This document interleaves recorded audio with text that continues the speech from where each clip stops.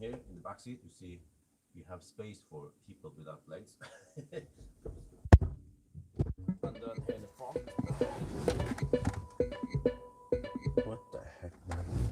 Okay, so we have supposedly 324 kilometers of range, and then when I navigate to Tesla Superdrive, the Tandem, the car claims 39% at arrival. Okay, well, we'll see about that.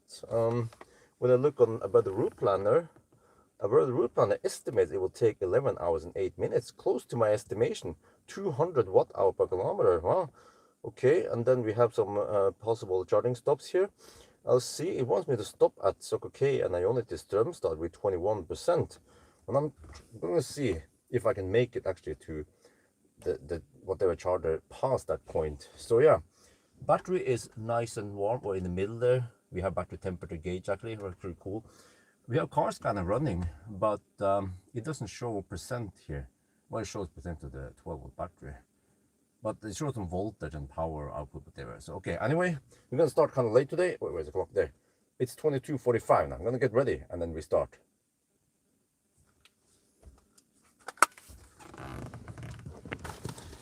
Okay, it'll be 22:47 by the time we get off the line here.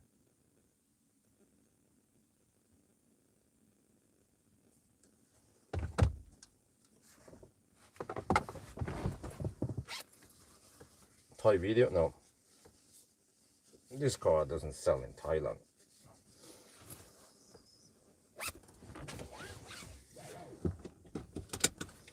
Okay, I need to reset some stuff. There, trip meter 1, resetting. 2, resetting. Okay, good to go.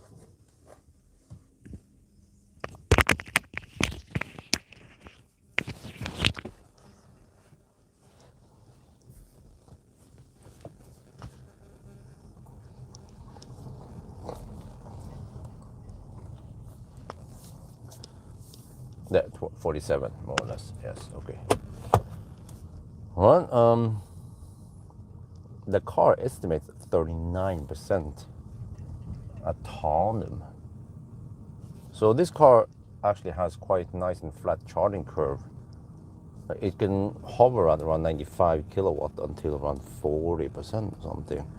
So yeah, but when I checked when I put in my stuff in the spreadsheet, it claimed that I need to charge to only 55%. But wait, yeah, okay.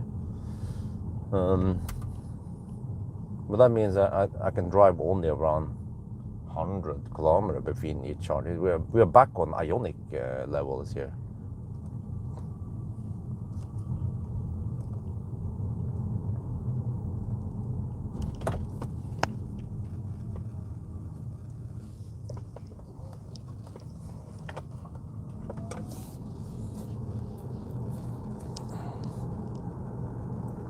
So let's see how busy it will be on the roads today. It shouldn't be that busy. It's Friday night, but we're gonna finish kind of late because yeah. But the route planner estimates a little bit over 11 hours. I also my spreadsheet estimates 11 hours and 10 minutes. So since we start kind of late, then we'll finish around 10 tomorrow, right? Damn, that's late, man.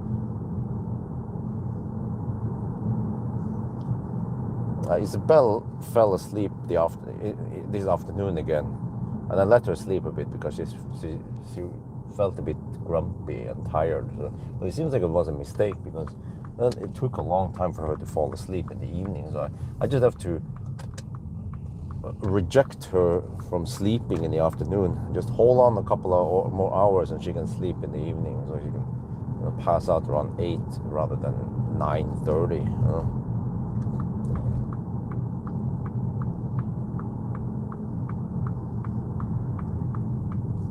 Oh, Mazda 6e, yeah, what's up?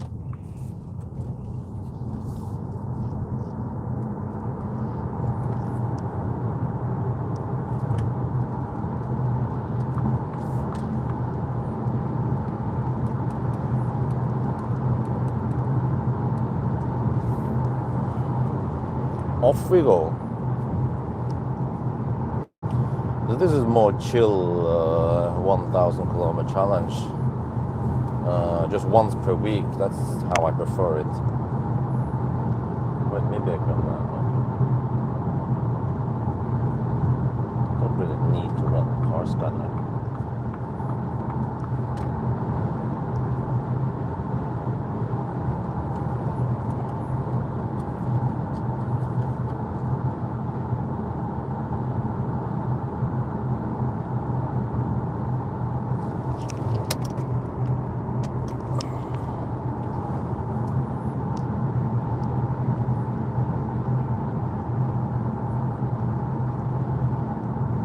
As usual, we have a couple of left lane campers.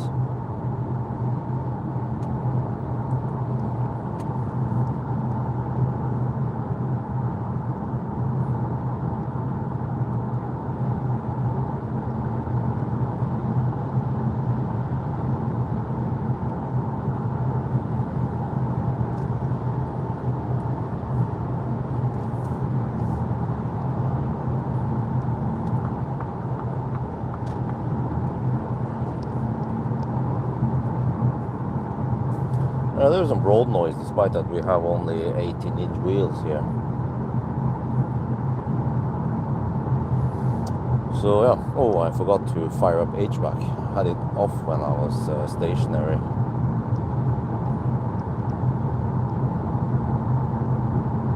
Godspeed, yes.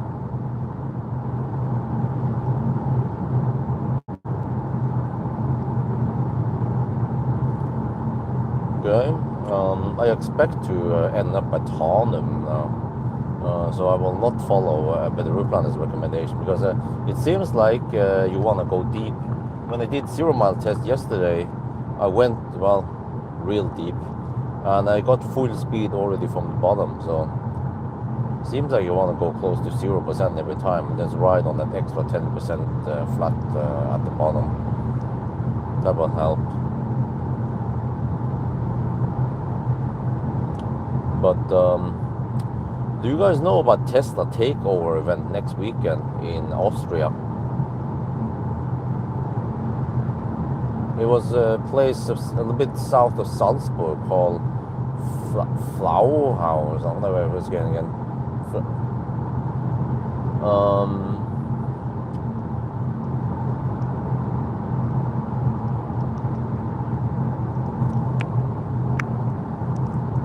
Car costs 360k with full spec. Oh,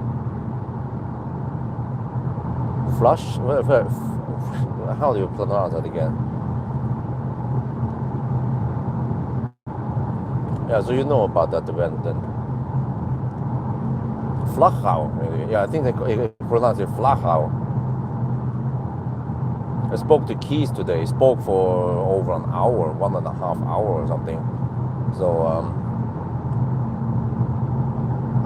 yeah, they're gonna bring a robotaxi, a cyber cab over there. So I'm like, ooh, but in Americans, they already made a video 2 months ago about cyber cab. So I always need to consider, if I take a 2-day trip and I bring Isabel with me, is it worth it? What kind of content can I make? I can make an interior view of the cyber cab.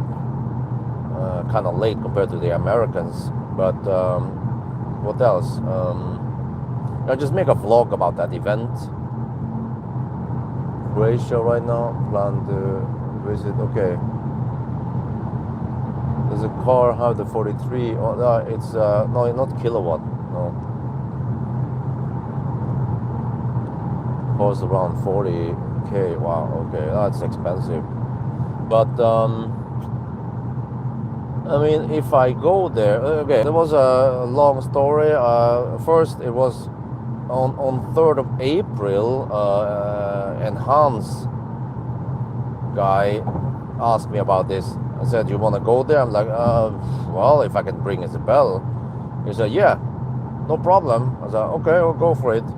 And then he went silent for almost 2 months. And then I spoke to Keys today.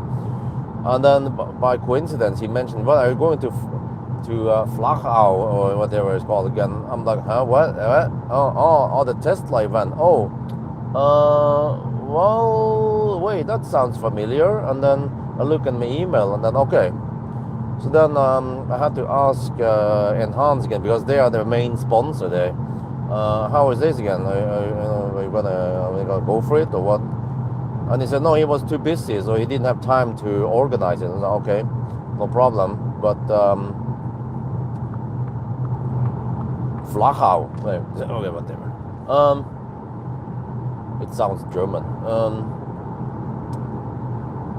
So then I was like, well, not sure if because I was planning on doing some 1,000 kilometer challenge next weekend with Lexus, with the punishment points.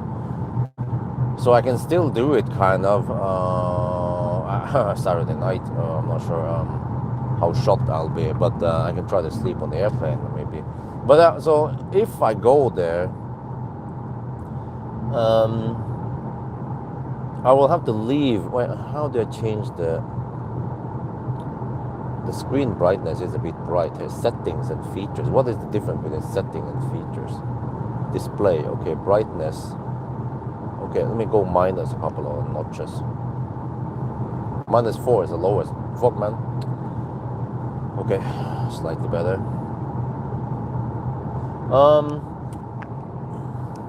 I have to travel. I have to crank up the volume. Crank up the temperature. 22 degrees Celsius. I have to leave Friday morning then. So then I'm not sure how wife is gonna do. She can if the weather is nice, she can shuttle Axel to kindergarten by bicycle and then back again.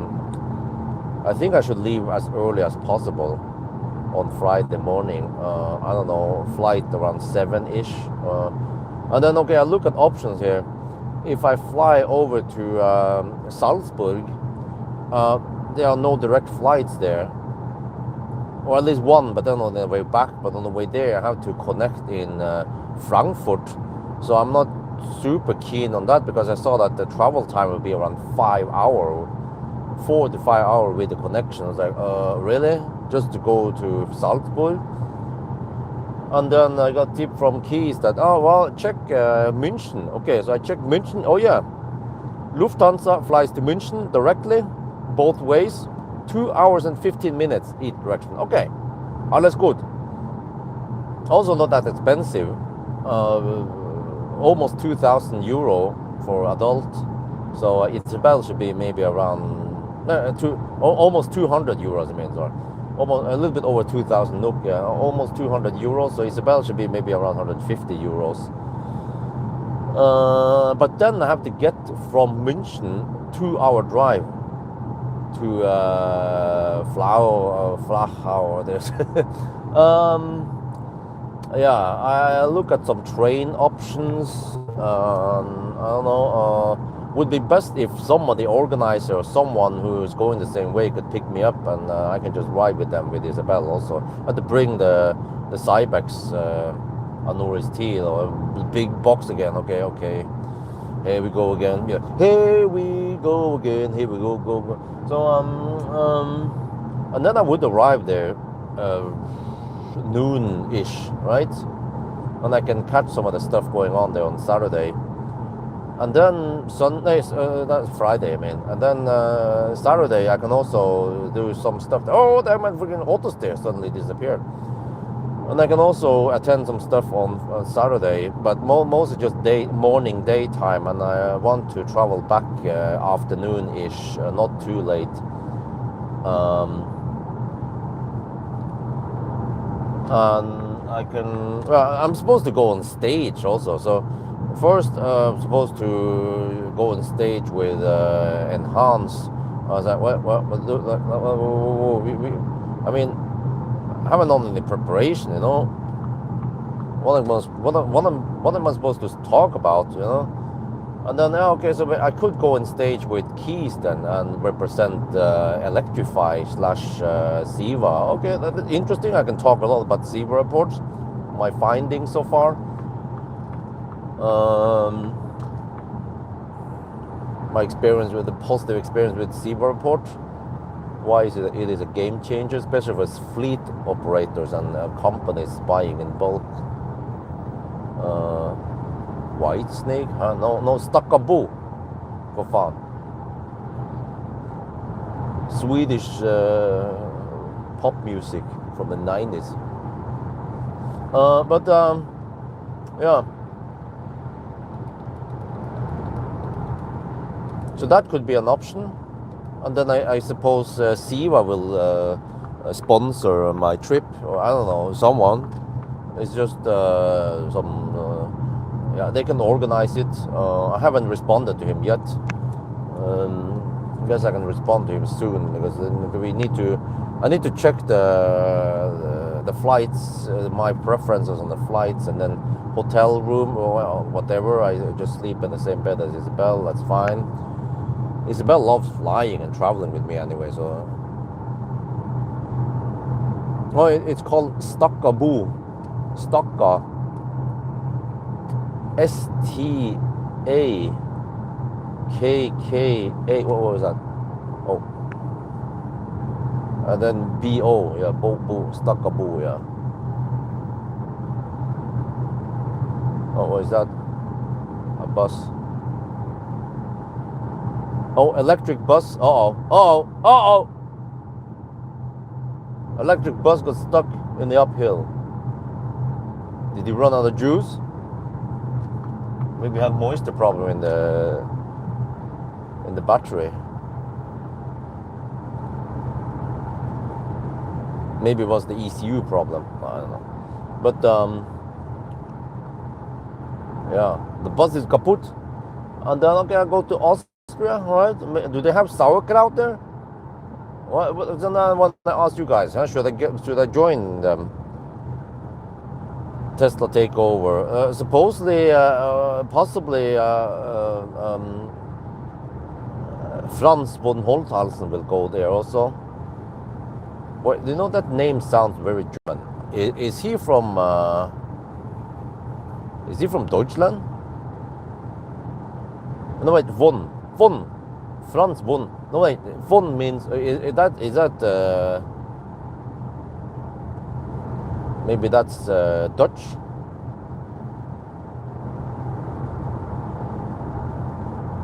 Burning. Yeah, wow. Yeah. Well, dude, what was that? 12 years ago? Really? Damn. Just want to ride on the smooth ass fall. But yeah. So I'm expecting that. Okay, now we get to rough ass. I'm expecting that a cybercab video that I shoot would possibly get 50k views. Sulland, no, it's from Follo Autopo. And then maybe a vlog, a 2-day vlog, 1 or 2 episodes and some stuff there. I don't know, 10, 20k view each. So yeah, it's probably worth it. If some of the organizers, I'm quite well in the Tesla community, so there's probably someone there or organizer, someone who can help pay for my bills, right? Just flight ticket and hotel and some transportation. If they can help organize that, that'd be great. I already have stuff to take care of in regards of Isabel and stuff to organize. So, von means from, yeah. Oh, he's a German aristocrat. Oh, yeah, okay. Yeah, just the name Franz is already quite German. And then von Holzhalsen, yeah. So, okay. And there's I heard from Keys there's going to be like cool stuff going on. Okay, the light show and stuff, I don't care too much about that. Then Isabel probably wants to sleep. I also want to get enough sleep on Friday night, because the plan is that if I can fly back and arrive in Gardermoen or back in Jesholm around I don't know 6-ish, that'd be great.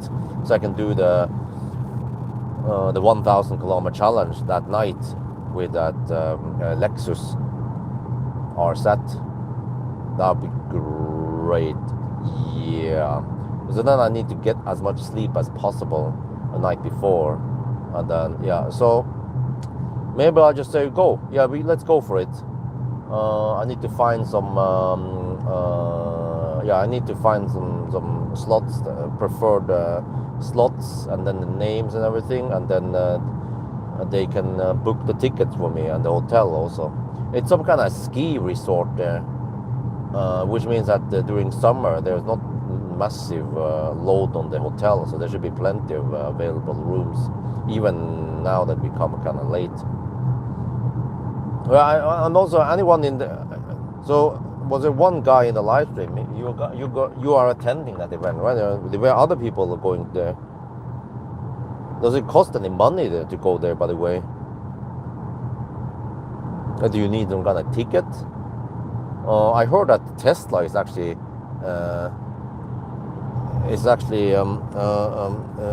spitting in some money there. I'm chipping in money. I'm like, what? That's unlikely of unusual for Tesla. They are usually quite stingy on stuff like that. Like they can invite you to some event maybe, but they don't pay the ticket or the hotel or anything like that. Whereas when I get invited by other car manufacturers, of course they pay everything. Some manufacturers also tell me, or importers or manufacturers tell me, okay, just let me know if you had any expenses, parking, food, or whatever. Just send the bill and we'll reimburse you.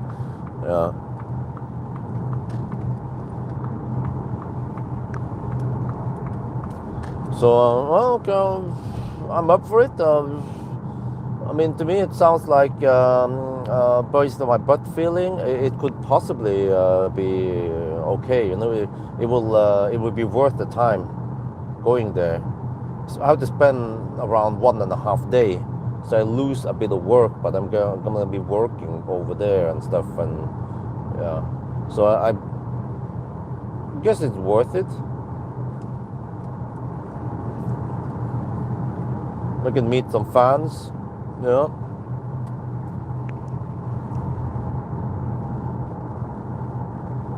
So, but I've kind of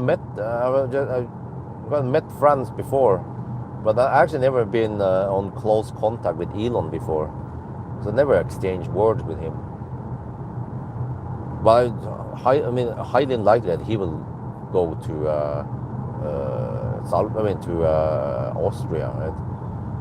The home of Arnold Schwarzenegger. Yeah, he's getting old now. All the heroes, my childhood heroes, are getting old, like Arnold and Jackie Chan. Well, I didn't watch Rambo that much. Sylvester Stallone, of course, Bruce Lee. Wait.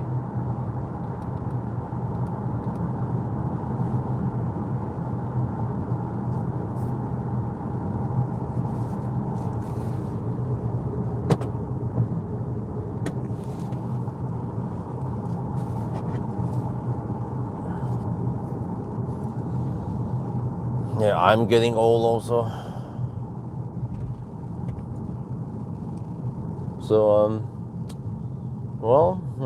trying to outline how the trip will be. Just have to wake up earlier next Friday and then get ready, get to the airport. I have to pay for expensive parking. Yeah, that's kind of over there. Usually it's around 1,000 NOK for the parking for around 24 hour.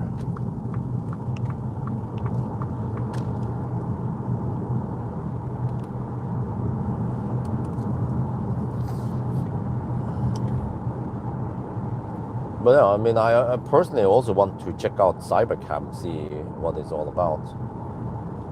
And then I guess I have to prepare and bring some equipment with me in case I can film some stuff. I heard that they're supposed to give some FSD ride and stuff. Okay, okay, we can maybe film some more FSD. Okay. Tesla content is always interesting and draws attention.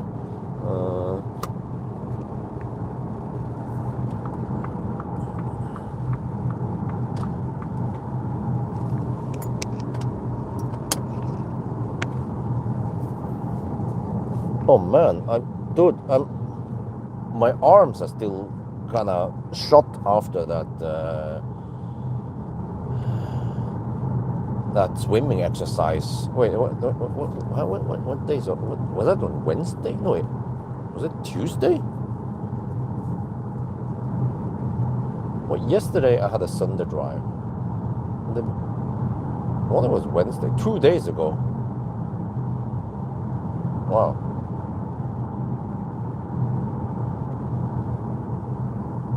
After this, I'm picking up on Tuesday. I'm picking up Lexus RZ with a steer-by-wire. That'll be interesting.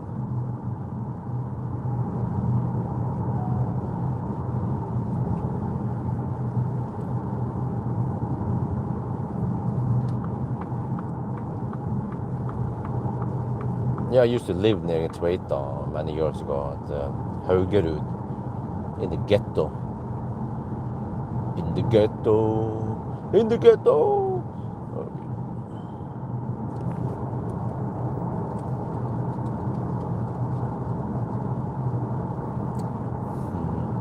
Good things about Lexus. Okay. Well, we'll see how it goes with the Lexus. That'll be interesting. Dude, it is so bright nowadays. I guess we just have a couple of hours of darkness before it gets bright again. But those are the good old russevan rather.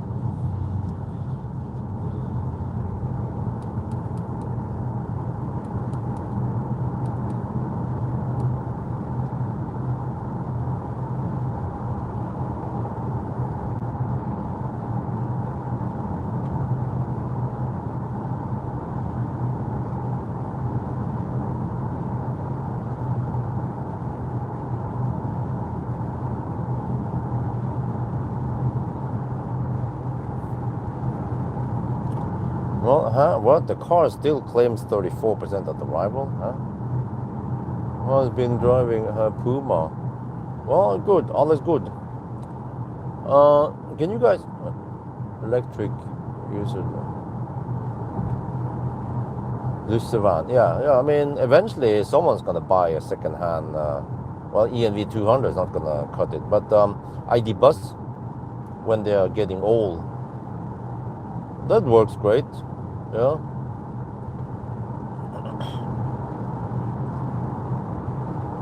Well, what's good about electric cars is that they usually have quite powerful, well, I would call it alternator, but I don't know. Well, Tesla would actually work great, but Tesla has 2 kilowatt DC-DC converter. I'm not sure about other cars. I mean, that's something of, but of course those Rusibus, they probably have over 10 kilowatt of speaker power or amplifier power. So, yeah, based on the massive generators they need. But, yeah.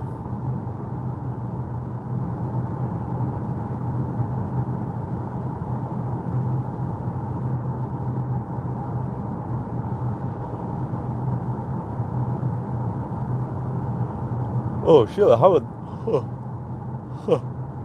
haven't done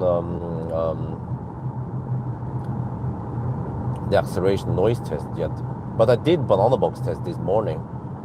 Man, it was kind of busy day. I haven't done any driving today, but I started the day shipping the kids to kindergarten, and then I went and then I rushed at home and did the banana box test. And can you guys guess how many banana boxes I could fit in here? And then I waited for Keith to call me, and he was a bit busy, so I was working on some videos, and then we had a freaking 1.5 hour phone call. We had lots of stuff to talk about. Keith knows a lot about EVs. He has lots of experience with Tesla, especially. 18, okay. Let me see if anyone can guess it. And also, what about in the trunk?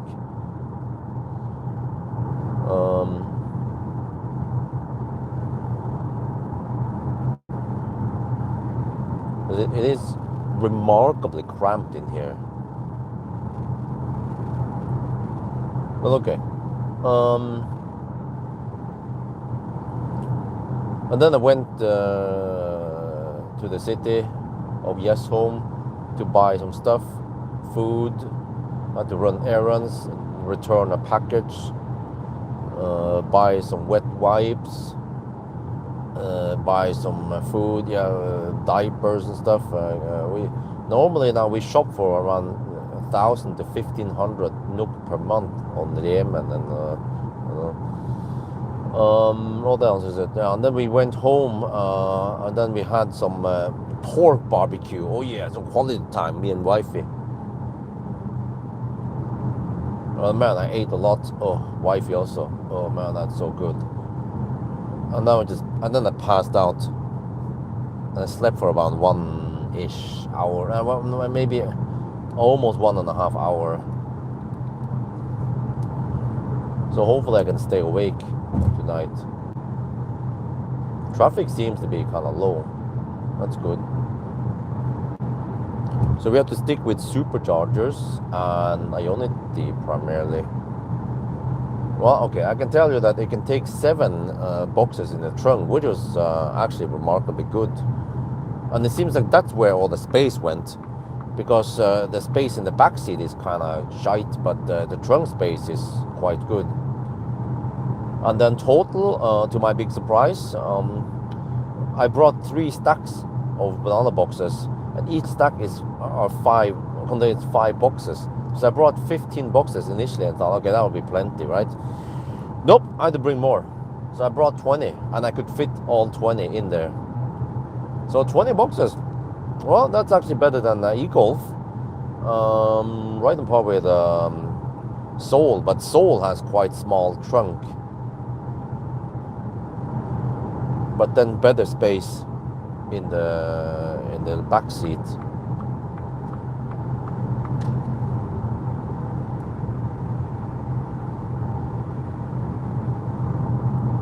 But what's wrong with Yemen? It's just a slang, you know. I'll stop saying Yemen the day when people stop mixing kilowatt and kilowatt hour, and people actually start using question marks, and they have the commas correctly, and they don't mix up it's and your and two and two. And I will stop saying Yemen. How about that? Wait, how do you turn the brightness on the instrument cluster? It's bright, man.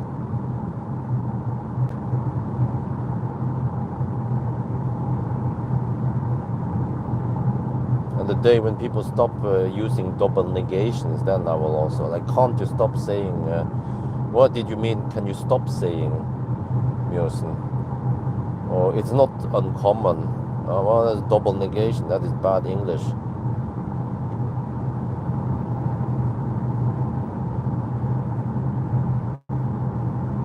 Well, consumption right now is 170 watt-hour per kilometer. I'll try to record it when I stop the car, because you actually see briefly the kilowatt-hour you use on that on session. So then you should get a more accurate number.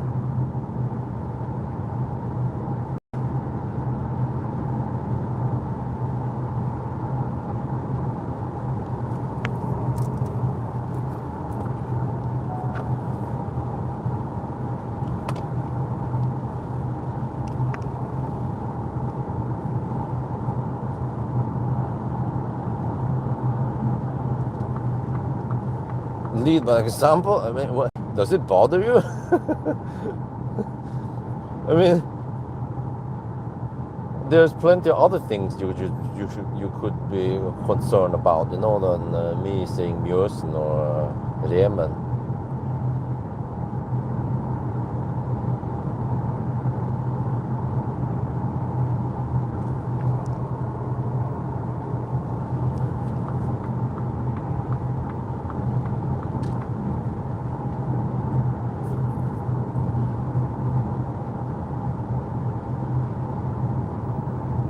But yeah, I did the 0 mile test yesterday, and okay, the strange thing is that when I went down to 0 kilometers, 0%, I reset the trip meter, and then I started driving. But for some reason, the consumption kept showing 990 watt-hour per kilometer, even after turn off HVAC. So I was like, no, that can't be right. I don't know what the heck the car is doing. I drove around 6-7 kilometers after 0 kilometer, and then the car died. Yeah. In the uphill, as expected, because then usually voltage drops. And then, but I could restart a couple of times, at least 2-3 times. I could restart and drive a little bit, but then it actually stopped, and then I couldn't restart anymore. And even if when I waited for the voltage to go up a bit, it just no.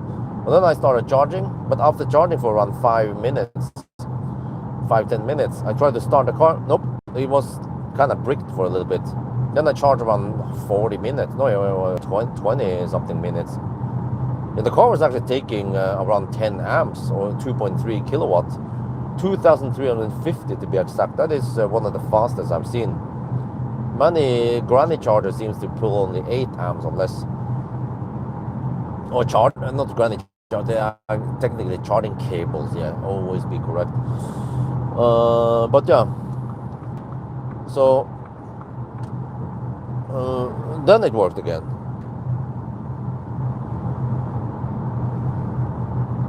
Okay, well, it's called Rema 1000, but we like I don't, it's just a Rema, yeah.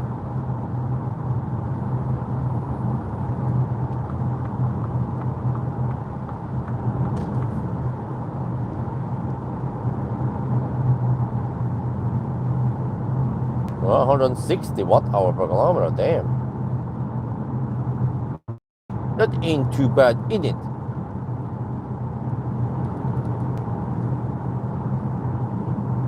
Wait, we might have some wind from the north nowadays. Yeah. No, I saw that we had mostly crosswinds. Yeah, we tend to get wind from the west often. So that's also what we have now. What is this? What is that? No, that's E134. Okay, that doesn't affect us. Via Vassumkrysset, Rampes. Okay. That's fine. As long as E6 is wide open, then we're good, right? Wait, what is this? Baustelle.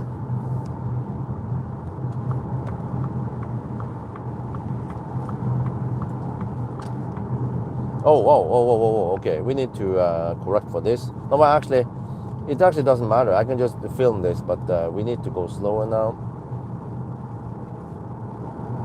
Yeah, but no problem. We count at the border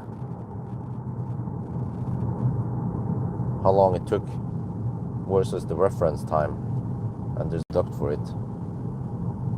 Yeah, so this is a bit unusual that they have they have roadworks here. Technically, there are roadworks on the weekend. Well, unless there's an emergency, maybe.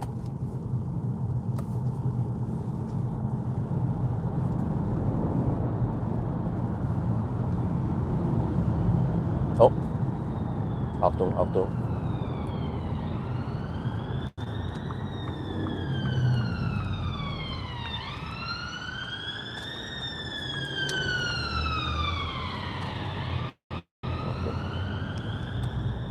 That was the correct behavior. Just pull up there so that the Polizei can drive in the middle.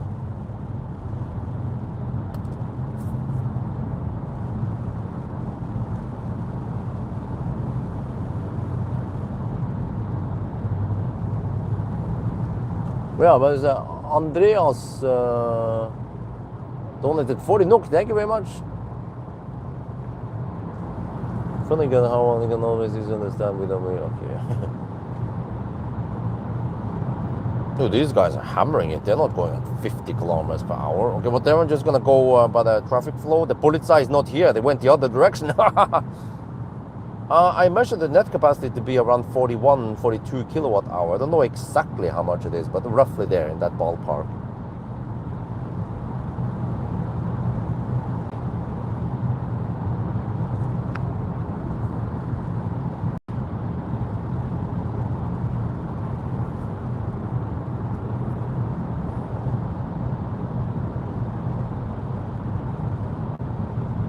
Maybe there's been an accident in the tunnel,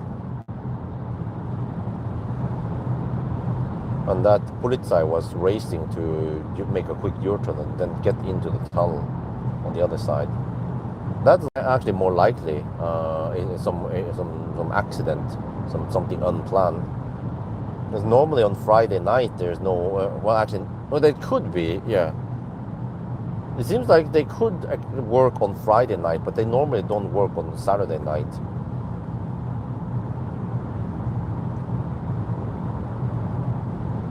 You know, the consumption is amazing, 160 watt hour per kilometer. We've been hammering it now.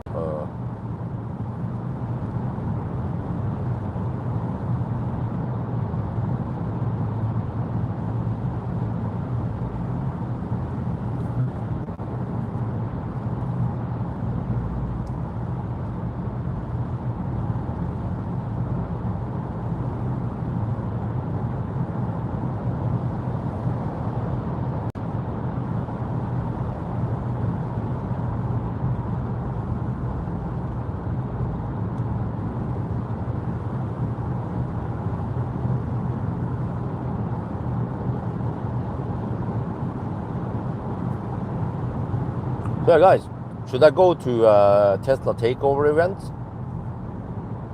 next weekend? What do you guys say?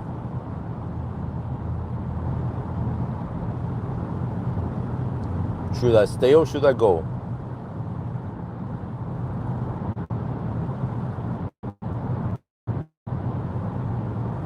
This tunnel actually feels quite long when you have to drive half seat on it.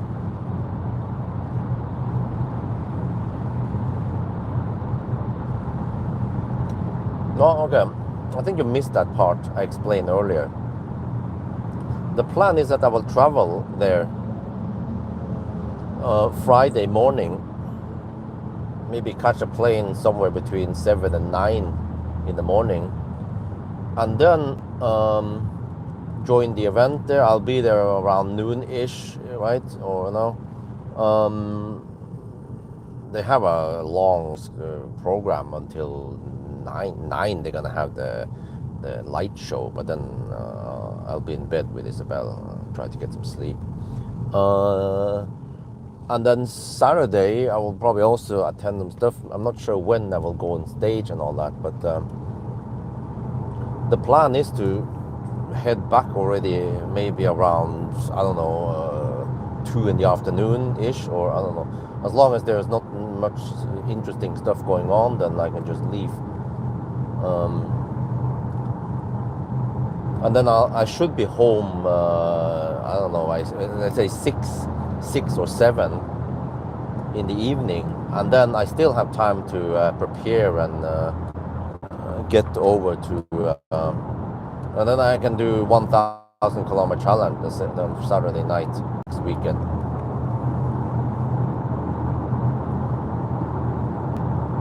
I'm still not sure what kind of stuff, what kind of content I'm going to make. I'm guessing most likely I can check out the Cybercab, but other than that, who knows? Maybe there'll be a surprise from Tesla.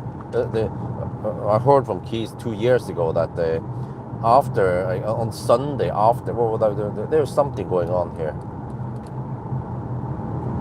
The Sunday after the event, then they suddenly Tesla brought out the Cybertruck from US, and that was 2 years ago. So back then it was like, wow.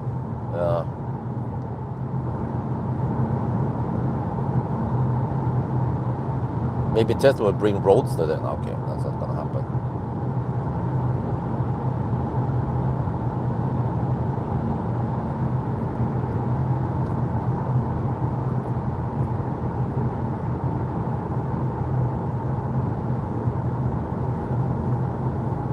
Well, hopefully the tunnel is open at full speed tomorrow morning, right?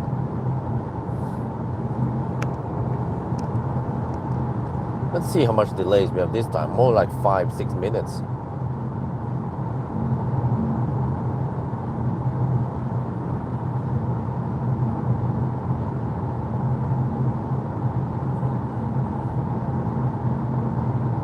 Oh, fudge.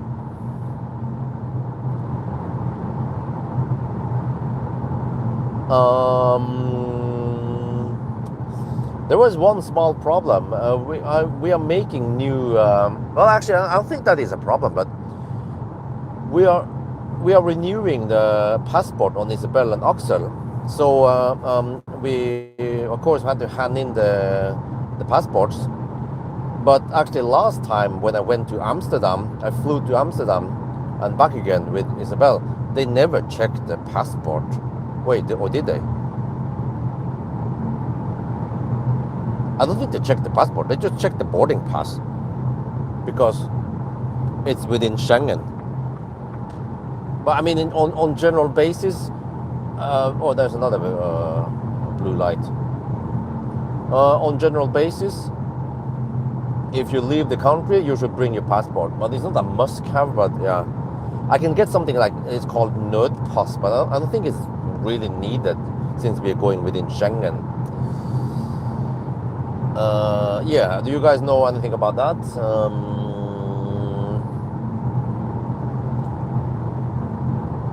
I need to Google about this and maybe I'm not sure. Yeah.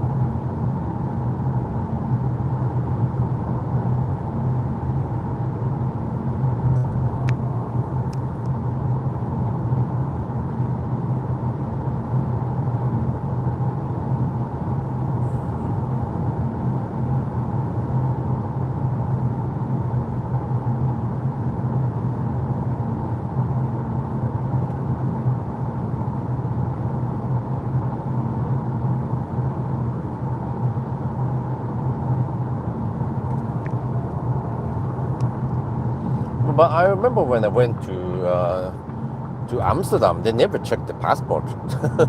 they just checked the boarding pass. That's it.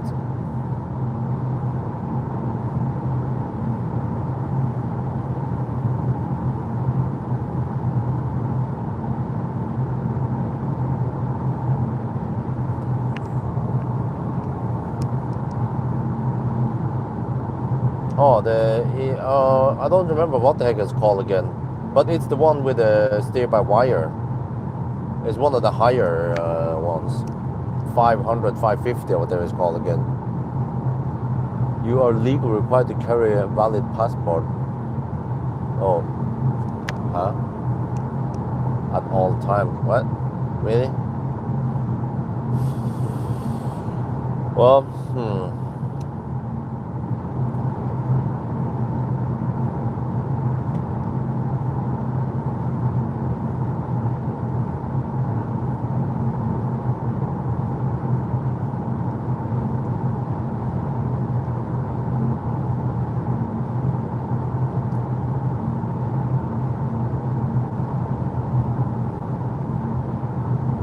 So the question is, will the BMW speed up and get in front of the truck? Or will it brake? No, okay, he slows down slightly.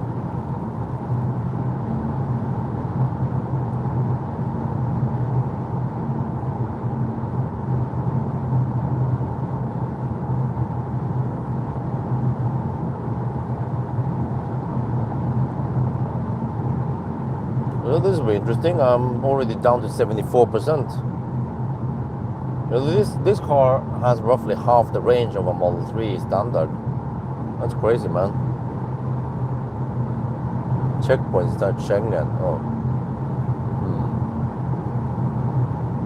But then the nødpass is kind of expensive. So, I mean, well, I could go for that. They call it emergency passport or something, but it's kind of expensive. It's more like emergency, and I guess I could ask them. I could go to the police booth. There's a small police station, what they would call it, at the airport. That's where I went to do the passport, and it's very convenient because it's close to Yes Home. Only problem is that the parking is freaking expensive. It was, I think around 20 minutes of parking. It cost 80 kroner. I was like, what the heck, man? A happy hour is cheaper than that.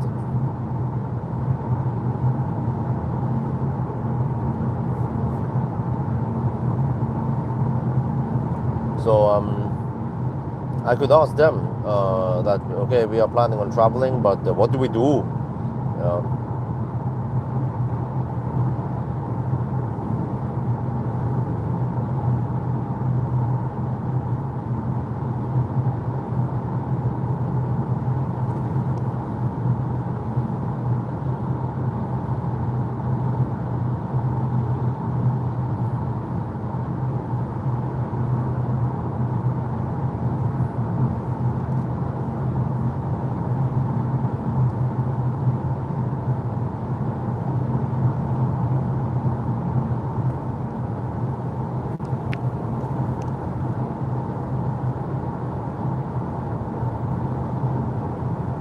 huh? Can't they give a ride?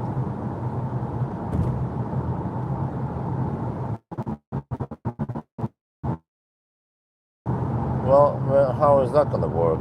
Uh, they have to then come to me, and then some of these guys live kind of far away, right? I mean, that, yeah. So it's not very practical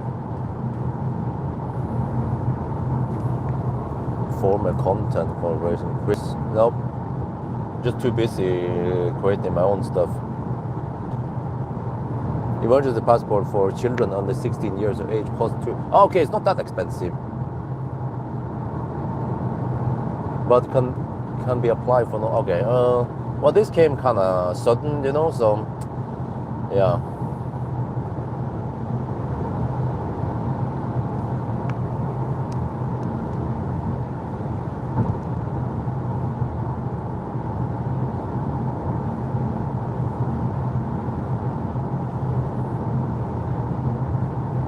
So it seems you're gonna travel on Friday, and this will be less than 7 days.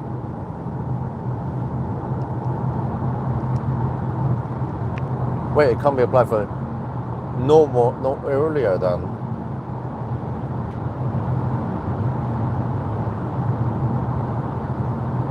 Reduce until Monday. Oh shit.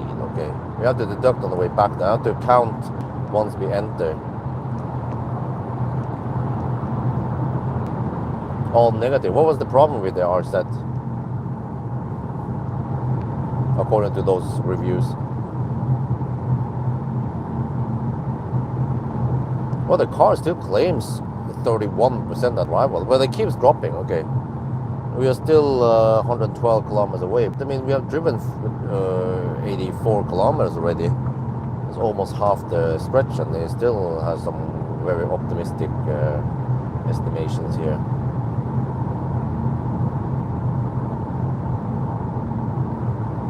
Well, you have to wait within 7 days of departure to apply. Yeah, so it means that it's too late, right? In other words, sorry, I'm just struggling to understand everything, since it has a bit of a negation here and there. I'm like, wait, so no more than before. Well, okay, can we see it in a clearer way?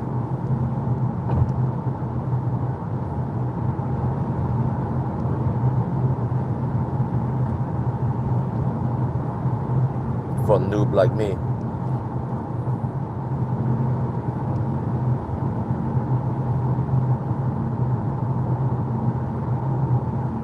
EUMYA, what the heck is that?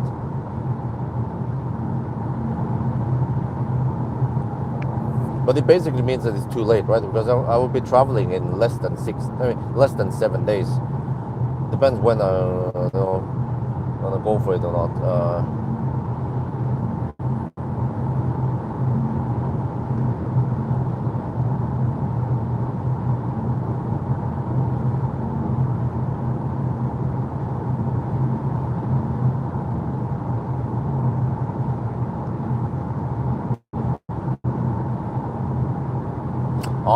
Okay. This.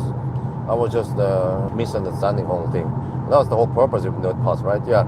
And okay, it means that now, yeah, now it's time. Okay, it is now less than 7 days until departure, and then we realize, oh, we're gonna travel. Okay, and then oh shit, this was a bit unexpected. Okay, yeah, that makes sense. Node Pass should be able to you should be able to apply for it immediately when you need it. Like now. But it makes sense, yeah. So if this was yesterday, then I couldn't apply for Nerd Pass. Okay. I guess I can do this online and I can go pick it up over there.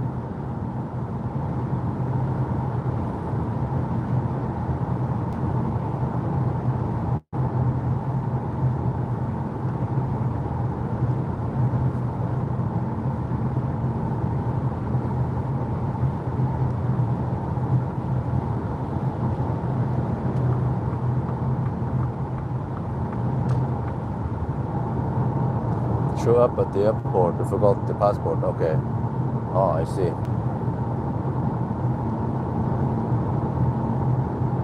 Well, that is a solution. It's only for her anyway. My passport is still valid, so 270. No, okay, I can take that expense.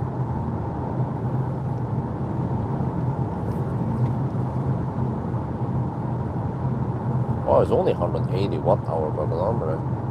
Some countries don't accept emergency passports. What? Really?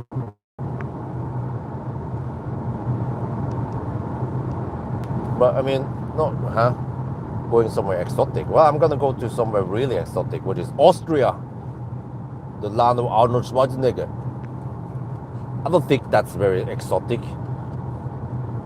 I'll be passing through. I'll be landing in München, and then from there I will travel by car or possibly to Austria. So I'm like, okay, you need to go with Isabel in person. You need 2 photos of your ID and some form of ID. Okay, birth certificate. What?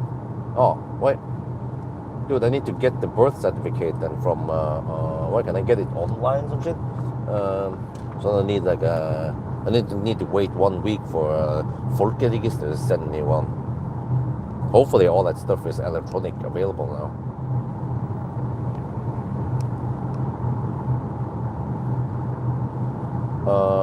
The 58 kilowatt, nope.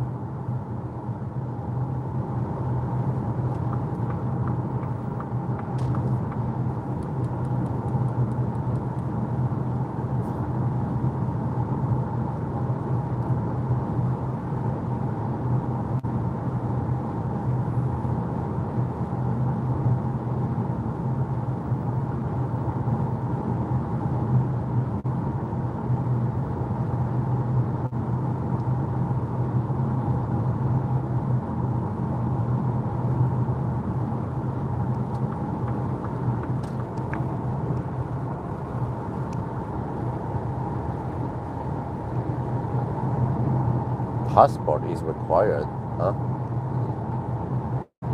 Well, okay, we'll see. But I travel across Schengen many times without needing the passport at all. Nobody wanted to see it at the airport or other places.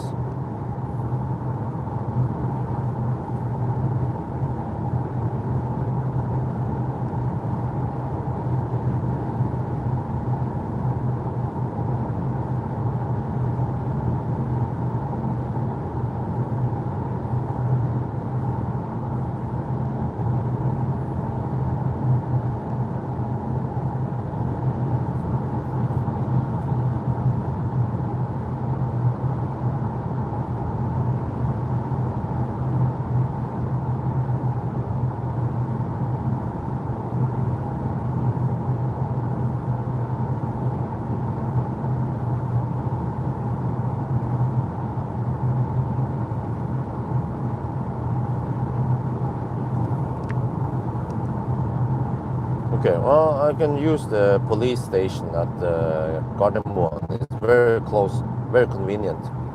Just a bit expensive to park there.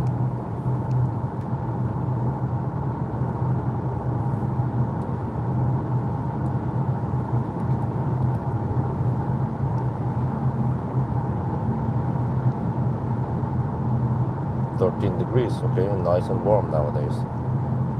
But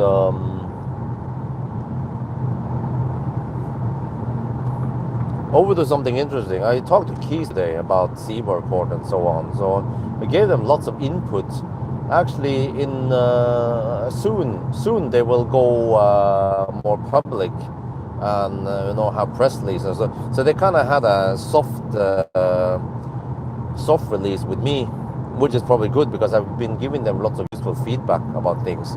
For example, they list the old Teslas as long range, but I told them that many people don't relate to that. They call them 85D, 90D, 100D, so on. So they agree. It says in the invoice, it said in the web page back in the days, but then from Raven, then they start using the long range name and stop using those battery sizes name. And then also that case with there was a Model 3, I think it was, with supposedly the Seaboard port detected internal motor leakage. What was called it? Motor internal leakage in the motor. Yeah, basically. So that's interesting. And the guy lives in Germany, only 3-4 hours away from Antwerp. So he contacted service center because the car is still under warranty. And then Tesla, of course, they don't want to repair anything. They don't want to waste time looking into that. So you'll be like, okay, perfect. If he's willing to drive over there, that'll be great. Seems like he's also want me to go there. So I mean, I could fly there if I do that. Leave in the morning or something like day trip. I can go there and check it out, and it will be interesting to see. Does it have any internal leakage like the report claims, or what's up with that?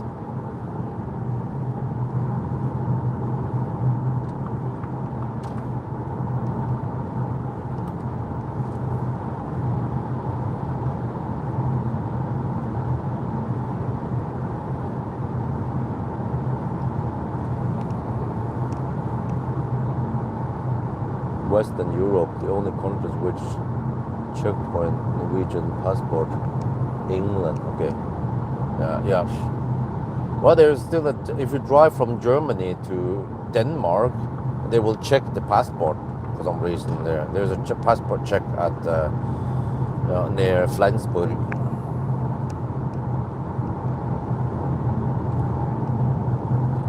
So that would be interesting. I want to verify if I saw an interview with Lexus manufacturing EV lead, asked them about limited charging speed to prevent battery addiction. Okay. Well, they have increased the limit to 3.8 cycles, I think it was. Based on that, I can calculate how many kilowatt hour that is, and I can try to calculate how basically when it will trigger. I can try to estimate, but I have to do a range test first, and then based on the EV database number. Well, actually, on the range test, I can also pin down measure the net capacity, and then I can, if I go by the 3.8 cycle that they say, but the 3.8 cycle they count it as 10 to 80%. So okay, so based on that and the net capacity, we can calculate how many kilowatt hour we need to fast charge, and then based on how much it consumes a 120 test, I can estimate when the throttle will occur. We can also just try to use some about the route planner to see how many kilowatt hour we expect to use. So then I can determine whether I can drive at full speed or I have to drive at slight reduced speed for the whole challenge. No, the car is front wheel drive. Already that is a big drawback. But other than that, again, it's kind of noisy and it's very tight in here, cramped. Well, I would buy an ID. Well, okay, well, ID3 will be quite stripped down, but MG4 maybe instead. That's faster charging also.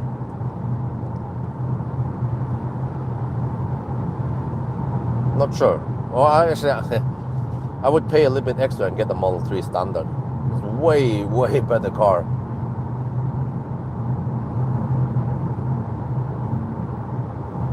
And just get some sexy buttons and shit.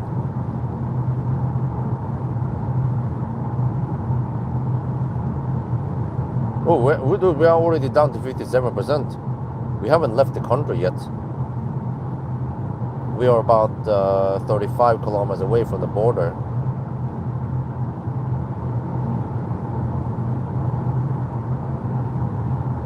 No, more like 40 kilometers away from the border now.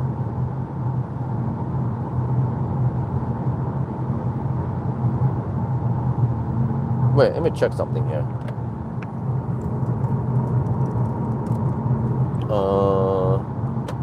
85 kilometers. What is it? 85 kilometers plus 110.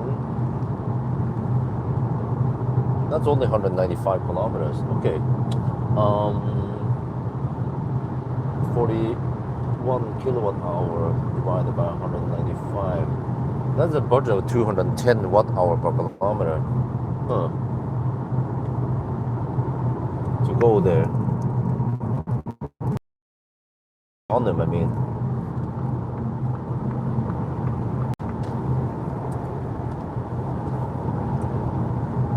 Well, it depends. Now the consumption is 190, so it keeps going up. So I have to decide when I'm close to Strömstad. From Strömstad to Tanum, there's around 25, 27 kilometer stretch. 27, I think it was. Yeah, 27 kilometer leap from Strömstad to Tanum. Once I'm there near Strömstad, I can decide whether I'm gonna YOLO it or not.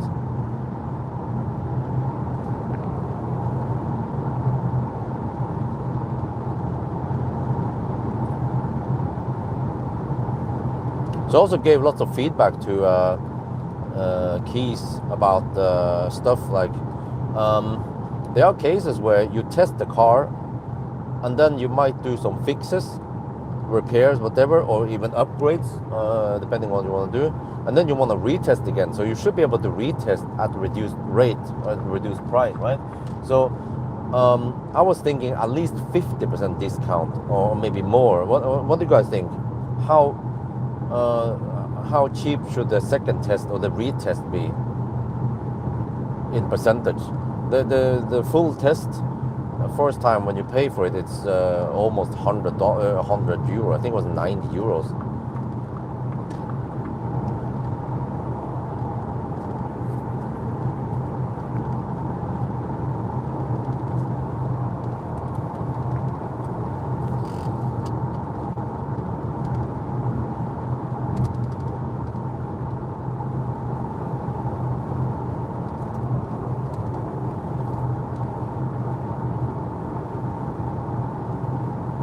I tried to sleep before. Very good question. Today I managed to sleep from around 2:30 until 4. So I had roughly 1.5 hour of sleep. Ideally, I want to get more sleep than that. But I normally don't get enough. Would be great to get, let's say, 4 hours or 5 hours of sleep before that. But I tend to have a few things I need to do on Friday, and then I sleep, and then normally the next day, then I sleep with Axel during midday or around noon-ish when he takes a nap. But then eventually, when he doesn't need midday nap, well, that will be in at least 1 to 2 years. Then it should be easier, because then Isabel will be 5 or 6 years old, and so they are more independent. So then I should be able to take a nap without being too hard for wifey to take care of both of them alone. So already nowadays, Isabel is getting closer and closer to stop using diapers. Oh, that's good. It's kind of late for her. I hope that the oxen will stop earlier. Okay, now the car says 24% at this tandem. Consumption is 190. Oh, what? There was a splat over there. A water splat.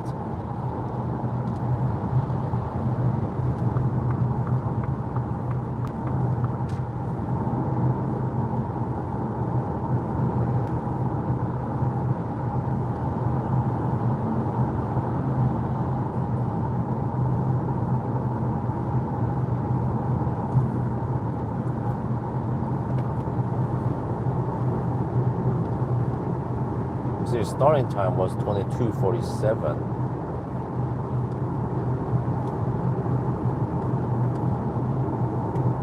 Yeah. 1 hour and 8 minutes now into the challenge.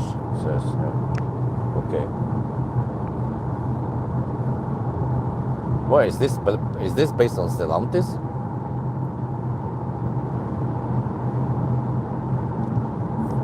I had no idea because it doesn't feel like a Stellantis. It actually feels more like a Ford Mach-E. Wait, this windscreen is smutzig.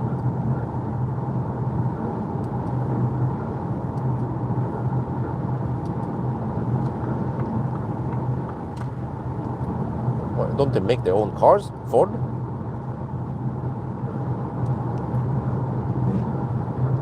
Seriously, is this Stellantis? If that's the case, then Stellantis actually improved because the old Stellantis I tried, they were shite in the infotainment. Here is okay, slightly better, but still kind of clumsy. Like, what is the difference between features and settings? Because there are also settings on the features. Why don't you just gather everything in settings?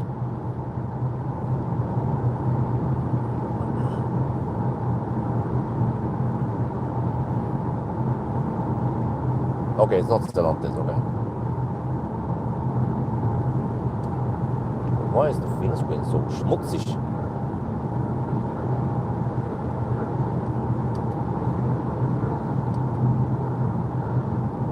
It's made in Romania, wow.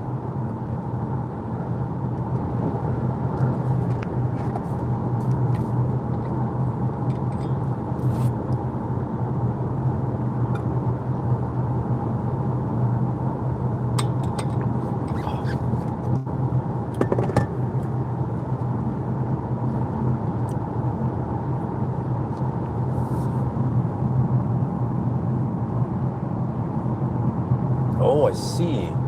The windscreen needs to be cleaned on the inside also. Oh. Yeah, I should make a video about that Joe thingy. Microfiber cloth.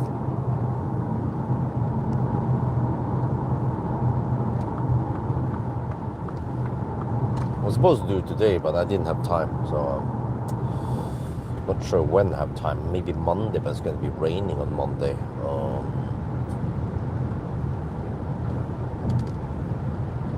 Well, I could shoot it in the garage, maybe.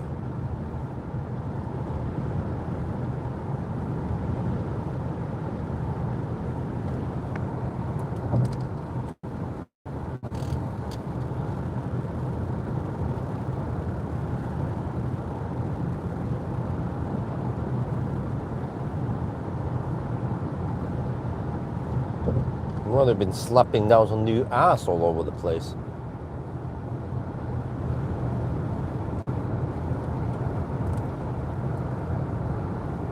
So we will see, according to the Sunday drive, then we have 0.9% underreporting distance.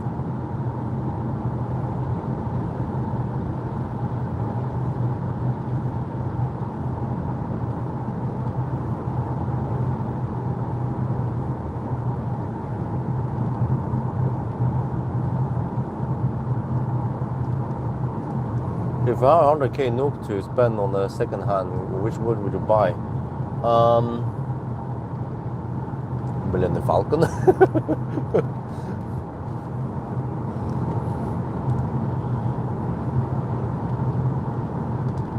I buy a Millennium Falcon for 70k and then pay 30k in repairs.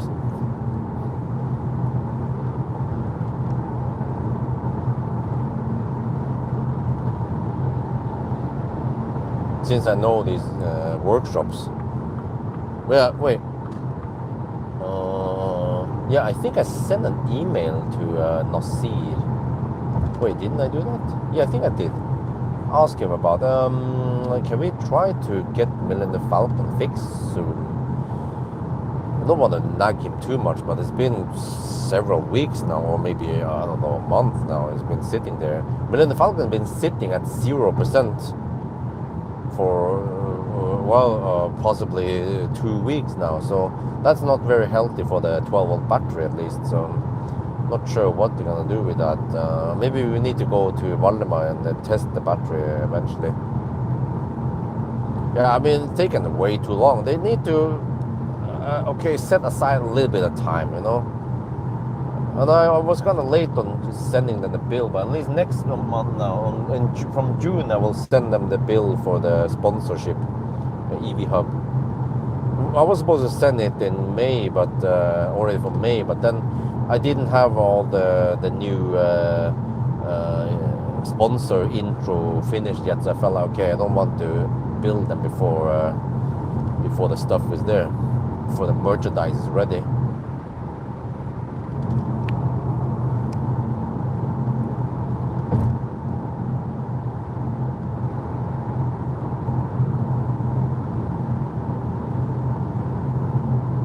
But when it comes to the battery, one day when I have enough money, I want to actually upgrade the Falcon to a 90 pack. We just have to find a 90 pack with low health and yeah. I don't know, maybe with the help of Valdemar we can try to find a good one without too much issues with it, the moisture problem, stuff like that. So that's why I don't care too much about Millennium Falcon's current battery health right now. It seems like the second-hand batteries are dropping in price anyway. But it's also not super critical for him how much range we have. Yeah. But what's most likely going to happen is that when I do my my summer trips, road trips like now, I will be able to get some car. Yeah, like this time. Audi. It was a bit unplanned. Since I was there at the event, I asked Audi. It's like, yeah, and they were like super happy to provide me a car for 2 weeks or more. But the reason why I don't go for a 100 pack is that it weighs too much. So then you need to get it re-homologated. But the 90 pack is within the weight limit. So you don't have to do anything. Just slap it in there and it's fully legal.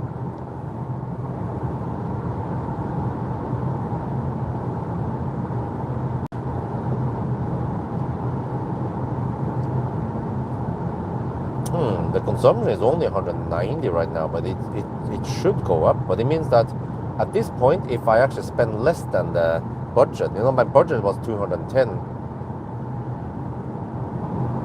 roughly. Or what was it again? Let me check here. I erased it now. 41,000. If I expect 41 kilowatt hour divided by 195, that is 210. So 210 budget. And if I spend only 190 now, well, I don't know how much exactly it is. If I spend roughly 190 on this half, actually more than a half, then the remaining I can have more higher consumption, around 230 or something. I can calculate better once we get closer.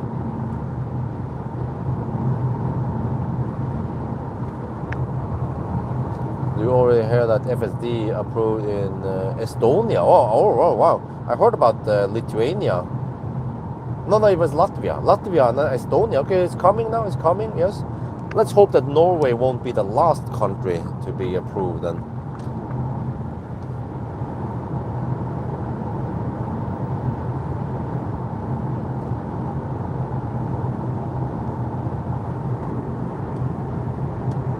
try to calculate here. 137 times 190. We are currently at 26 kilowatt hour consumed. And then if I assume 41,000, okay, so we have 15 kilowatt hour left. And the remaining distance to Tarnum is 57 kilometers. I have a budget of 262 watt hour per kilometer. It's highly unlikely I need to spend that much. Wait, can I even skip Tarnum? What about Hobby? The next slot will be, the next location will be, let's see, Tesla, Tarnum. And then OK Q8,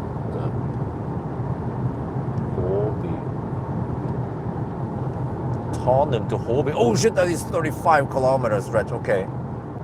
Yeah, there's nothing in between there. Okay, so we must stop at Tarnum then.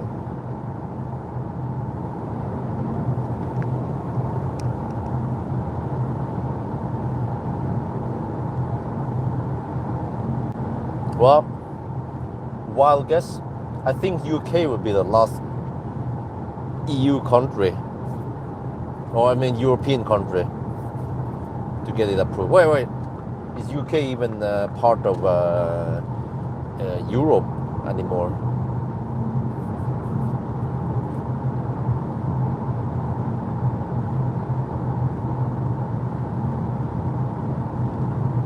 Okay, let me see.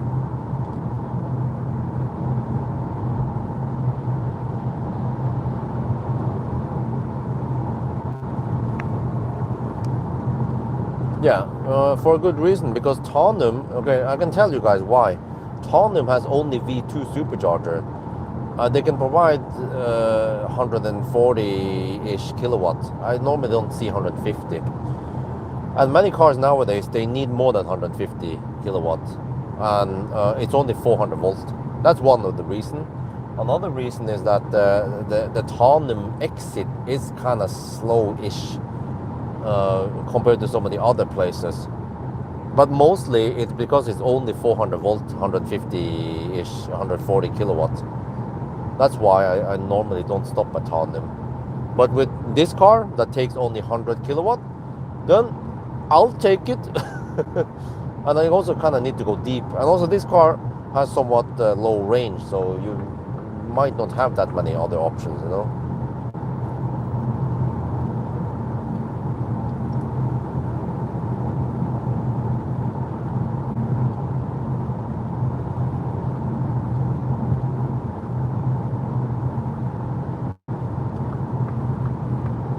Yeah, I don't know if this is true, but I saw on the reel Facebook, there is supposedly a robot that can install solar panels for you and do the connectors and stuff for you. I was like, really? Okay, here, it's supposed to be 146 kilometers. 144.2, what? Really? 144.2 divided by 146.5 roughly. Whoa. Wait, how the heck did I estimate?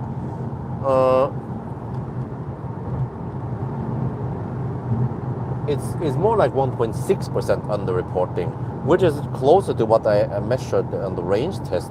So I must have made a distance calculation error in the Sunday drive then. In that case, I'll go back and correct the Sunday drive data. Because I calculated only 0.9% error there. But it could have been some, yeah, I don't know, some distance I draw extra or whatever, yeah.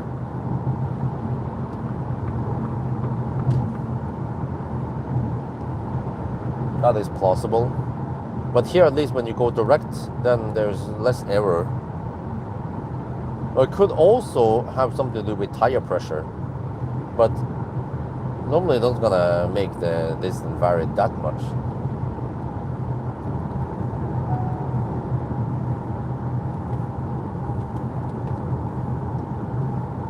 Okay. Wait, huh? Really? Only 22? So there was only a 3-minute delay. Wow, that's not too bad, in it. Or is it more like 4-minute delay? Yeah, okay, 4 minutes.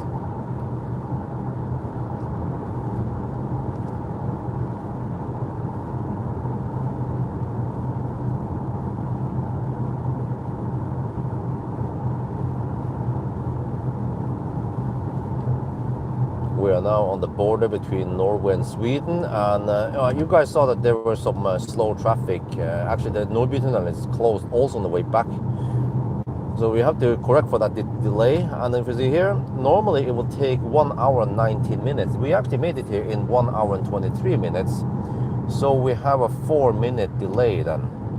All right.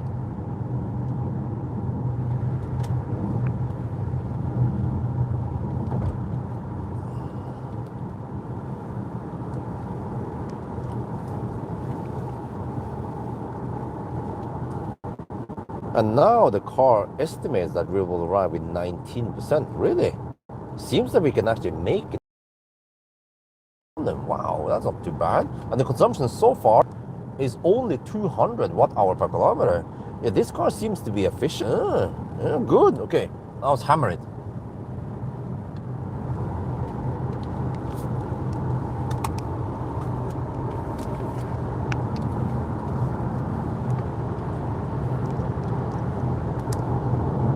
Wait, it seems to have some kind of matrix stuff here. Right, really?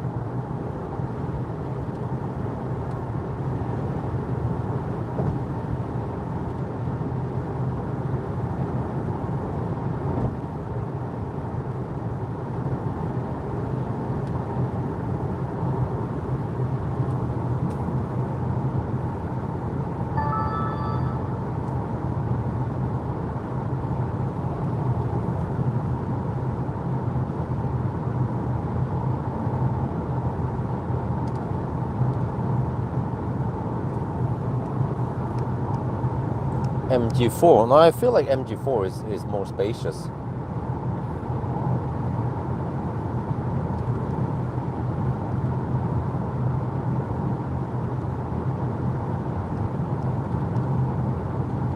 Wait, does this have? You see, it seems to have some kind of matrix lights. Wow, that ain't too bad. But it doesn't light up on the left side at all, because it detects this as motorway. Autobahn, but the lights at the right side kind of until you fire up there. Wait, let me see. They say that's a full beam. Huh. Okay, I guess I'll be making a motorway thing here. Okay, let me get ready.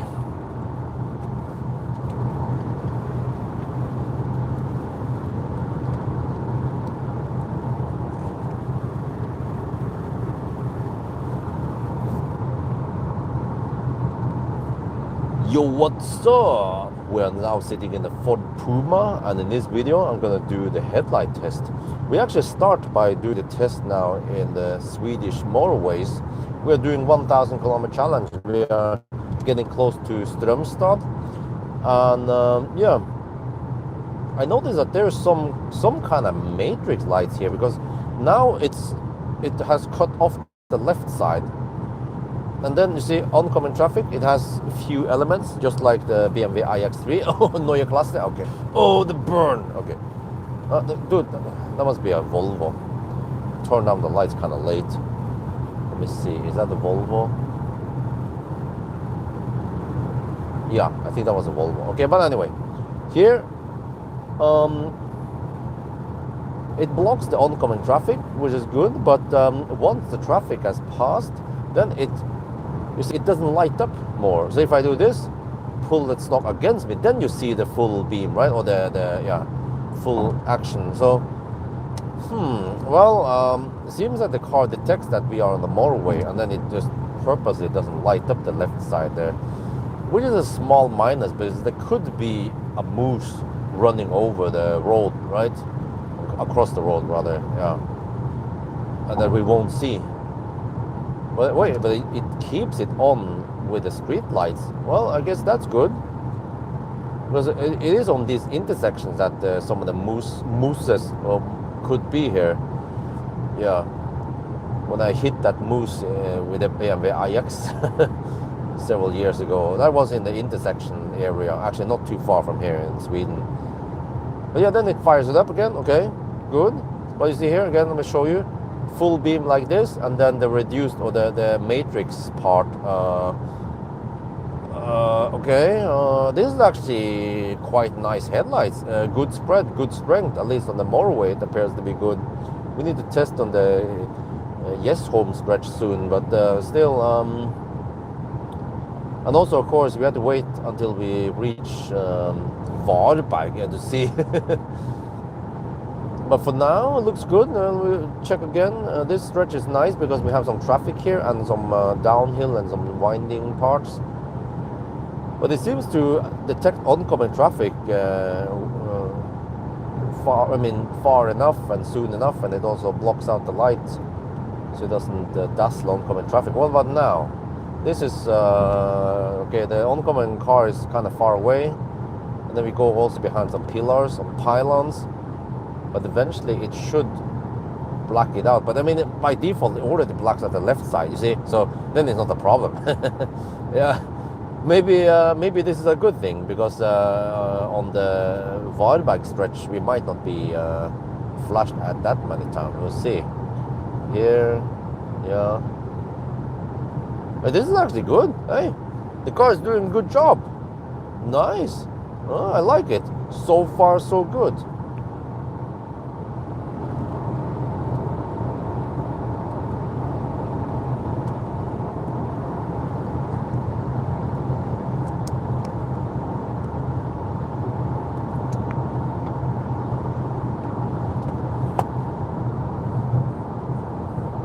So it has some kind of matrix lights.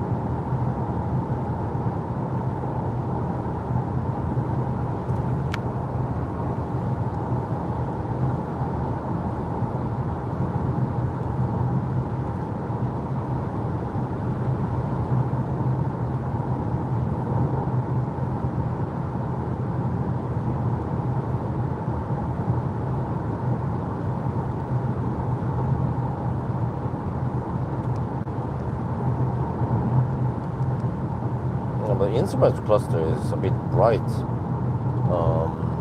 Not sure how to adjust it darker. There's no setting here. There is a setting here, but in the instrument cluster. But a display. Wait. But then it's only speedometer in miles per hour. Okay, there you go. There's the first flash. Second flash. There. Okay, that was late. So there is no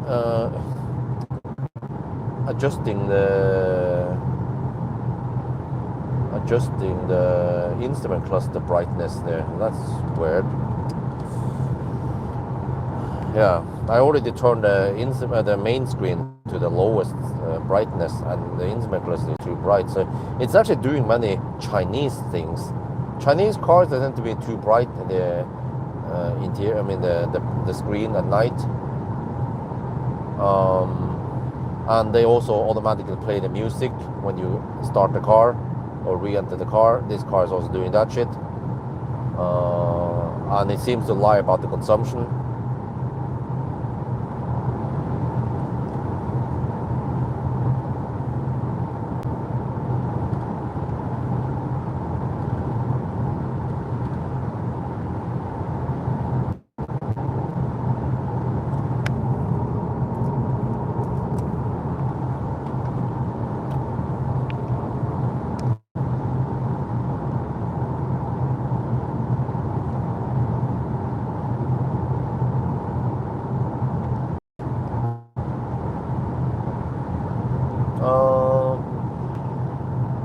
there's always wind, yeah. But maybe not that strong wind, I hope.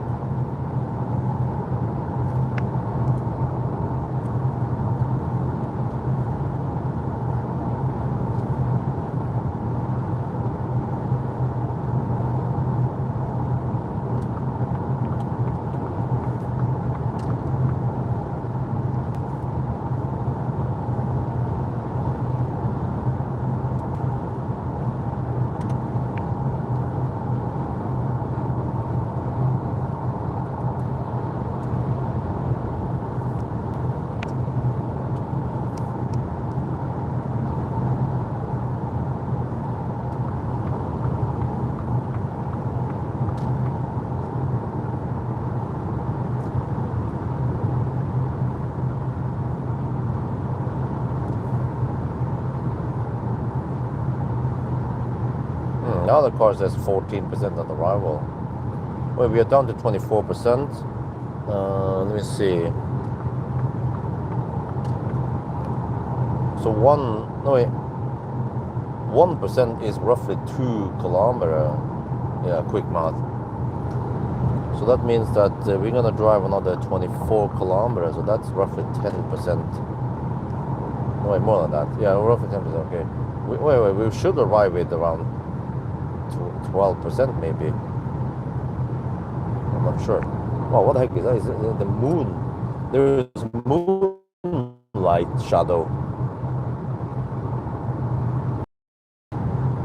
The moon shines on the clouds. Wow. And the wind turbine caused the moonlight shadow.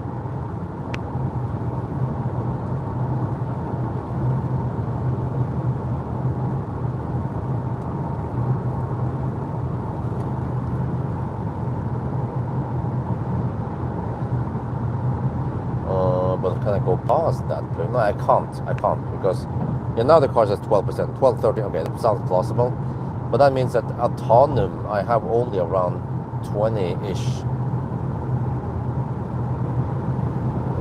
20, 25 kilometers of range left, and I can't go past Tarnum. There's a huge 35, 37 kilometer gap from Tarnum to Håby.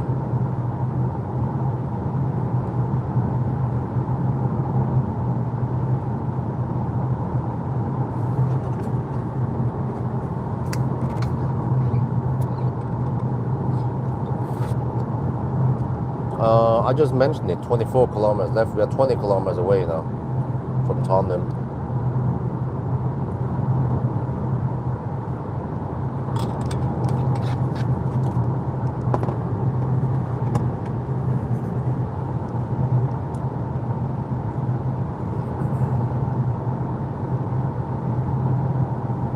So maybe not the cheapest charging way, I don't remember.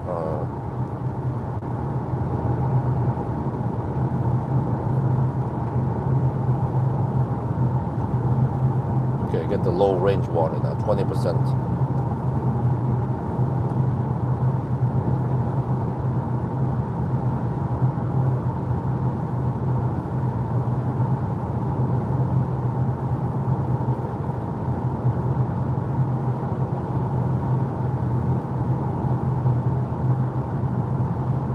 It's 4.3 sec per kilowatt hour. Okay, well at least it's cheaper than me and Circle K.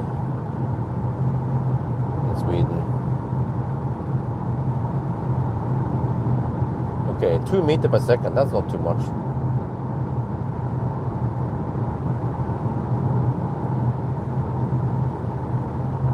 Well, the light seems to be fairly good. Well, I didn't know that this car had matrix lights. So I need to try to find time to do the light and acceleration. I might do it actually on Saturday night. I just have to get a couple of hours of sleep and then I wake up. But it's kind of critical nowadays. I need to do the light test around 1 at night. That's the darkest time. If I wait until 2, 3 at night, then it's too bright. It's crazy, man.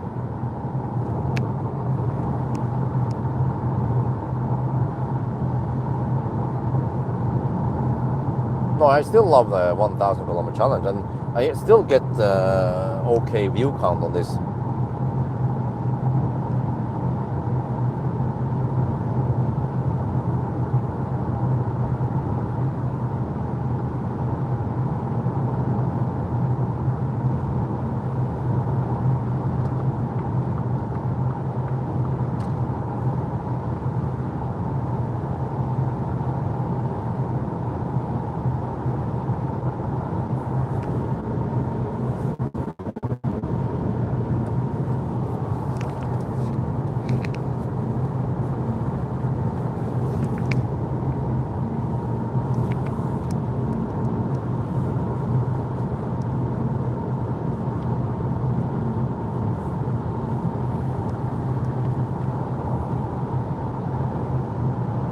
And then from Tarnum, I can try to figure out where my next stop will be.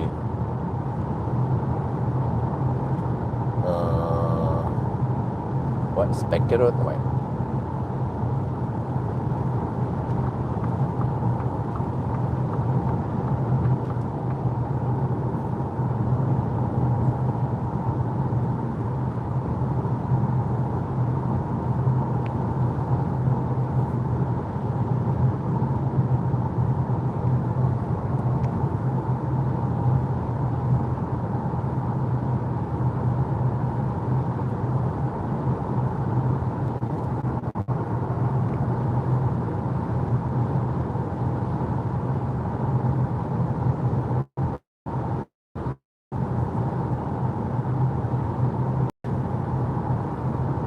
Or 12 kilometers left.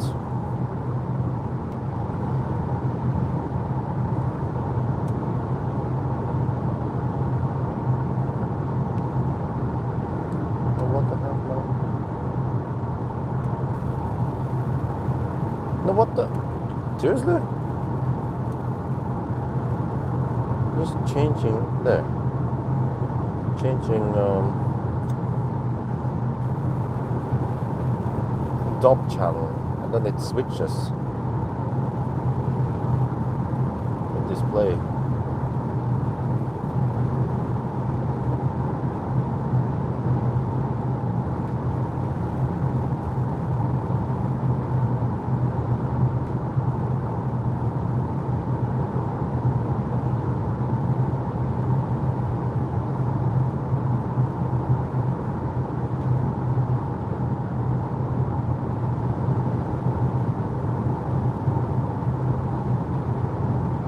But I don't know if you guys see it, but this car has the heated windscreen, front windscreen, so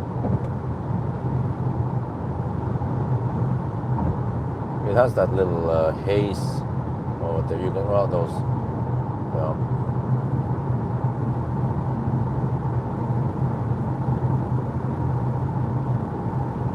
Well, down to 13%. Wait, it seems like the state of charge drops slightly faster towards the end then.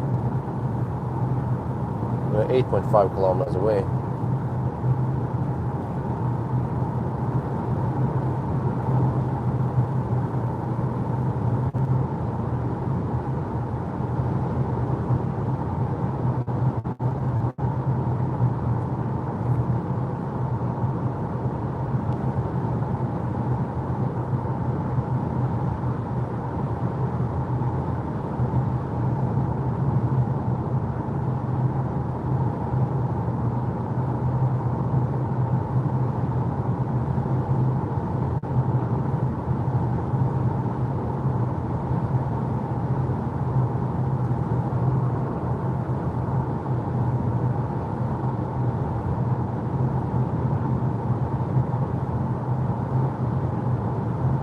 Consumption is only 210 right now since Yes Home.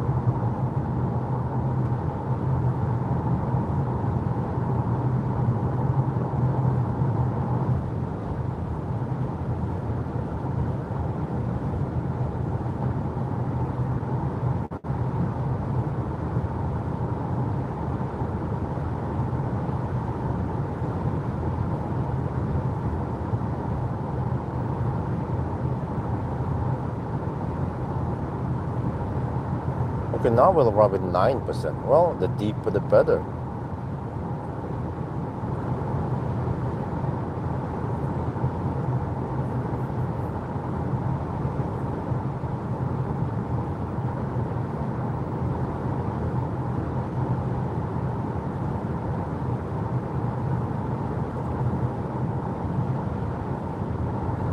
Here is where I would like to have more light in the curve. You see, it's kind of in the dark. If I do this, well, okay, oncoming traffic. In the left curve, I would like to have more illuminated on the left. So if I do this, you see the full, you see? Versus here. So I'm like, okay.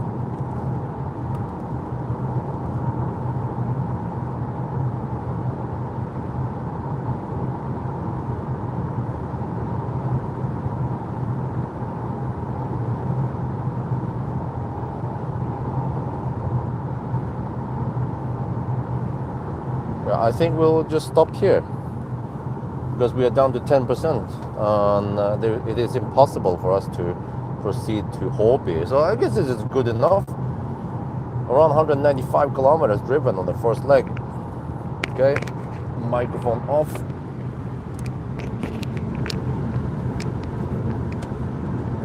This microphone on.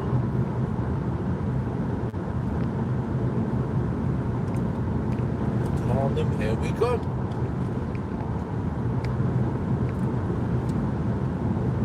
%9 left. Pull ahead. Whatever that means.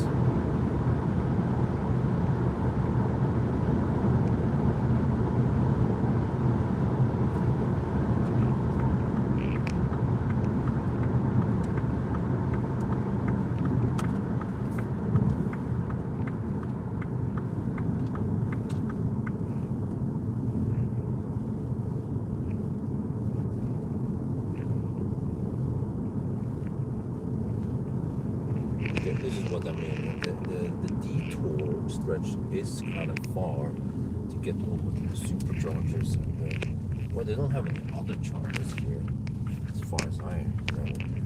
Those are just fossil pumps still. The mere 50 kilowatt charger has been removed. We are kind of in the charging wasteland over here. So if you're wondering why I don't charge here very often, well, here you see the answer. Or they also remove those 50 kilowatt chargers.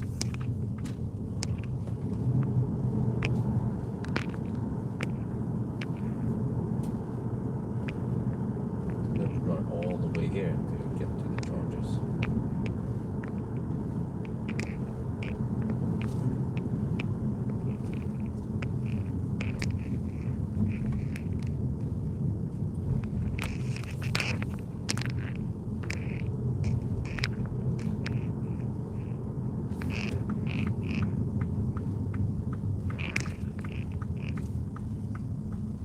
I'm getting out.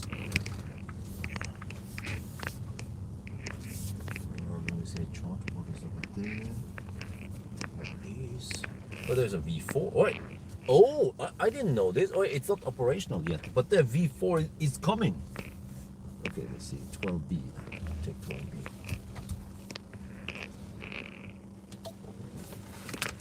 And then I think I need to stop the AC. I mean the HVAC just to be sure. Oh, seatbelt. Yes. Okay, I need to. Okay. This.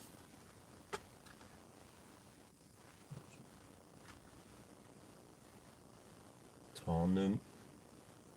We don't have temperature there, so show here 13 degrees. 194.1 kilometers.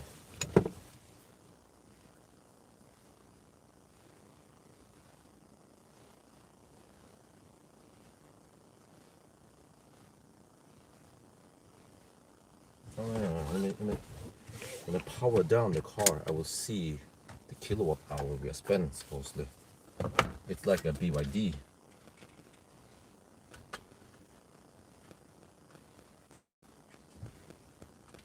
Let's see, stop the car. Then it should show. Let me see. Where does it show it? There. No, wait. No, it doesn't. It just shows distance and oh, okay, no, my bad.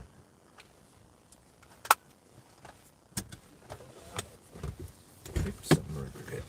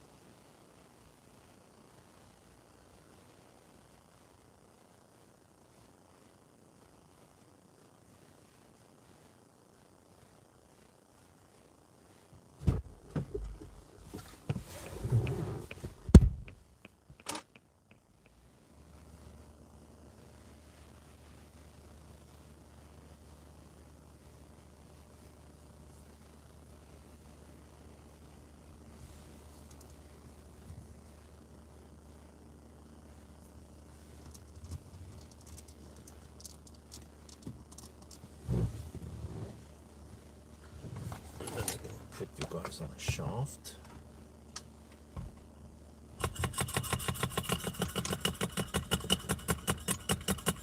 And fire up the car.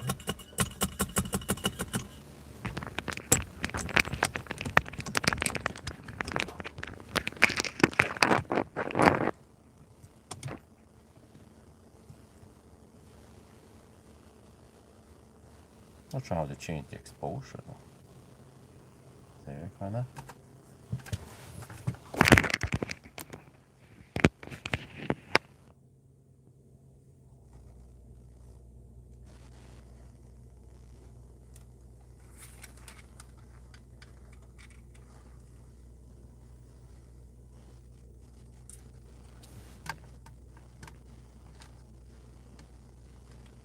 We are now at the supercharger in Tarnum. We arrived with 9%. And here we're getting 96 kilowatt. Oh yeah, this is the maximum speed. But we're actually gonna see this for a while. It goes quite flat, but look here. This is so primitive. The big ass instrument cluster, let me show you how big it is. It shows you this, it's useless. I see how many percent we have when we will finish at 90%. And that's pretty much it. We don't see how many, I don't know, kilowatt we're charging at, how many kilometers per hour, or kilowatt hour per hour, or anything like that. Nope. Okay, so unfortunately we can see it here in the supercharger app then how much we are pulling in. Okay, but let me show you something here.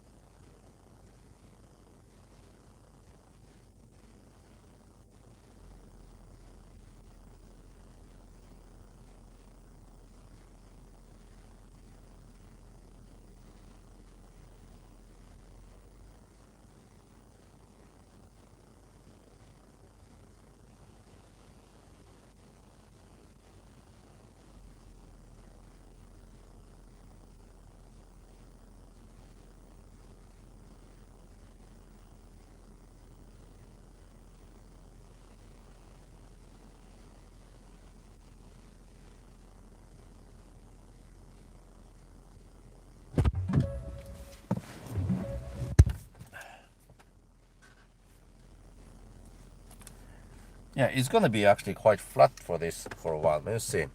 I need to find the next stop now.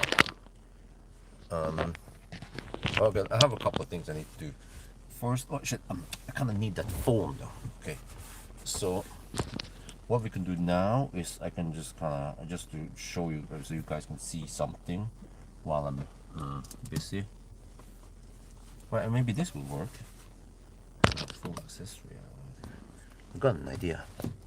If I do this, and this. Oh wait. Oh yeah, like a boss. because I don't have state of charge here in car scanner. But you can see this. Oh yeah. Okay. I need to calculate some stuff, which is the distance, 194.1. Let me see, from home to here. It's supposed to be 187. Okay.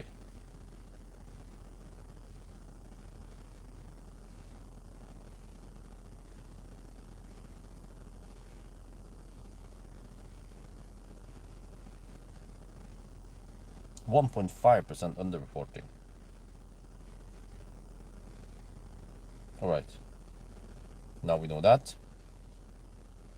And then I think actually now in Sweden, this car might consume only around 220 watt-hour per kilometer. So then we can base it on that and see how far we go. Okay, we got Specked. Wait. Specked? I think that's too close. That's, oh dude, that's 94 kilometers away. What, really? Okay, we calculate here. 94 times 220. Oh, dude, that is 52% of the battery. If I charge around 55-60%, then I should be able to go to Specular. What the heck, man? Okay.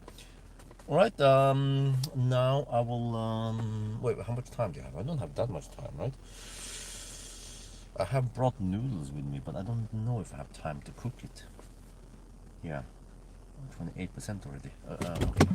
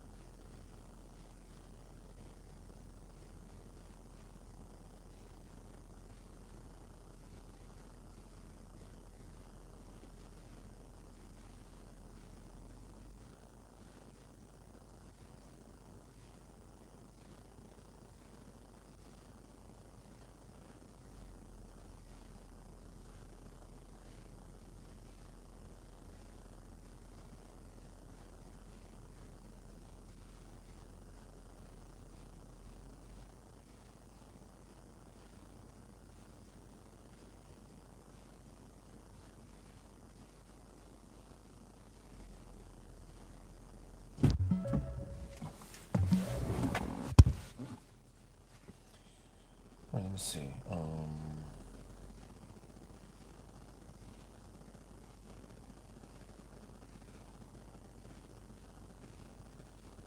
What the summer was only 190 watt-hour per kilometer. Yeah. So okay, that's my best guess.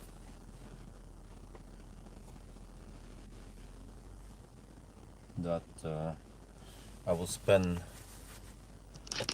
220. Can we just, okay, let me check now with a better planning.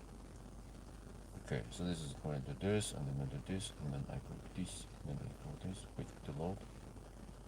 Okay, so then I say speculate, Ionity, speculate. I'm kind of hungry, so it would be great to grab some food over there. Plan, let's see.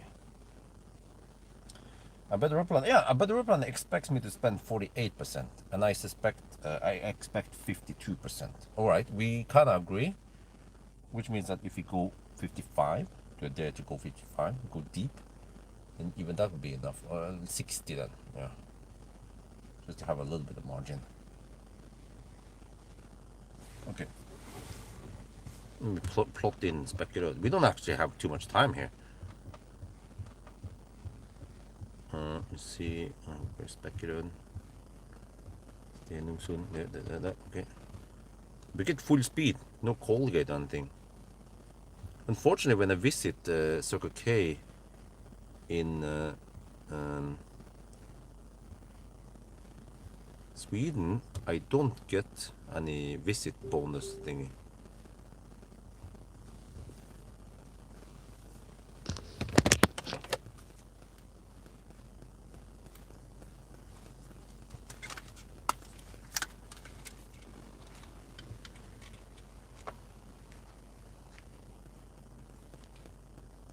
Oh yeah, I fixed it. Because here in car scanner, we don't have a variable for state of charge, but we have it here. So I have the kilowatt there, and then okay, I'm gonna show you that we had around 100 kilowatt or 95 kilowatt flat until 42%, and now it drops just gently. This is actually quite amazing charging speed for a small battery. Yeah, 53 kilowatt hour gross capacity. Net capacity I estimated to be 41 kilowatt hour, but there's a roughly 1 kilowatt hour buffer where it stays at 100% and then it starts dropping. So from my calculations from the challenge, now I will use 40 kilowatt hour as the base for. We need to spend 52% to go from here to Spekeröd, and the crazy part is that's only 94 kilometers away. So I expect 42%. No, 52% usage. The car is being way too optimistic.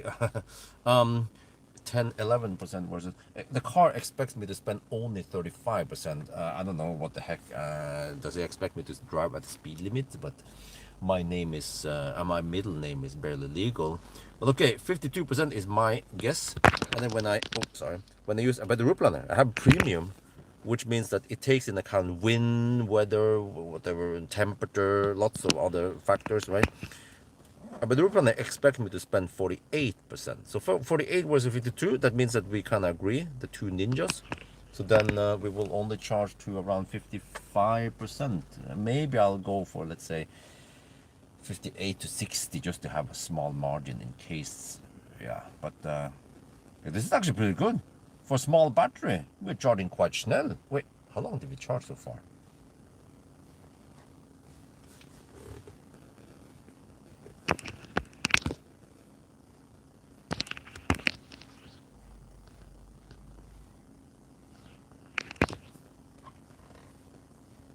About 12 minutes to go from 9 to 49%, or you add 40% to the battery in 12 minutes. Well, I guess that's okay.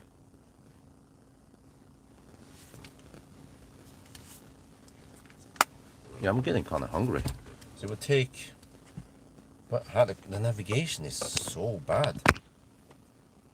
Because navigation expects me to spend 58 minutes driving 94 kilometers. Really? Let me see. 94 divided by 58 times 60. It expects 97 kilometers per hour average speed. Like, are you serious? It's 110 zone there. What the heck? Okay, but you see now, this is where, yeah. So according to my spreadsheet, we should charge to 55% to get the best 1,000 kilometer time. And then there you kind of see why, because it was going quite nice and flat until 42%, and then boom. So ideally, we need to arrive at 0%. Yeah. Okay. Okay, I'm gonna get ready. I wanna try to go deep. I can always slow down slightly towards the end, right? If we must. But the route planner expects 48% usage, and I think it's 52. Then 55 should be okay. We are at 52% now. Wait, this one of the shaft protectors.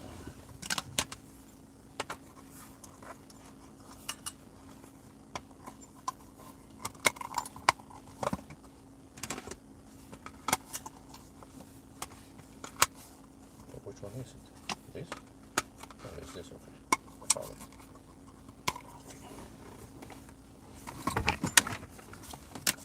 it. 54% now. Almost good to go, right? I'm getting everything ready. Any time that we're gonna leave.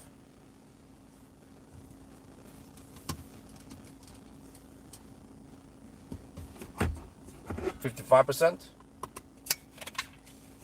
Almost good to go.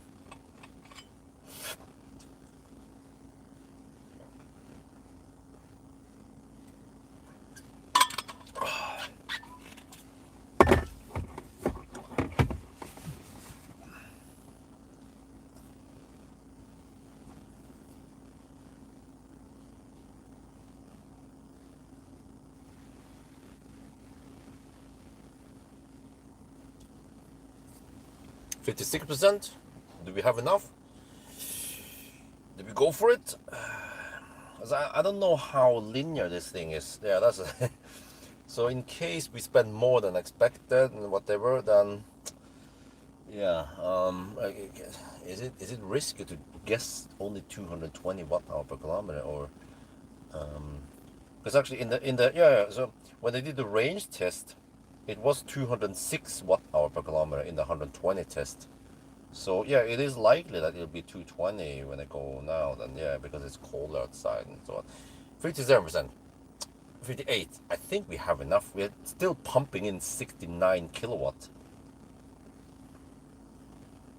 But if I go beyond, I could skip specular and then go, but it doesn't make any sense. Okay, I can. Okay, okay. Now it starts dropping. 55 kilowatt. Okay, that's too slow. Let's go. 58%. Wait, I need to stop.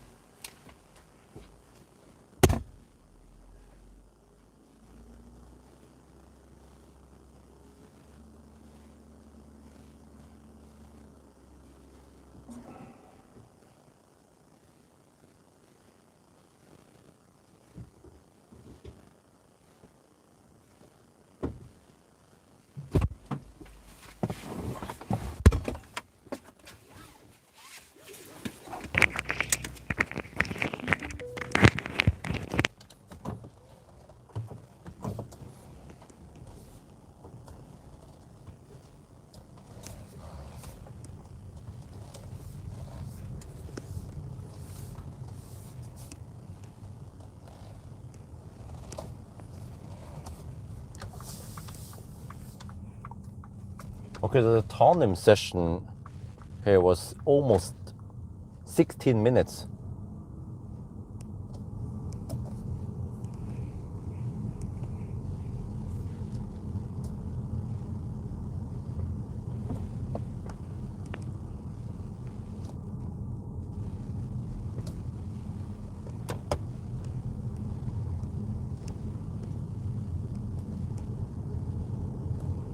We went from 9 to 59%. So I had a little bit of margin just in case I miscalculate. But it is possible that we will arrive at 7% like I predict now.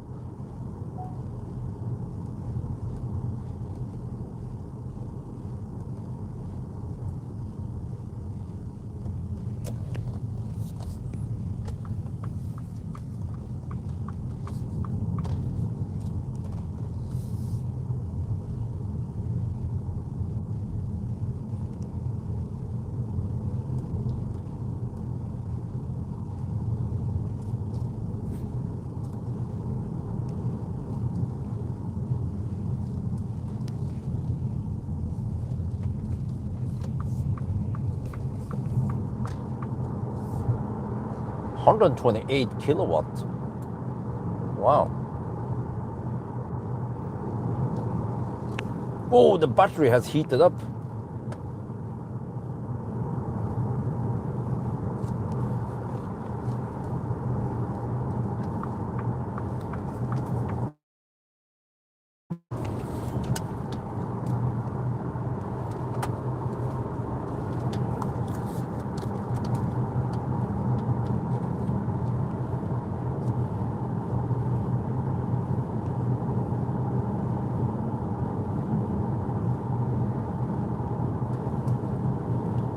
Right, that was almost a 16-minute charging stop. Yeah, 23 kilowatt hour received from the car. Right. Yeah, I think that's okay. Yeah. And then look here. We don't see this while we are charging for some reason, but here the battery has heated up slightly. But if you look at the power there now here, if I floor it, we get 120, a little bit over 100 kilowatt only. Wait, really? Well, I have to go slower. Okay. Langsam. I saw 128 kilowatt there earlier. Okay, let's slow down a bit. Okay. And then, there.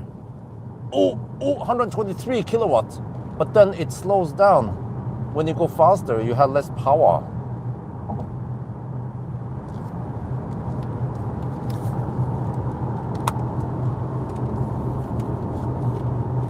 So that was roughly 16 minutes, and I got 23 kilowatt hour from the charger.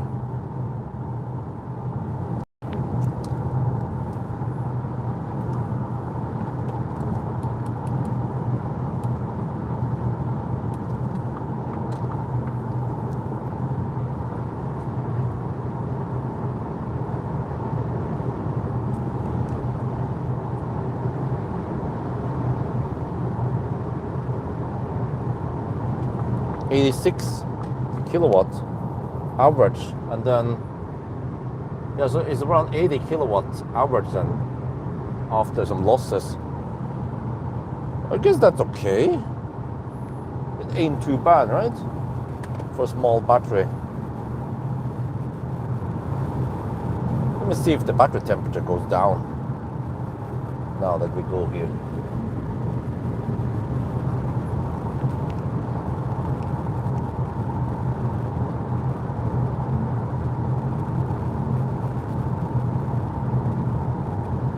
Also, the stop itself was, I mean, the charging was 16 minutes, and I had around 1 minute the overhead because I recorded some data and stuff, and then the plug-in, that was 17 minutes, so that's 2.5 minutes of drive back and forth then.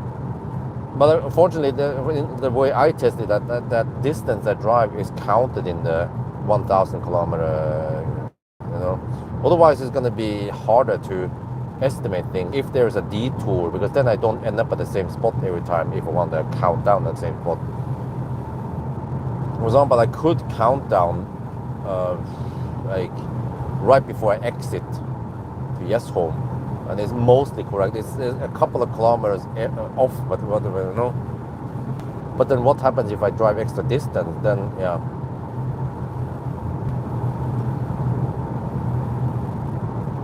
But in general, when I take those detours, like here, I have somewhat low speed, maybe going only at around 40, 50 kilometers per hour average speed on the like, surface streets, and that's way slower than when I hammer it in the 110 zone.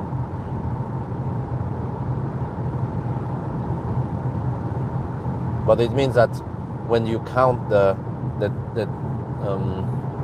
3, no, more like the 4 or 5 minutes of, or let's say 4 minutes of detour, I get kind of one or 2 minutes of that back because I drove a distance, yeah. Because the detour doesn't have 0 kilometer distance; it has some. Or actually, when you count, when you count overhead, yes. But of course, the overhead part where you pull out the app on the slow Tesla app and chooses the plug and so on and wait for the handshake and whatever, that is of course not any distance driven.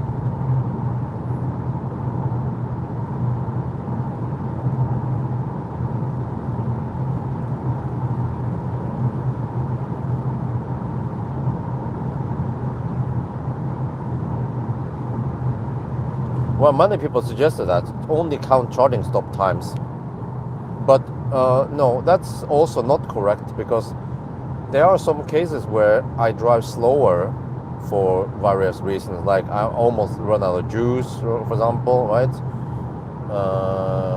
Or some cars, like we had previously,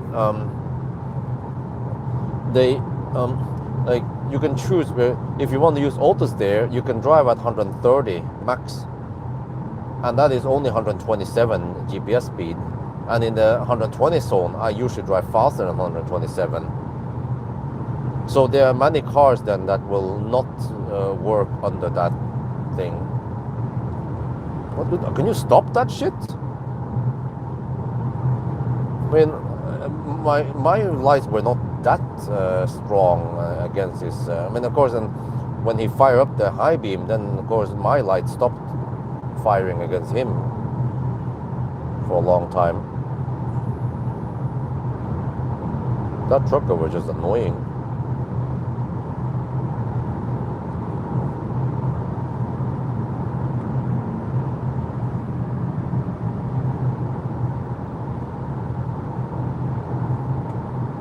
plus that I know that my lights, they are not shining towards the left.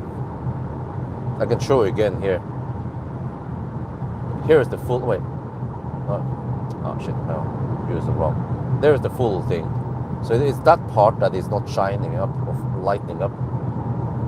And as long as we are on the motorway, then it actually keeps that part off all the time.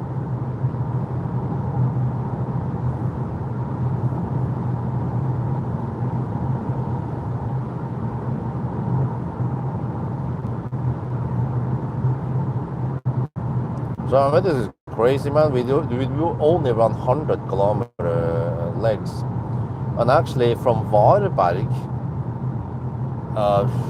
because we're in the 120 zone there, then I might go only around 70 kilometers, or I can maybe charge a little bit higher to around 65%. But I think ideally I should just go for around 55.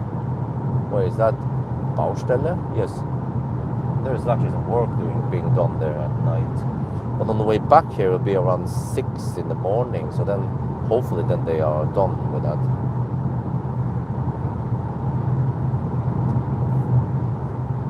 Oh shit! I forgot to reset. Well, but I have the auto reset thing. Yeah, that's good. Right now, let's see. Trip computer.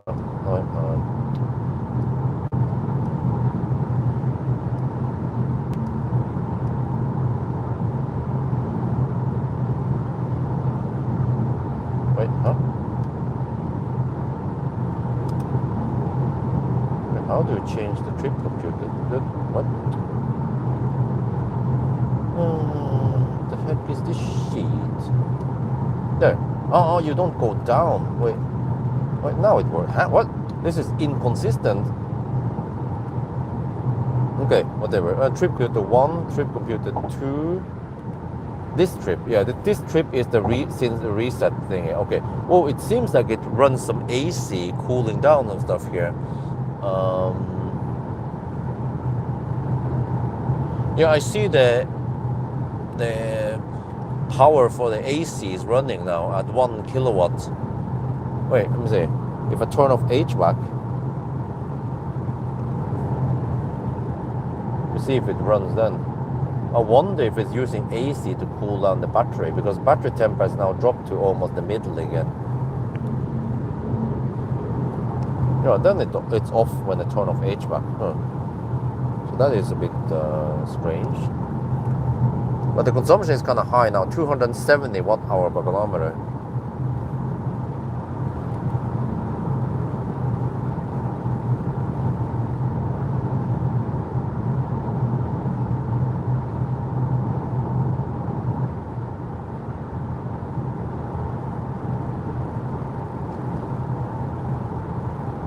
Oh, now it says 5% of the arrival. Well, I hope the consumption drops. Oh, wait, it's on the other side there. I think this is a short roadwork, yeah. But I mean, well, I charged to when it starts getting slow, 59%. So I was actually charging within the optimal scale thingy.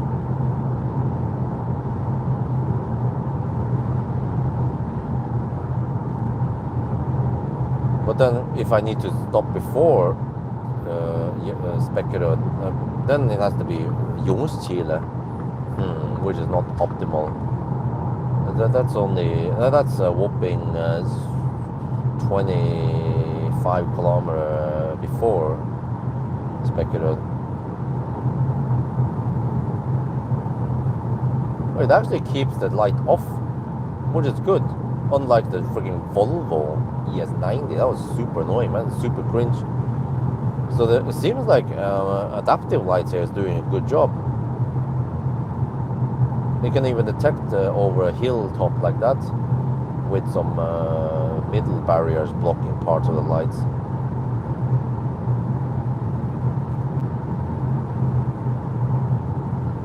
Yeah, I expect that the Lexus will be a nice quiet ride. That'd be nice for a test drive Tuesday.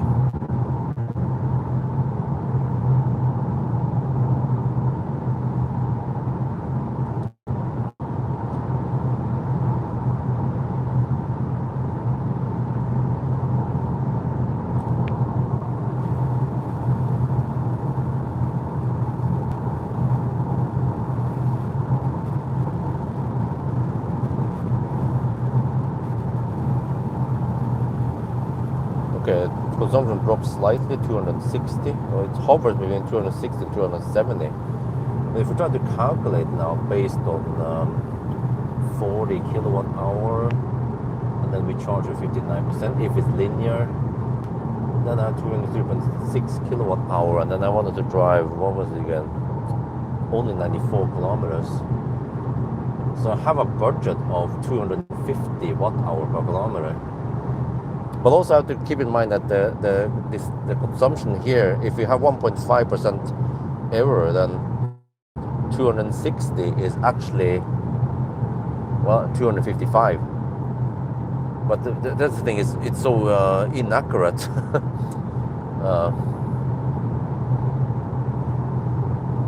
Now, how is the car? Well, I mean, it's okay. Headlights are good. And it has a relatively flat curve. But only 100 kilowatt. But I mean, it charges fast and instant. I did a charging test comparison, so it was actually charging quite fast compared to the other cars in the same price range. Faster than Firefly, lol.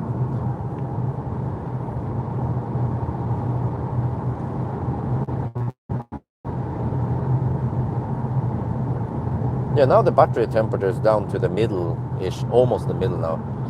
Let's say 50, 52, 53%. And it usually rests at 50%. So it seems like it cools down the battery relatively quick after we fast charge.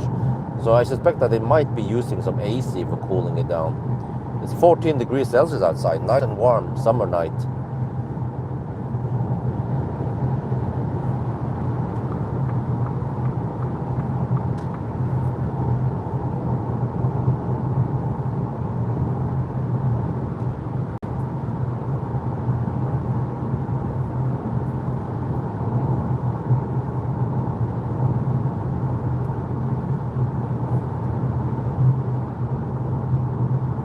So I'll grab some food at the next stop, or if I quickly cook some nudes next stop, that could also work. But that will be one of the first things I have to do. But I might just go for the if I want the nudes, I need them early because the water is cooling down. It's going to be harder to cook the nudes.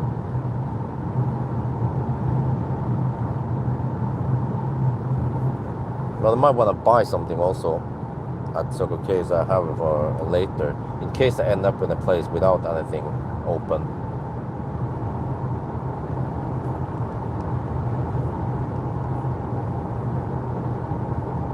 You know, I haven't used that.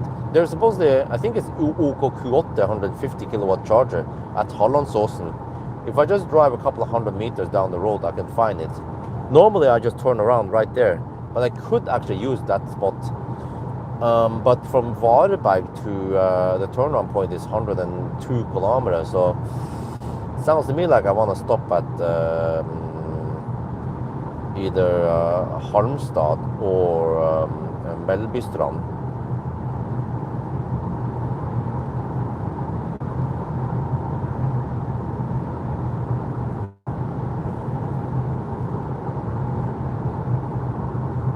Yeah, what the heck? Suddenly the heat pump is working at 2.1 kilowatt. Huh?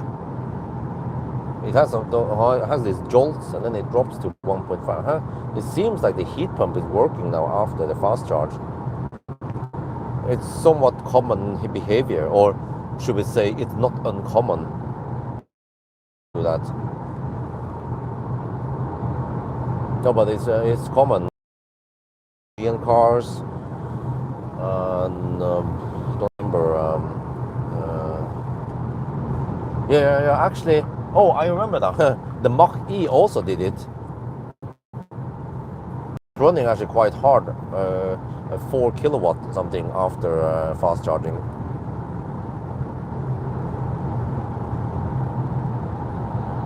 But I mean, the car could have run only fans, and it would take maybe half an hour to drop the temperature.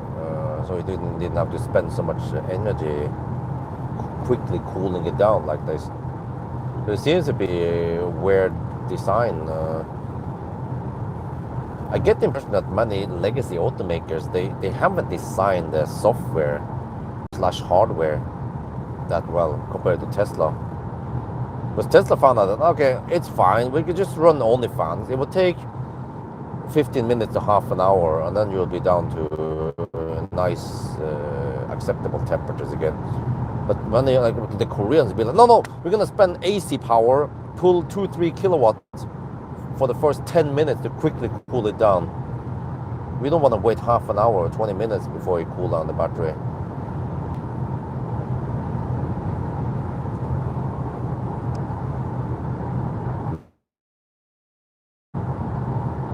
How much do you get from the battery? Okay, I haven't tested, but I kind of need to slow down for the test. I don't want to slow down too often.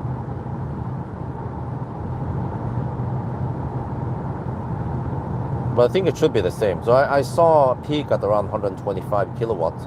This car has only around 160 horsepower, which is roughly 120 something, I think.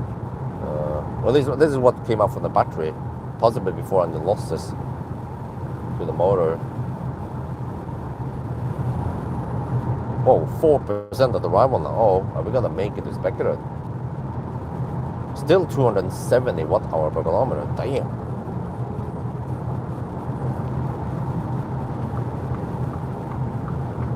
Oh, I hope the consumption drops. Otherwise, I had to bail out at Ljungskile. Or have to drive a bit slower. It might actually pay off to drive a bit slower. But then if I want to go slower, I should do it soon, not in half an hour. We're down to 35% now. I can try to recalculate based on that. So I will use 40 kilowatt hour as the base then. 14 kilowatt hour left, 54 kilometers left. Budget of 260 watt hour per kilometer. Oh, okay. So okay, we are right on the edge there of.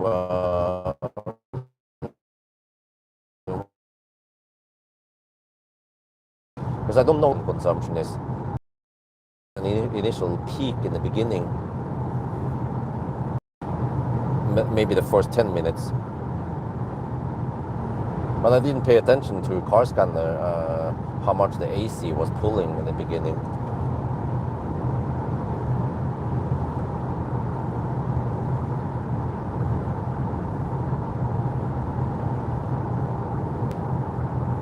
Well, now it says 260 watt hour per kilometer. Which could be 255, or corrected, it could be 250. So, well, we'll see.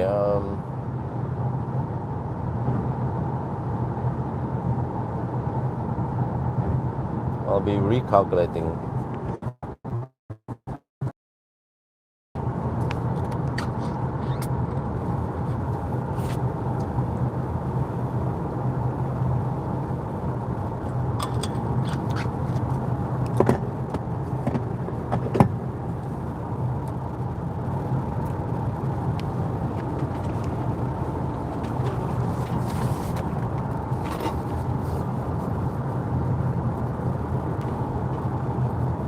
But yeah, guys, this Puma, what kind of competitors does it have? Model 3 is more expensive, right? Many people pointed out that. Okay, Model 3 standard. What about Renault 5? I saw that the EC3 is actually a lot cheaper. Well, Inster maybe, but Inster is smaller. EV3. Well, Firefly, but Firefly has a small battery. But this Firefly is actually remarkably spacious for such a compact car. Oh, the Peugeot E28 or the Corsa E. Yeah, they have updated the drivetrain, and I measured. They have the 53 kilowatt hour battery. I think I measured around 45 kilowatt hour net capacity, which is actually more than this car. What, really? E2008? What? That's a significantly bigger car.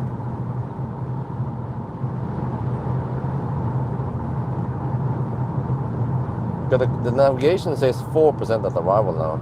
And knowing that the navigation is optimistic, then there's a chance that we might go quite deep. I'll be recalculating as we go now. 30% left. Whoa. We slow down slightly.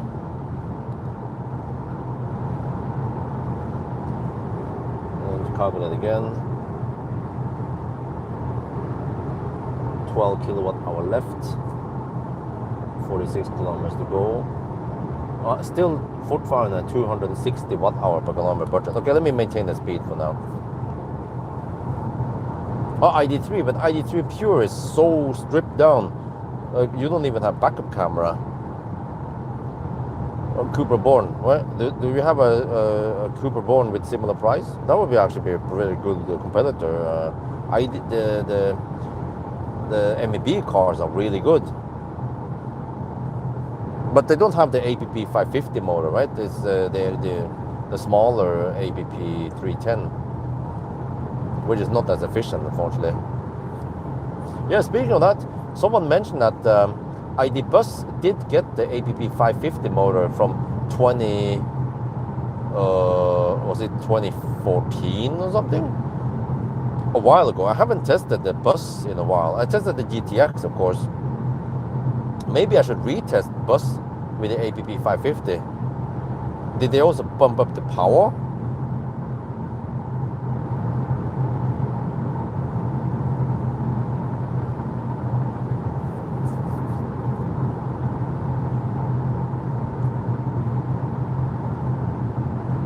What, 28% now?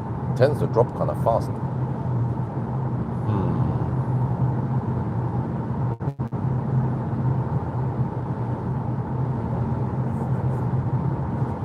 Driving range low, okay. Because it seems like percentage drops slightly faster towards the end. Maybe I'll drive behind Fossil for a couple of minutes to improve my chances here. 3% at arrival now.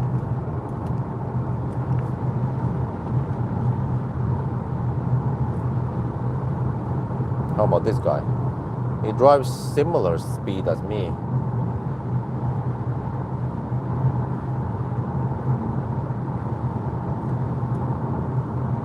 It's a Norwegian. It's a... Oh, okay.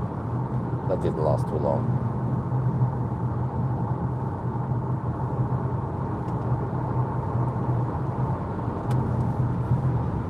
No, it's not Norwegian, it's Swedish. Still says 4% arrival, we're 41 kilometers away. 27% now. Okay. Well, but based on... Oh, no, okay. 1% is around 400 watt hour. Yeah. And then if we consume 260, then 1% is around 1.5 kilometer. Oh, okay, so if you take 27 times 1.5, we get 40 kilometers of range left, and we are 40 kilometers away. Oh, shit!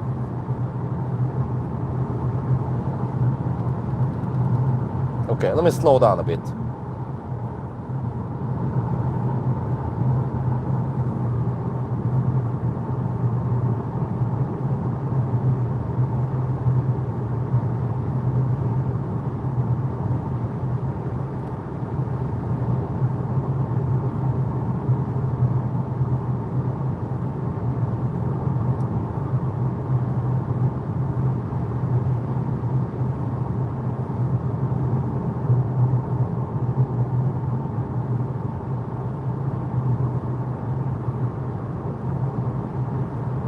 Okay, if I slow down a bit, I will lose 1 minute in the remaining 40 kilometer stretch.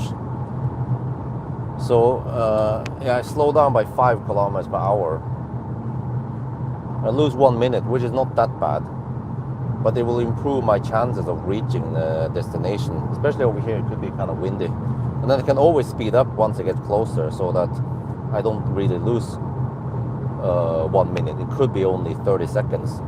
I think that's worth it, so I can make it to Specular. Plus, there's another thing I forgot to calculate in is that the kinetic energy I have here, which is let me see, 660. Then oh wait, how does this get?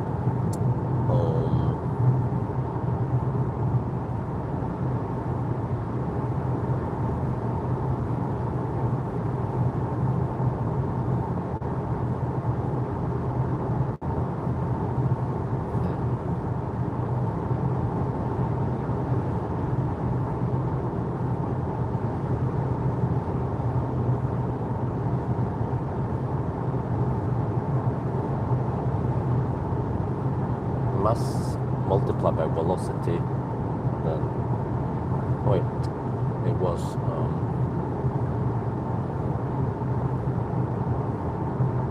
okay, velocity squared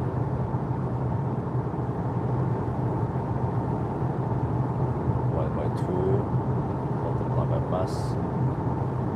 Okay, then we get joules. Okay, wow, 250 watt hour is the kinetic energy we have here.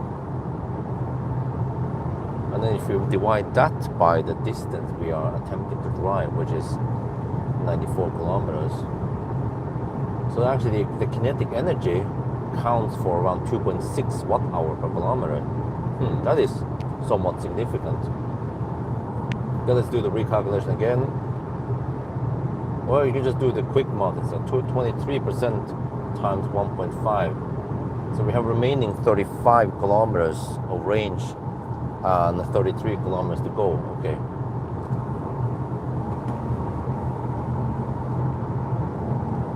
$210 kilowatt. Oh wow, that's a big boost. It was only 150 kilowatt before. Damn. Oh, so they have the same as the ID7 then, I believe. No, don't fire up the thing there. Gee, man. Let me calculate. It was supposed to be 210 kilowatt, 1.36. Oh yeah, the 286 or 285 horsepower. Wow, that is a nice boost. Dude, makes me want to test the new bus then. New bus must be really quick, the rear-wheel drive.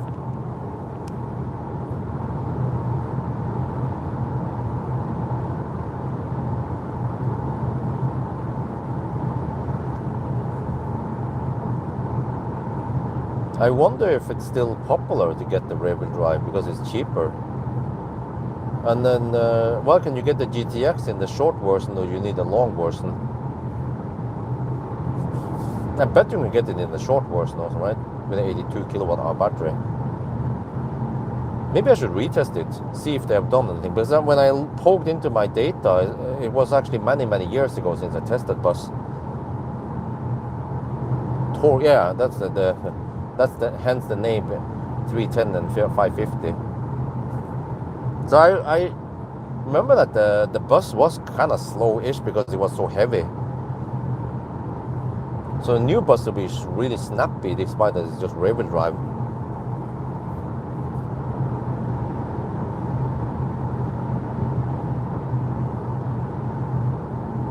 Okay, consumption so far is 260 on the display here. Now the car says 5% at arrival. Really? 20% left. No, I don't trust it. Not yet. I might want to speed up when I'm around 10 kilometers away. 10 to 15 kilometers away. But for now, I want to maintain the slightly lower speed. We might arrive with 0%. But actually, I know that this car also shows the power limit. Highly accurate. It shows in percentage. So right now I have 100% power. And then when I did the range, the 0 mile test, I could see that it dropped in a linear way. But I don't want to count on using the 0 buffer.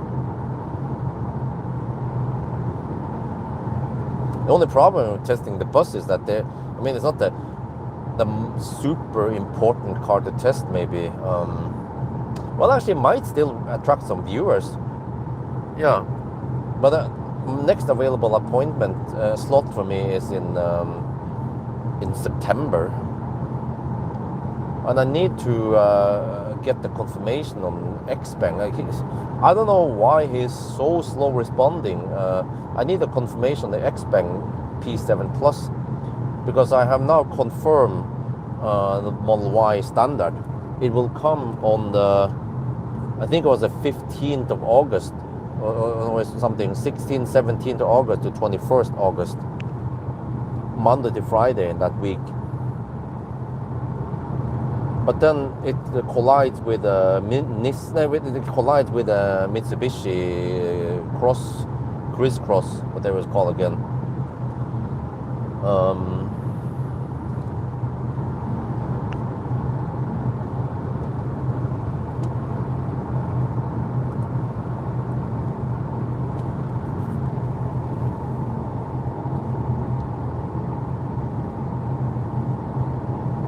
Yeah, the ID bus is popular among professionals. I've seen lots of bus on the roads, which means that I should get many people. I mean, they're still interested in buying the bus.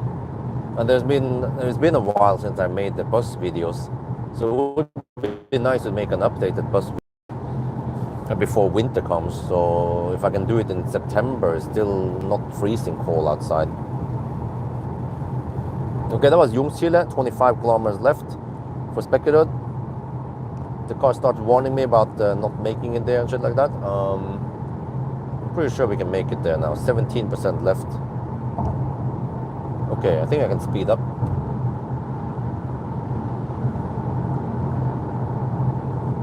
So I slowed down for only around 10. No, I slowed down for 15 kilometers.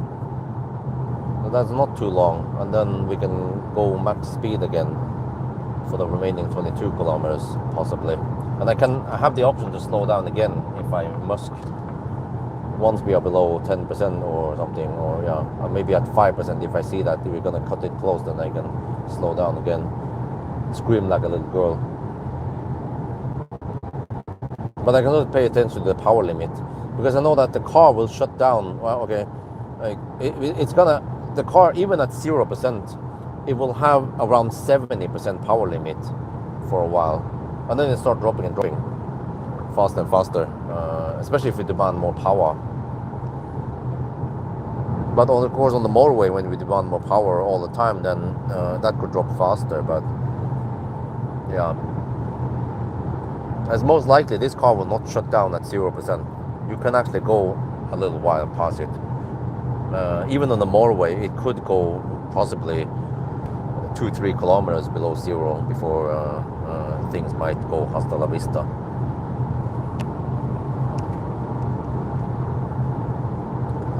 But I noticed that when we had full battery, it was showing around 360 volts, 365 I think it was. And now we're down to 295 volts. So based on that, if we guess that full charge is around 4 volts, or 4.1 maybe,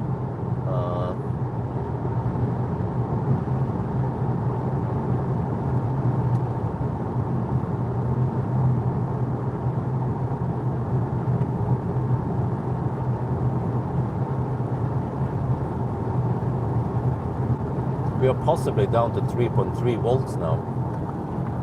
I don't see the cell voltage here either, so I kind of need to guess based on some stuff here, or based on the pack voltage.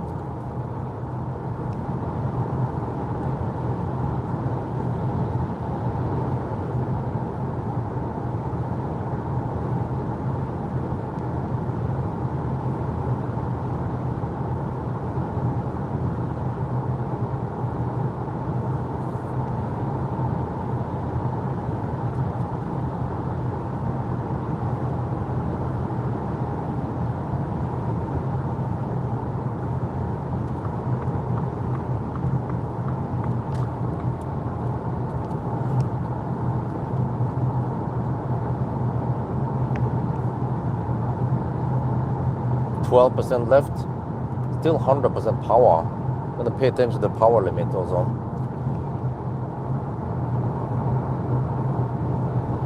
car says 24 kilometers range left. We are 16 kilometers away.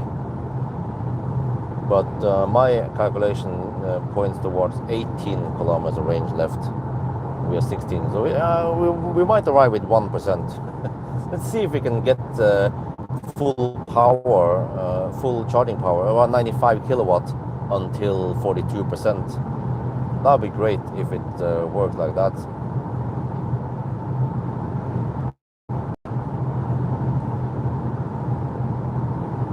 Right, 11%, 15 kilometers left.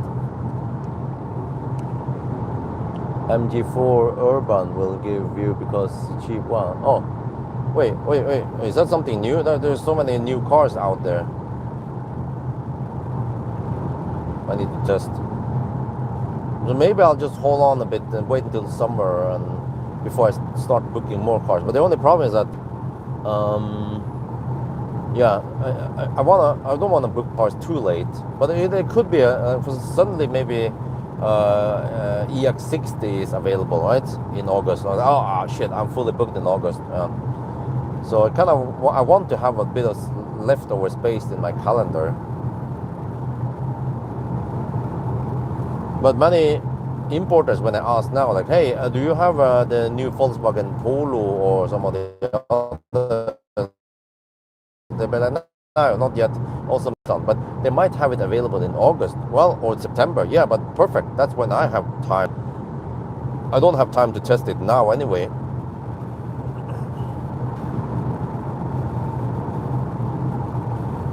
Below MG4. Oh.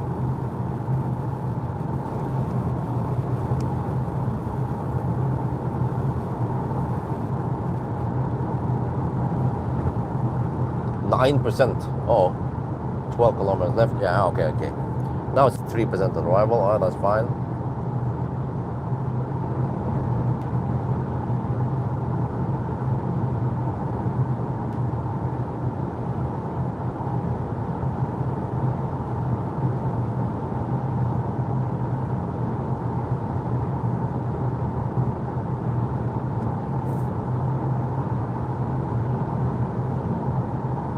%, still 100% power.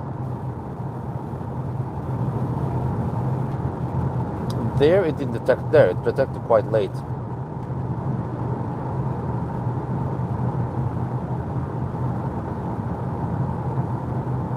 No, always go deep.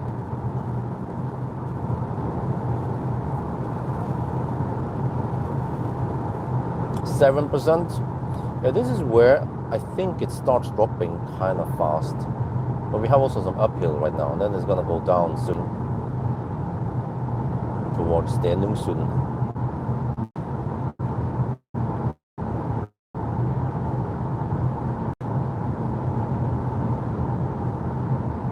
No, do it like if I make the Tesla Björn work with a T-shirt, always go deep. I wonder if people buy that. Real men go deep. Okay, people are like, okay, that's a bit cringy. 6%. Wait, I think there was another hill before we reached Beckerud. There was a good thing that I actually charged at 59%. It was spot on then. Or yeah, okay. So I spent a little bit more than I expected. All right. So that means that the consumption by the Ruplan estimated was not correct. 5% now. Oh, now suddenly the car says readjust and says 1% at arrival. All right.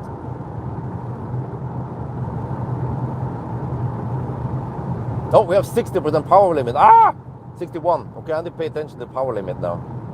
62. Oh. Now the power limit goes up because we went downhill and it flattens out. Okay, 54, 51 kilowatt power limit. 9%. 40% power limit. 39. It's dropping.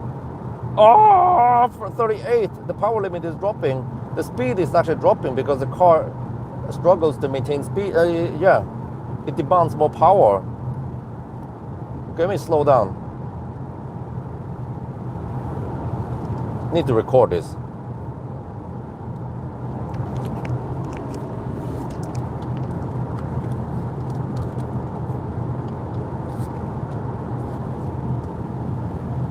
Oh shit, we are almost at speculated. I miscalculated. Oh shit! Ah! Oh, what the heck is that? I have no power. Are you serious? You can't do it to me now. Well, no, you can't shut down with 2%. I suddenly lost all power. What? No, no, no, no, don't do this. Don't do this. Don't do this. I have no power. No, no, no, no, no. Wow! Shit! I can't maintain speed. I'm losing speed now. I'm getting some power left because I was demanding too much power, so the voltage dropped. Wait, okay, okay, I'm getting it back. Holy shit balls, this is so scary. Because I was thinking, no, there's no way to shut down with 2% left, but oh, okay, okay, I'm suddenly getting some power left now. Whoa, that was super scary. Next time, don't go to the battery is not too cold even. Suddenly I'm getting some power left here. What the heck, man? Seriously? Seriously? Oh, yesterday I did a 0 mile test, and then I could drive at least 7-8 kilometers before zero, before the car shut down. But now I'm actually demanding more power, and then that means that the voltage is dropping. See here, 268. But now the voltage is going up because you let it rest, and then the power limit goes up, or the power available increases. 1%. Oh shit! I don't want to try to gamble too much here, but dude, like, okay, okay, I don't want to demand the 55% power. No, no, no. We just go 20% power, whatever. Actually, I see in car scanner we're requesting around 18 kilowatt only. Oh shit! Okay, so next time, I need to have around 5%, or I need a bigger margin because I'm actually losing time by driving slower right now. This is not good, but I mean, it's not that much we lose, maybe just 30 seconds, but it's still not ideal. Oh, okay, now we're getting more and more power available. All right, let's just get over there, man. Damn, this is scary. That was actually kind of bad because we had 60% power limit ish, and then suddenly, boom! I was like, what? Yeah, should have gone more even down. Yeah, okay. I think we are safe now. But it seems like it drops kind of fast towards the end, so that is also not good. Let's see, how we are at the exit. Yeah, we should be good now. But that was scary. I suddenly lost all power, and the power limit went to 0. But now we're suddenly at 84% power left. Okay, okay. So let's not try to go down to 2% again, 1%, because that was actually not too crazy high speed or whatever. You know, if you go in the high speed truck in the 120 zone, we're gonna demand more power and the voltage drops more. So yeah, I need to have a big enough margin, and we'll see. Okay, okay. Now we found out about that also.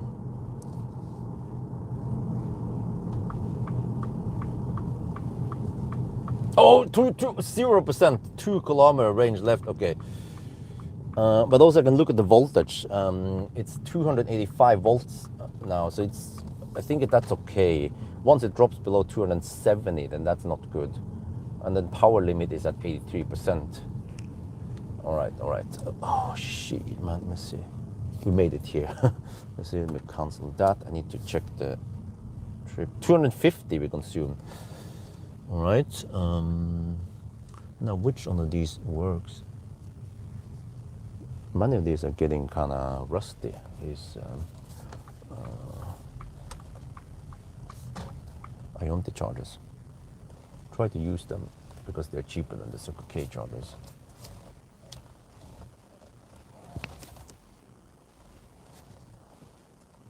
There.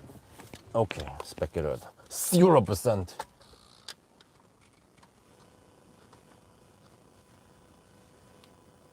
Speculated.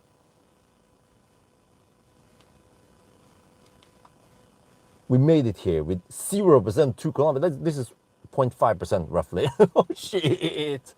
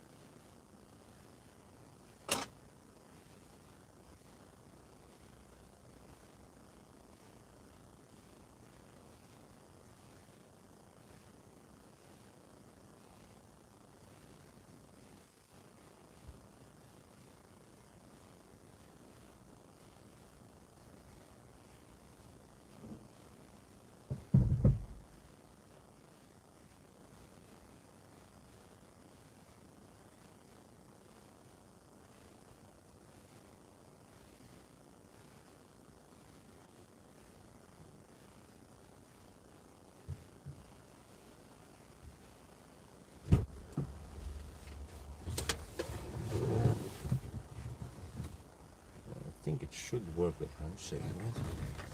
Let's see. Get the shaft ready. I'm waiting for handshake. Yeah, okay, good.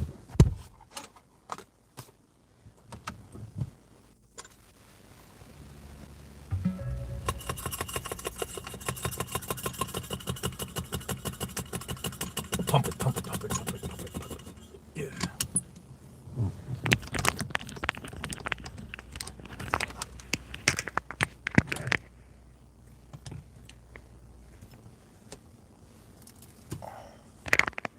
Just put it here. Wait. There. All good. Alles gut.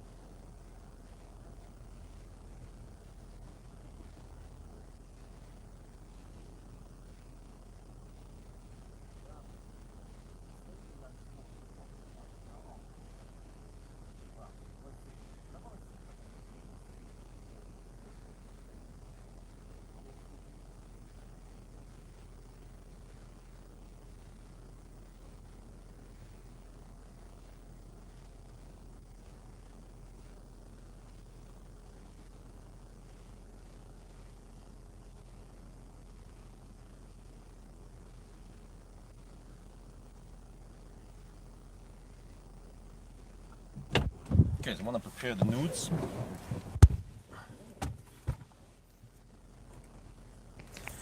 Quickly. And then I can grab some food and then so I need to get enough juice because I have to drive 107 kilometers this time, but via Göteborg to Varberg. Shit. Okay, 60% at least, right? Or I don't know, I have to calculate again. See what about the route planner claims and then what I also claim. Okay, this time 260 it was. Probably not gonna spend that much on the next leg because of the Göteborg stretch, so maybe 240. What 30.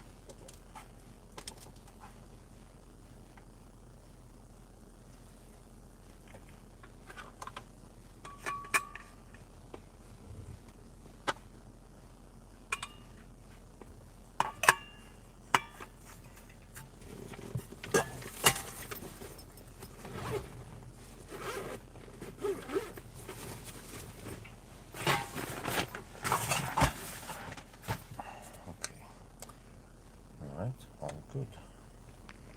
Now I take a quick run to Circle K.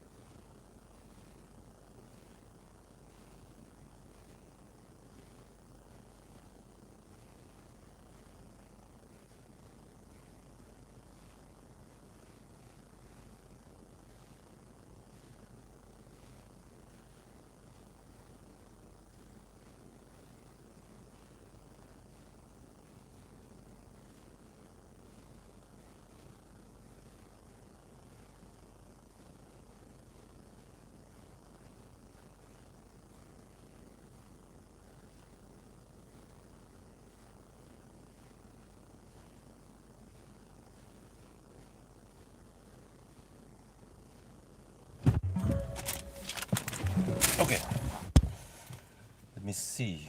Oh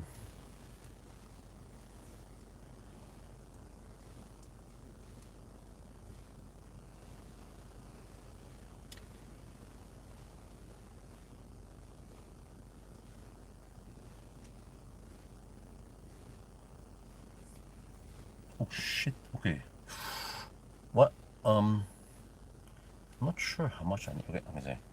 I suspect 64%. Let me see what the better root plan says. Maybe I'm being way too pessimistic here. But I have to expect that whatever a better root plan expects, it's not going to be that good.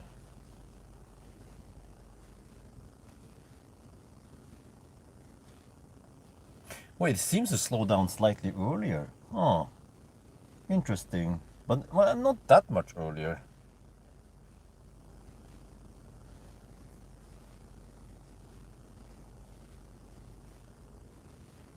%47% it claims. 20 kilowatt hour. 107 kilometers. What? No, huh?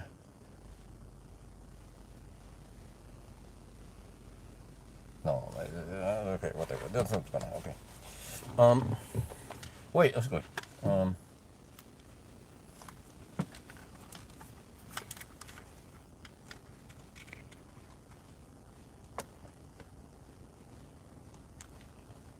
Oh, wait a minute. See here.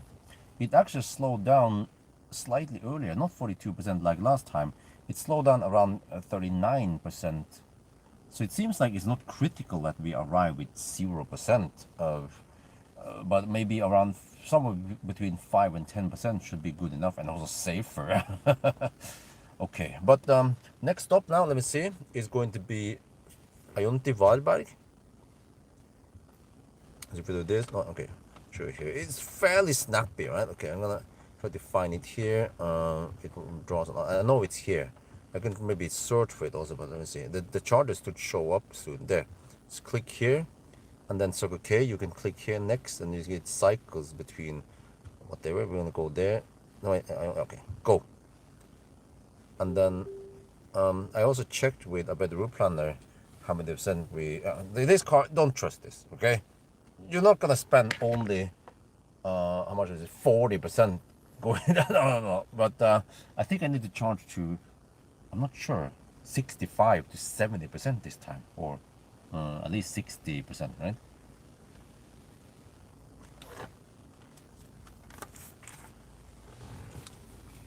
I need to eat anyway, so I need to charge in a couple of more minutes. For the food. Then I forgot the chopsticks.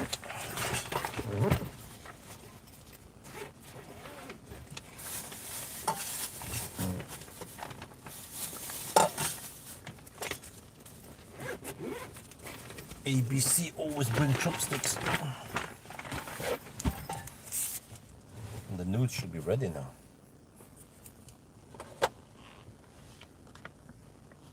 So I'm not sure. 65% shouldn't take too long, right? The question is, do I have time to eat now? Better hurry. See, it goes kind of slow. Wait, yeah, just like last time, it was like this.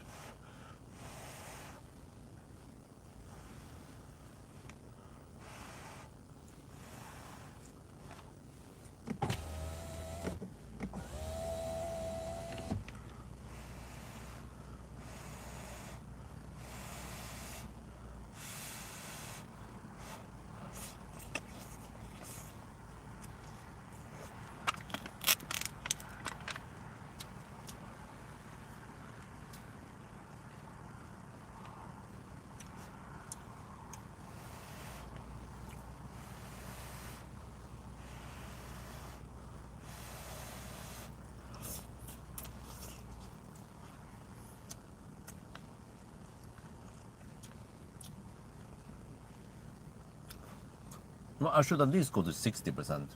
I'm thinking 65. Let me see.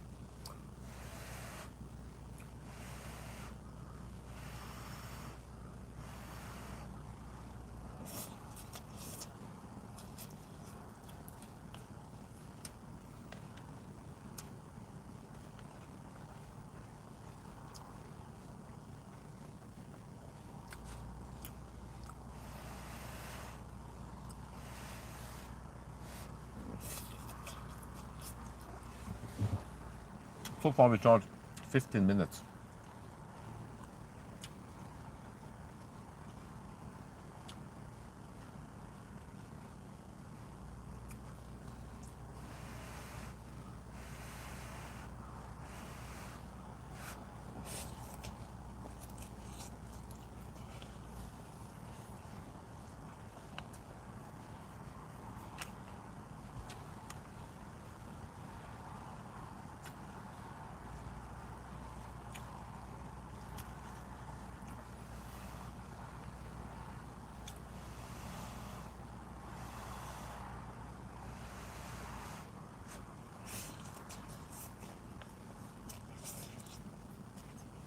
Uh-oh. Could be replicating. It seems to be going slower now than previously. I can't remember seeing 55 kilowatt. I think it's because we went deep.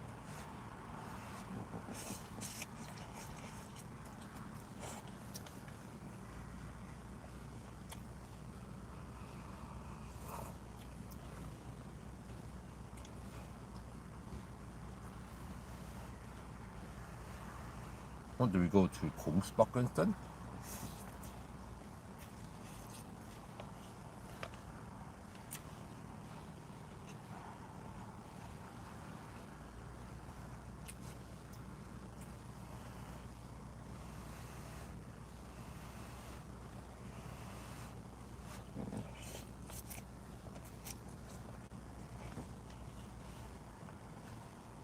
No, look at that. Interesting. I bet it was overheating.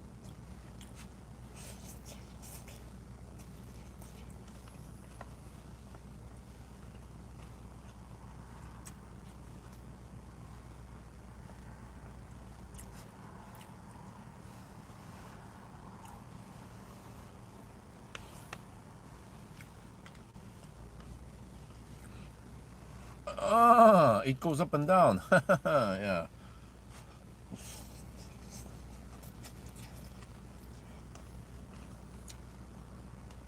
It's overheating.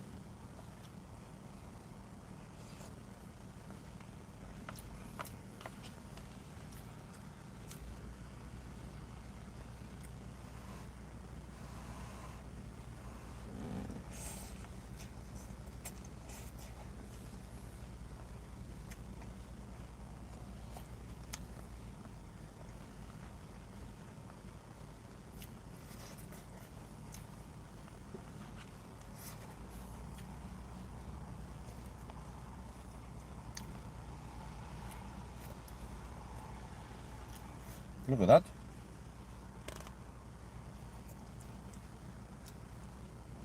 It's jumping up and down. Gee.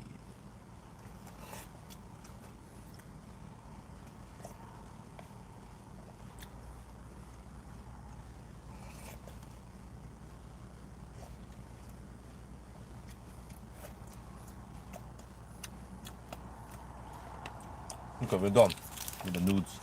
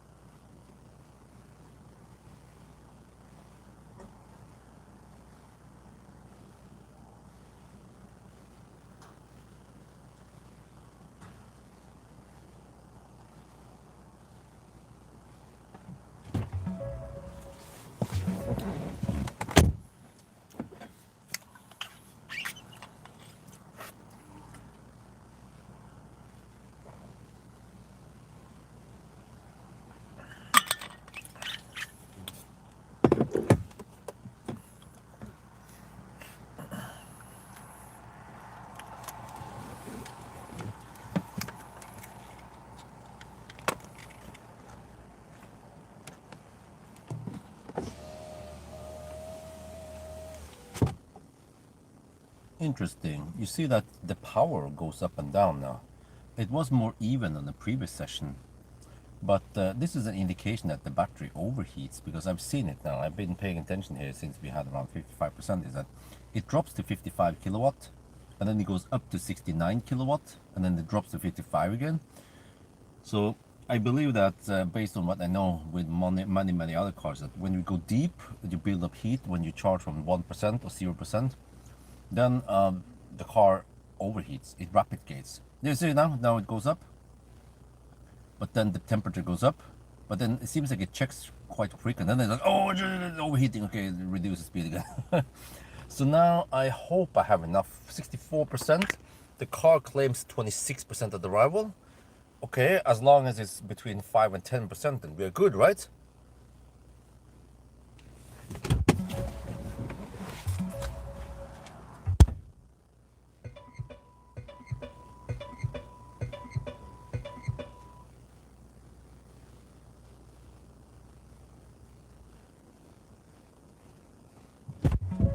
Okay, we're gonna leave soon. I think we should have enough.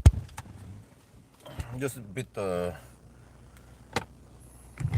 little bit paranoid now after that last incident. That was freaking scary, man. I mean, it can happen that a car stops before 0%.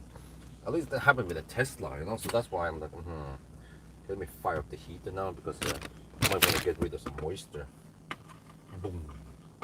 Okay, but if it overheats, then we need to check power.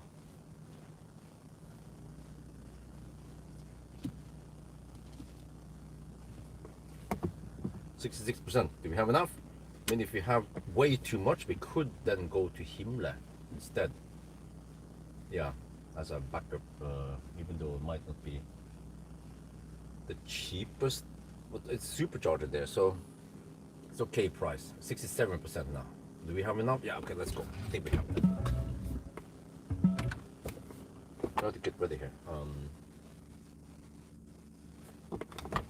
Let's prepare this now.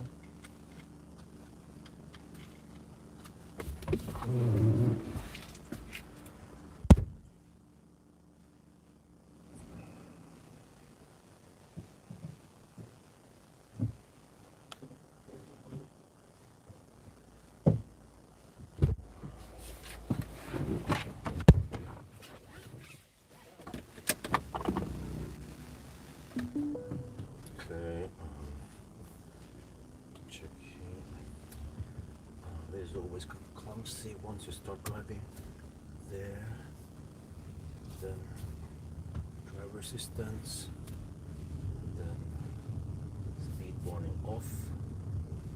Yes, then scroll down all the way down. Find the driver alert off. There, okay.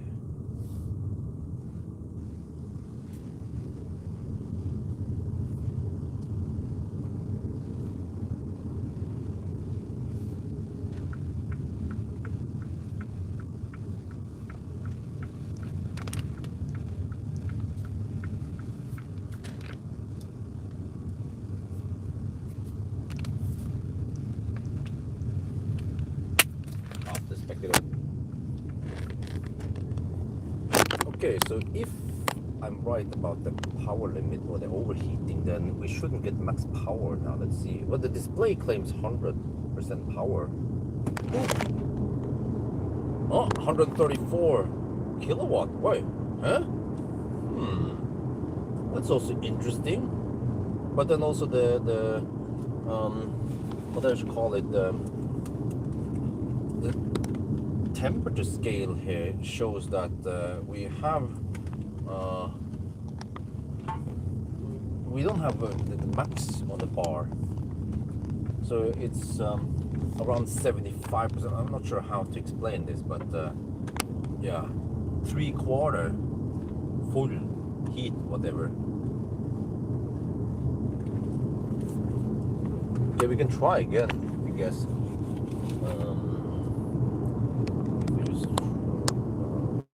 Line up here, slow down a bit. Seems like you get the most power at low speed with this car. Okay, let's try again. Yeah, 134 kilowatts. Wow. But But then at higher speed, you see that we have lower power. Okay? At least for now, this doesn't indicate we have any overheating. Then. What the heck is the truck driving? Are you drunk?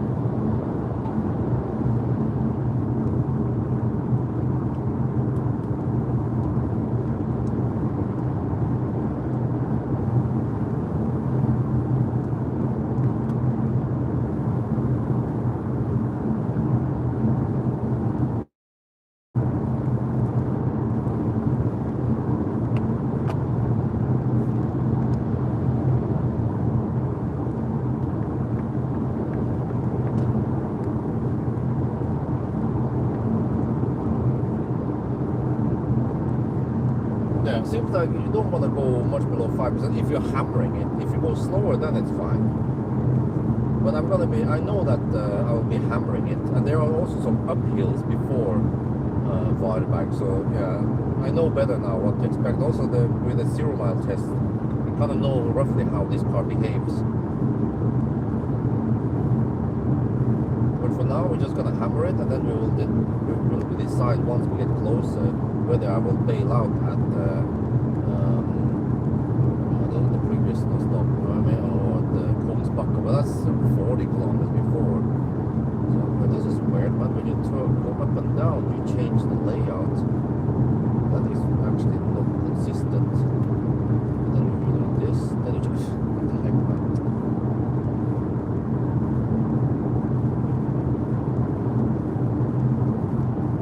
This is actually a weird bug in the UI. Okay, let me see. I want to see the trip. This trip, okay, there. I want to pay attention to the current leg.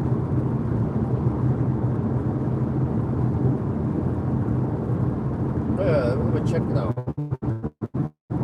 After we fast charge, what the heat pump power is. It's actually zero. That indicates that it's only heat in the cabin, but it's not aggressively cooling the battery. It could possibly run only fans, based on what we see here. Because also the consumption was not super high 10 minutes after the fast charge. It was 280, but that's as expected when you have the kinetic energy part. And then it slowly dropped. Well, we'll see. Soon. It's 99 kilometers when we arrive at pass by Göteborg then.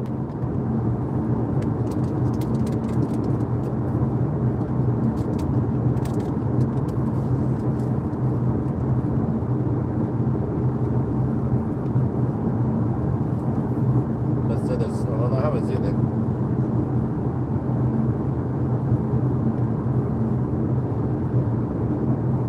I can go deep, but the only problem is that I will have to drive slower towards them. Oh, sorry, I forgot the microphone. Yeah, there.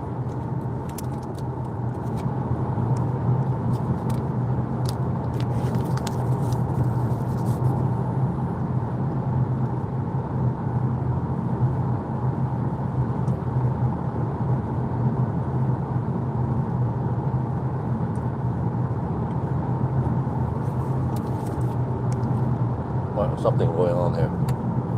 Achtung.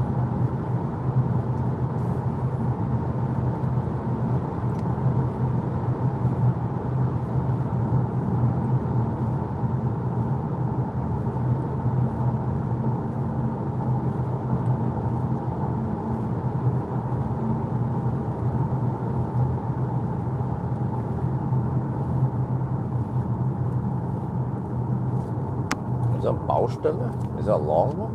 Hopefully not, right? Hopefully it's just a short one.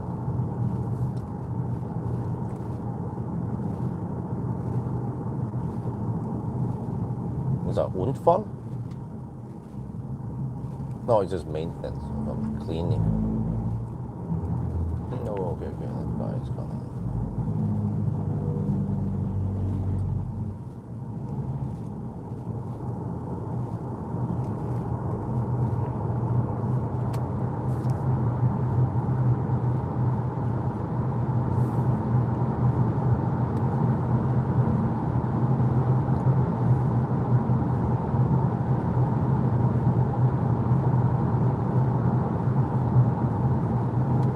around 300k in Norway. I don't know the exact test car, how much it costs, but it starts at 300k. Maybe I should Google about this and see what the actual price for this car is. It's probably fully loaded. That's usually how the press cars are.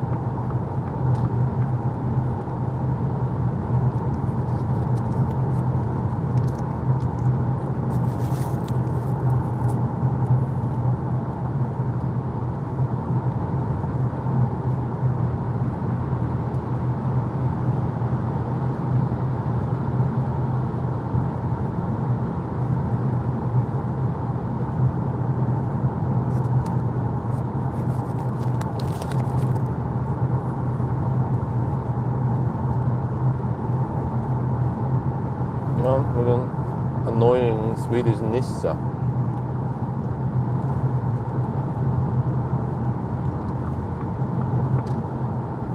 Well, it's getting bright already. What? What's the time now? 2. It's already 2 at night. What? We haven't reached Göteborg yet.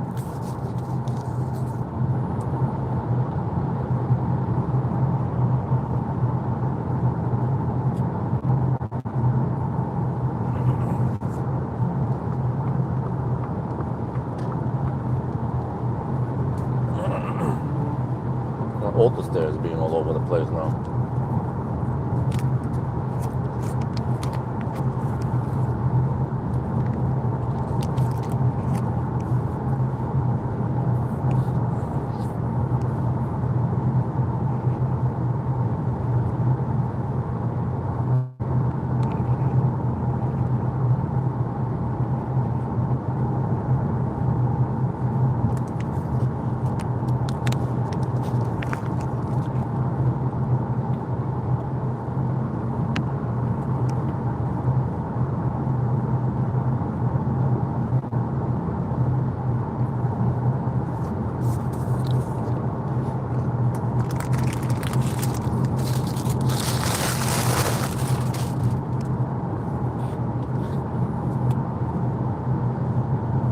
Well,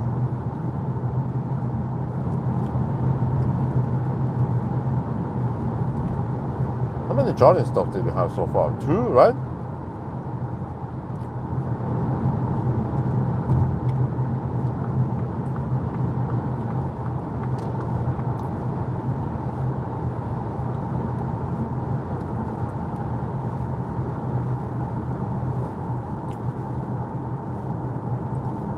So, if we try to count now, I can do it this way. I can do this. Okay. Look at the trip meter. We can base it on that roughly. 230 consumption times 306 kilometers. Actually, also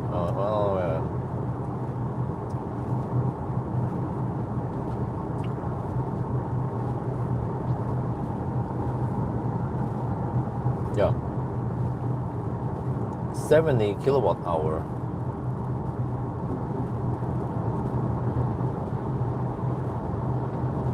.7, 175%. By the time we reach the next, it's going to be around 180%. Wow. Yeah, that actually corresponds with what I measured. We had 2 charging stops. You guys remember? Do you remember several weeks ago when we did the 1,000 kilometer challenge with the Model 3 Standard? The Model 3 Standard went straight from Gjesholm to Kongalv supercharger, which is coming up soon. That is insane, right? In comparison. And then this car, in order to reach Kongalv, it will need roughly 175% of the battery. Yeah, or yeah, roughly there. And that also, let's say, the Tesla has roughly 1.8 the range of this car.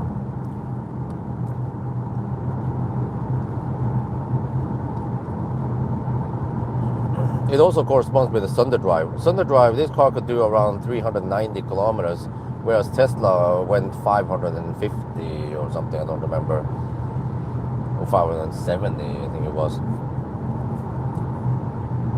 That is insane, man. Okay, Tesla has, how much was the measure again? 56 kilowatt hour, 56, 57, versus this 42, 41-ish. But you see, Tesla has only around 20% bigger net capacity. But then Tesla is more efficient. So then combined it becomes 80% more range. Wow.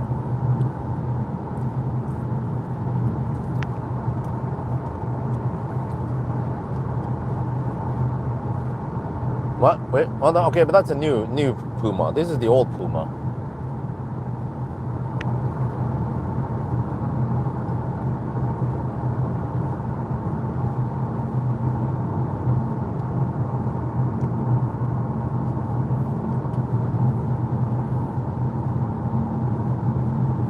Well, consumption now is 230. Wait. I went for around 65%, just to be sure.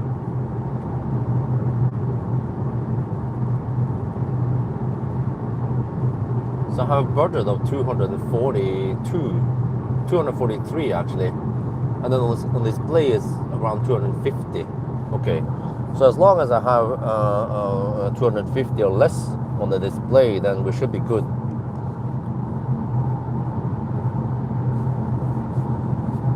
But then that, I mean, if we can barely make it to Varberg, then that means going deep again. Going down to 0% again, right? It seems like it drops slightly faster towards the end. So I would also have to take that in account, because I was first I was expecting that it will go kind of linear, but the non-linearity is because of the 1 kilowatt hour buffer roughly on top before 100% start decreasing. But it seems like it's also non-linear plus the buffer, so it makes it kind of hard to calculate.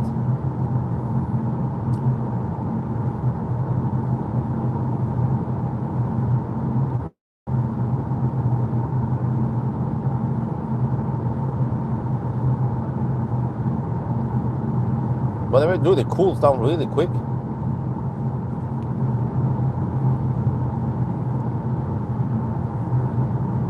This is only 15 minutes and we're already down to the middle battery temp, the 50% battery temp, whatever I should call it. And when we left the charger, we had 75% battery temp. We're gonna see eventually, once we hammer it in the 120 zone, what will happen.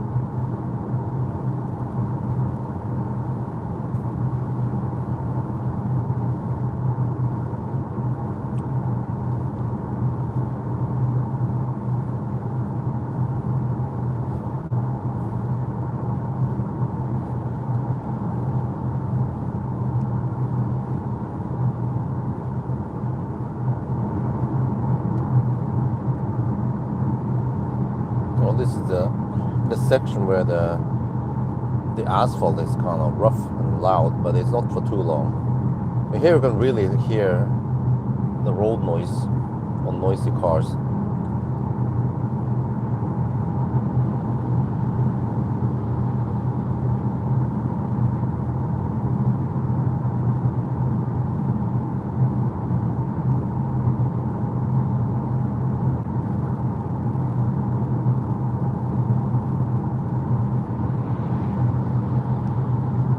Well, the Swedes are hammering it.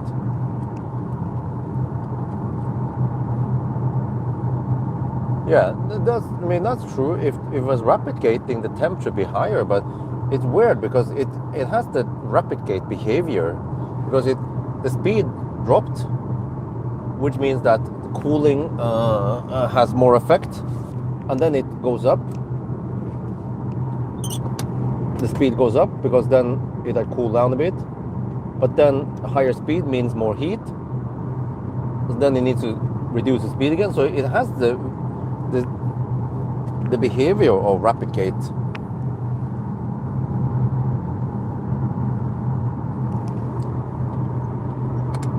I mean, I was already going over the speed limit.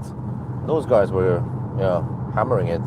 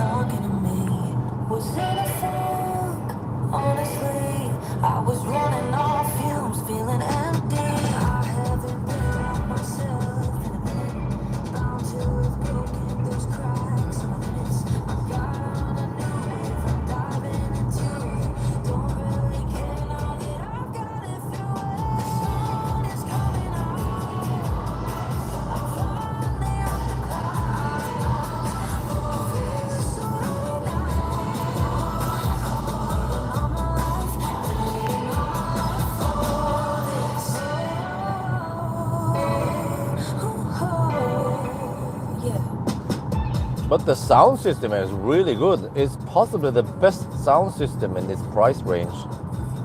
Better than the Model 3 Standard, better than the Renault 5, Inster, MG4, absolutely. This is really good sound system.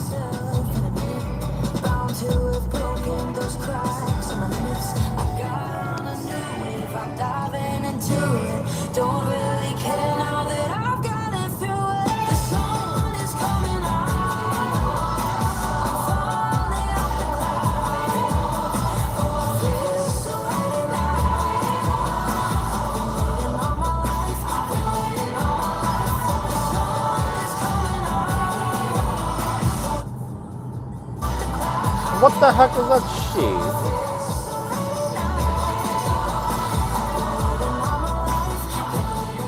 Yeah, Bowers and Wilkins.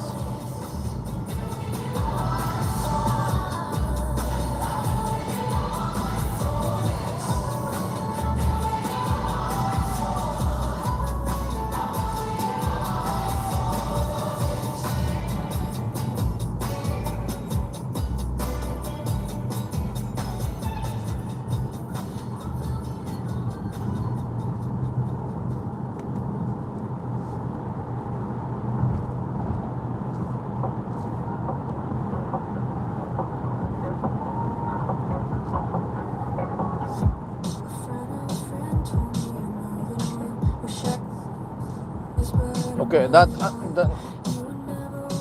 navigation shite is annoying, man. It interrupts the music, or it lowers the music.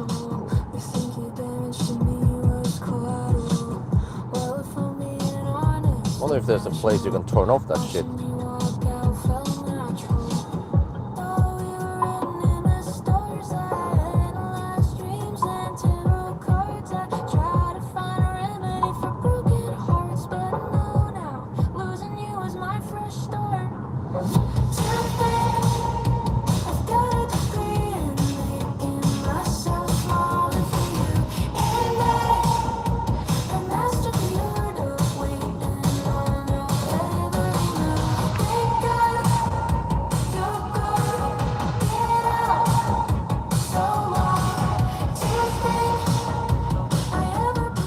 Welcome back to Göteborg. What, dude, it's getting bright already. What? Well, first I started kind of late, and then this car is not that schnell, so that's why it's almost bright. Normally I see the brightness close to Hollandsåsen, not here.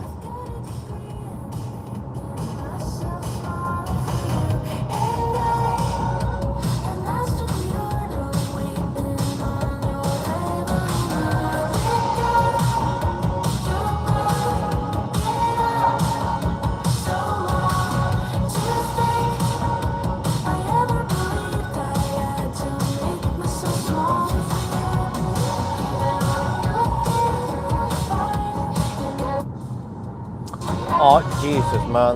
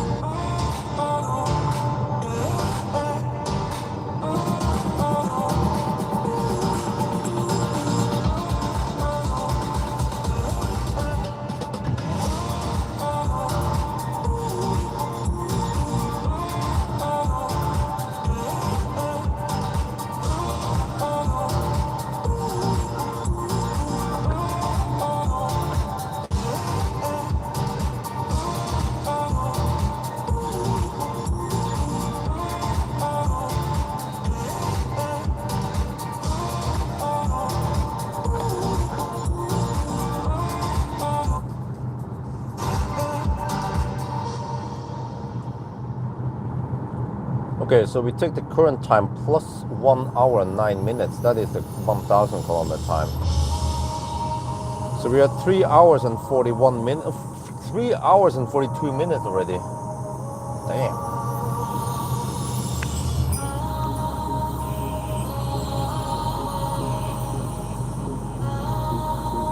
Is this car really 424k? What?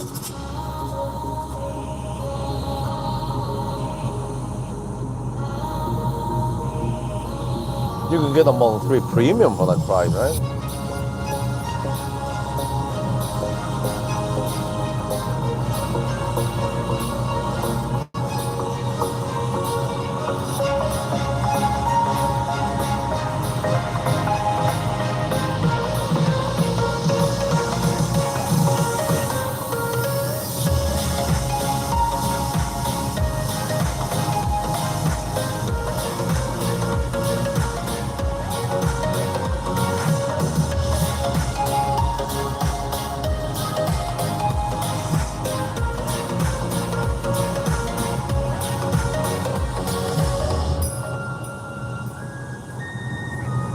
The consumption on this current leg now is 200 watt hour per kilometer.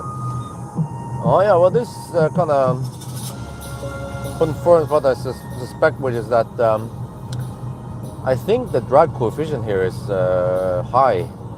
Because you know, in the Thunder drive we managed a staggering 110 watt hour per kilometer, but now when we hammer it, it's like 260-ish, right? We're gonna see in the high-speed stretch now, probably hit over 300 watt hour per kilometer for a compact hatchback. Yeah.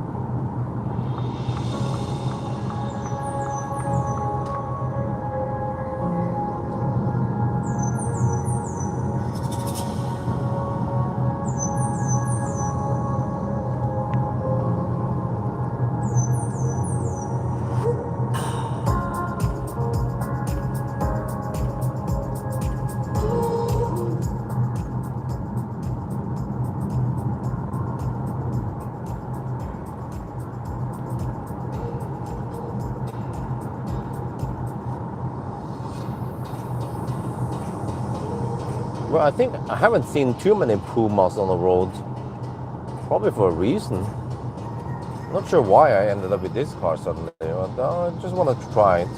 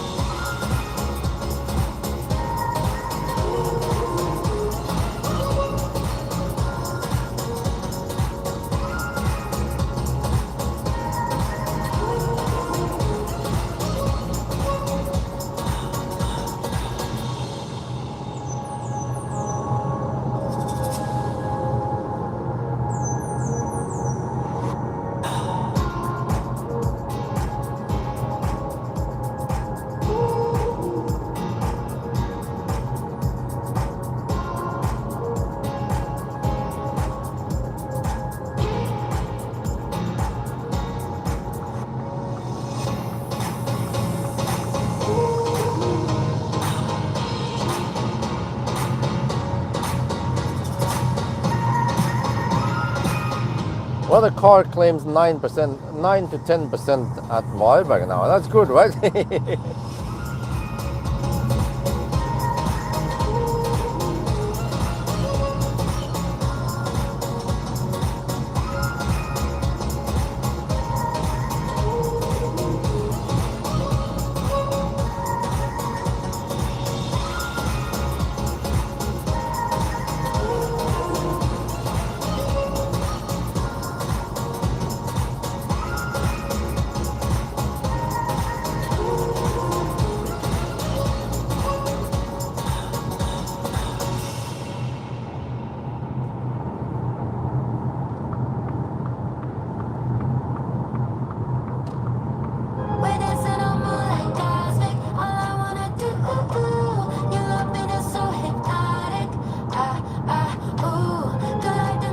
Oh shit, I just remembered something.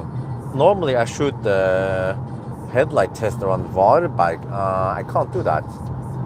It's gonna be too bright. I need to shoot the video soon. Yeah.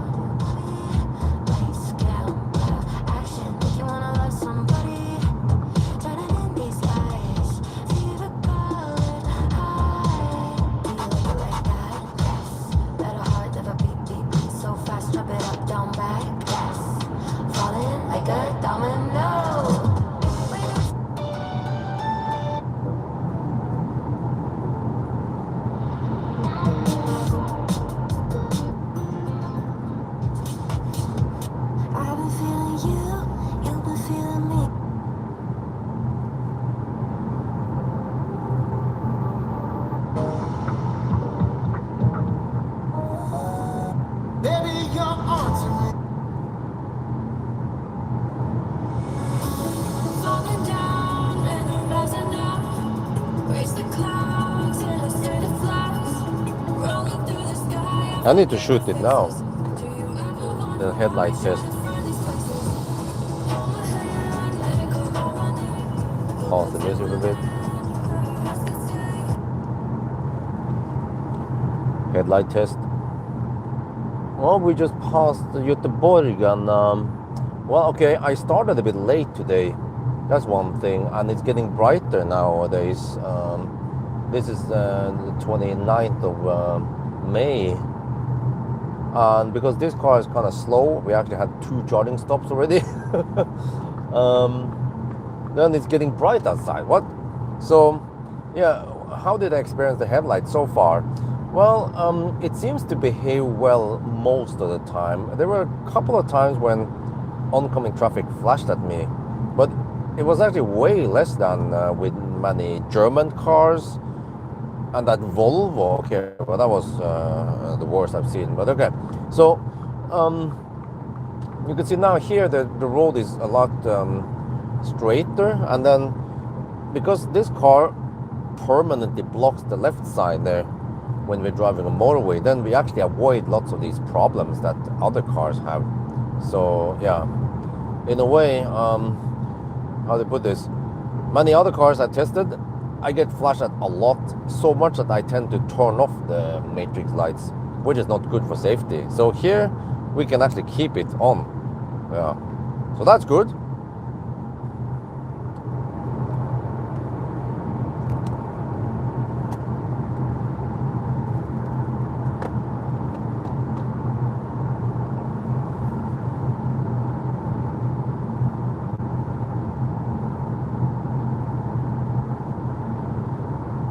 Okay, consumption. Wow, consumption is still at around 200 watt-hour per kilometer. 11% at arrival, really? We'll see about that. 38% left. 43 kilometers to go. What? Okay, well, no. Well, okay, I want to try to arrive at 5%. Even 10% is fine. Seems like. But then we should be able to get flat curve until 42%. And then also, that's the thing. We didn't get the best speed past 42%. It was going a bit up and down, so it seems like it's probably good to arrive at around 10%, and then below 10%, okay, you get the advantage of the max speed below 10%, but you then take the penalty past 42%, which means that even arriving with 10% should be good or okay, or the same, same but different.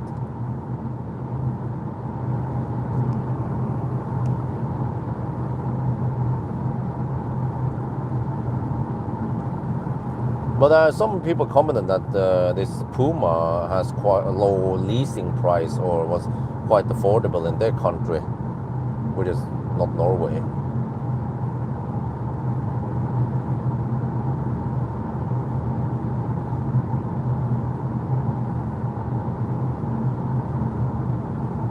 Ooh, it's getting bright already. Almost 3 at night. I wonder how it's going to be 21st of June or close to it when I drive the Xpeng. I think it's a G6 or the G9.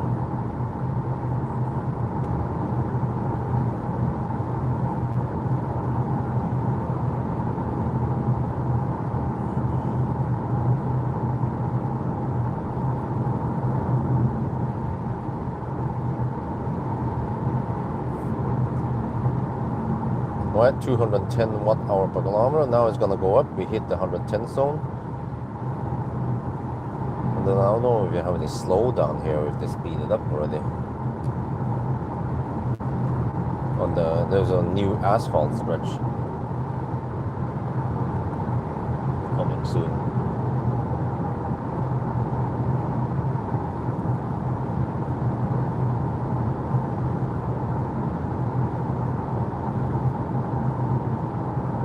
But the X-Bank runs, I mean, how to try to get 400 kilowatt chargers. Fortunately, they are getting more and more available now. But we can't expect more than 400 kilowatt. But yeah, I mean, if we can boost 600 amp, then I can probably go flat 400 on some of those cars, or at least around 350 for a good time, like with the P7 Plus. But actually, the P7 Plus has the smallest battery. G6 and G9, they have bigger battery, and especially the X9. Yeah. In the X9, I would just go flat 400 kilowatts until, I don't know, 50%, 40%, hopefully.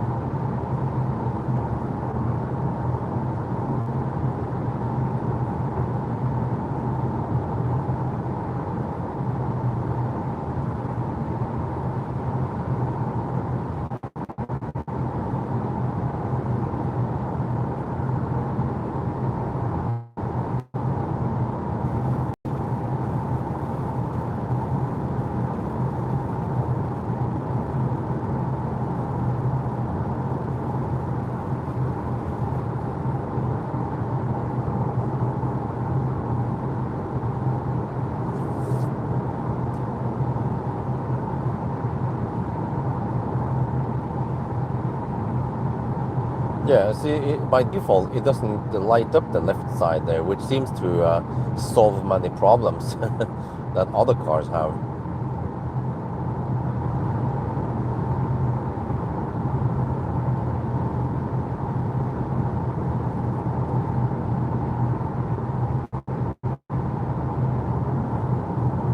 Dude, it's gonna be bright before we arrive at Halmstad even. Well, actually, it might be quite bright already around Falkenberg by the time we get there. Because we have to drive now to Varberg, I think, and then charge, and then hammer it. I need to figure out where the heck I charge next. And Halmstad is around 70 kilometers past Varberg. Yeah, it sounds like I need to stop at Halmstad. And then I can probably go, yeah, then I can go to turnaround point and then back to Halmstad. And then back to Varberg. I think we have roughly a plan. And then just follow, I just jump between the Ionities. But then I can't go from Strømstad back home. I have to stop at somewhere in Norway with cheap charging. Then I can go for supercharging. I think actually Vestby was the cheapest out there. Even cheaper than Ionity. And then home, yeah. I think we have a plan. And then how many charging stops will that be? Let me see, 2 so far, 3 Varberg, 4 Halmstad, 5 Halmstad, 6 Varberg, 7 Spekkerud, 8 Strømstad, 9 Vestby, 9 charging stops. But the route planner wanted me to stop 7 times. No, we go 9 times, yeah. 9 is the best.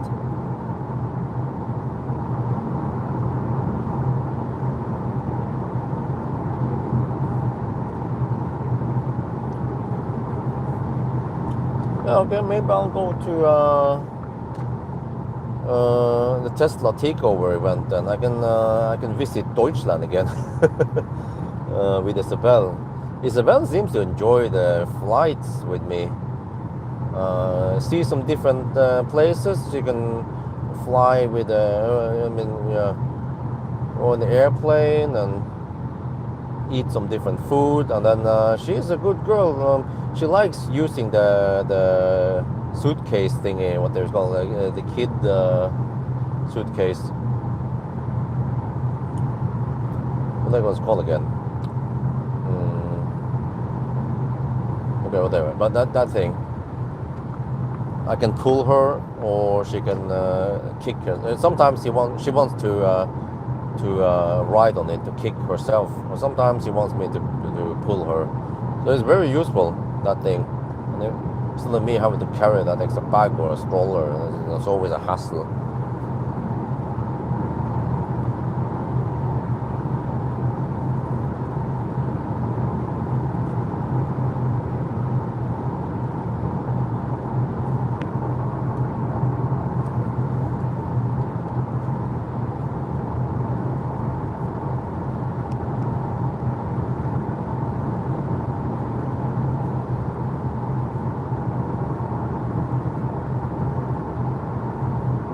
Nine times? Well, yeah. Well, I don't know.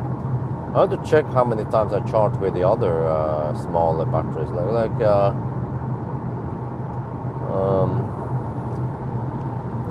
My Inster had quite flat curve. I think I went for around 70% on Inster.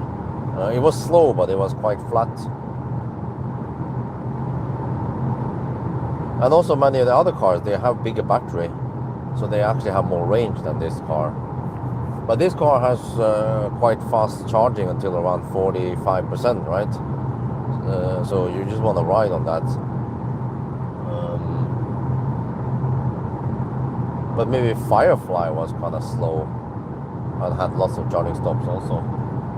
This Firefly has even smaller battery than this.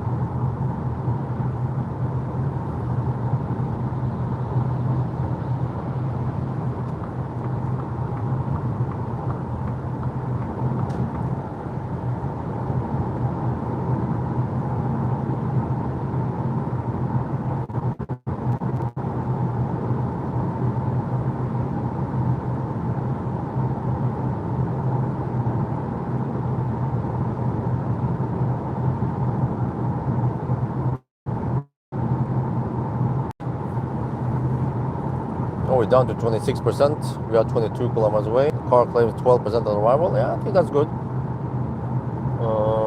I don't think I would dare to try to go for Himle. That is around 12 kilometers past Varberg, but it's in the 120 zone. Yeah, I kind of see what's gonna happen, and if I hammer in the 120 zone, I'll suddenly get 0 kilowatt, or I mean, no power. That was super scary, man, the way it dropped.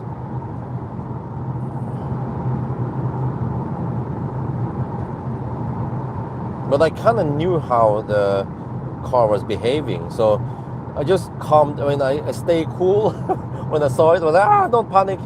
Just kick back on the power demand, wait for it, wait for the voltage to go up, and then the power comes back gradually. Yeah. And then also after that, then you don't want to demand too much power. And the seems like the percentage dropped faster and faster towards the end, but it wasn't like Mazda fast or the D-Pal. Yeah, ironically, D-Pal drops quite fast towards the end when you go deep.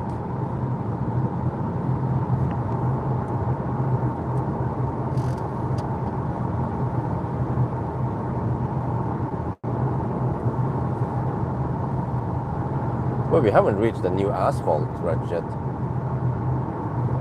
Yeah, we go around 100 kilometers on each stretch. First we went 100 with full battery, and Norway stretch we could go 195 kilometers. Then we went 94 kilometers to the next stop, and then we went 107 kilometers to Spekerud. No, wait, how is this again? It was first 195 kilometers to Tanum, and then 94 kilometers to Spekerud, and now we are going for the longest stretch, actually, 7 kilometers. On the way back is going to be kind of tough because we have to go 118 kilometers from Spekerud to Strömstad. Well, I could bail out at Tanum, but oh yeah, wait. I might want to go for Tanum when I think about it. And then, oh shit. And then, yeah, after Tanum I could go maybe,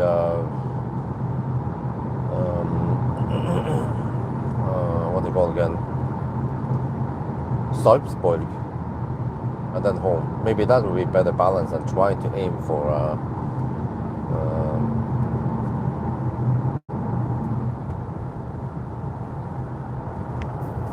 Vestby. Well, I'll have to recalculate once I'm closer on the way back. Here we have the slowdown. But to check here, it occurred at 49, right? I think it'll be like last time. There's only 1 minute slowdown here.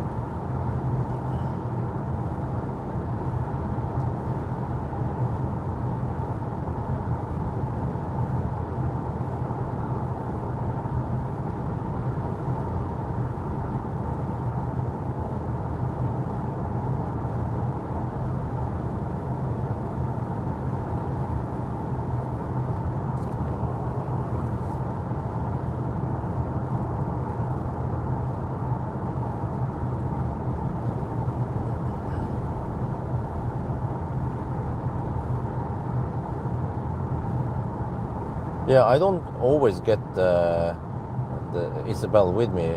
For example, when Mercedes invited me for the VLE test drive event in Bilbao, then they said no children there. But at least Xpeng was fine with that, and also Electrify slash Siva. And now it seems like Electrify Siva again will be the host or the sponsor or whatever. They will probably pay for the expenses for me to go there. But I just have to double check about this, the passport first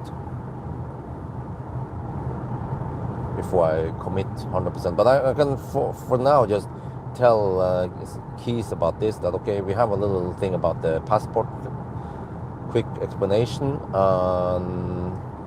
that we can get the emergency passport, and that I find some dates, a time, Lufthansa, most likely we will go Lufthansa.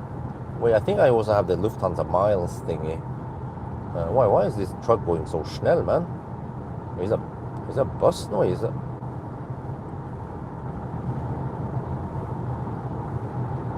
How can it go so fast? Isn't it limited to 88 kilometers per hour? No, it's a bus. I just realized now. Yeah, okay, it's a bus. Well, it seems like buses they can hammer at 100 kilometers per hour, or maybe more.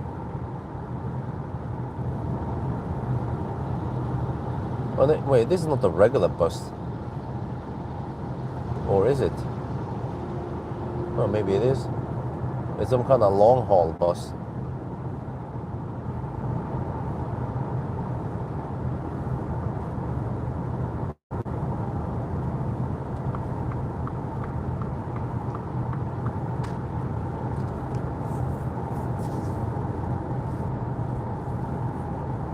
Uh, 4 minutes into the 90 zone now. I think it's supposed to end right around here. Yeah, so that's 1 minute of deduction.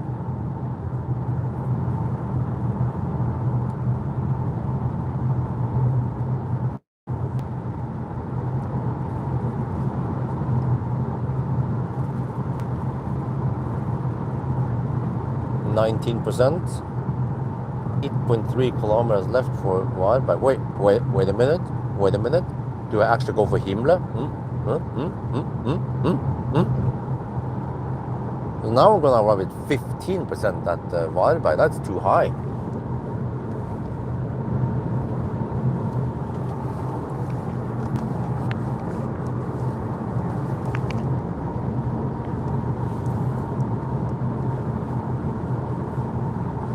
Because if I for Himmler, then I could go for, well, I'm not sure, Mellbystrand, but no, the high-speed stretch is going to be quite intense on the consumption of this car, which I believe have poor aerodynamics or high drag coefficient.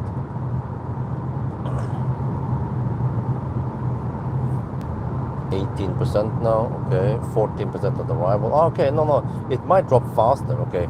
So even if it's around 12%, I think that's even okay. We might get a better charting curve now if we arrive with 10% more.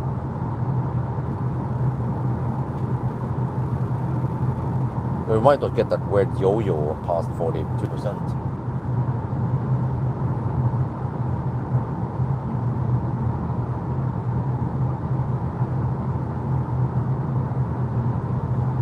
We'll see. We're still 5 kilometers away from Varberg.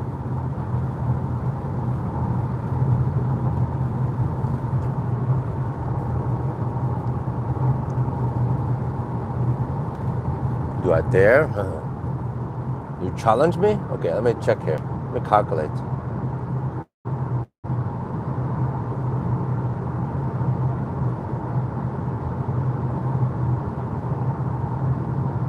OKQ8 Himmler. Search.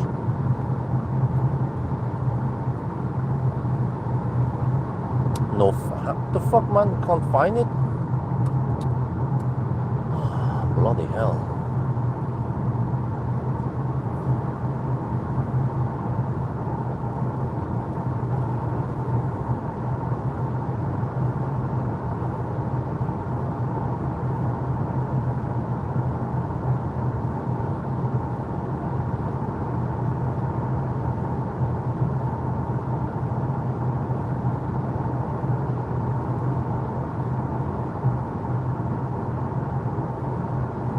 Oh, I found it. Found it in the map. Come on, you're so damn slow. Come on, can you just click on that shit, man? Dude, I click on the damn Himmler shit and then... Come on, we're gonna exit soon. 15% left. Jesus Christ. Can you just navigate there? This piece of shit navigation. Can you... Okay, let's go for Himmler. Come on, I just can't click it. There. No, wait. No. What the heck is this? No, not the... Holy shit balls. 14%.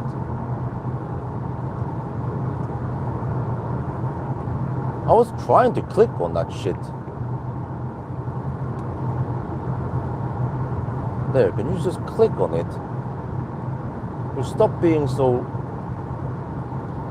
There, it works. Holy shit balls. Okay, let me see. 13 kilometers to go. Yeah, okay. Challenge accepted. Always go deep. Uh-oh.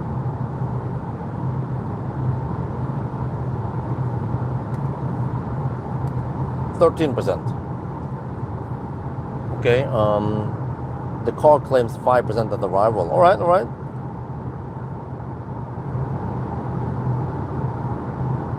%6% at arrival. I think we're good.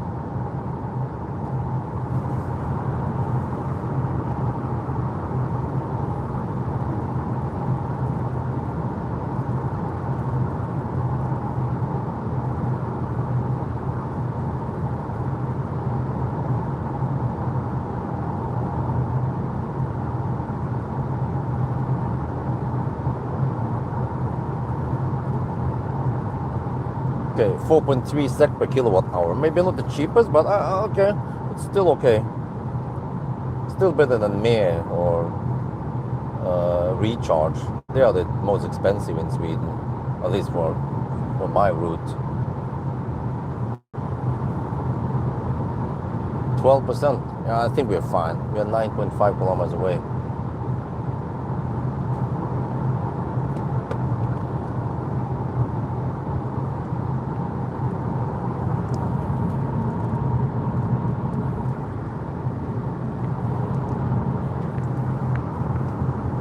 %.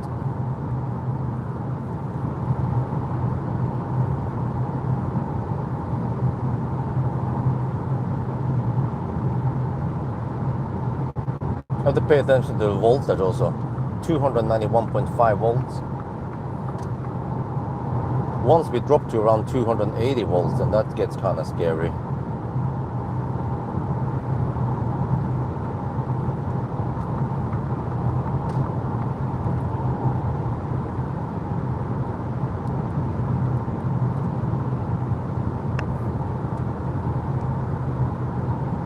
%.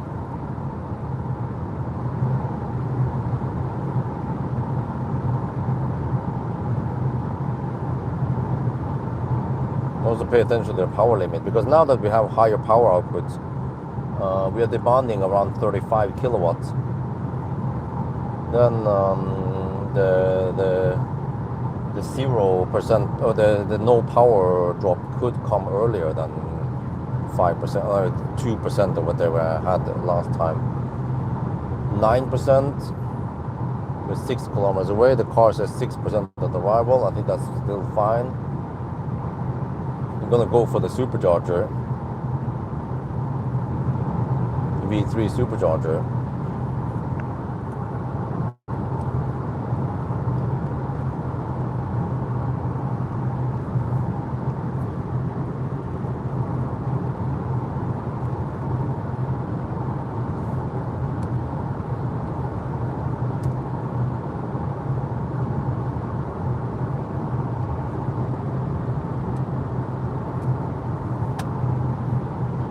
%. We're only 4.5 kilometers away, but this is good. In case you have a little bit too much juice, then we can always go past Varberg. Since this car is not too picky on what kind of charges we get, as long as we can get around 300 amps, that's good enough. I didn't pay attention to how many amps we needed to pull, but most chargers can deliver 300 amp. 7%.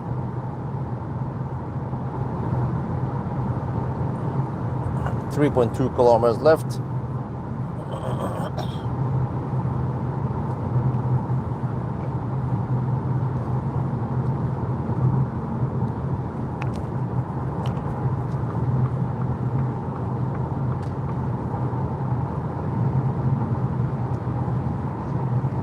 %.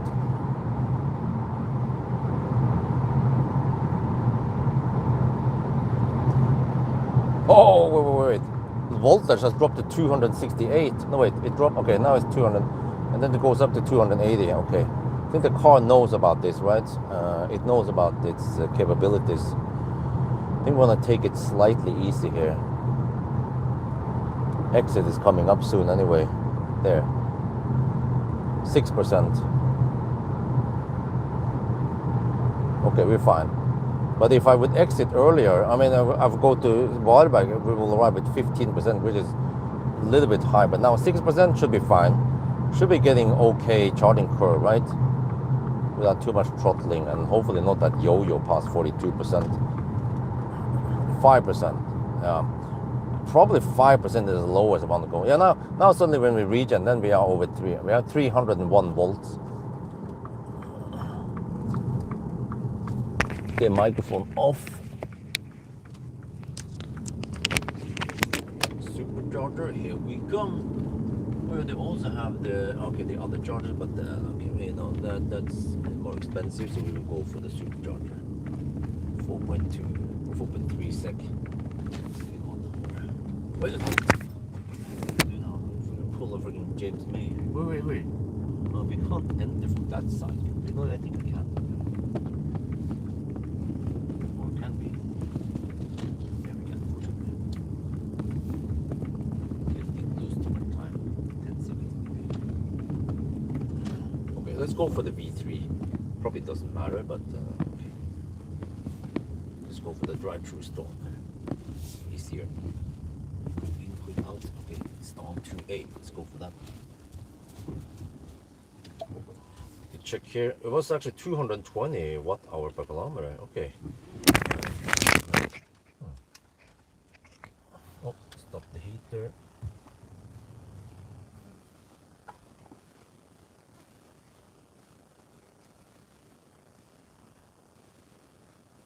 Himmler.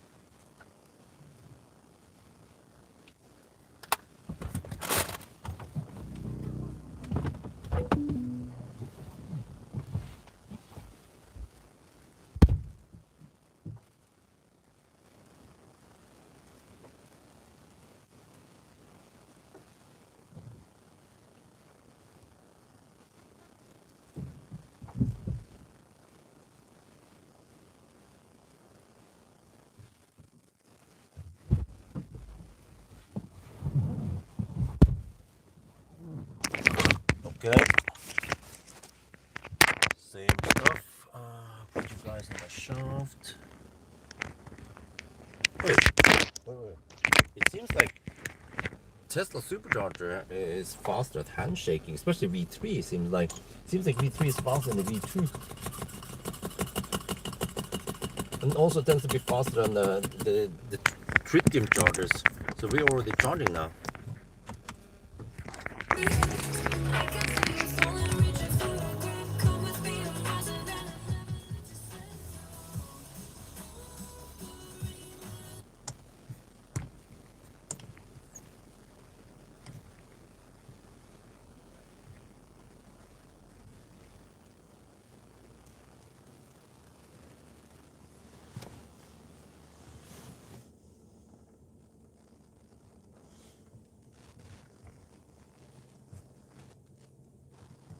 Well, if I'm lazy, I could just do. Wait,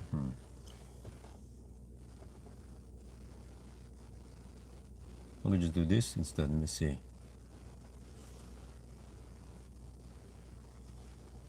No.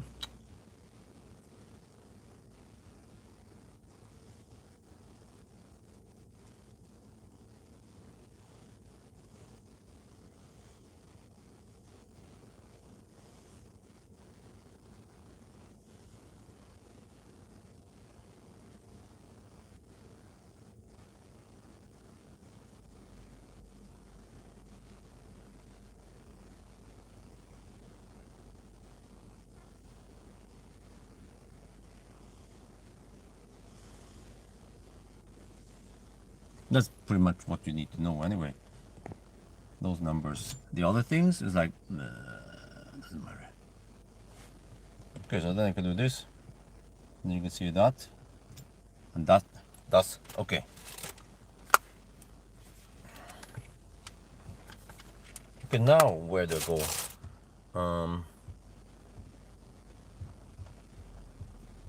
Mellbystrand. Just visit a bunch of superchargers on the route today. Halmstad? No. Okay, let's aim for Mellbystrand. I feel like that's the way I want to stop.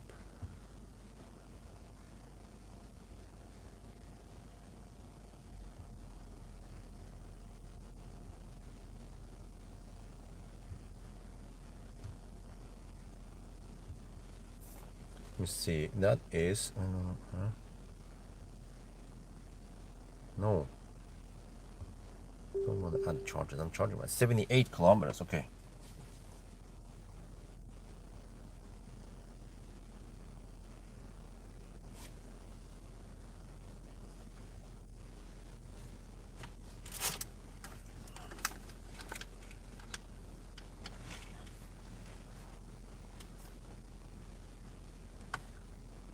Right, all good. We get 95 kilowatt from the start. So actually, this is kind of weird because car scanner now, you can have duplicate variables. So I repeat them here at the bottom, because the live stream people, they can then see, they will see this, which is the car state of charge, and then the stats here. They usually just want to know the power and the volt and amp. So you only need I can show you here. We only need 284 amps roughly. With the voltage, you max out at around 95 kilowatt. Yeah, so this car is not that picky on charging. But okay, anyway, I think next stop is going to be Mellbystrand. You see, that is, wait, this is kind of clumsy. How do you see that nice overview like I've been seeing before? Well, if you click here, you don't see it. Nope. If you click here, you don't see it. Nope. Here, nope. Nope. You can just get the turn list here. What you need to do is kind of weird, is have to click here on the tool button and then trip overview, and then you click on detail, and now you see how many percent you will arrive with. Oh, okay, it's charging now. So 78 kilometers. This is the high speed stretch. I have to expect high consumption. Possibly 300. No, wait, 320 is my guess now. 78. Okay. 62% I expect. Let me see what a better route planner specs.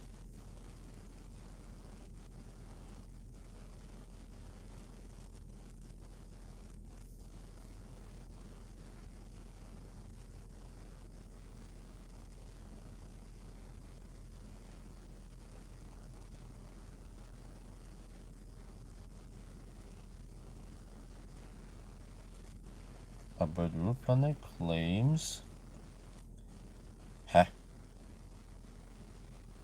34%. Are you kidding me? Wait, let me check the parameters here. Did I choose something weird?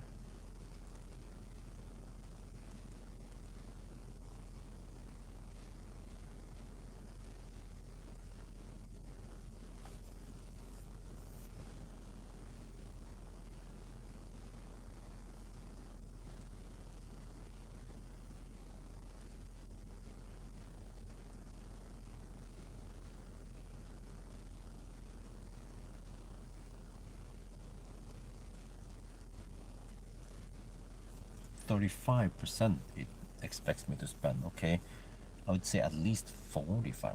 What is that? 15 kilowatt hour to go 78 kilometers.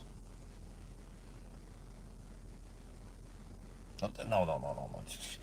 A good route plan is way lost here. It expects me to spend only 192 watt hour per kilometer. It's gonna be 300 at least.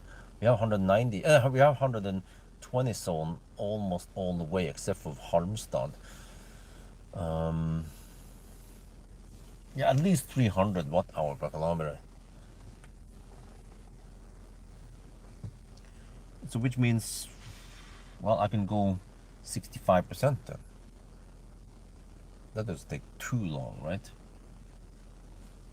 Well, the car is nice and flat curve, at least until now. Okay, we'll see soon.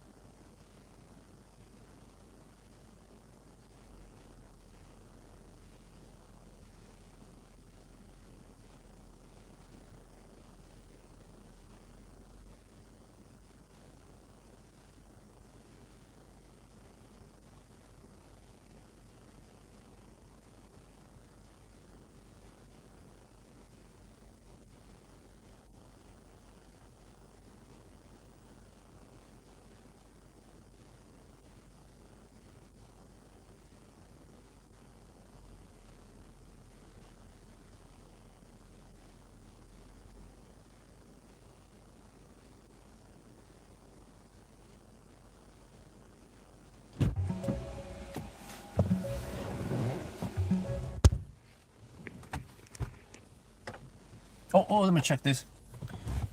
Oh, wait. Oh, and then it throttles. Huh. Slightly.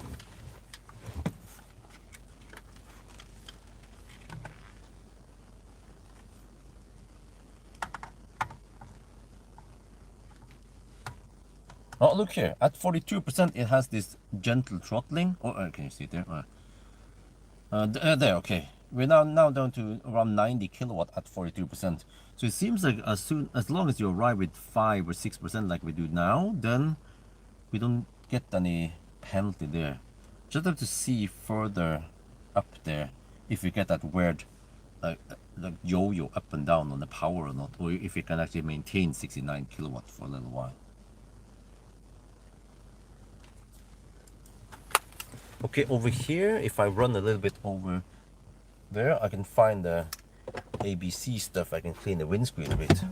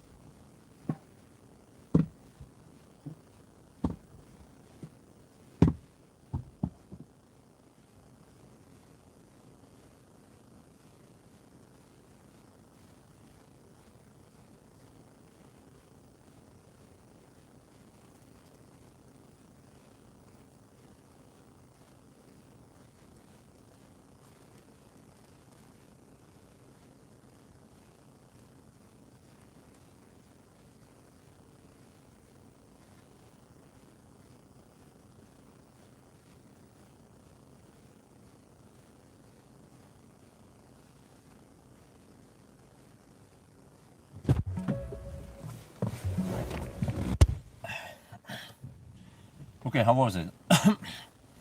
Ford, if you're watching, please go to that sound music. Okay. I have my second nothing now. And I believe we have to go 65% or yeah.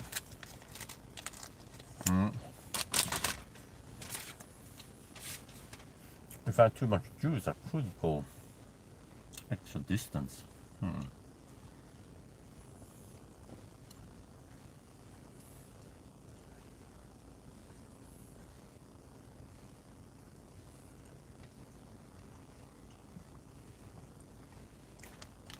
Well, I have enough now.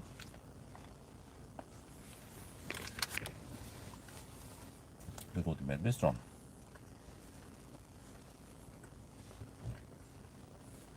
Let's see.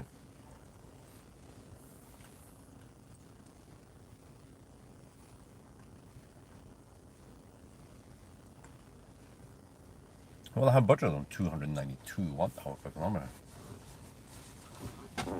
Okay, so it doesn't do. Wait, it still does that jump. Uh-oh.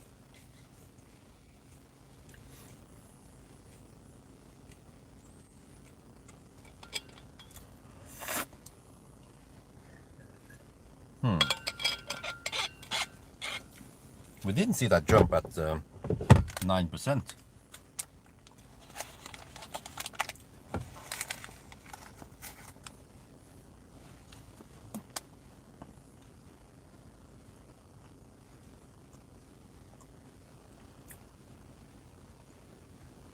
Well, we'll get this 57 kilowatt a little bit, and then it will jump up to 67, 69 kilowatt. There, see?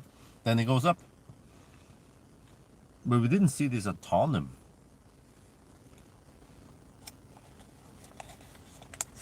So, I mean, it's not ideal to go 5%. It seems like you want to go, I don't know, maybe more than 8%. Well, arrive with 8%.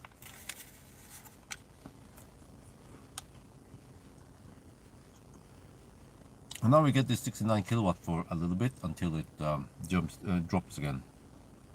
Yeah, but actually this is way better than before.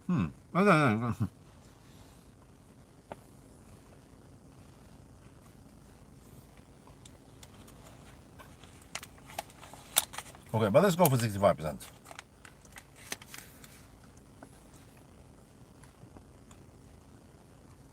And that should be enough to make this run.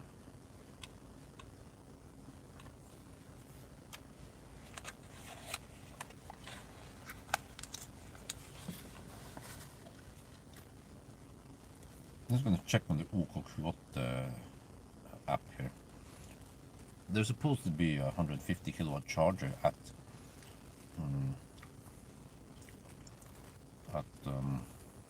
Hallandsåsen, which I never visit.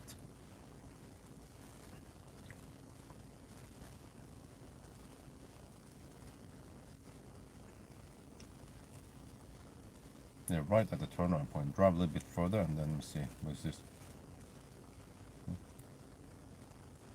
No, stop being annoying. There. Oh, it's a 400 kilowatt charger. Damn. But 6.19 sec per kilowatt hour. Oh, I'd rather not charge there unless I must.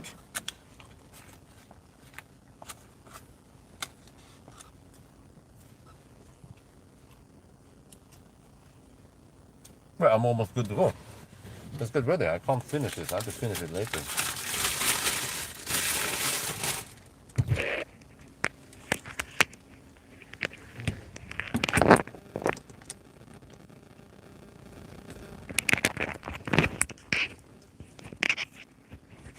Feel a bit good at least. Peed.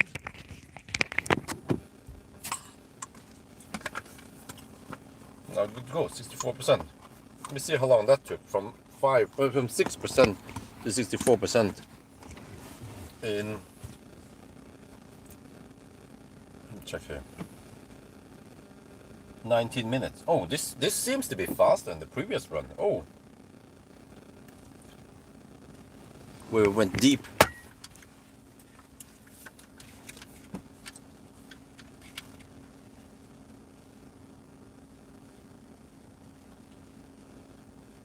Okay, we should have enough. This session seems to be faster. The speed here jumped a bit between 55 and 69 kilowatt just like the previous run, but it was faster because this time we charged from 6% to 66%, right? 65 here, but it's 66 there, yeah. In 20 minutes. Okay, let's go.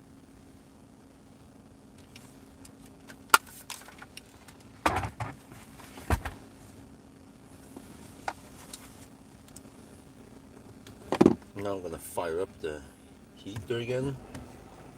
Stop the car and then off you go.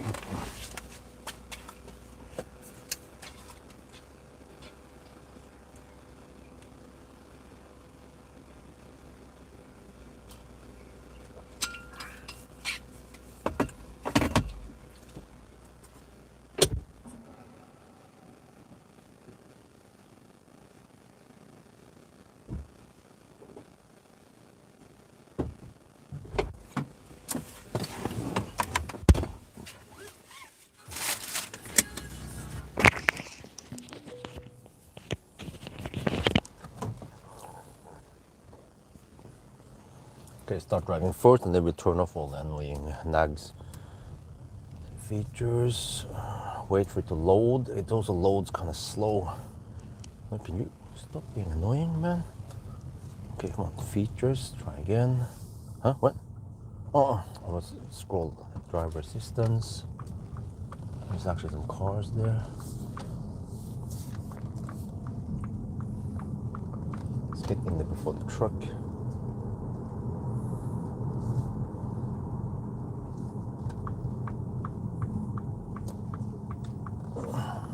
Wow, it's getting bright now. Okay. Full power. Power!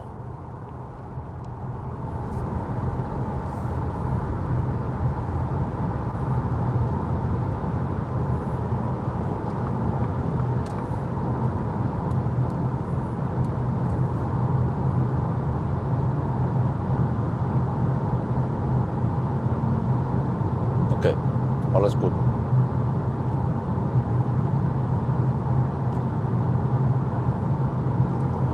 Now we go for, what the heck, man, it's so bright outside already.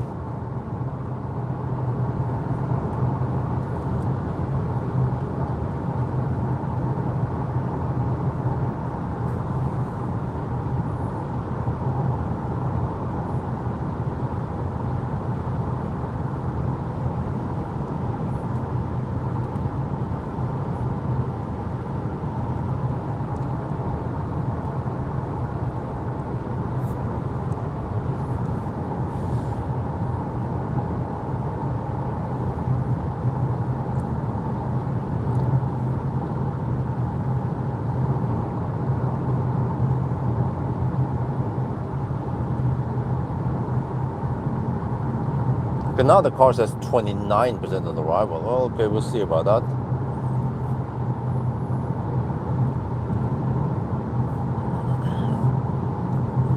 Consumption is 350 watt-hour per kilometer. That is a bit suspicious. Huh? No, that can't be right. Because we have driven only 4 kilometers. Yeah, the car is lying about consumption. There should be it should be 500 watt-hour per kilometer right now.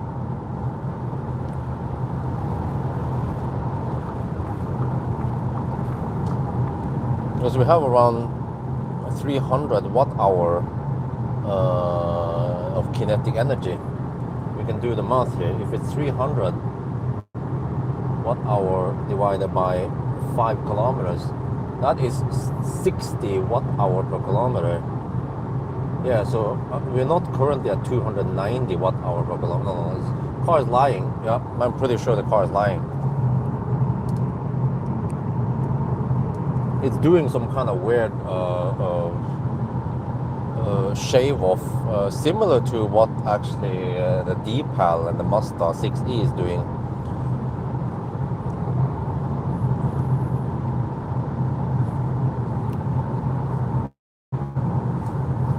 So we'll see. It's actually a quite long loop. If I would skip Melbystrand, I better have at least 15%, more like 20% left over, then I could skip Melbystrand and actually charge at Hallandsåsen, which is kind of expensive. I'm not sure if I want to do that. But also supercharge at Melbystrand might also not be that cheap.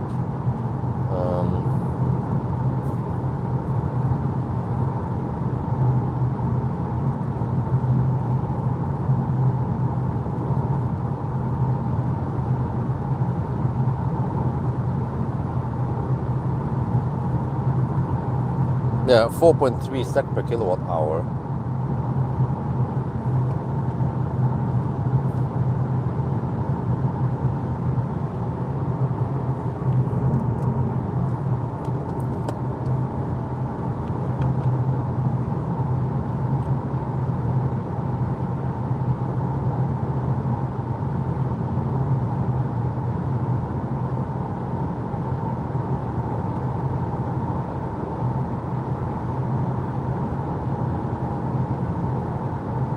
No, if you get black screen, it's just because I'm offline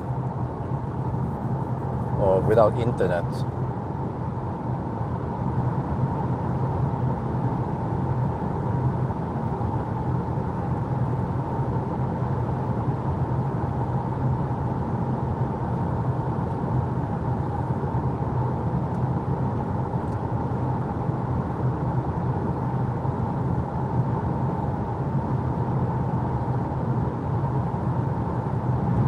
There we go.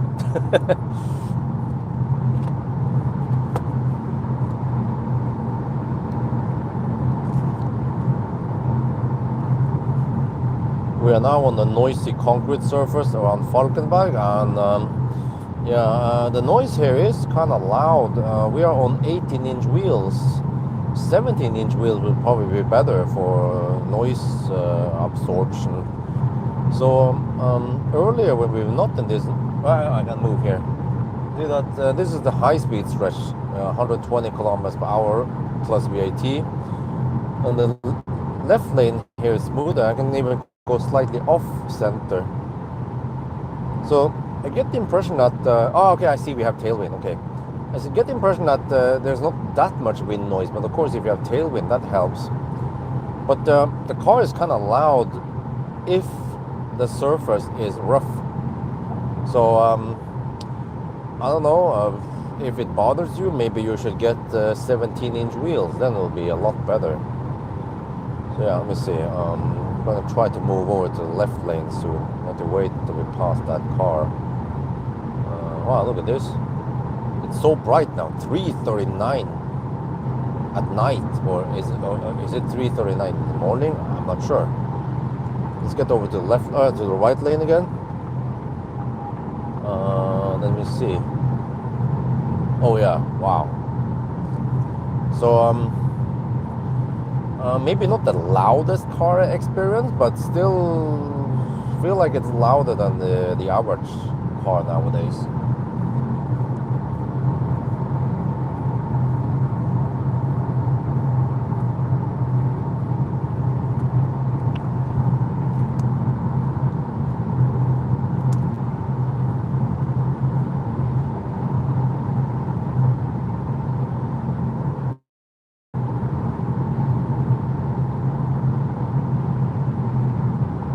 Okay, so I have tailwind now, which means I get headwind on the way back.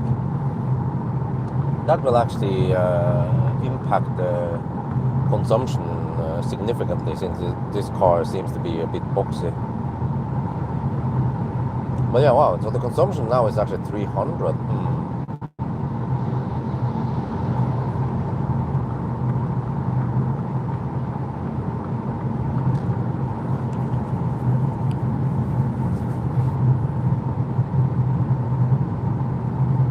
Well, actually, if the car is doing some kind of smart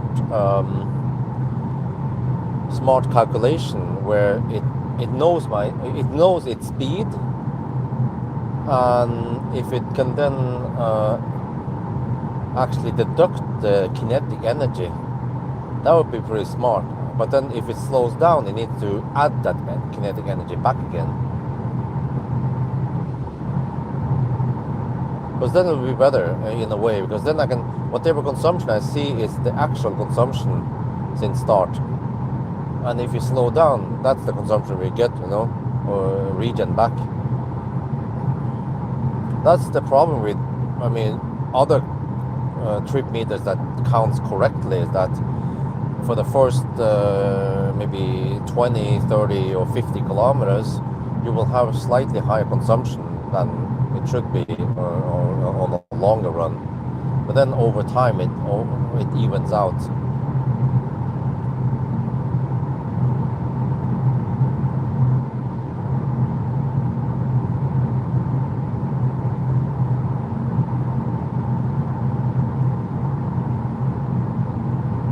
We can actually test this quickly.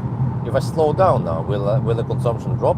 It's 300 watt-hour per kilometer, 290.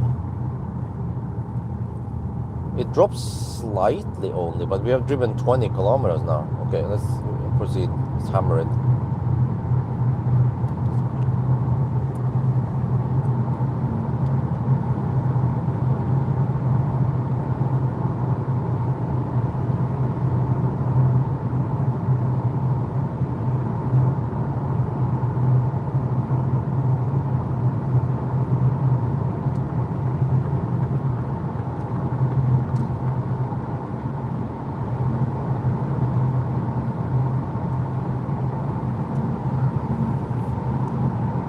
Is that a fat e-tron? No. It's a Q4 e-tron.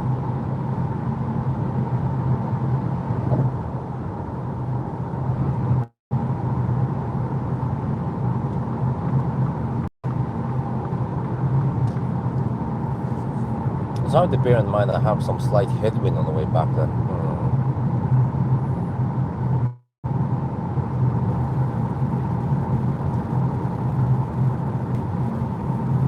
Man, I almost forgot how bright it is at night. But normally almost 4 at night. Let me see. Normally I will be able to start around 9-ish, 9:30, which means that by the time we are at around 4, usually at this time I will be on the way back. It will be actually 5-hour mark. Wait. 4, 5, 6, no, more like 6 hours. Like 6 hours into the challenge, I'll usually be at Varberg on the way north again. Yeah.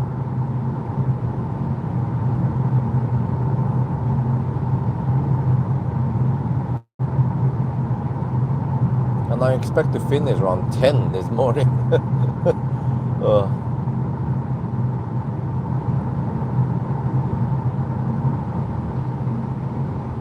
Then I guess I'll just plug it in, charge it on AC. And then it takes around 4 or 5 hours only to fully charge it.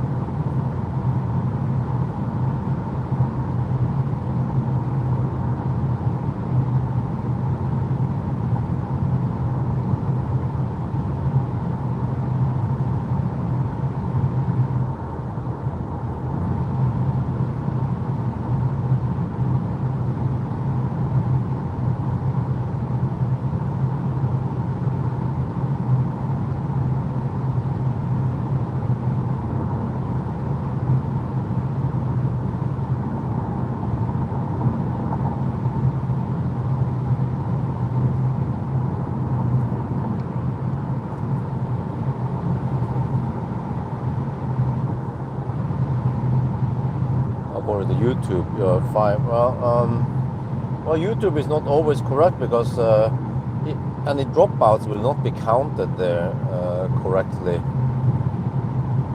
Well, it actually depends how it's counted. The playback, is different, but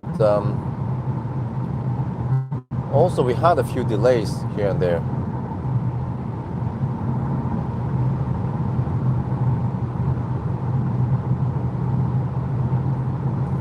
But if I look at the delays we have so far,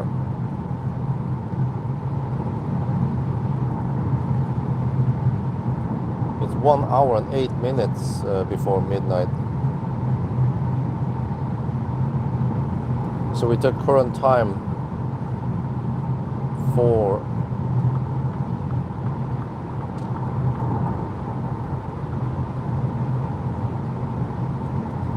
how is it?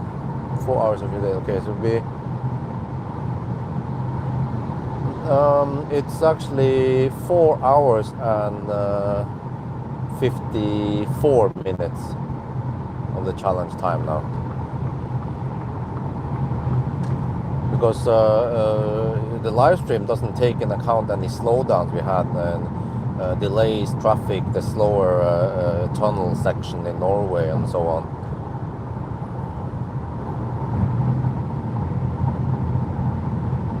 And we had the 90 zone past Kungsbacka.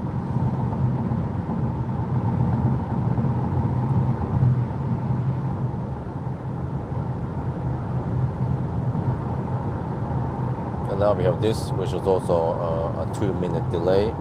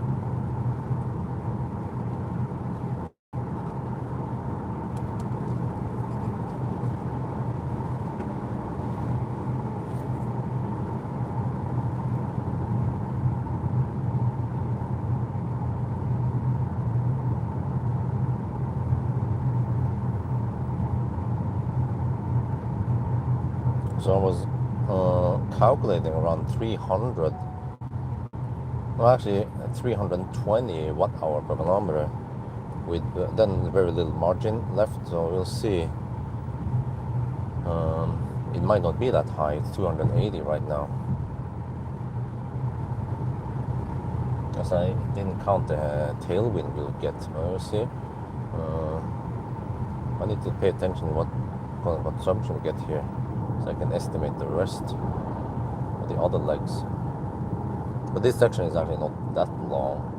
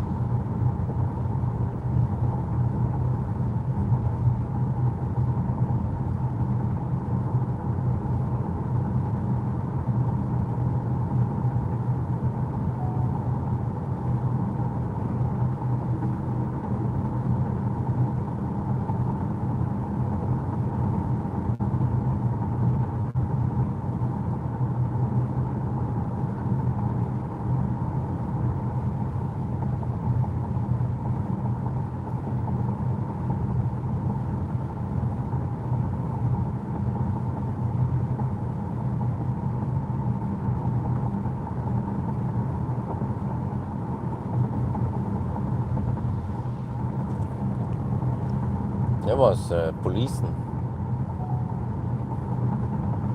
Okay, this stretcher is still the same length. It's been like this for a long time now, several months. But I guess they will want to finish it before July, right?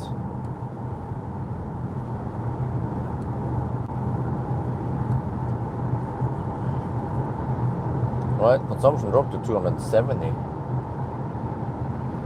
Now we go Schnell.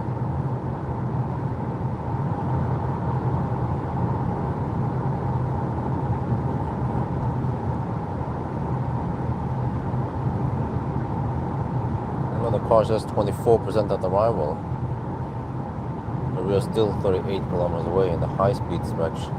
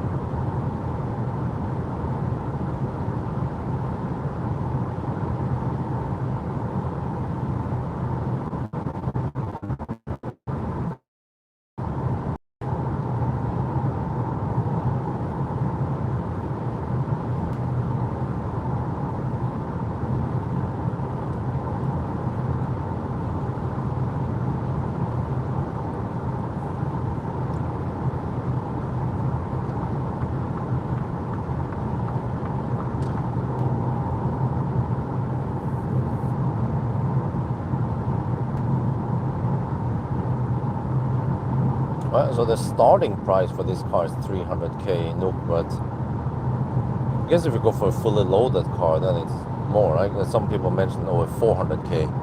But dude, for 410k or whatever it was, you can get an Xpeng P7 plus rear-wheel drive. That charges really fast, and it's plenty of space in there. It actually looks and feels quite nice.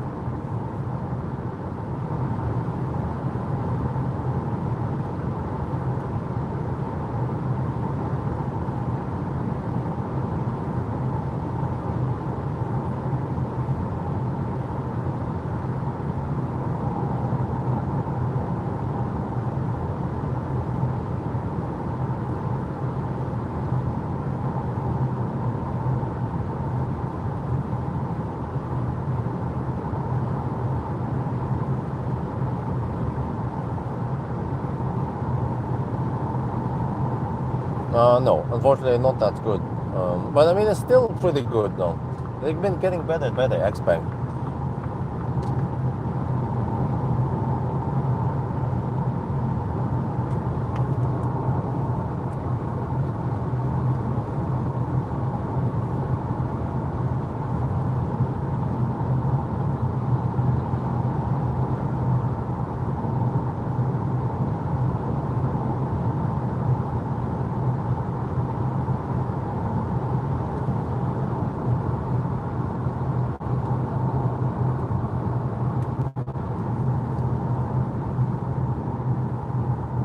A little slow down here, but it's not that long.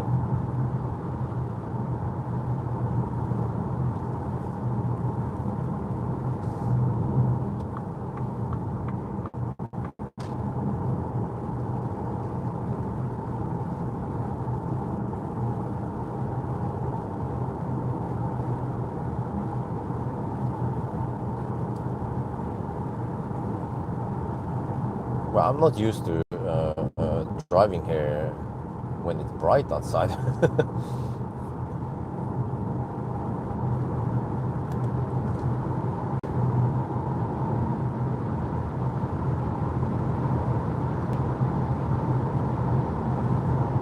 This car doesn't have that much oomph at higher speed.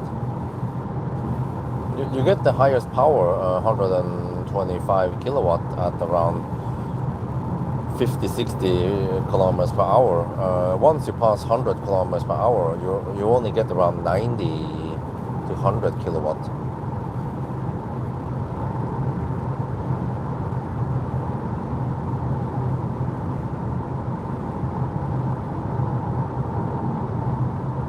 The performance is 50k more. Wow, that's a freaking good value for money, man.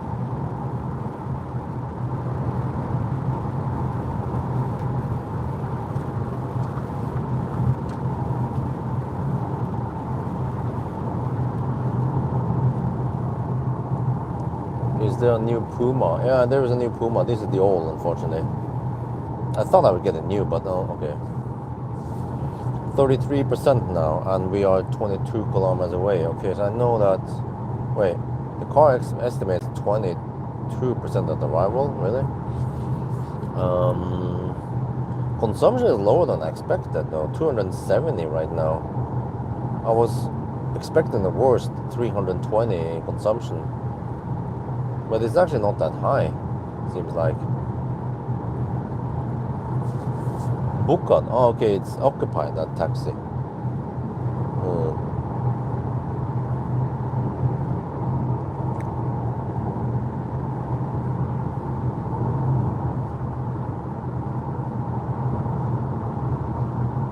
Too bad X-Men is slow to respond regarding testing the car. Well, yeah. Yeah, it's unbelievably slow, man. I don't know why. It doesn't take that long to just confirm, check, and then confirm. But I mean, do they have that many requests or that much to do? I'm still holding on to the date in there, but I need to reschedule the date slightly so it matches the Model Y standard that I have booked and confirm.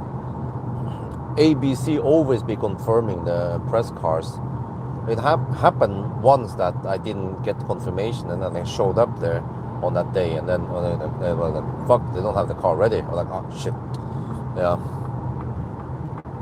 it's kind of silly because when they say that, "Oh, the car is available that date, this date to that date," and then I confirm on my email, "Yes, I want it," but then they didn't confirm back. Like, okay, it's been booked. So I know now how to deal with these press car guys or girls. Actually, many of them are also women.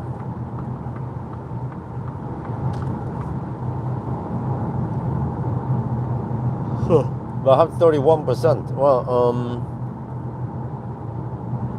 60 kilometers of range left. What, really?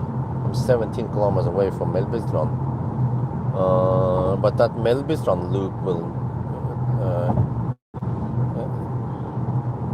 It's 26 kilometers, or from Melbystrand to the turnaround point is 13 kilometers. So that means 26 kilometers extra than if you want to loop around and go back to Melbystrand.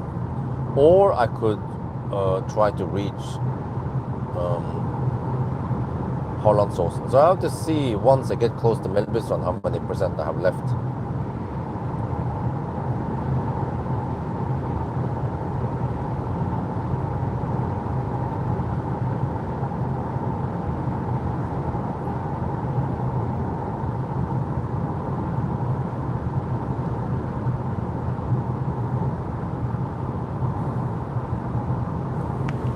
Would be interesting to just try that OK Kyoto charger for once. I think it takes, I mean, it probably accepts credit card.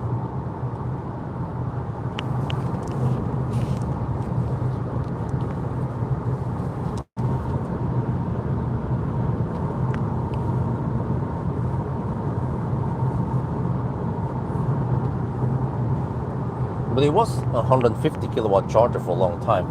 It seems like they have upgraded it to 400 kilowatt. I bet it's Alpitronic.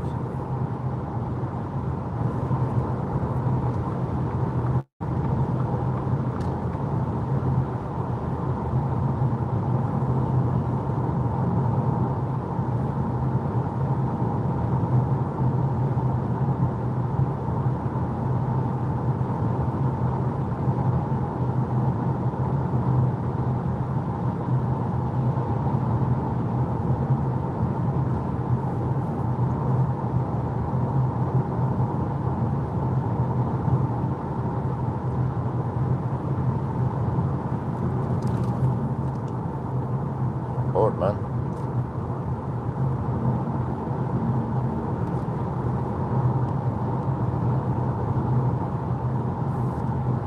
We're getting close to Melbystrand now. 12 kilometers left.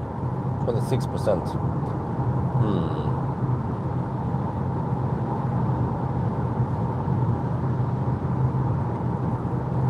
Okay, once I get closer there, I can quickly calculate.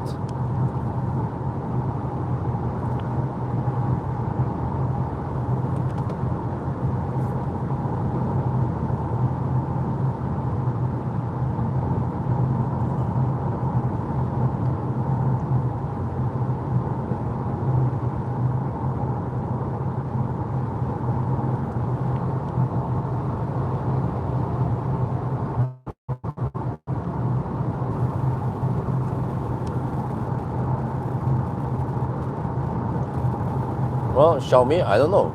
Same like Densa. Why don't they come to Norway?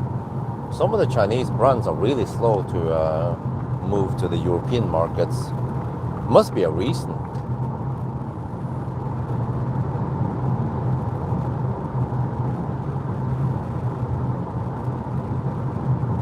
Okay, low range now, 25%. Well, actually, it triggers at 50 kilometer. Yeah, not percent. Okay, it's like an e-Golf or some of the other cars. Was it Fat e-tron also triggers at kilometer, not percent. But now it says that I will arrive at 20%. Okay, let me recalculate once I get closer. 8.4 kilometers away now.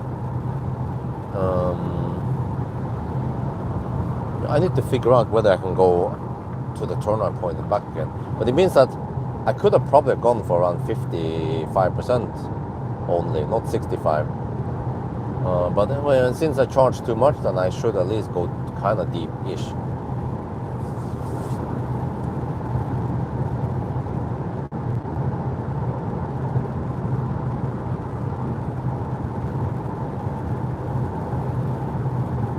Well, I'll try to maybe hit around 55% in the following sessions. Just trying to learn now roughly how much it consumes.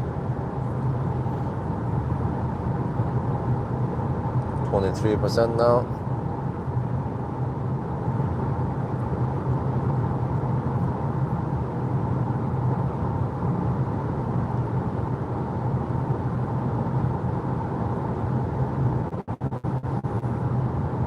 I could charge at the top there, and then go for Falkenberg.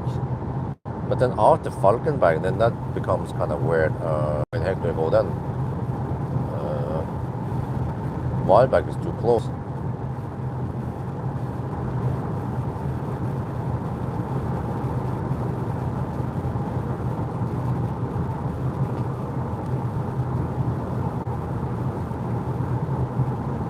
But if I can make it to Mellbystrand on the way back, then I can jump from Mellbystrand to Varberg. Oh, that guy is driving quite slow. Wait, or is it? We're almost at Mellbystrand now. Wait, is that another Baustelle?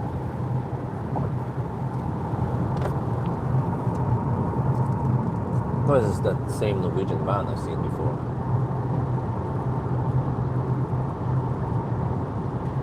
In 2 kilometers, there's Baustelle. Okay, I have 21% left.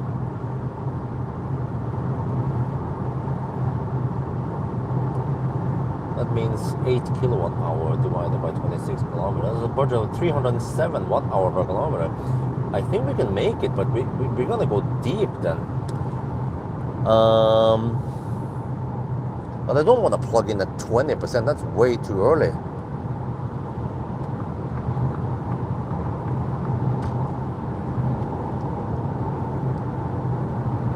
I guess we'll go deep again. Always go deep.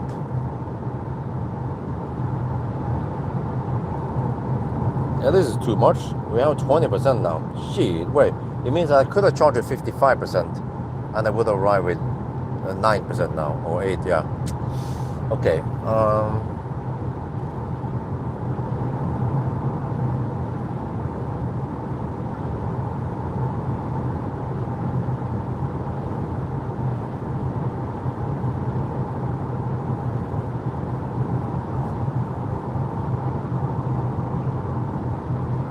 Okay, we'll go on the way back now.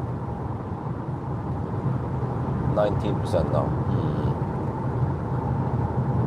Well, or I could stop. Yeah, I mean, another option is I could stop at the top there, Hollandsåsen, and charge on the 400 kilowatt, and then we just take it from there.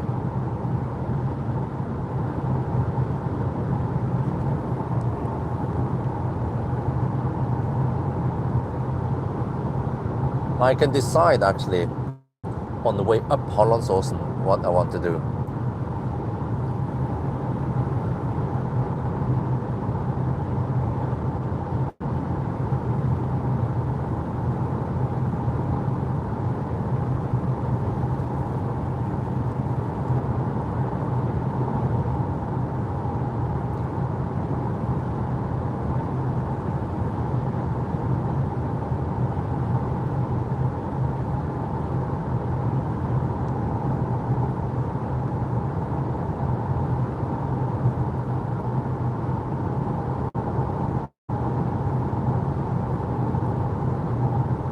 But I should calculate again before we start going uphill, because once we go uphill, then it kind of messes up things.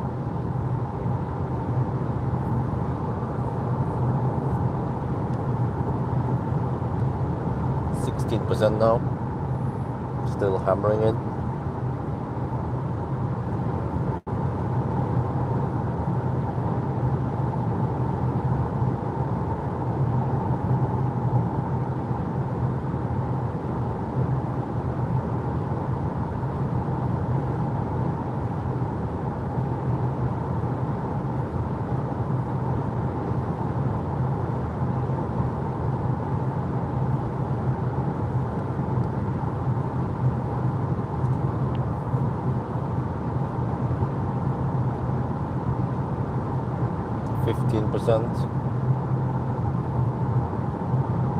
I think we should be safe. But now we also enter the 110 zone.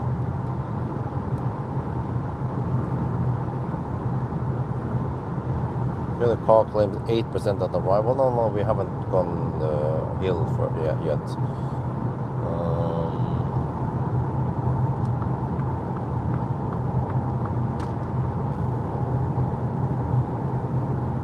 Consumption is 280 only.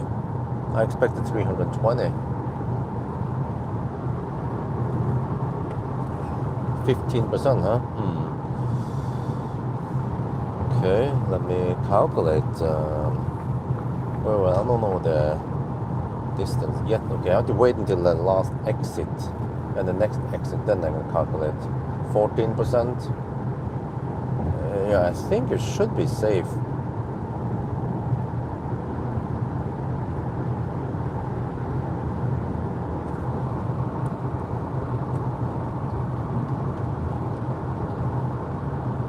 Now we have crosswinds, not too much head or tailwind.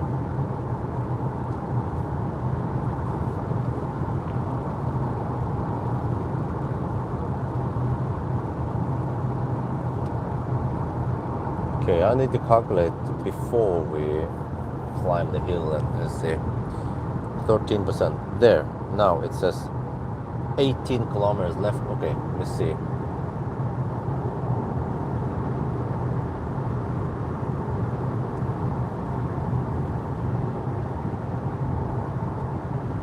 I have a budget of 266 watt-hour per kilometer. Okay, which means that I just have to take it kind of easy towards the end. Then we go deep. Okay, and also now we are climbing the hill with 12%, which is safe. If you try to climb the hill with 5%, that's kind of scary. But also means that we will rest the battery on the way down. So I just have to take it slightly easy in the last stretch here. Once we hit the 120 zone, then we can make it. And now it says 3% at arrival. Okay. Yeah, I think that's still good, right? I hope. 11% now. Okay, I think I want to avoid the Hallandsåsen charging there. Over 6 SEK per kilowatt hour versus 4.3 SEK at Mellbystrand. Okay, I'll take Mellbystrand. And it matches better. Then I can jump from Mellbystrand to Varberg, I guess. Wait, where did I charge before?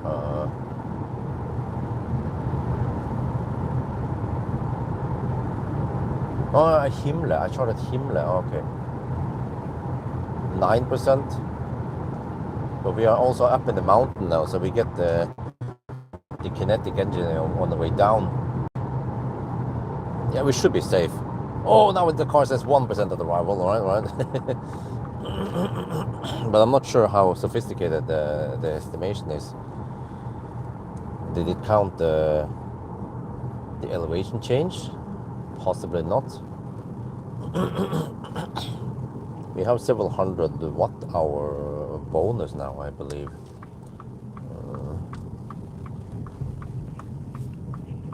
Yeah, let's just skip that. I don't want to go for the charger there.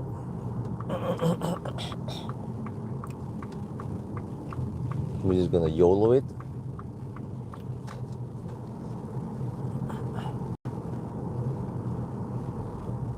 Four, 5.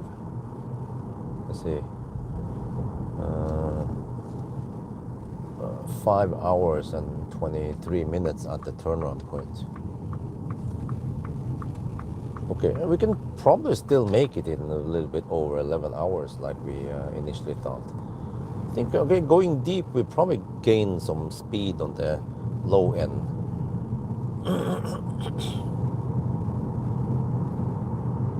8%. Okay, I don't want to hammer too hard now. Let the battery rest a bit. Well, actually, it will rest soon down the hill. We need the voltage to go up.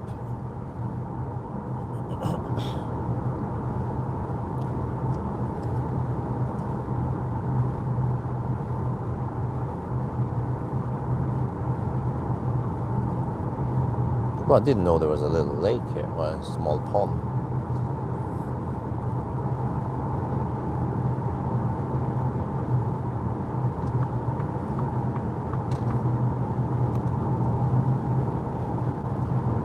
Okay, let's hammer it down the hill. That's relatively safe.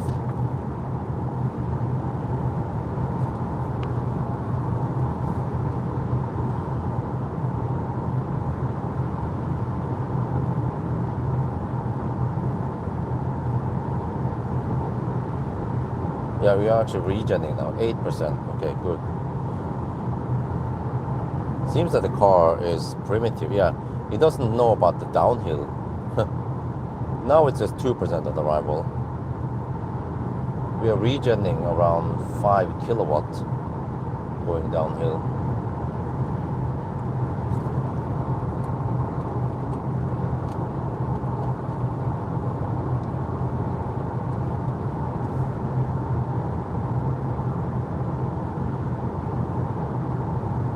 Okay, 8% and 10 kilometers to go. Yeah, we should be safe. Just have to make sure to not hammer too hard towards the end.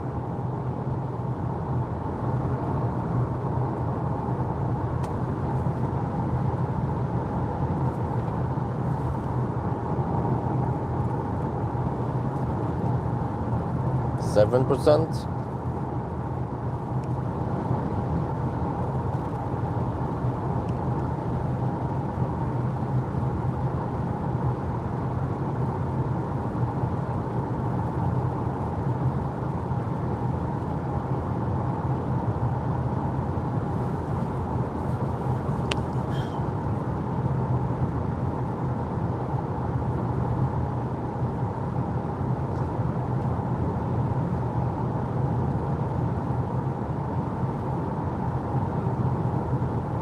6%.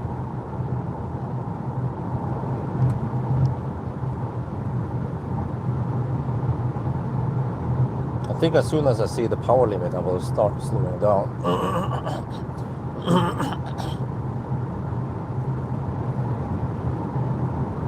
We're still at 100% power limit. It should happen around 4 or 5% power limit. Here's the 120 zone. We're not gonna hammer too hard.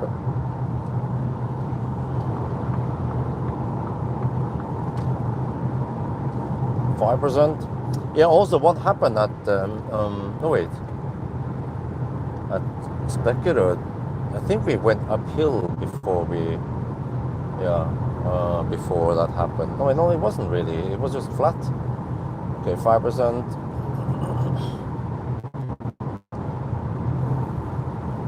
Still 6 kilometers left. Okay, slow down a bit. Slow down, cowboy. We're not losing too much time. We're only driving 5 kilometers until we. I wanna take it easy now.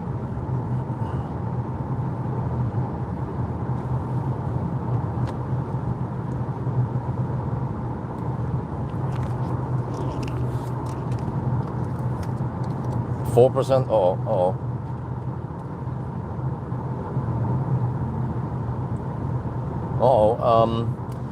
We are now, we are going kind of deep because I either had to plug in at 20%, which felt a bit too high, or I would go to the turnaround point and then we go to Melbystrand. And the car estimates 2% as arrival, so we just have to be careful now towards the end. Kind of drive a little bit slow, pay attention to this, and then at 2%, things starts going bananas. So we are 4 kilometers away. Yeah, just hopefully this is fine. Okay, come on. Please don't die. Please don't die this time, okay? I'm not gonna demand too much power this time. Yeah, I think we should be good.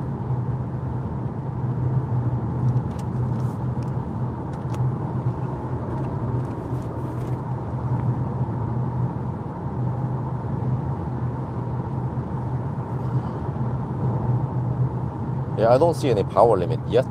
So I was hammering harder on the previous run. There's the exit. We're gonna start slowing down. It's fine. Still 100% power. Oh yeah, still 1 kilometer left for the exit. Okay. Oh, now it says 1% at arrival. Oh, there's the power limit. 88, 86%, 85. 83, 81, 80. Okay, let me 77. There's the power limit. Oh, and then it goes up now that I slow down. Then okay, we're back to 98% power, and here's the exit. Once you exit, you will regen, and then voltage goes up. So 280 volts already.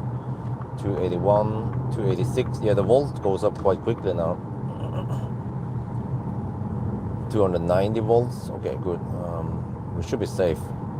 97 kilowatt power limit. Over here we can't hammer too hard anyway because of speed limits. The region, yeah, this is what we need.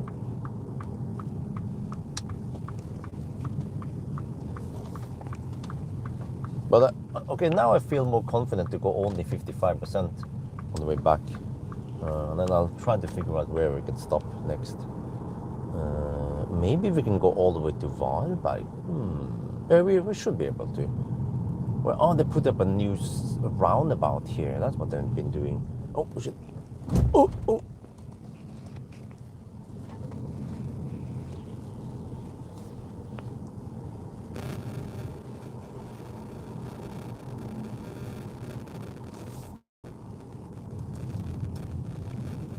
So that was 270 only on this leg. It's going to be a bit higher on the way back because we have headwind. So I'm guessing, but no more than 300. Okay, so 320. No, we're not going to get that high consumption. Then I'll figure out roughly, try to guess how much we need for Varberg, which should be around 90 kilometers from here.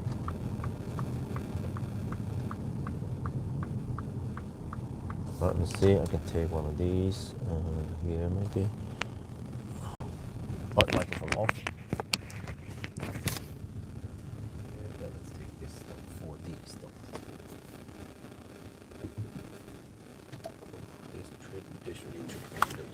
Stad is 507 kilometers now, 230 consumption, 2%. Mellbystrand. Okay, let me heater.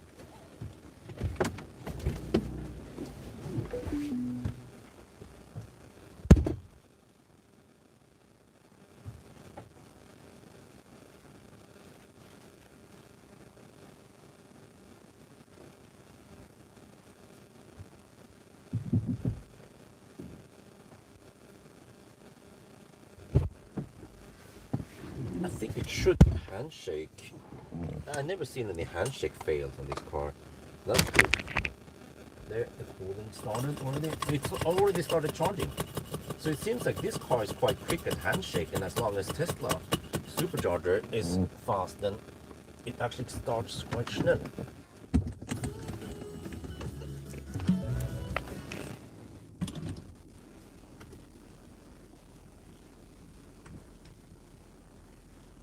There we go.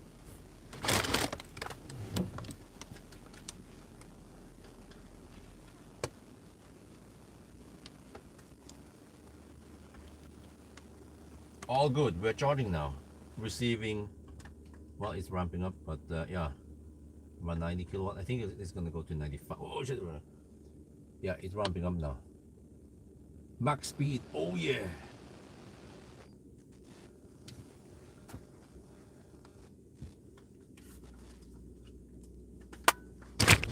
Okay, let me see.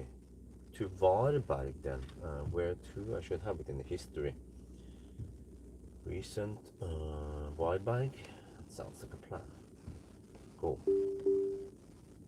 Details. 91 kilometer. Alright, we try to calculate here. 91 kilometer times 300. Okay, and then again? No. Wait. We did drive over 100 kilometers this time, and we charged at 65%.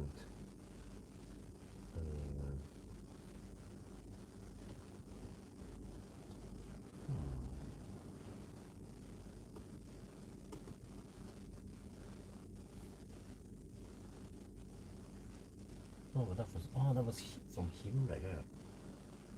Really? Do I think to go 65? What? Can't be right. We also have the slow stretch. Yeah, that's true.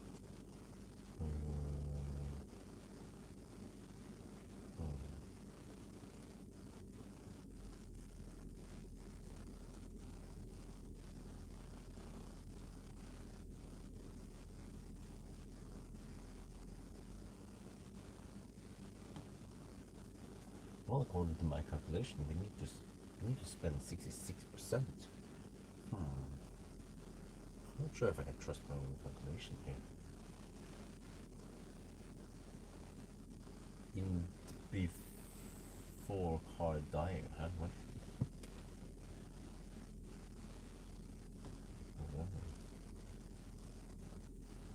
Well, and also I'm not sure if I get any good estimation with the route planner. And then with the wire.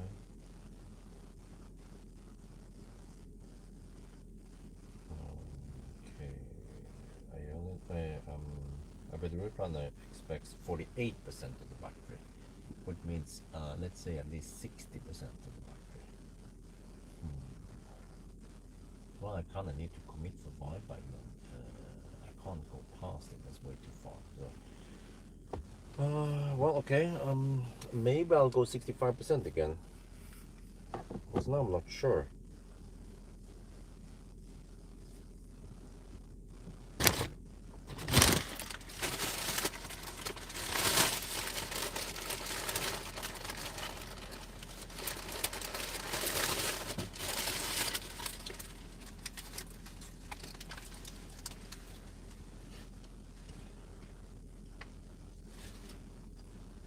But it seems like we don't get 100 kilowatt. If the stuff here is correct, then we get only 95 kilowatt, and then the rest is some losses and some cooling. But the charger screen or Tesla app reports 100 kilowatt.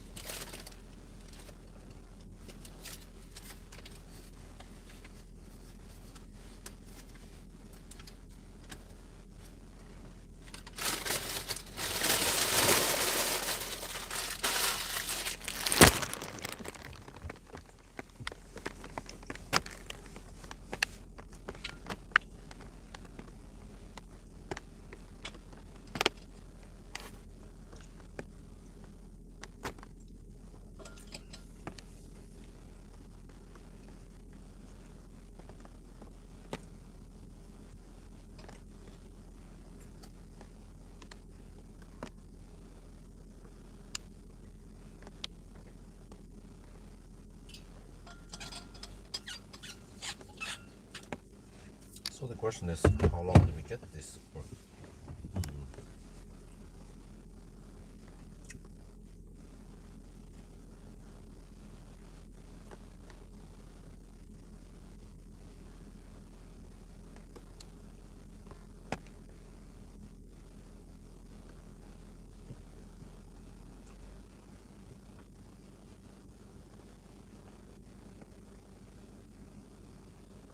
Well, unfortunately, I was not able to hit the cheap superchargers at Uddevalla, for example. Well, there aren't that many other cheap superchargers in the Swedish 1,000 kilometer routes nowadays. Superchargers are kind of expensive now.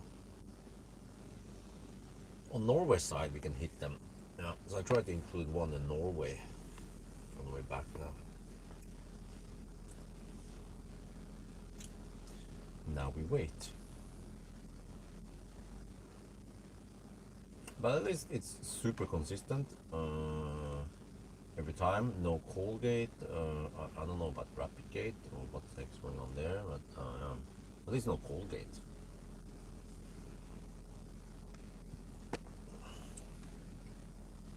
And it seems that we can get maximum charging speed until around 40% consistently, even if you go deep, and even if you're hammering it on the 120 zone here. So that's good. But then, what the heck is this? It's not a yellow car. We have a yellow car. Why is this car not yellow? You know? And just minor things. They didn't bother with that. They could have programmed it this to have a property, or if if this is an object. The object should inherit the properties of the car, and then the car should. I don't know if it shows yellow car anywhere, but the car should have a property which is the car color, just like Tesla.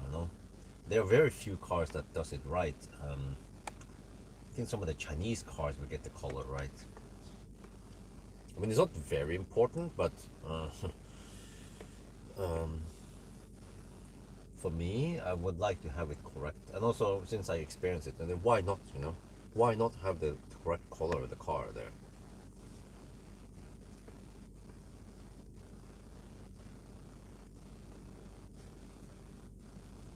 Or even better, in Tesla, you can change it. If you wrap the car, then you can change the color.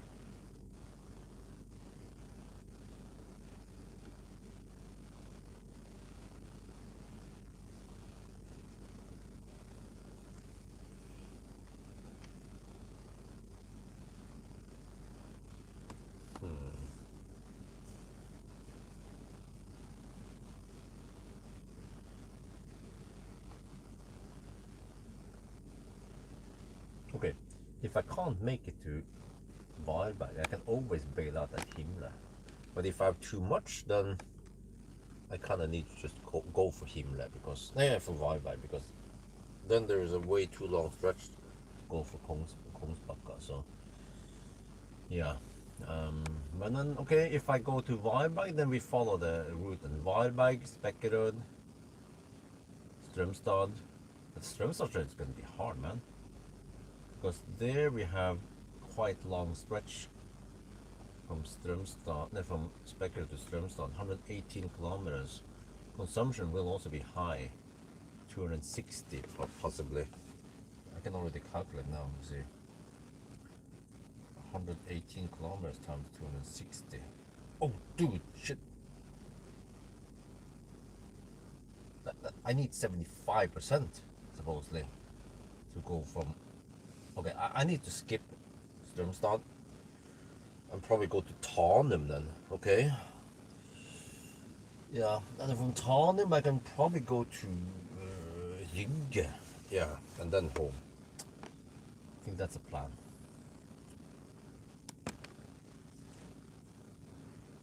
Hey, dude, look at this, look at this. It throttled earlier. Okay, I need to catch this. So it's more like you can get the fast speed for around 30% or 35%.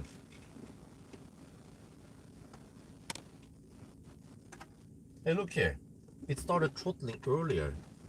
We are getting only 75 kilowatt now at 38%. So it seems like you can get that maximum speed around 95 kilowatt for around 35%. So if you go deep, you get the deep speed, but then throttles earlier. Which means that maybe it's okay to arrive at 10%. Yeah, you don't really get that big advantage by going to 2%.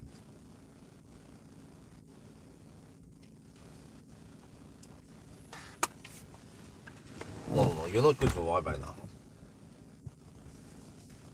Well, it goes kind of slow now, dude. We were supposed to get 95 kilowatt. I mean, I could stop at Falkenberg, but then, like, what the heck do I do then from Falkenberg? So, Varberg is fine, but then from Varberg, Spekkerud, but then Spekkerud,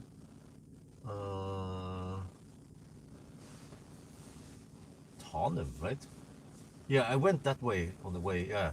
Spekkerud Tanum is 94 kilometers. Yeah, that's okay, that's fine. We can do that, okay. And then Tanum somewhere in Norway. Plenty of options in Norway. Dude, now we are back. Now we're on this shitty speed. What? What? This seems to be slower than normal. Shit. What the heck is this shit? We're not supposed to throttle that much. We're supposed to get around 80 kilowatt.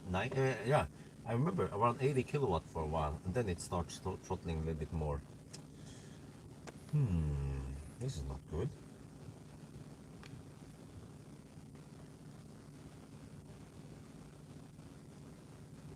No, HVAC is off. I always turn off HVAC.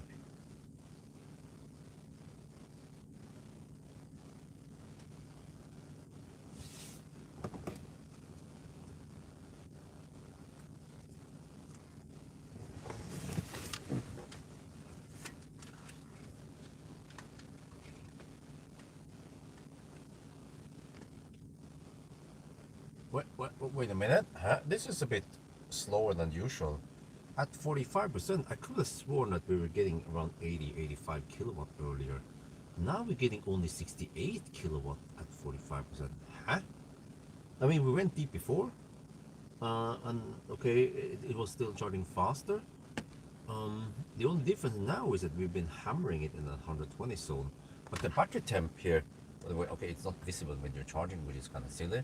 But I noticed before we rolled in, that the battery temperature was at the 50% mark or halfway mark, like it's always been during the challenge. So I don't know what's going on right now. Are we getting punishment point or something? But it's running slower. We'll see once we hit 65%, which I need to get to Wildbank. And then we can see how long that took.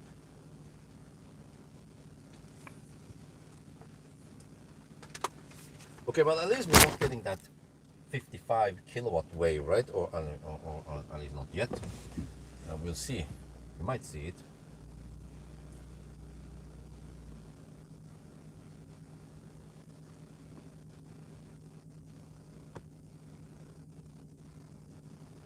Hopefully this takes around 20-21 minutes.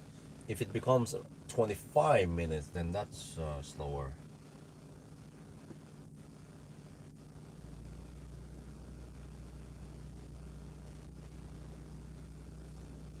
Okay, now the car says 8% at Wildbank. I don't believe it yet.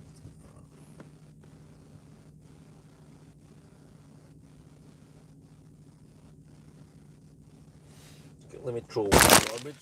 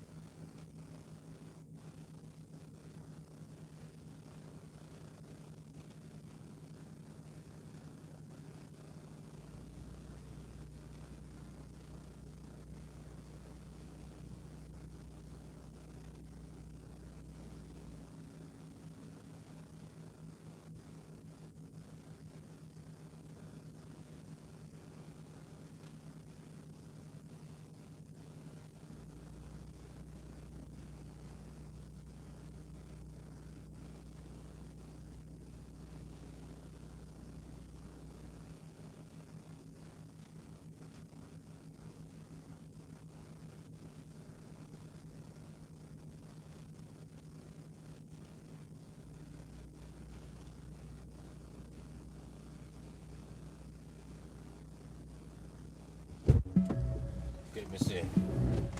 Well, it seems to be. Wait, was that constant? I mean, it seems like it's been at 69 kilowatt, right? Because I'm gonna shoot that thumbnail.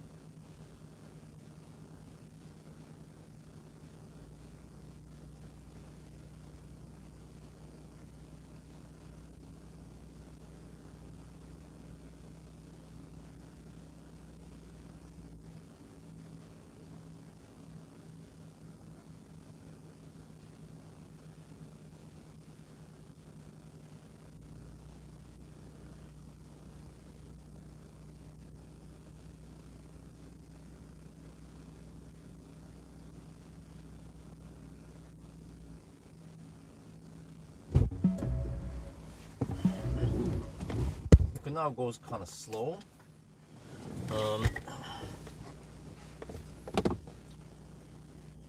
Check how long I've been charging here.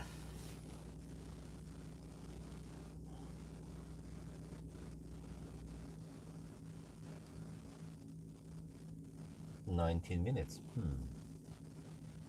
Almost 20 minutes. The car claims 20% of arrival. No, I don't believe it. 61%.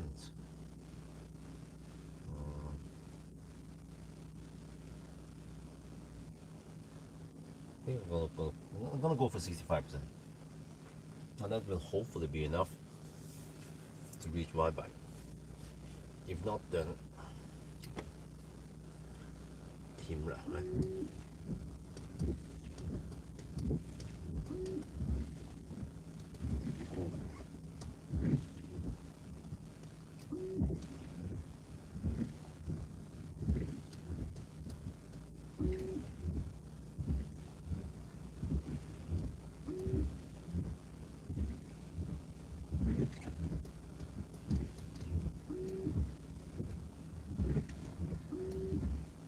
Liten kattevask. Doing this mostly for the camera. Nice shot. I think we're good.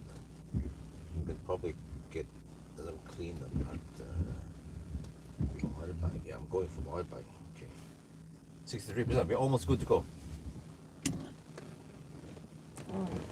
Get this one ready. There.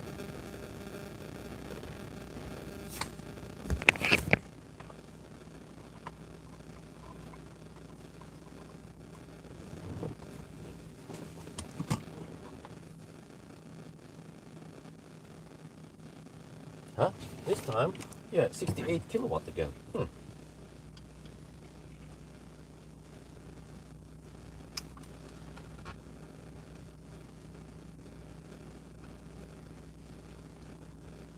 You see, this time 64%, we're almost good to go. I've been getting some of the 55 kilowatt, but mostly on 69 kilowatt. So it seems like, if you look here, this was a little bit over 20 minutes. Yeah, okay, now it drops again, goes a bit up and down, but it seems like it's consistent. Okay, let's go. Now the car says 26% at arrival. We'll see about that. Gonna get ready and then off we go. Wait, I'm gonna fire up the heater.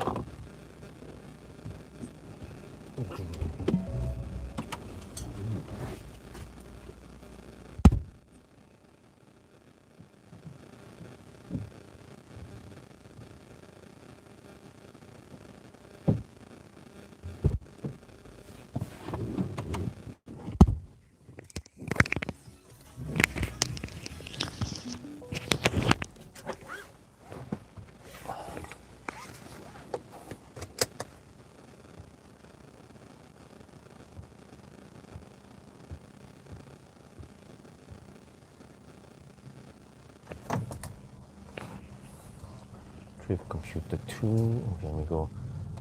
Trip computer. What?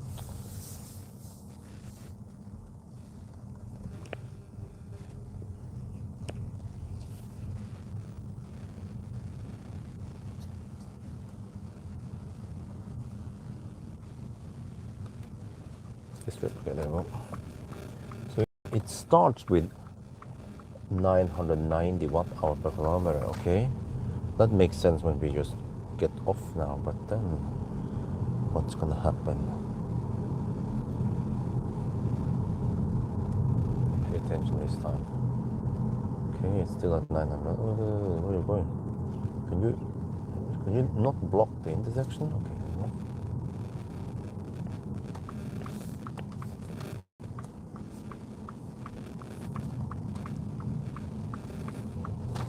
Seems that even the bus is confused. Wait. Yeah, just go around there. Yeah.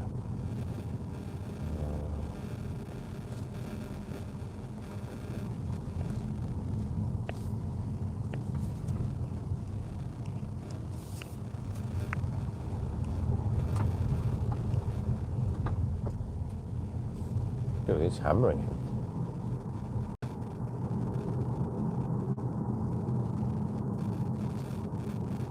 He's probably also heading towards Göteborg.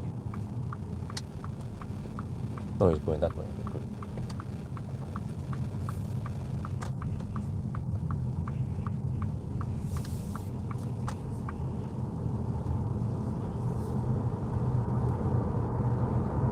Yeah, 130 kilowatt power.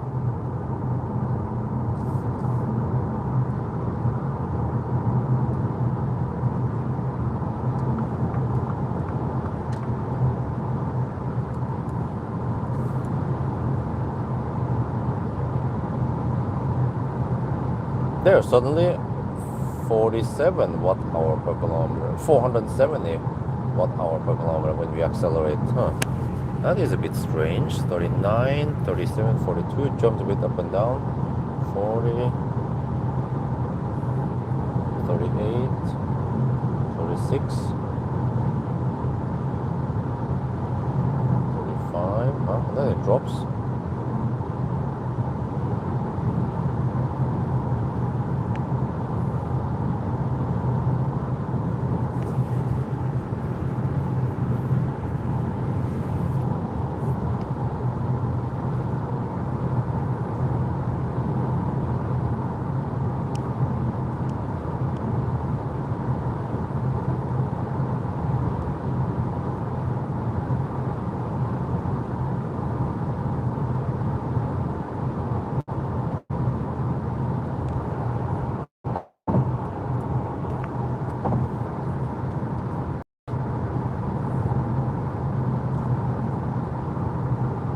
Okay, now its car says 17% at wild bike. Initially, it claimed 23% or 22% when I finished charging. So yeah, we'll see if I was right then. Because I actually calculated that I need more than 65%.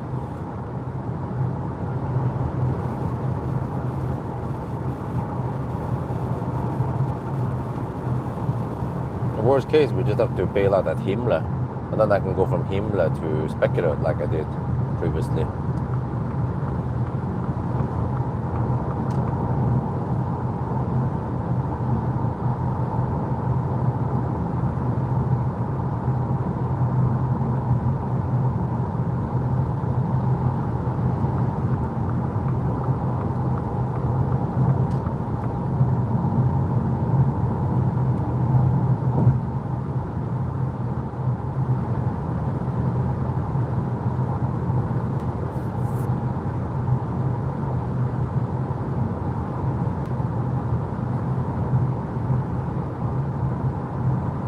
Go slower. Okay. When I look at the car scanner now, I'm pulling 39 kilowatt. Or well, this is the high-speed stretch. When it's in the 110 zone, I'll be pulling around 30 kilowatt. So you're only discharging at 30 kilowatt, but you're charging at 100 kilowatt, or at least around 70 kilowatt. So you see, the charging speed or the charging power is way higher than the driving power, right? So as long as charging power is a lot higher, it actually pays off to hammer it. Like general rule of thumb. But you can also calculate this based on, you can do it's more complex. You measure the consumption at various speeds, and then you calculate how much range you have if you charge it to, let's say, 55 or 60% roughly, right? From, let's say from 55 to 5%, half the battery. Then you have kilowatt hour, and then at various speed you can then calculate how long you can drive, or how far you can drive rather. And then you find out how long it takes to drive that stretch at a certain speed before you need to charge. And then you also calculate how long, well, you know how long it takes to charge. You add the charging speed to the distance, to the driving time based on the distance. You can do this in a spreadsheet. That's what I did in the old days, like a decade ago. And then and you add a little bit of detour time, and you can find out how long it takes for a cycle But then that is given that you can match it, that you can actually find a charger. You know, that's not always the case. There will be times when I have to skip, or there's a 20 to 40 kilometer stretch without any chargers. And with this car, it's actually a lot. Yeah.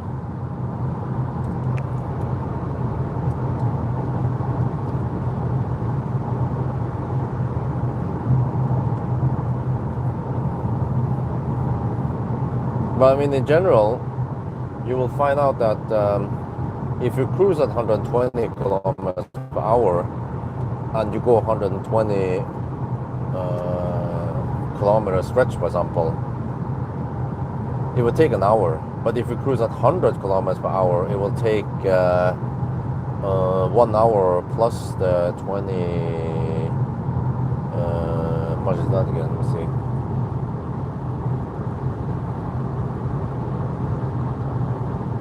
Yeah, 1.2 hours. Yeah, 1.2 hours, which is 1 hour and 12 minutes. So the 12-minute extra time, driving time, versus charging time in 12. Okay, and then and then energy difference in 100 versus 120. 100 should be around 150 watt hour per kilometer. Yeah, and 120 is 200 ish, 208 whatever I measured. So that means that there is around 55 watt hour per kilometer difference, right? And then for a 100 kilometer stretch, it would be 5.5 kilowatt hour energy. Yeah. So now we know the energy difference, we know the time difference. So then how, in order to charge 5.5 kilowatt hour in 12 minutes, you can say 12 minutes is 1/5 of an hour, or 0.2 hours, right? So 5.5, you can take 5.5 kilowatt hour multiplied by 5, and you get 27.5 kilowatt average. So you have to charge as slow as 27.5 kilowatt to be able to match the slower, faster charging car, faster driving car, right? Or in other words, you can count. Let's say if we expect, I'm not sure how much. And usually you have to look at the high end, not the low end speed. So yeah, 70 kilowatt, right? So you can take 5.5 divided by 70. You get, okay, a number there to multiply by 60. It takes around 5 minutes to charge 5.5 kilowatt hour at 70 kilowatt.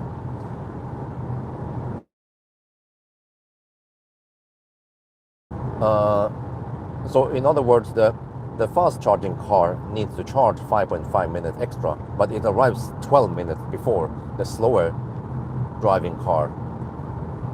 So then it means that the faster charging car per 120 kilometer, it will actually win by around 7 minutes. You know, just roughly there, you know, to give you some idea.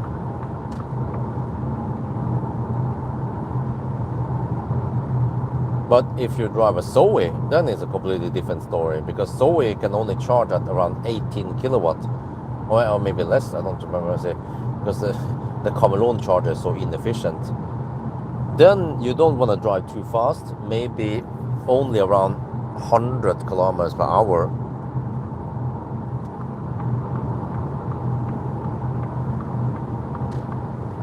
But it's kind of complex. It's based on the high speed efficiency. It's based on the charging curve at higher speed, because why don't I count 100 kilowatt? Yeah, because you have to consider that you want to, if you go longer distance, like faster, you can't just charge to 50%. You might need to charge to, like, I don't know, 60, 65%, which means that you will get only 70 kilowatts on that extra charging.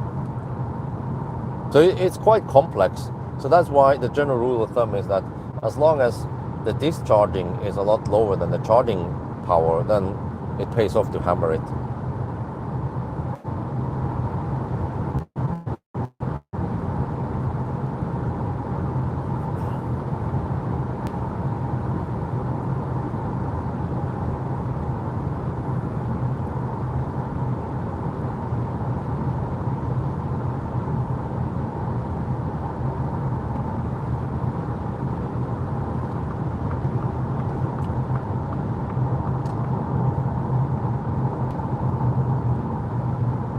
Maybe I should make a video about this because it might not be obvious for people. Or I mean, it's kind of, you know, many people, they will think, oh, but if you drive slower, you will save energy, which means that you don't have to waste too much time charging. You know, it kind of, you know, kind of makes sense for many people, right? But then they haven't fine calculated everything, and they don't realize that fast charging cars, they can charge a lot.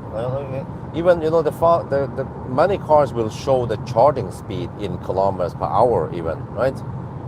But it might be based on VLTP, some of that stuff, but it kind of gives you an idea. I mean, as long as the car is charging at 300 or 400 kilometers per hour, then even if it's not VLTP, if it's more real world motorway hammering, you're still charging at 250 kilometers per hour, and then you're only driving at 120 kilometers per hour.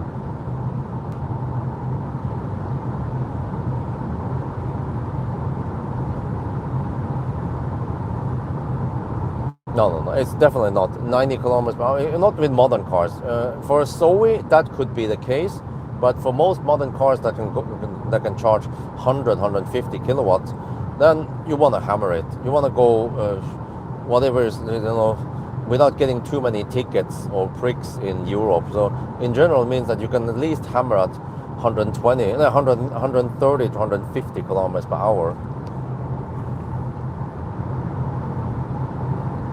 But I mean, you're not unique. Many people actually wonder about this, because many times when I hammer it in the 1,000 kilometer challenge and then the time doesn't get the best, or I charge more often, people say, but you could have driven slower so you can, you know, get longer distance, and you don't have to waste too much time charging. Yeah, but okay, but as long as the car can take 75 or 100 kilowatt, then you actually want to go fast.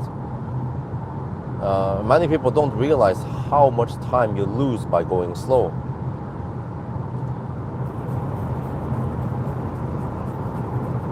Just think about this then.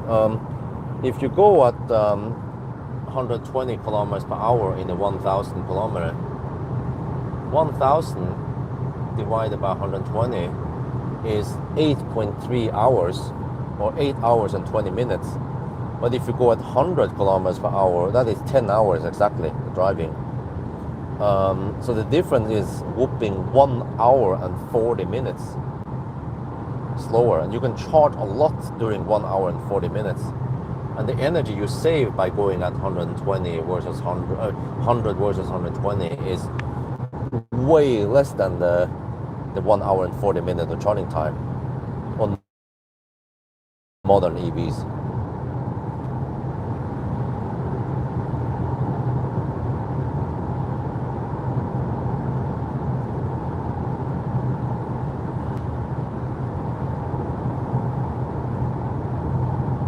Hulu, yeah. Of course, I asked them, but they are not ready yet. And also we have heard, I don't remember if it was enough for, but if you increase the speed by 10 kilometers per hour, you're only saving 1 minute per meal, or per 10 kilometers, or something like that. Yeah, true, but I mean, for a short trip, just 10, 20 kilometers, then it doesn't matter time-wise. But when you go long distance, like all day or something, you know, like if you go, let's say, at least 300, offline, yeah. But as long as you drive, let's say, 300 to 500 kilometers, then it actually pays off to go 10 or 20 kilometers per hour faster.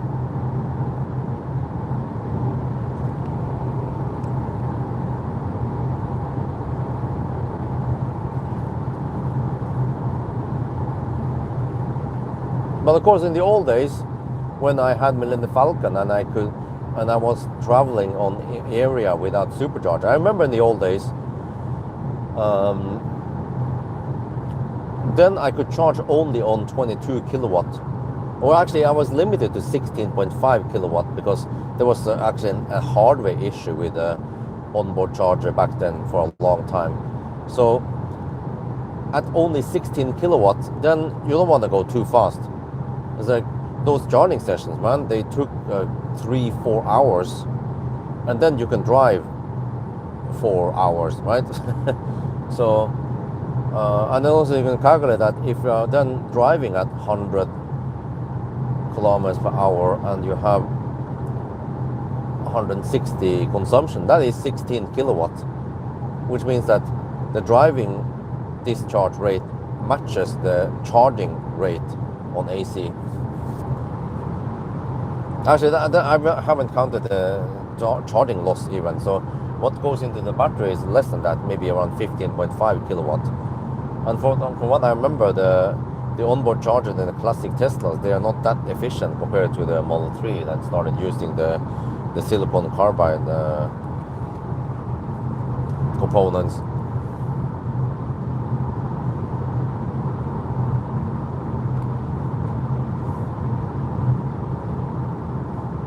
Wait, I should go past the bus. Okay.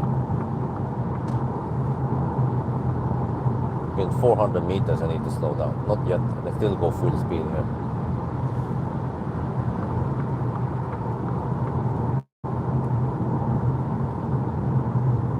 Because when there is a sign saying 70 limit in 400 kilometers, many people, they slow down there and they slow down to 70. No, that is a mistake. You can still hammer it until the 70 sign. Then, of course, you need to slow down.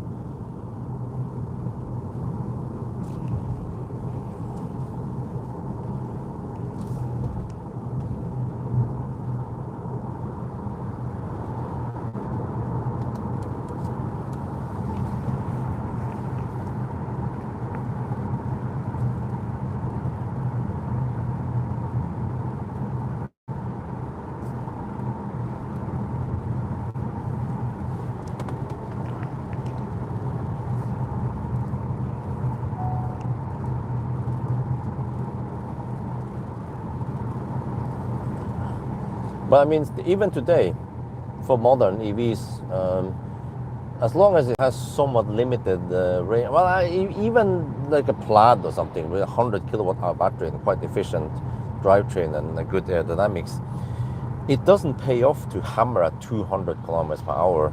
Even for those fast charging cars, you want to go at around 100 and, well, some depends, but roughly 150 to 180 kilometers per hour. That's why we cruise at 170 something back then when we did the 24-hour record. But with a bigger battery and faster charging, for example, Xpeng, then actually I believe that around 200 or maybe even 220 kilometers per hour would make sense.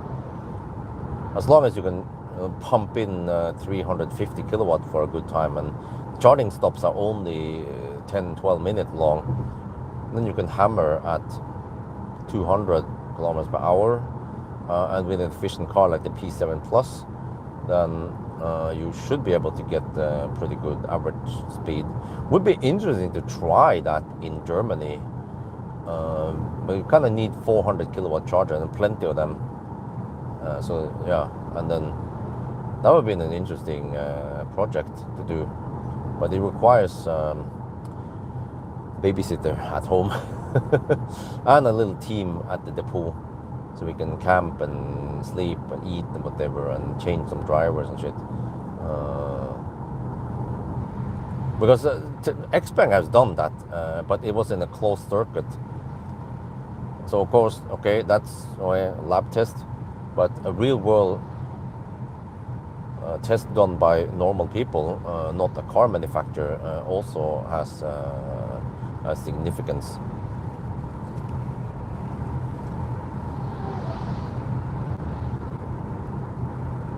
Well, German. Ironically, the average speed in Germany, especially in the daytime, is usually lower than through Sweden and Denmark. Actually, in the daytime, Denmark is slower than Sweden from what I experienced over so many years. Because Denmark in general has more traffic than Sweden, even though the speed limits in Denmark are higher.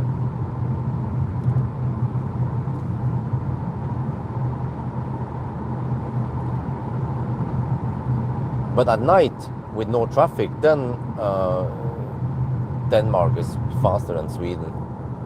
But actually Denmark and Sweden, they have pretty good average speeds at night, for example, versus the rest of Europe.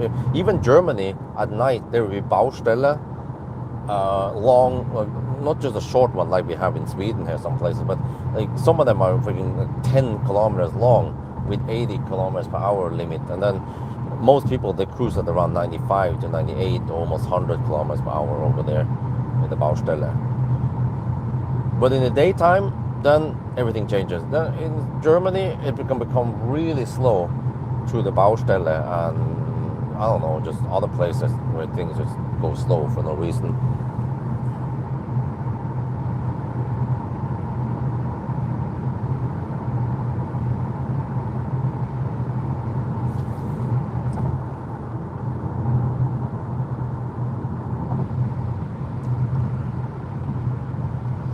Let's see, 38%, 45 kilometers to Valberg. Okay, we'll see. The car claims 11% now. Consumption is 280. Okay, I was counting on 290. Oh, I hope I didn't miss, because now we have actually non-stop 120 zone for the next 45 kilometers.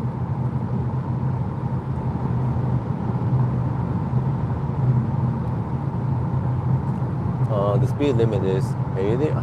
Okay.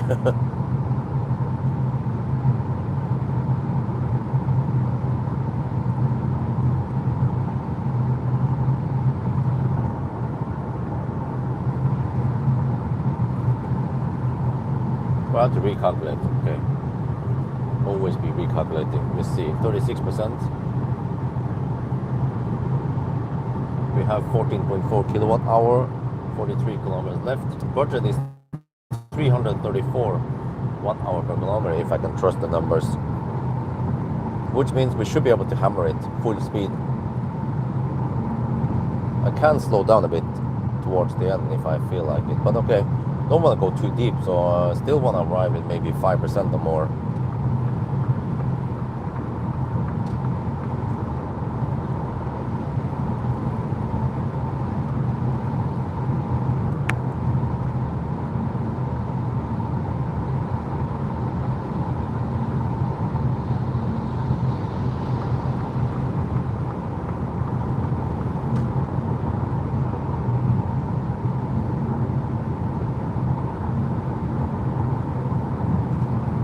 I think I should shoot the video now before it gets too sunny. Normally I have this little what they think about the car and so on. Wait, okay. I can take it slightly later, but not too late. It's kind of cloudy-ish. Okay. I want to shoot this stuff past Falkenberg first, and then I switch over.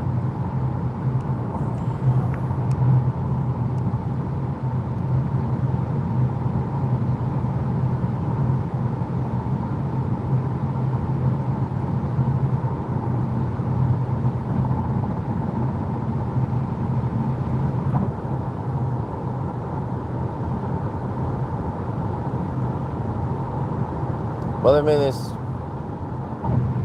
like, as long as you have a quite efficient car and fast charging car with big battery like a Tesla. I remember with Plaid, it was wonderful. I could just cruise at 150, 170 kilometers per hour in Germany, and it was nice and comfy, and I was fine. I mean, I prefer going at that pace. Many people might feel uncomfortable going that fast, but for me it was fine. Everything else would feel kind of slow.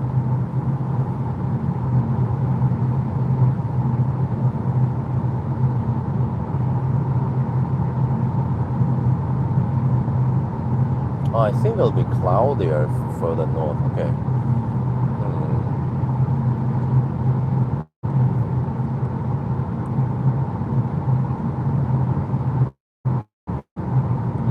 The video is charging versus speed.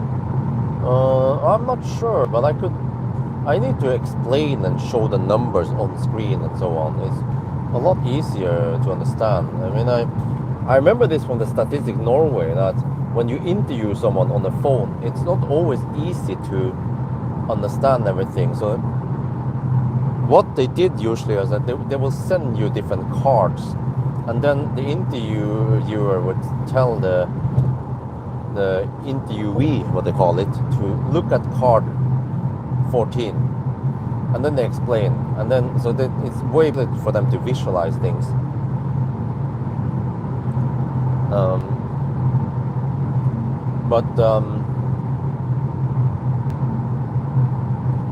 Also, I watched a video yesterday about the guy. It was about the solar. Explain with the solar, but yeah, solar.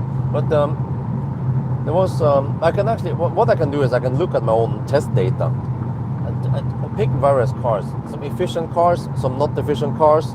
We can look at the battery size and stuff, and I can do some calculation based on that and the charging speeds. And I can show that where you need to look in the charging curve or the charging session on time difference.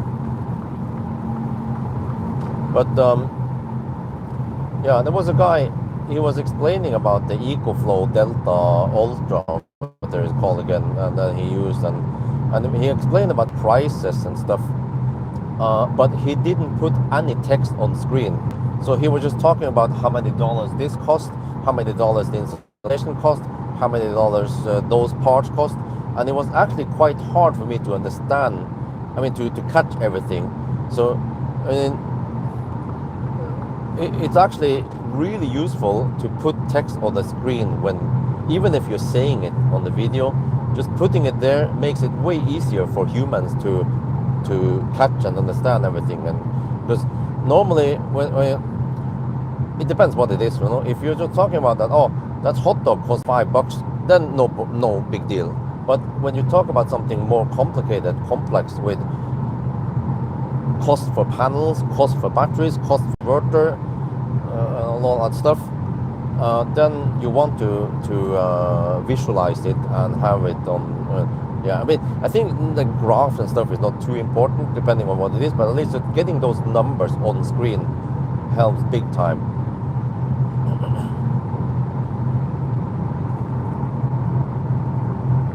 That's why I tend to do this if it's something important, and I show all the numbers on screen, or my calculation or something.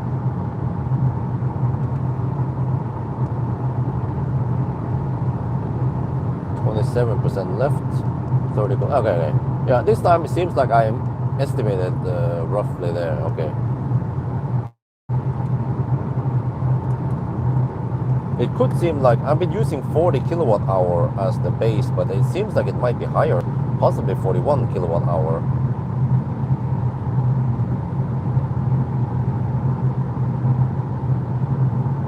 So, okay, I will adjust for my calculations once we are at the Valberg, so I get more accurate calculation later.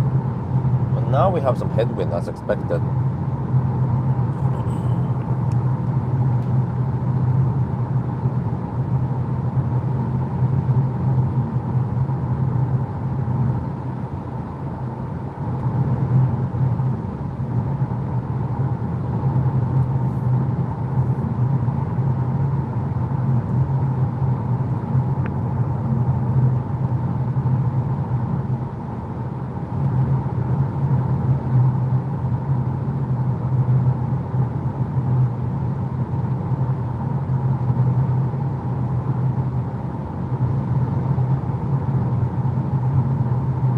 What I can actually do to illustrate this is that I have a line.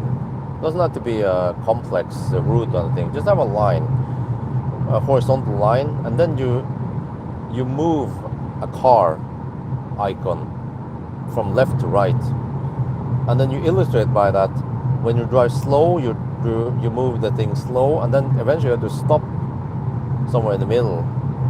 And then the faster moving car will move faster, but then it also needs to charge, but it just charges extra, a little bit extra, and then you can hammer it again. Versus a slow driving car that might actually drive a longer distance before you need to charge. But yeah.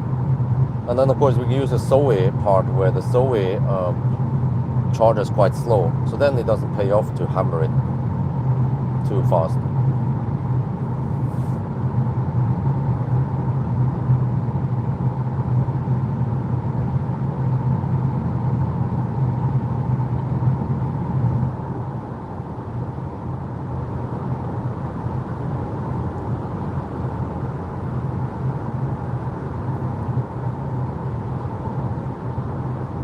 Well, I hope I can survive the challenge now. I'm barely just halfway, right? But it seems like I was spot on with that estimation. I was guessing 290 watt-hour per kilometer. We are 280 right now.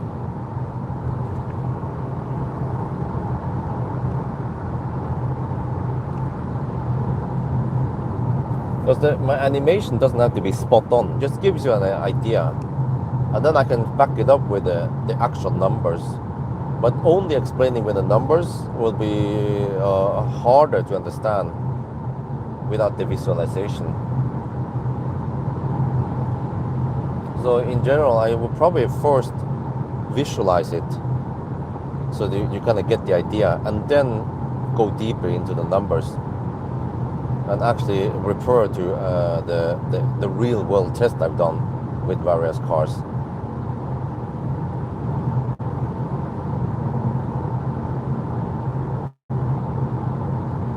And I already done it once with some car. I was kind of bored, so I drove at 90 kilometers per hour, I think it was, or 100 kilometers per hour. I think it was a Mercedes something.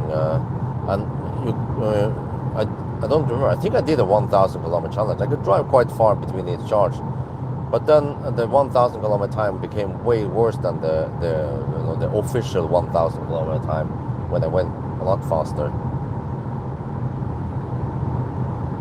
But I mean, things change a lot if the car is rapid gating, like a Leaf or a e-Golf. But then it also depends on the chemistry and also how much it heats up. So the Leaf battery tends to heat up actually a lot versus the e-Golf battery.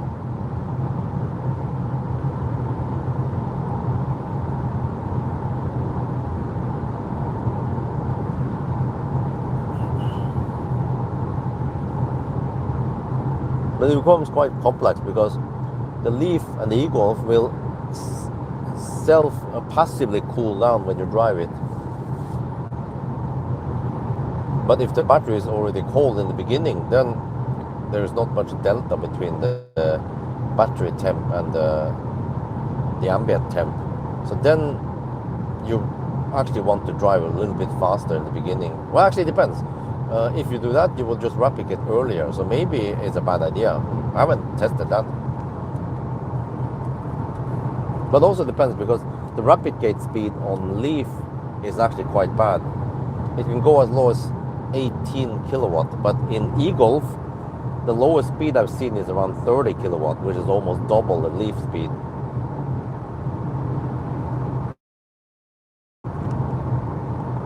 So in a way, you can say that the Leaf rapid gate is worse than the e-Golf.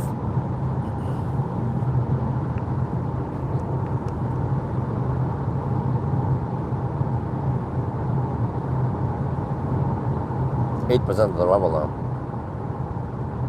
Looking good.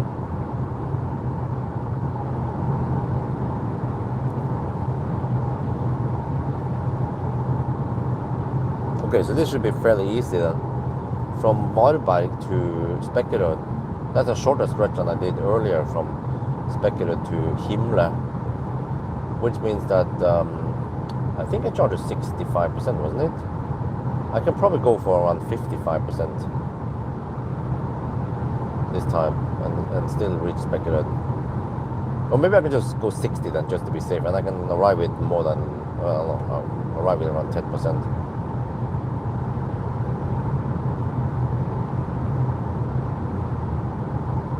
get nicer curve.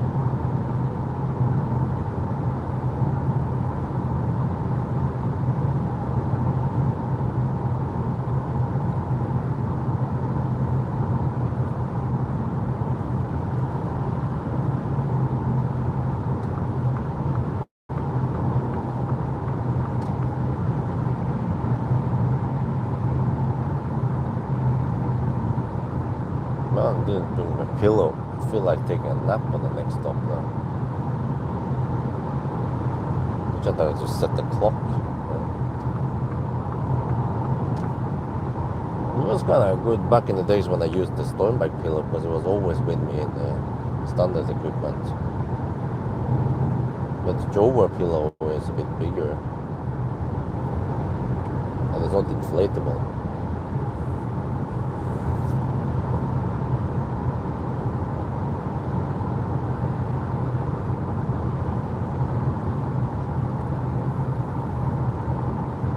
But it's interesting because I've been promoting some Jova products. I get a little bit of kickback from that. I love the products. And then there is this website, this portal you can see how much you earn and who used them, the link, and so on. And it actually shows which items each buyer purchased. So, interesting. But then I have to click manually on each customer or order to see. Like what? So I requested a list, gathered, grouped together, and I got a list of the last 200 sales or so. So I took that. It was a CSV. Just did a quick sort on the articles, and then we grouped together on what people have been buying.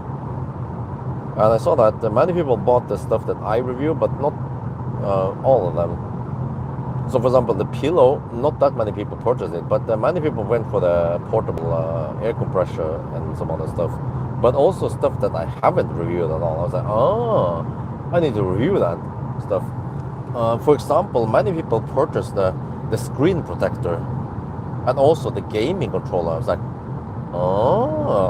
I need to request to test those items.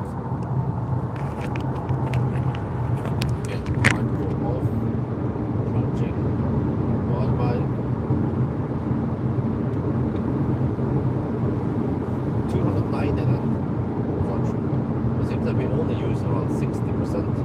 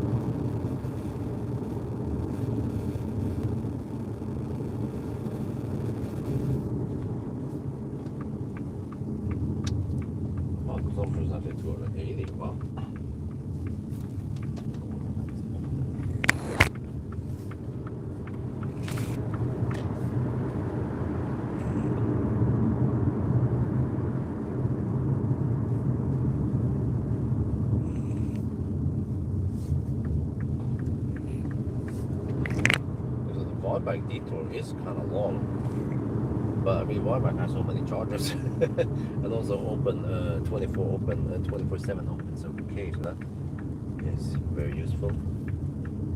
So I still want to come back to Wildback. Love it.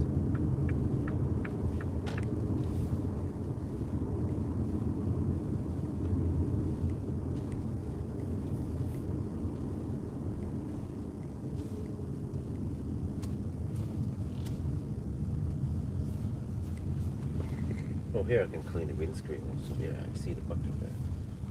Okay, let me see. Can I use this charger? Well, it works, right?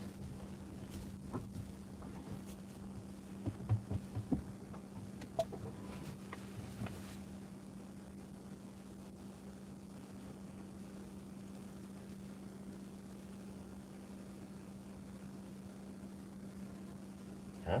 42.6 kilowatt hour. Okay, that kind of makes sense. Why I was missing the target all the time. Okay, let me just do this. Divided by. So I've been using 40 kilowatt hour. Okay, HVAC.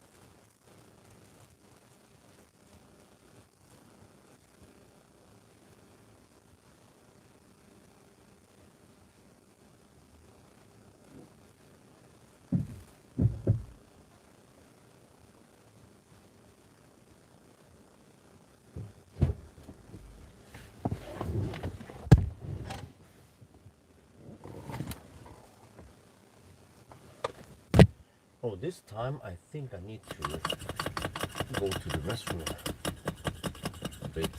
So that means you might only see the charging voltage here, the car scanner, without the whole thing.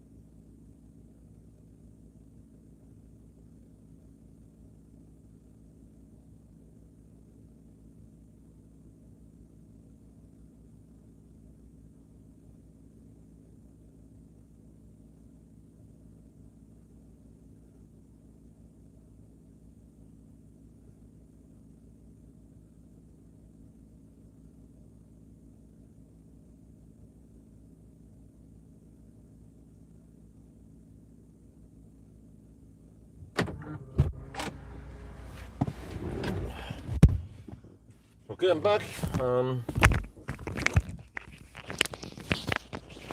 Let's see. It shows that one. Okay, like this, and I can reposition that. That's better.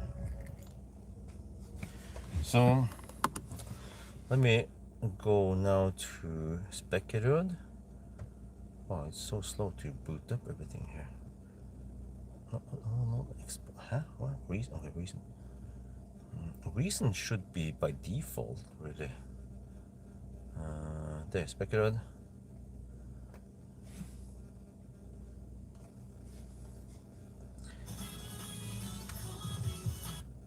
Okay. Yeah, it's at 60. Oh, 14 minutes. Okay. How like to? No. Don't do that shit, man. There. Not sure how much I need, but okay. I don't know what kind of consumption I can expect. But it was 280 on this stretch, and it's quite intense. Wait, I have a slight tailwind. Okay, which means that the next leg will be less. Wait, I drew Himmler. Didn't I charge it 65%? From Spectre to Himmler. I actually had headwind also.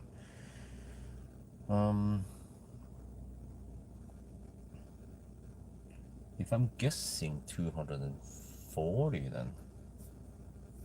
240 times 107.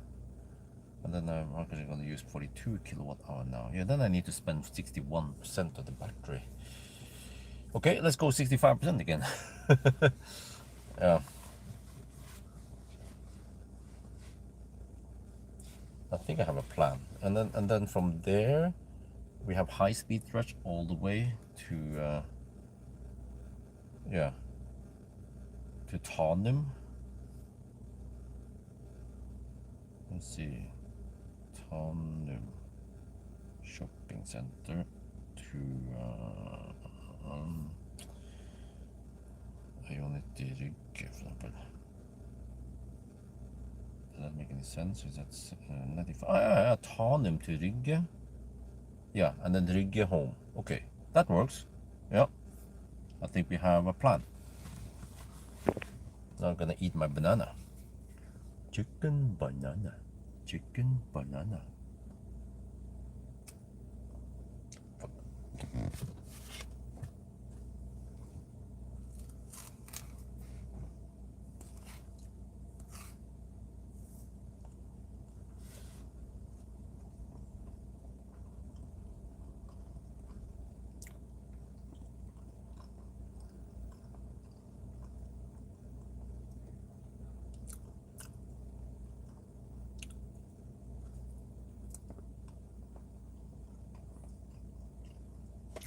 Hmm. 60%, 17 minutes. Wow.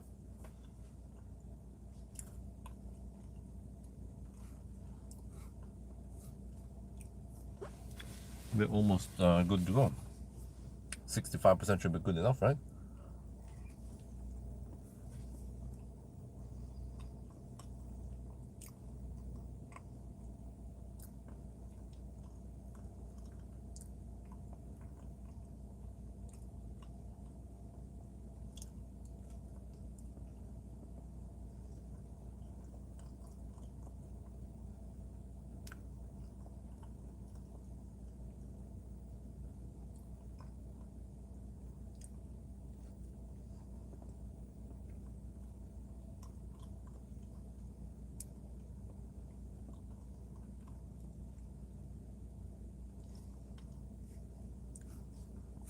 $61. Wow. Okay, we're almost good to go.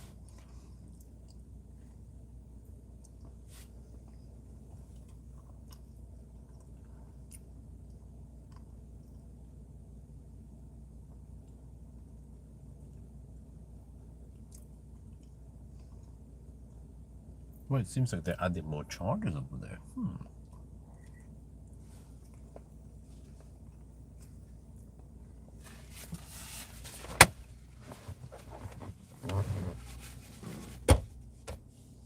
Oh shit, what to add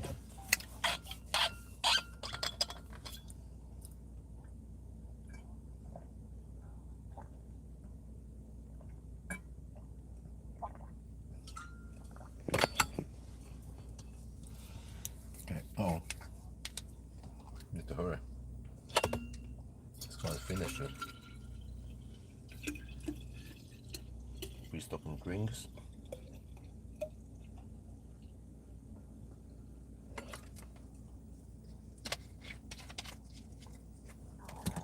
Oh, 64%. What? 19 minutes. Okay. Get ready. Didn't get any sleep here. That's sleep when you did. Almost 65%. Almost good to go. Let's see. Fire up the heater. Boom.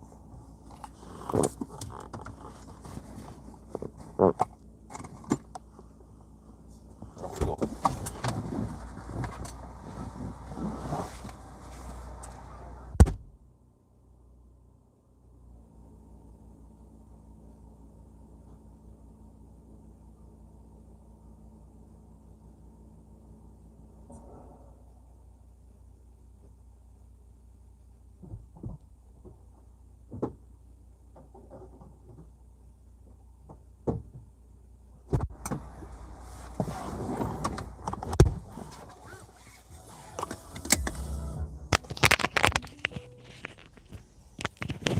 Okay, and then as always, we have to start here, wait for the shit to boot up.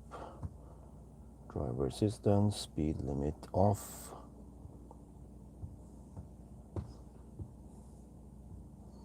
Driver alert off.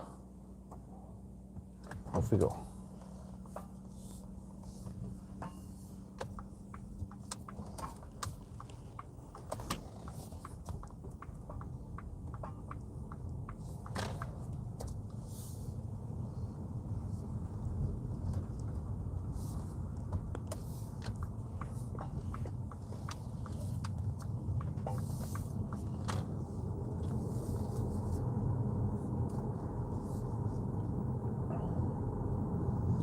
Now my only concern is that once we enter Norway, wait, how long will they have that thing? Oh wait, yeah, I need to count when we enter Norway and so on, because I have to count the delay in Norway side.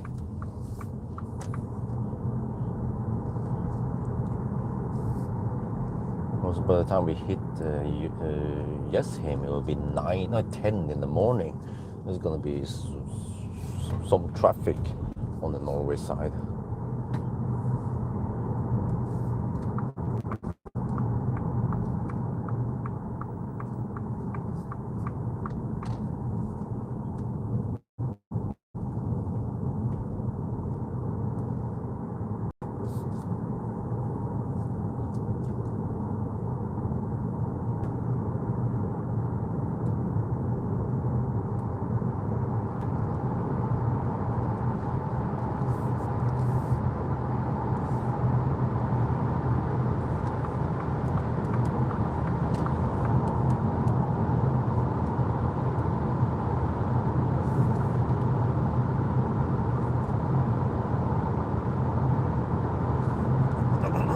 Because we've done a little bit over 600 kilometers, 400 kilometers left.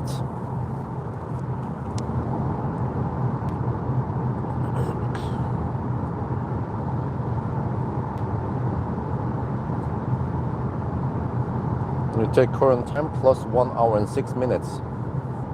So we are at 7, just around 7 hours now, and 600 kilometers. Ooh, okay. But now we have the tailwind on the way back.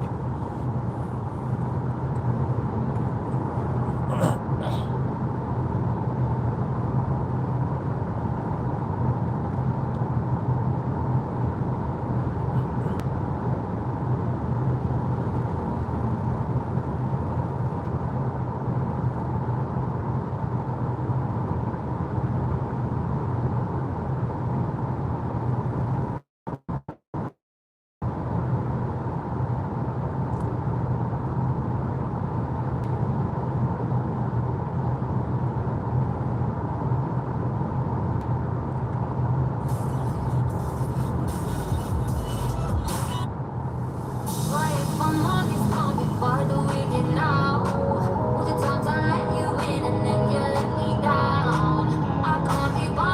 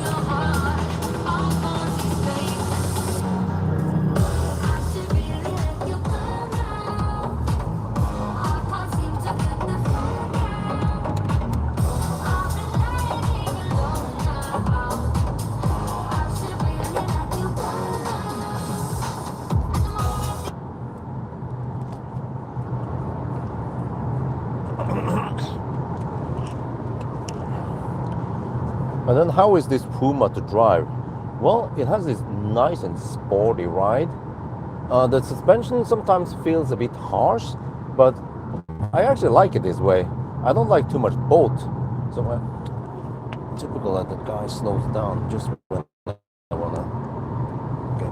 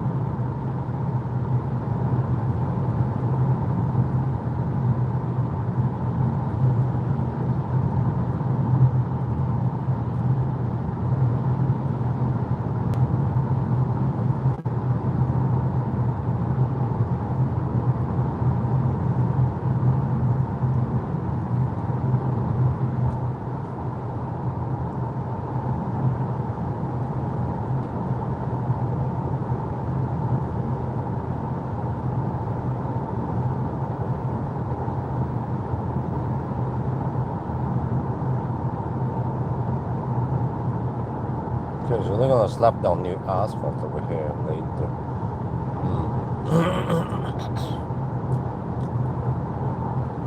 Let's see, if I overtake the truck first, then I can shoot video. Yeah.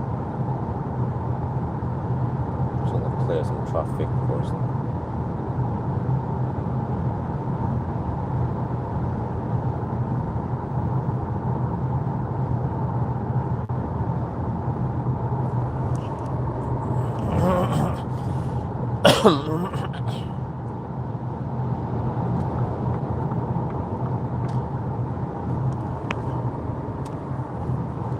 So how is this Puma to drive? Well, it has this nice and sporty drive. I like it. Okay, it might sometimes feel a bit harsh, the suspension, but I don't like the bolt ride in many SUVs. So this is nice and tight. Only minus is that it is front wheel drive. So yeah, the disadvantage of front wheel drive. I prefer rear wheel drive or all wheel drive, of course. But now that we don't have that rough surface on the road, then noise level is actually okay. So yeah, seats, good side support, nice. I'm not butthurt yet, even after 7 hours now into the challenge. So okay, maybe not the most spacious car, especially in the back, kind of limited, but as long as you don't have passengers with you, then who cares, right? Seems to be a relatively efficient car, but except for when you hammer it, then maybe it tends to consume a lot. So yeah, just bear that in mind. But I mean, overall, it's a nice car, and actually the sound system here is really good. The Pawel Olufsen sound system, wow.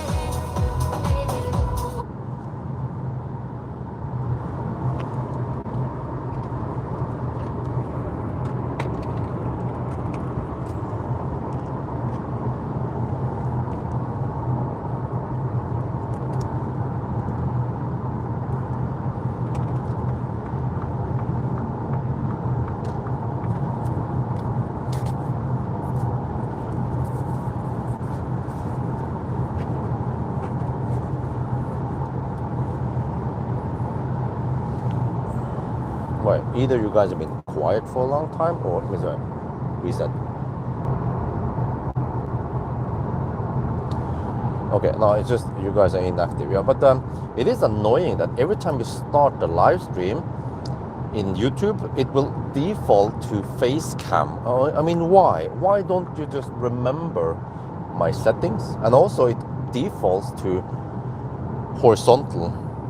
No, that it remembers that, yeah, because that's saved in the stream settings on this stream. But it defaults to face cam, which is annoying. Should of course remember what I had previously.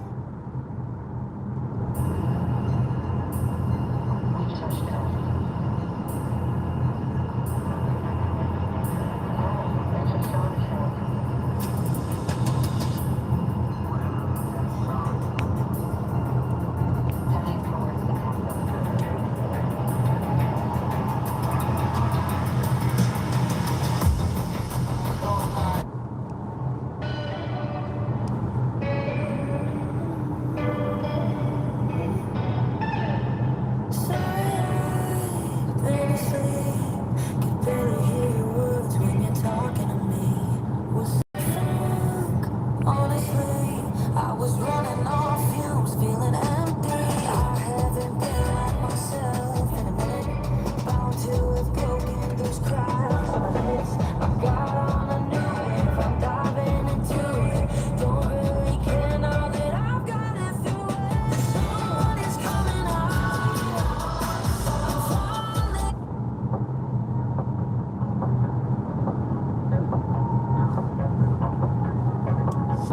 A friend of a friend told me you're moving on. Wish I could say I'm surprised, but I'm really not.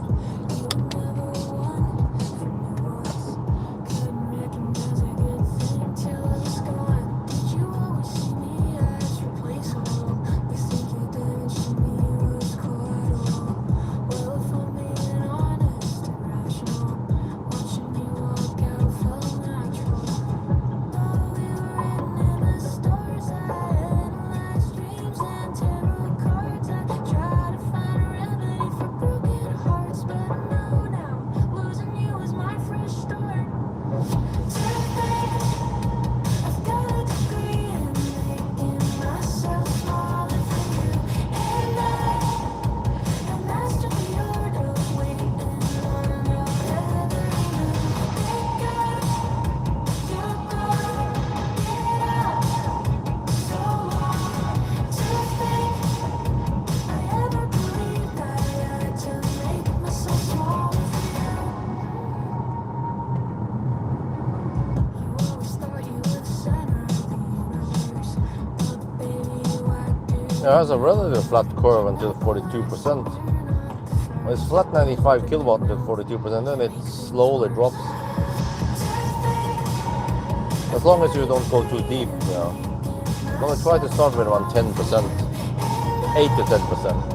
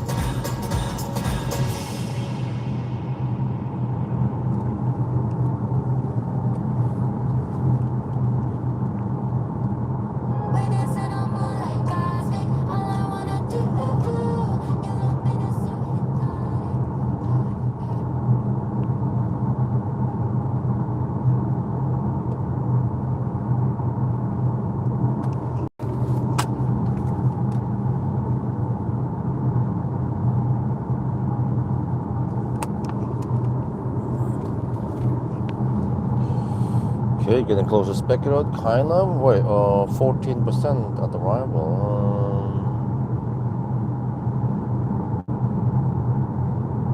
Okay, we'll see.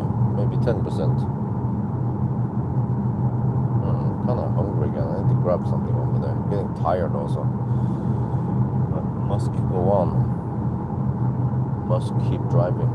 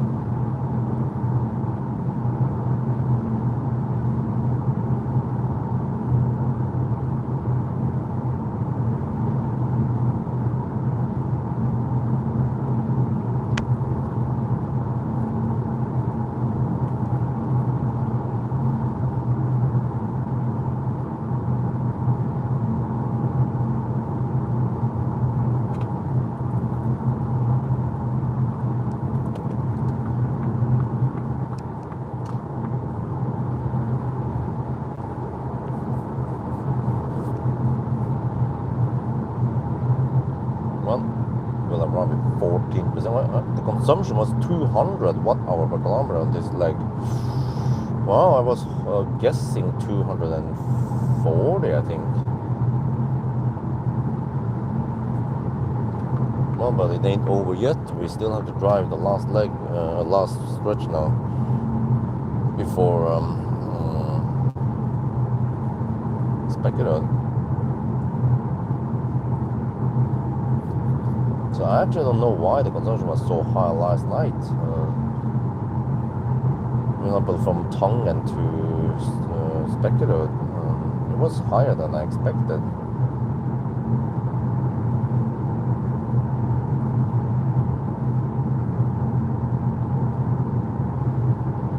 Yeah, probably because we had the constant high-speed stretch.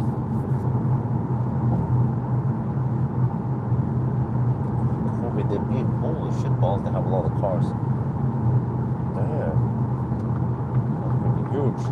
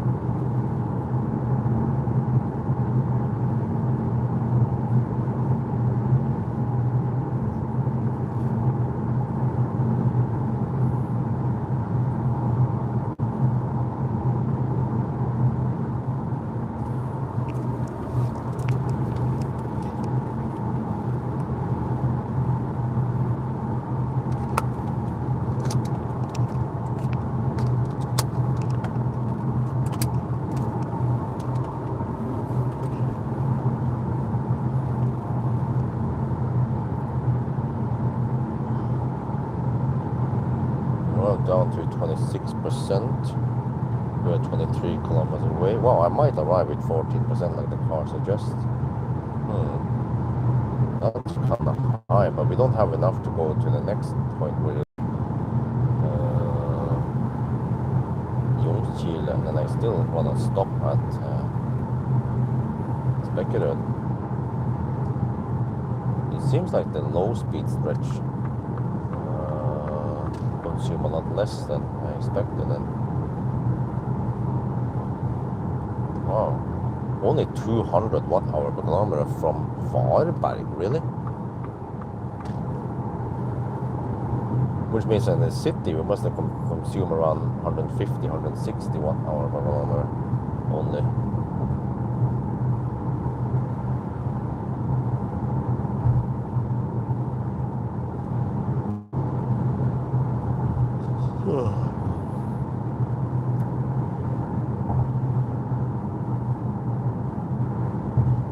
That was total now.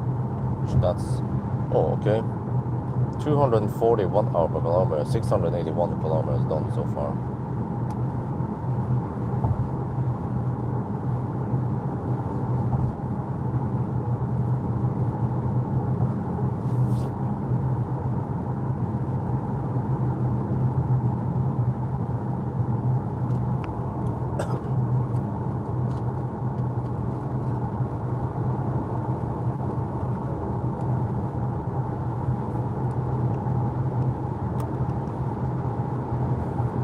Low range now, 25%. And now we hammer it. Now the consumption goes up, but still lower than I was guessing.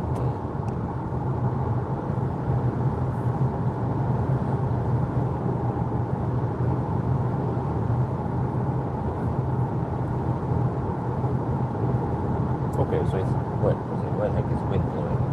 I have actually not crosswinds. No wait.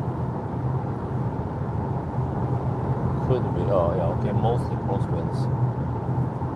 I have to guess on the next leg here. 250 maybe. And I'm not going to. Well, I could go to Strømstad if I have more juice left over. I could go to Strømstad, but yeah, probably want to try to aim for. Well, that's actually a lot extra distance. It's 26 kilometers extra. So let's just go for Tanem again then.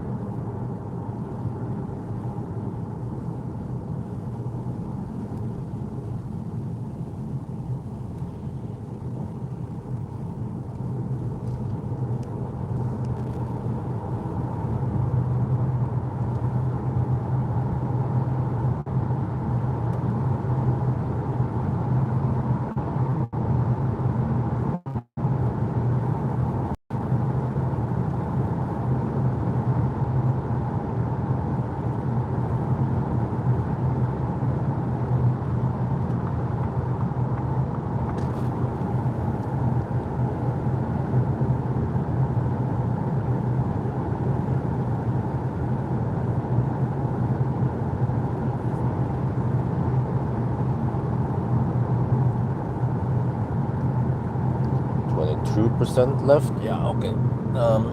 Seems like this is going to be the highest one. Yeah, and I don't have enough to go to Ljungskile. So we have to stop here. Let's see if I get any benefits then for plugging in at 14% this time. I expect some nice flat curve. and I get 95 kilowatt until 50% or 45% at least.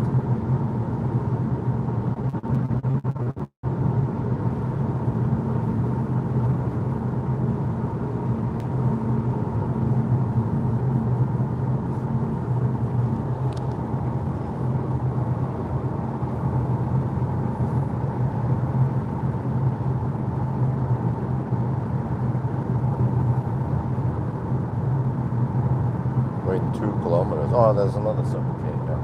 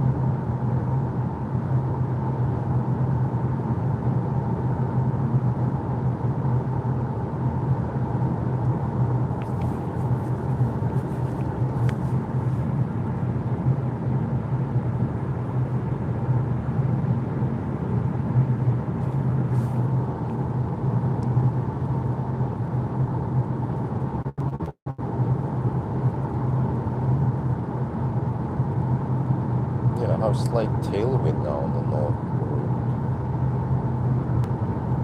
But barely. Oh no, well, mostly it's crosswinds. Okay. Need to figure out, I guess, the next leg.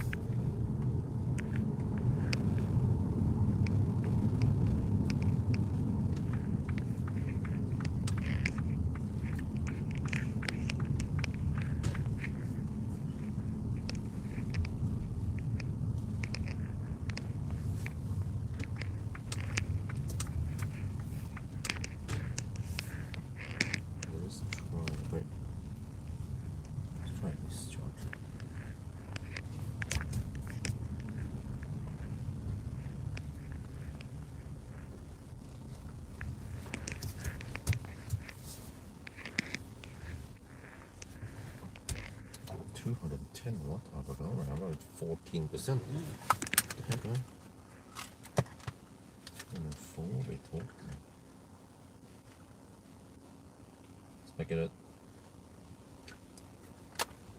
heater off.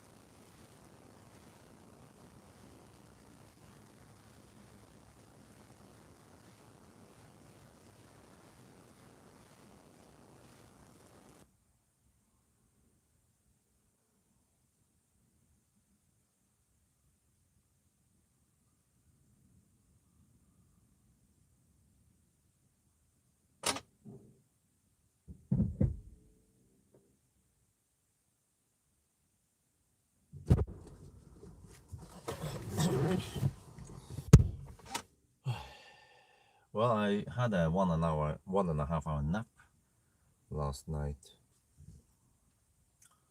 but yeah, I need to do some stuff first. I'll put you guys in the shaft. I had to go to the restroom and also the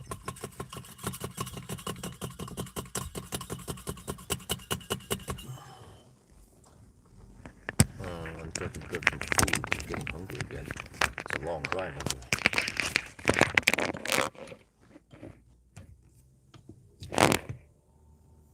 There you go. We started actually at 14% this time.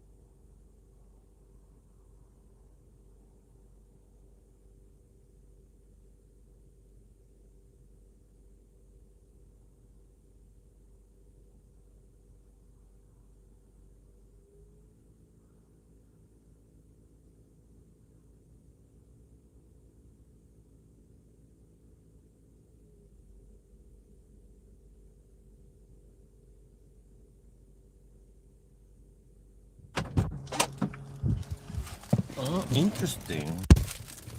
Let me upload this before I forget it. Collections.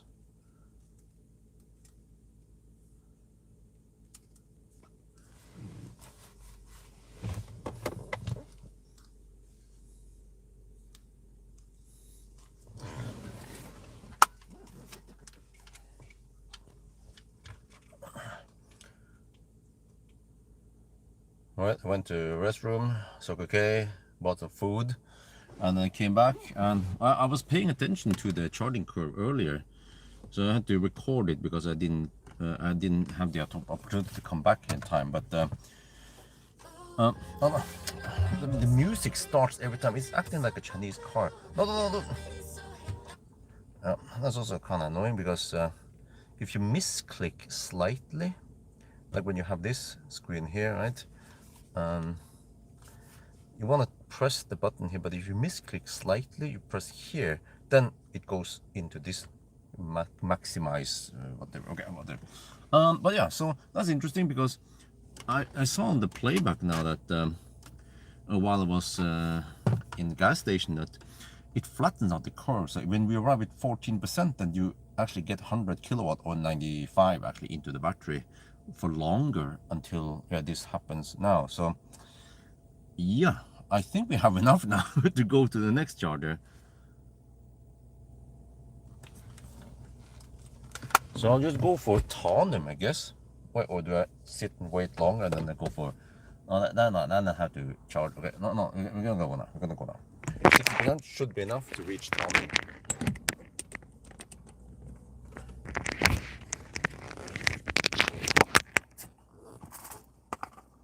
Can have a little bit margin then. Yeah, then we go to tandem. Let me see. Let's click there and then where to, and then recent, and then find tandem. Tandem shopping center there. Go. 62% now. So that was a 15-minute charging stop. Huh.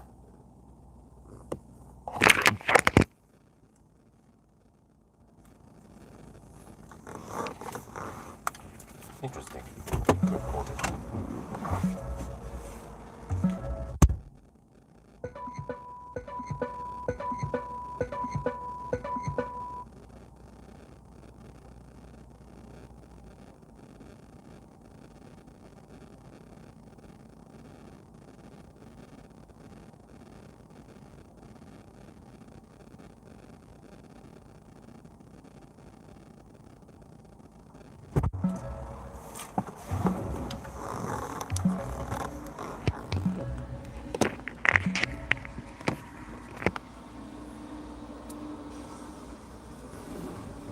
Okay, well, let's just go for 65% again, and then I might go for strømstad if I have more, or we'll see. But the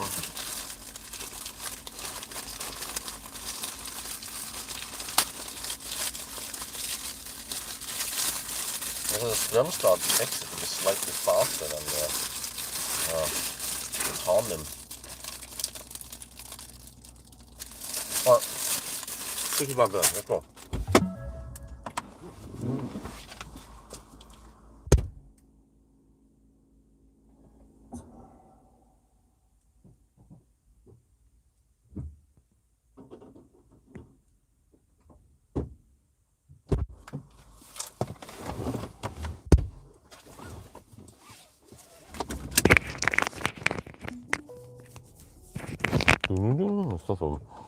Lots of chimes in this car.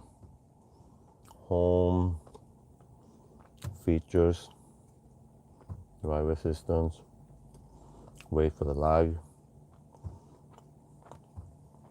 speed limit warning off, driver alert off, HVAC on, wait for the lag. Oh shit, I crashed too many times there. The stupid car. I mean software. I mean, why start the music? I paused it. I didn't want to listen to the music for now. But then of course, like, oh no, you're back. Yeah, let's play the music, regardless of what you did previously before you stopped the car. That is so stupid. Annoying.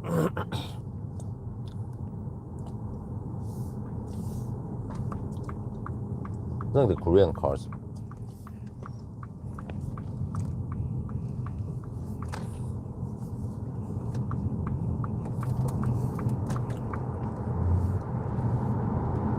But this was only a 16-minute charging stop.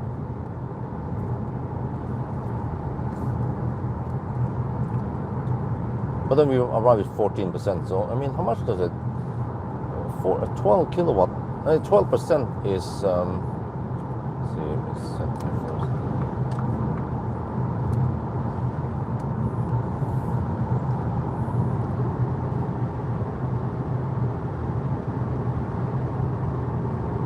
It's 5 kilowatt hour. If you're pumping in 195 kilowatt, that should take 3 minutes. Oh, alright. So I took 16 minutes now. Wait, that means 19 minutes to from, let's say, from 2 to 65%. So it seems like it's faster. Oh yeah, you know, this makes sense. I've seen this before. I recognize it. The Mach-E, but also the F-150, both of them are Fords, right? They behave the same, that you get this boosted speed for a given time and then it slows down. It's kind of primitive, yeah. So what you want to do is get the boosted speed and not get any throttling. So this time the charging curve was nice and flat. So it seems like you actually want to maybe arrive with 10% and then get the speed long, and then you get this nice flat curve. I saw that I was receiving 85 kilowatt and then 80 kilowatt for a while till it throttled even more.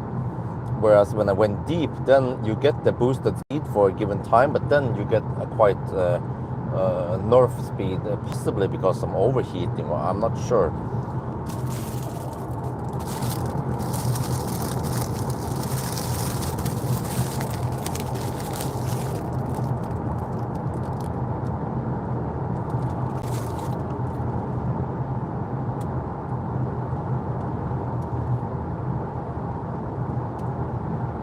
So I'm going for tandem right now, with the possibility of going to Strömstad. But right now the car claims 13% autonomy. But you know, that's fine. It means I can stop there, charge relatively fast with a flat curve, and then we stop. Not sure around. Could be.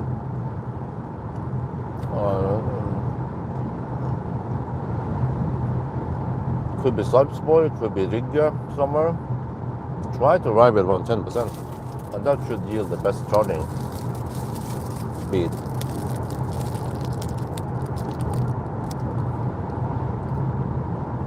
So you just found out kind of late about this.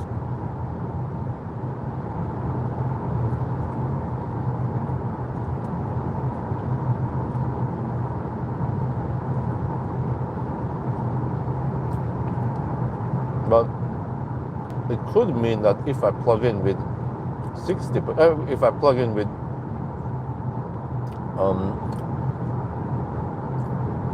20%, I might get 95 kilowatt all the way until 55% before it throttles.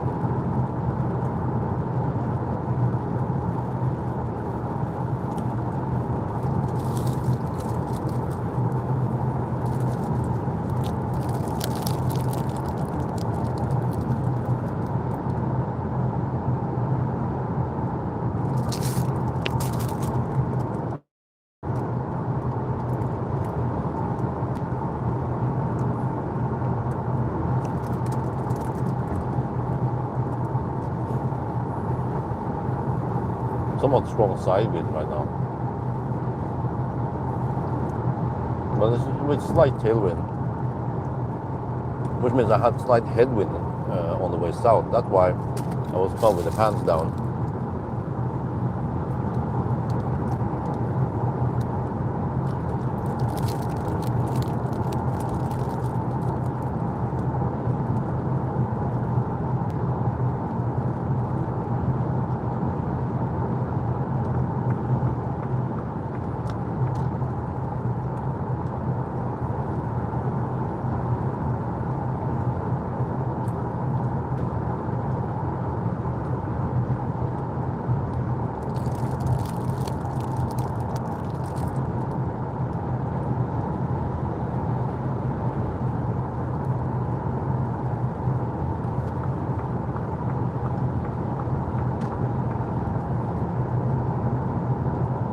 The temperature has been quite stable during the challenge. 13, 14 degrees Celsius, 15 degrees roughly through the night. Possibly because we had clouds helping to insulate.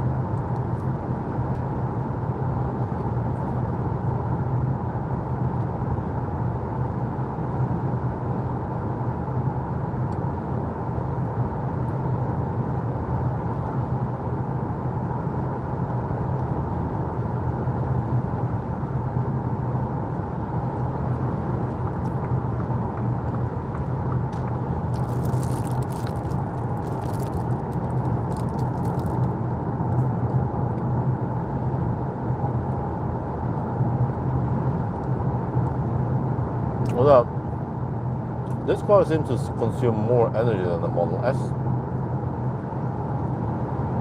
which is a bigger car with more power, fatter tires. But I think it's because the drag coefficient here is bad. Because obviously after driving this challenge so far, I noticed that when we go slow, then the consumption is quite low. But when you go fast, then, and especially if you have headwind, then the consumption becomes high. And this stretch here between Spekerud and Strömstad, there's only 110, so no slowdown, nothing. But the Boig stretch has a lot of lower speed limits, and then the consumption drops a lot.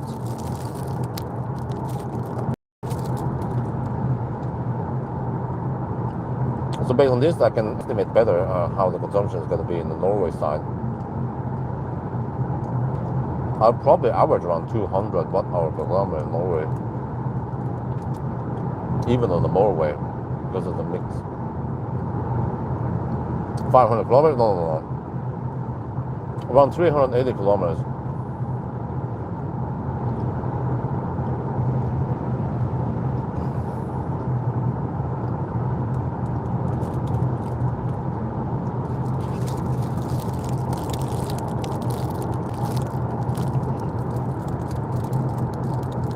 Consumption was low, around 107 to 108 watt, around 108 watt-hour per kilometer. Not that accurate, but roughly there in that ballpark.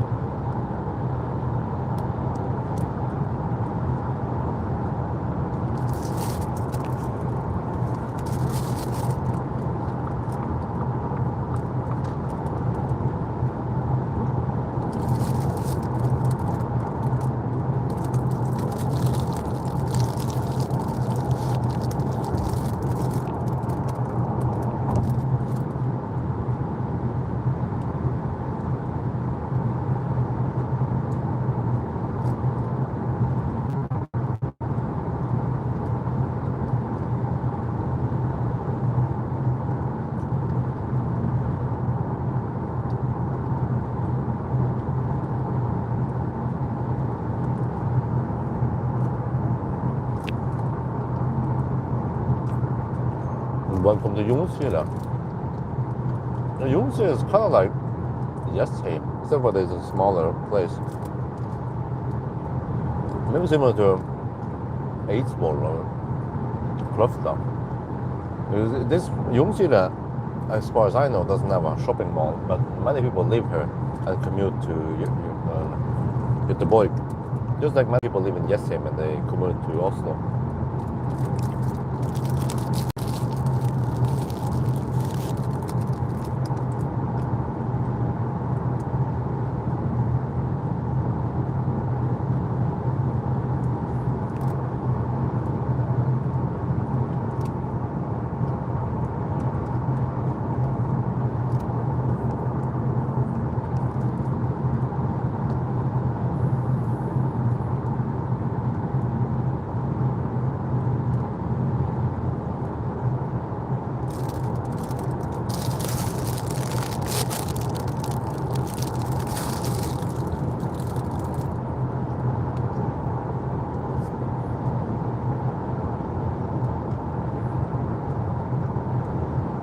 Well,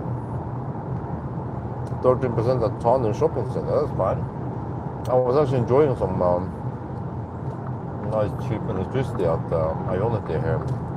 Because Trondheim is more expensive from what I remember. But then Norway side is going to be the cheapest.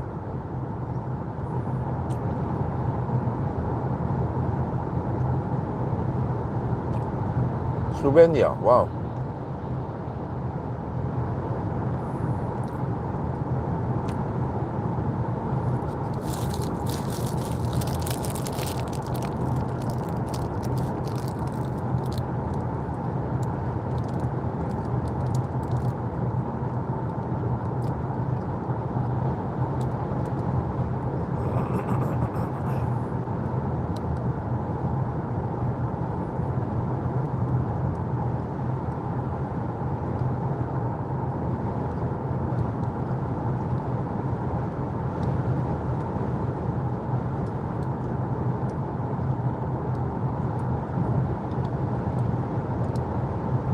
Well, a double-decker bus from Czech Republic.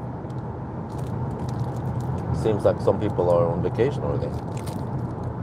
June, almost June now, in a couple of days. May flew by so fast now. Before you know it, we'll be in July.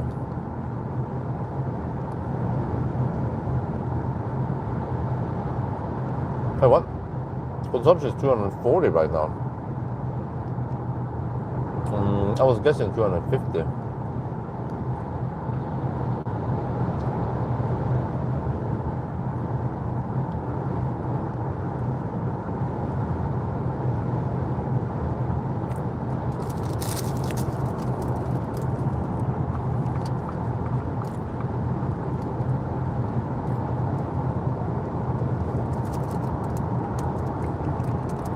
No, the hands-free. This is the old one, without the blue cruise.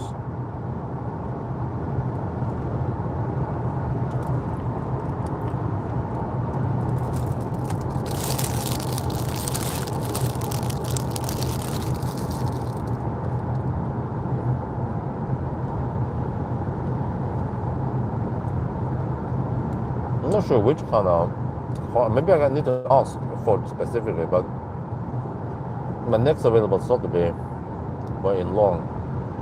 Unless I can just borrow one for one day and test it quickly. I could email them on Monday.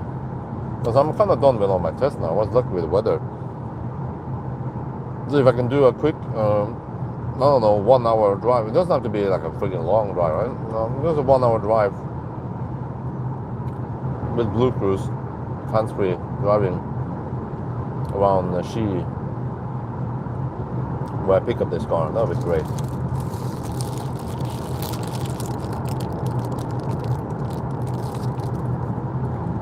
Do you guys know which car in Norway, or which Ford in Norway, electric one, has the Blue Cruise?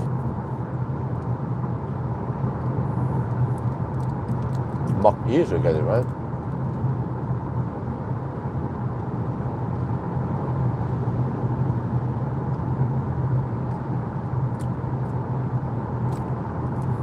I didn't know about this because I'm a noob.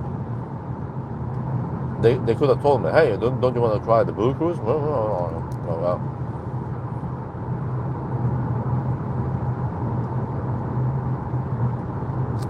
But it's only for highway, right? Not city. Yeah, Puma, the new version, which I expected I would get because, I requested for this in 2026. But apparently not. Get the 2025 version.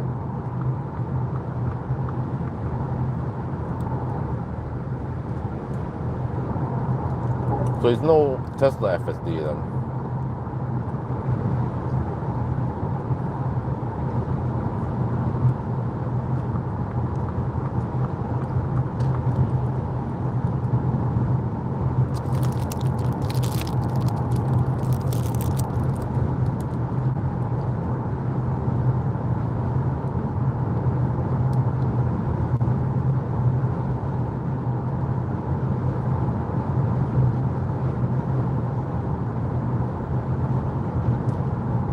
Oh, side wind is quite strong.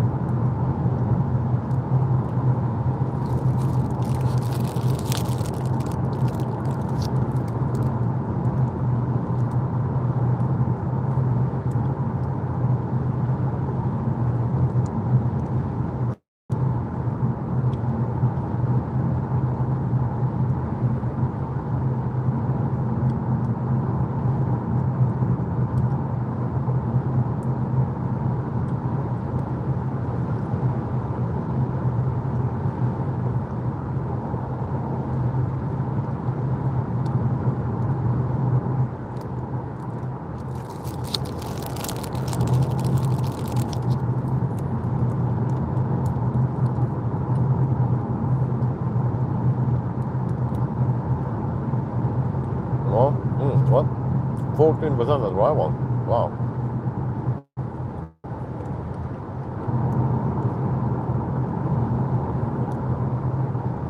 A ton of them.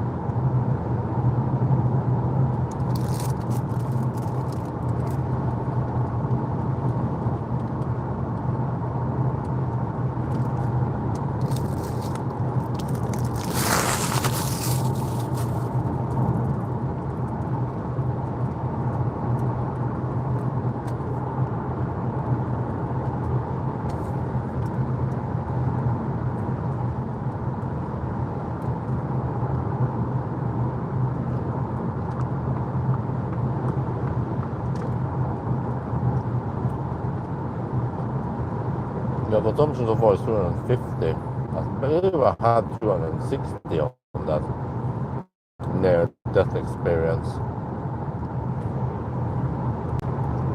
That was freaking scary, man. The battery was nice and warm. I had 2% left, and then suddenly the power just dropped like crazy. Actually, no, the power dropped to zero. I had no power until the car managed to recover and voltage went up.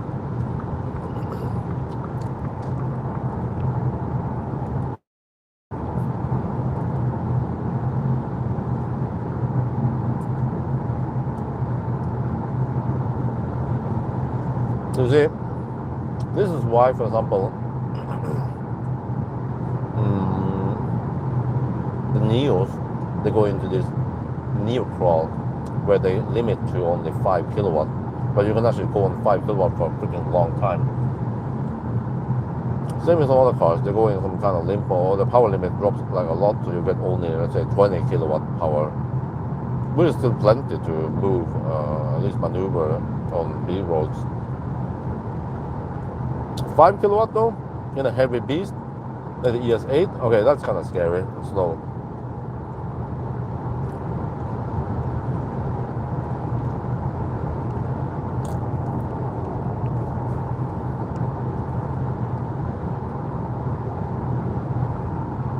So far it is 240 watt-hour per kilometer, if I'm correct. 1.5% underreported distance.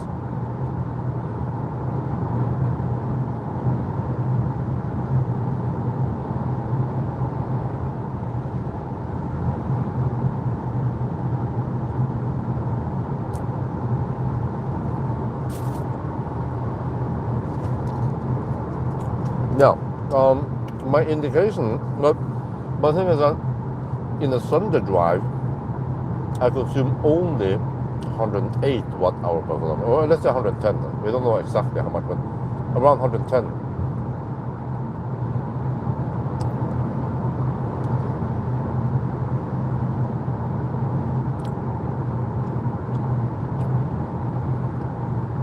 So it means that at low speed, this car consumes less than Model S. But on high speed, it consumes more than Model S. So that points towards that the drivetrain is relatively efficient. The car is light, 1.6, 1660 kilograms. But the drag coefficient must be high. Everything points towards it, what I've tested so far.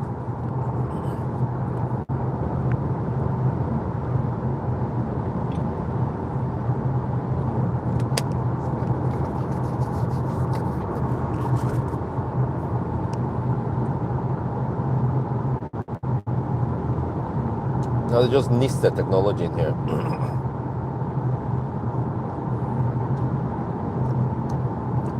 Well, I'm able to stay awake now for now. But also the time estimation is way off. Like, we are 45 kilometers away from Tanum and the car expects me to spend 29 minutes. Like, seriously? That is 90 kilometers per hour average speed. Like, what the heck, man? It's 110 so all the way. It should at least estimate based on 110 kilometers per hour speed, which is, let me see, let me do the math. 44 divided by 110 times 60, 24 minutes. It says 28 minutes. So, what's up with that? Okay, there's a bit of slowdown at the Tanum area, but still, it's not gonna pull the average speed down to 90 just because of that short stretch at the end.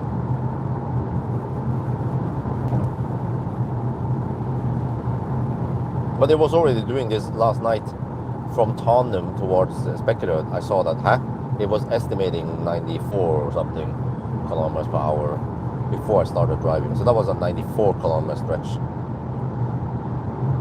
And then the last stretch, the B roads with low speed limit, it only consists of maybe around 1 to 2 kilometers. So it's how much is maybe 5% of the total stretch only. So you shouldn't be able to pull down the average speed that much. Maybe just 5 kilometers per hour max. Or you can actually calculate it. It's not that hard.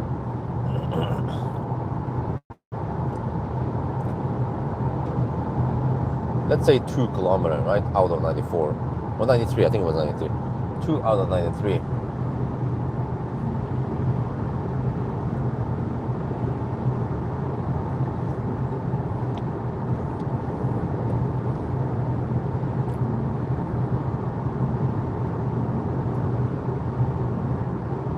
That is 2%, okay, around about 2%. So what you can do is you can take 50 kilometers per hour, maybe average speed. Let's say 40 then.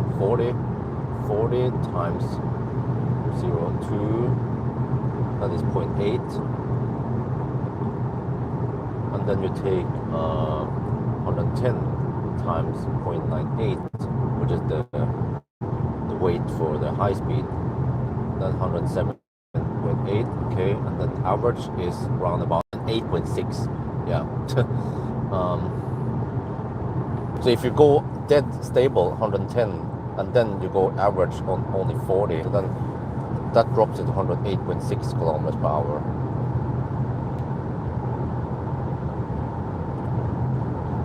So that is also not an explanation why the navigation time is bad. Sunday Drive Model 3 standard, no. But I did it with Model 3 rear-wheel drive, which is very similar. But actually, I think that was with a slightly smaller battery. So unfortunately, I didn't have time for that, and the weather was not that great. So yeah, I had to prioritize. So that would have actually been very interesting, and we could probably set the record. I could ask if I have an available slot. I could just borrow the car for 2 days, more or less, right? Well, actually, I mean, more like 3 days, because the first day I pick it up, second day I do the test, and third day I return it. So if there's one car that doesn't need that long time, I could squeeze it in. Yeah.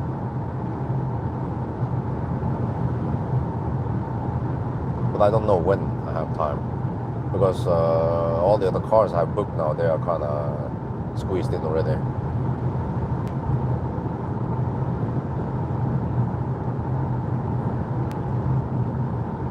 So basically, the day I swap the cars, I don't do any tests there normally.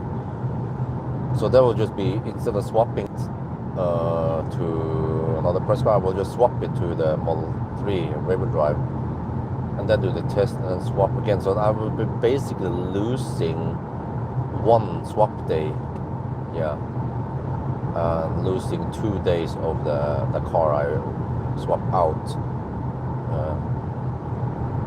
For one full day of Sunday drive, and that should be enough, because it doesn't have the insane long range. Well, I could maybe go almost 600 kilometers, because the newer 64 kilowatt hour battery has maybe 1.5 kilowatt hour more energy.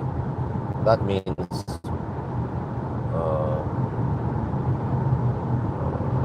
up to 15 kilometers more range, right? And then I don't know how efficient the standard is. Maybe it's more efficient than the premium. There's only one way to find out.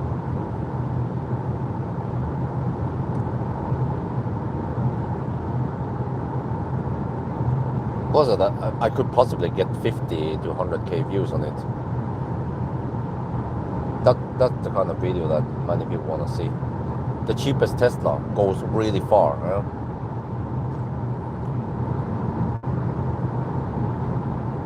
But I should try to time it with nice weather.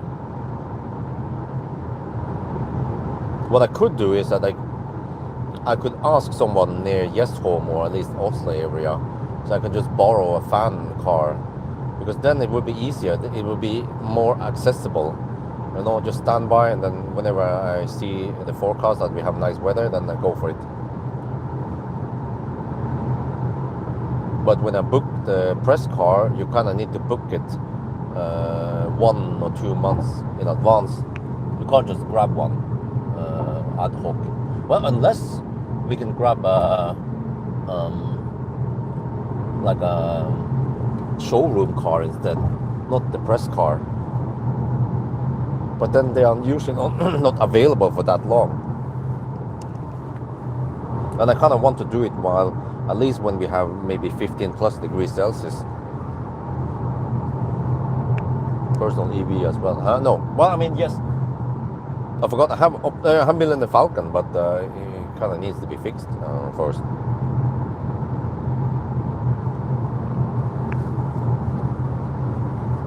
It's been sitting there for way too long now.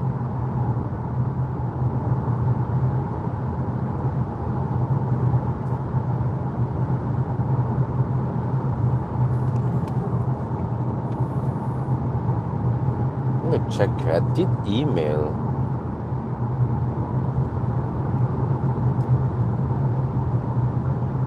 Yeah, I did email Nasir, so that means it's Saturday now, so hopefully he replies on Monday, right? I can set aside 1 day to go and film Millennium Falcon when they do the final repairs on him. But then, from what I heard last time, they were supposed to start repairing or replacing the wear and tear part, and then they will wait with with the air suspension, wait for Nasir to be ready. But from what I've seen in the app, it seems like they just left Millennium Falcon dead there with the front open and in service mode for weeks, and now he's down to 0% on the main battery, and the 12-volt battery could also be draining a lot, because once it goes to 0%, then it stops charging the 12 battery, and then the system still tends to stay awake and do all that shit, but eventually it should just shut down completely so it doesn't drain the 12 volt too much. But once I get him back on the feet again, I can check with Valdemar, go visit him one of the days I take Valdemar's garage, and he can measure the capacity of the 12 volt battery, see if it has taken any damage. Because that shit, you want to have it in good health, in case you go deep, or I don't know, who knows. So it might cost around 1,000 NOK to get a new 12 volt battery for him. But on the boxes, yes, I did it yesterday. It managed to take 7 boxes in the trunk, which is actually quite good. I was expecting like 5. Well, I didn't know how big the trunk is, but they actually made the trunk quite big. Prioritizing trunk space, but then the rear seat space is quite shite. It seems like this works great if you don't have passengers that often, but you have luggage. Like if you're, you know, a couple or single, and you have no kids, because if you have grown-up kids, then they won't fit in the back there. So you just have to be 2 person in the household, and you want to bring some luggage, then this is actually quite okay. 7 boxes is on par with many SUVs. Most SUVs or crossovers, they can take 7 or 8 boxes. But then many cars in this class, like I don't remember now, like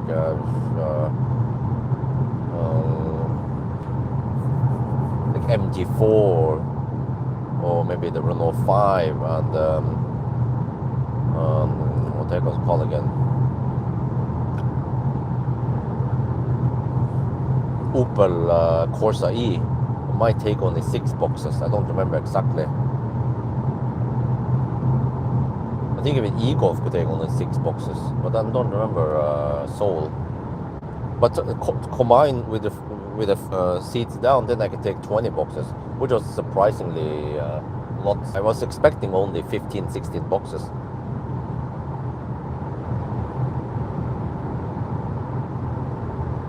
We have to pay attention there. Tandem, 14% of tandem. Okay, that's fine. We're gonna get a nice flat curve again, and 80% at 55%, which is actually quite good.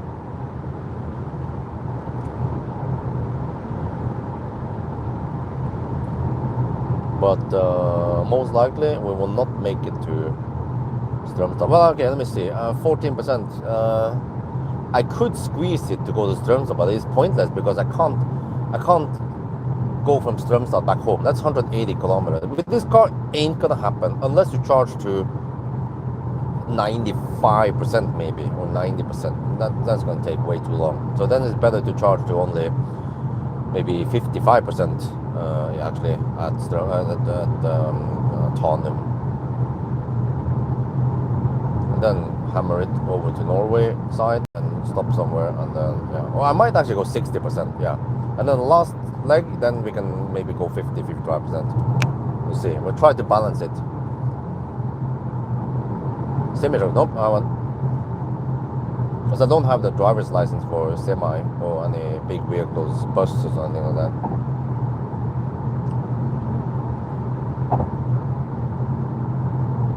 And I'm not sure if it pays off. Well, I realize that driving lessons, they are freaking expensive nowadays. Not like when I took the driver's license. So nowadays in Norway, 1 hour, which is 45 minutes, right, cost around 800 NOK, or 80 euros roughly. I was like, wow, really? So if one double team, which is 2 times 45 minutes, will cost you around 1800 NOK. Shit. So in 1 week you can burn through. Well, if you have two double team, two double twice per week, that's 3,600 NOK. Damn. So yeah. So then it will actually pay off to take more private lesson with me, train, become better and more confident. So it will be better to if we get Melinda Falcon back. So wifey can drive with me with Melinda Falcon. We will save a ton of money. Yeah.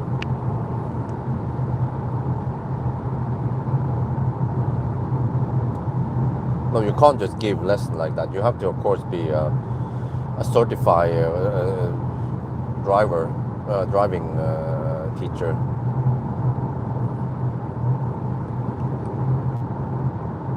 Driver instructor, I think that's what's called.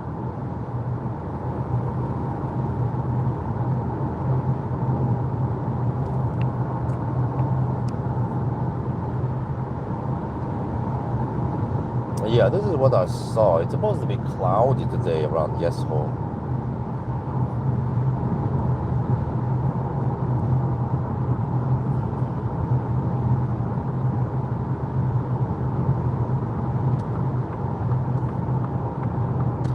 Well, so it could be that we get that boost speed for 10 minutes and then it throttles. I didn't pay attention how long it takes. I just noticed like how many percent it throttles. But yeah, maybe I should pay attention next time now we're at Tandem. Maybe it's a 10 minute timer. They made things quite primitive, Ford. Because I remember something like this also, the 10-minute timer in the Mach-E and the Ford F-150. Was the estimation on the my calculation pointed towards 11 hours and 10 minutes, and the time now you take current time plus 1 hour and 6 minutes, so we're getting close to the 9-hour mark, and have 2 more charging stops, and each of them are roughly 15 minutes. So already now you can kind of guess. Well, we're still Tandem, yeah, that's right. From Tandem to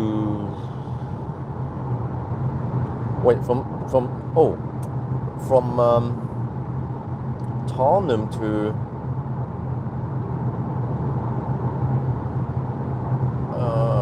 the border is roughly 20 minutes, and then from the border to finish line is 1 hour and 20 minutes. So that's 1 hour and 40 minutes, plus the charging time. It becomes 2 hours and 10 minutes. And we are arriving at Tandem, so it seems like we will actually do it in roughly 11 hours and 10 minutes as I predicted. So my range test and the charging test, as long as the charging doesn't replicate or do any weird shit, is very accurate. And it's actually based on only 120 test, which is not spot on because there is 140. I mean, there is 120 zone. And some 80 zones and 70 zones and whatever in the mix there, right, on the way there. But average speed is round about 120 combined, right? So it's close enough estimation.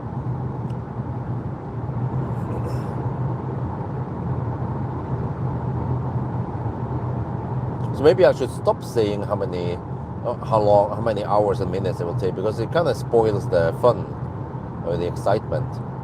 But this time I need to put this the hook in the beginning, that I'm getting close to speculate, and then the power just disappeared. Yeah, and then we start the video from the start. So that will get people hooked to watch the whole video or more of the video than just skip through it.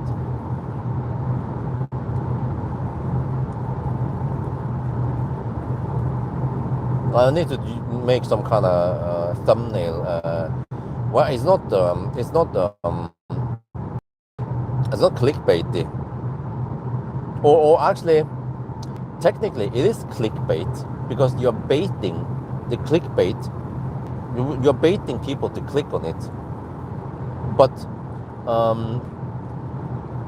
the clickbait term has been misused and It's more commonly known as misleading. If you Google about this or definition of clickbait, it says that it's like misleading something. But you know, as long as it say, "Oh, that was scary," or you know, then it's not clickbait.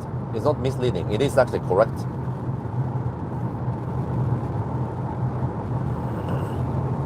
So that's the thing I don't like is that I intentionally not. I will avoid clickbait.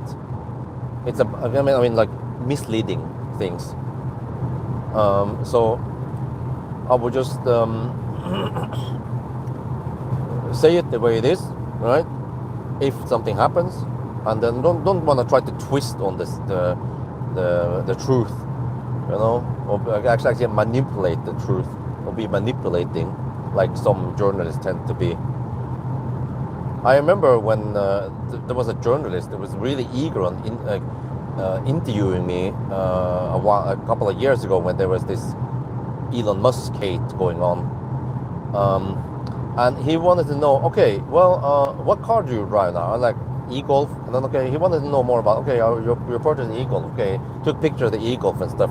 And then he also asked, when you previously owned a Tesla, right? I was like, yeah, but that was, like, you know, Millennium Falcon.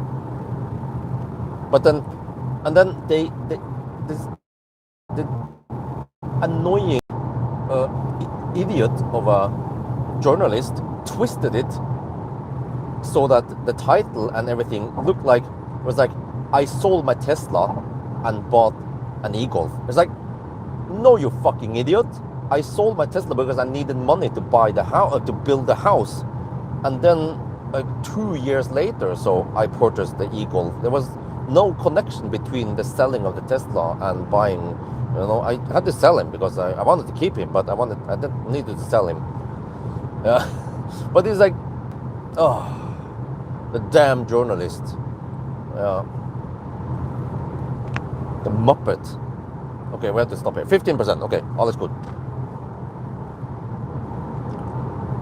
Let me check something. 44. Okay, I'm gonna count how long it takes and the distance. 90.5. 44 minutes. Okay. I'll try to not dick around too long. Here. Okay. There. 90.5. 500 meters already. This is actually quite slow if you go in this direction. And I have to take a full stop here also. Okay, let's wait for that car to pass. Don't want to hammer right in front of him. Could be polizei, who knows? Already 43 seconds now. And then almost 1 kilometer. We are not at the supercharger yet. And there's no charging whatsoever going on at 3M. 3M, they don't have any charging. They're not CPO, the 3M guys. They just want to sell dinosaur juice.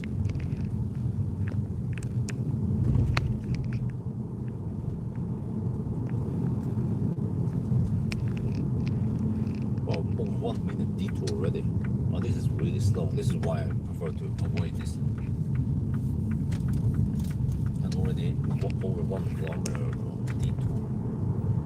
You want to try to hammer it over here. 1.5 minutes. Damn. This is so slow.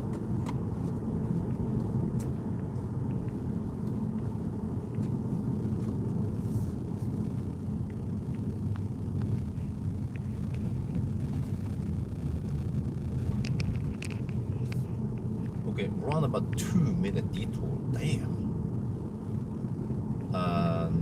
2 kilometers. So that's roughly 60-ish kilometers per hour. Yeah. Okay. Anyway, let me use the same stall I used earlier. Bring me luck. Huh? Why did the thing fall? Huh? Someone else must have been here. Okay, let me avoid that. Let me use this 12A then. 240 consumption on this leg.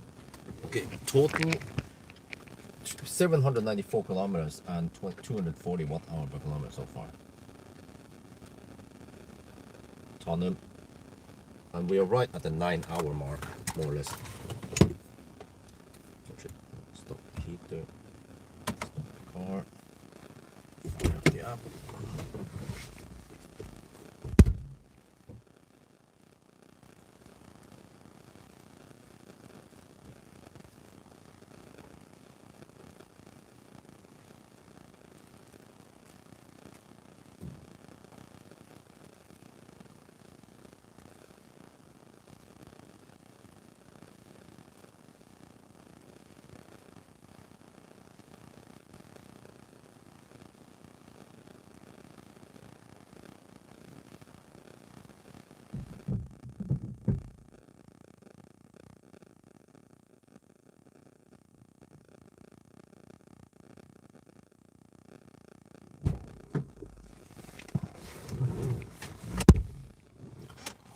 Okay.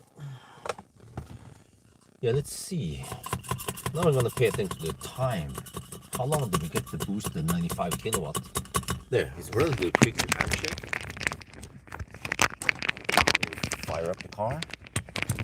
Do this, and then do this, and then there. All good.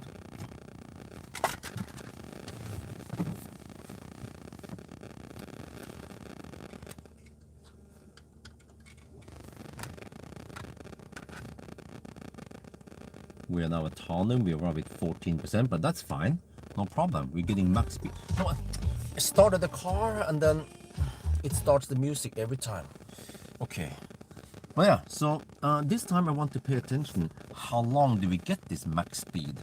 There could be a timer because I remember the Mach-E and the F-150, they also had a timer on how long you get the maximum speed. So since this is not MBB platform, then it's likely that you also get it here, the timer. And remember, you don't say a double negation. You don't say it's not uncommon. You say, or it's not unlikely. You say it is likely. That is better English.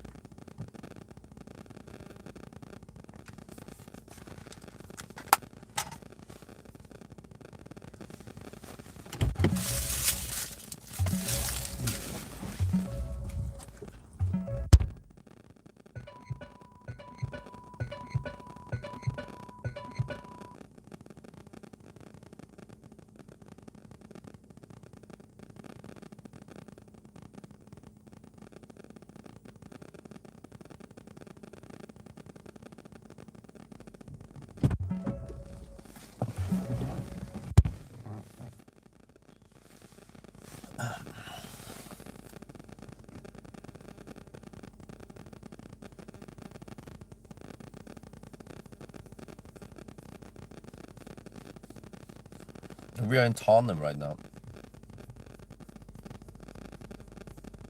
Okay, but if that was 240 consumption, then on the next leg, since we're gonna enter Norway, then it's likely to be only 220 then, my guess. Okay, now I'm gonna find. From what I know, oh yeah, I forgot. We can go to the supercharger rig. Yeah. Okay, let's see. I think that should be in good distance.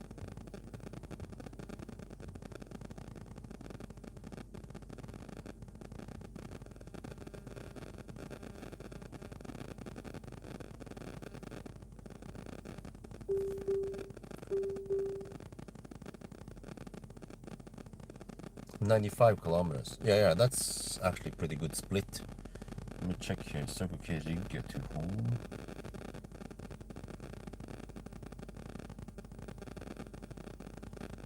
Wait. There to home is. Well, that's 102, but that's fine because we have the Oslo stretch. Yeah.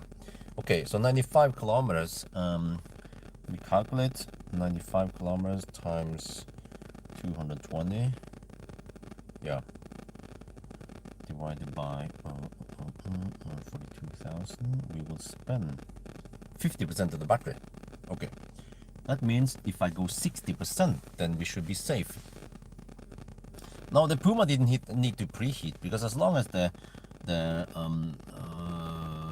heat bar or the battery temp bar would be at the middle, which happens, then it's fine. No cold gate, no rapid gate. Well, rapid gate I'm not sure, but cold gate, yes. No. But it seems like it cools down. Like when every time you fast charge, you finish fast charging, you will see that the battery temp gauge is at around 75%, but then it drops quite quickly to 50% within only 15-20 minutes, and then it stays there until I fast charge again. So it seems like the thermal part here is okay, except for when we fast charge now. But I'm gonna see the timer here. Well, I suspect that there's a 10-minute timer, or I don't know how many minutes we're gonna see. I arrived at 14% this time, so which means that we might get the 95 kilowatt wave now, or 96 kilowatt all the way until, I don't know, 45%, or until 10 minutes has passed, just like what happened last time. But then I was taking a shit at the Spekkerud. I was nuking the toilet, which is not what I prefer, because I'm Heimscheißer.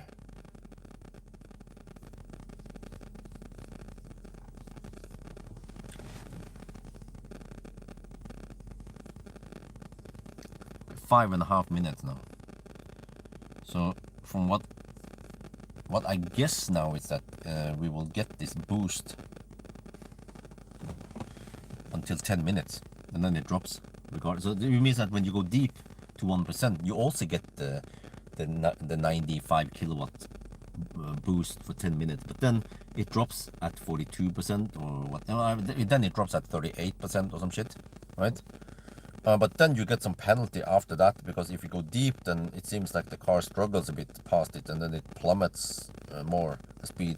But now what you're gonna see is that we will hold 85 kilowatt and then 80 kilowatt for actually a nice time before it drops even more. No, the car doesn't show jack shit on the screen. It shows when we will finish charging. That's pretty much it. It doesn't show any charging speed. No, I can show you here.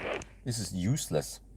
It shows range. Okay, that's good at least. But when we finish charging, and then when we navigate, yeah, it will show you there you can go. But that's way too optimistic, and this is useless. And then unfortunately, car scanner doesn't show percent. But if I do this, then we see everything we need.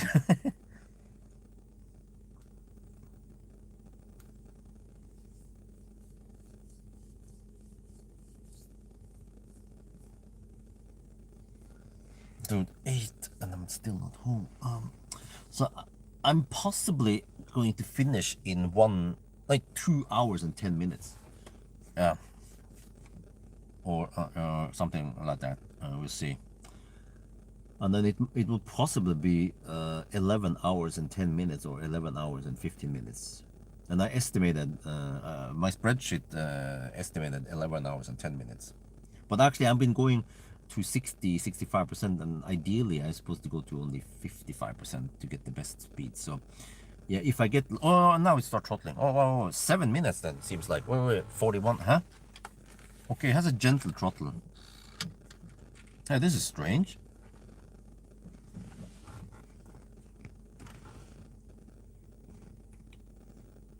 Well, this is kind of strange, because we are at 41%. It seems to throttle earlier this time, huh? I don't get this. I don't understand how the BMS works here. Is there a boost that lasts for around 7 minutes? Is that how it works? Or okay, whatever. But now though, okay, after the throttle, we still maintain okay speed. When we went deep to 1% or 2%, then usually when it throttles, this speed kind of plummets to I don't know, 60 kilowatt, 70 kilowatt. Now we can maintain some okay speed. But remember that this is what we get from the charger, 86 kilowatt, and then here it is what goes into the battery, 83 kilowatt. And then there's some cooling going on, and the screens are on and so on, and then there's a little bit of heat loss in the battery. That's why it's cooling it.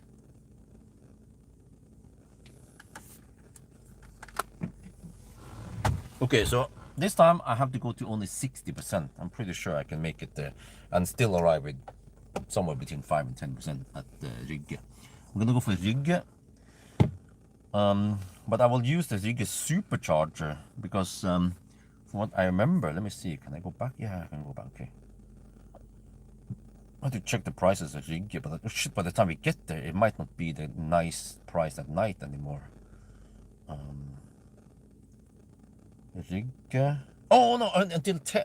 Oh, until 11 in the morning. Yeah, good. I get 2 NOK per kilowatt hour at Rygge. Yeah, from midnight until 11 actually. Wow, that's good for me. That's actually cheaper than Ionity with Ionity Passport at Rygge. So that will be the plan. And also this car, it doesn't, it's not that picky on speed, as long as I get 280 amps something ish, then I get full speed.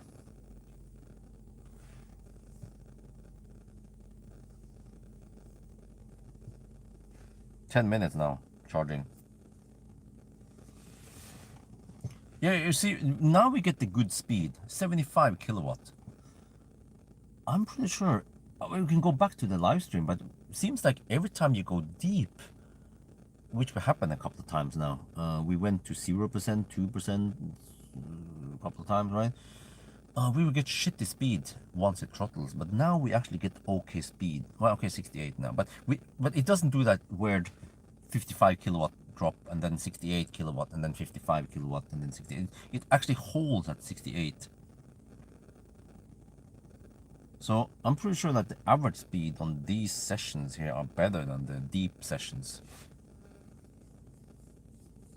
Okay, so we're gonna go for 60%, just a couple of more minutes, and then we should be done. DUN for this session.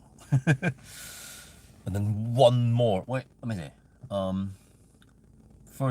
First charting session was here, Tanum. Second was Spekkerud. Third was Himle.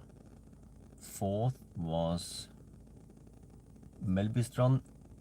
Fifth was Varberg. 6 Spekkerud. 7 here. Tanum. 8. Okay, we get away with 8 charging stops. All right. I guess that's good. 8 charging stops only. First I thought it would be 9. Yeah, look at that. We're getting the nice 69 kilowatt wave now, instead of the 55 up and down.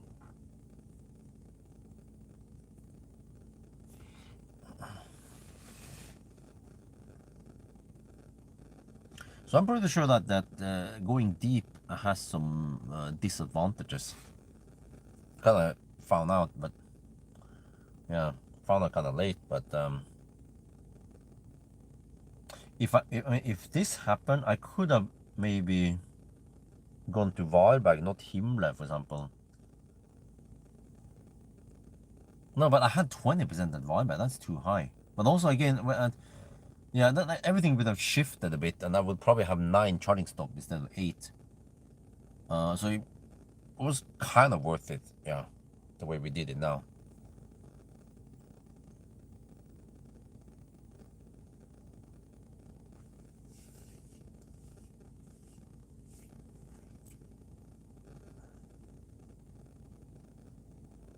Yeah, 13 minutes.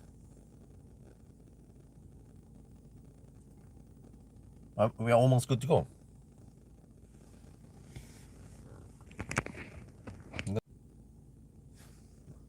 Well, the internet here is a bit bad at sometimes.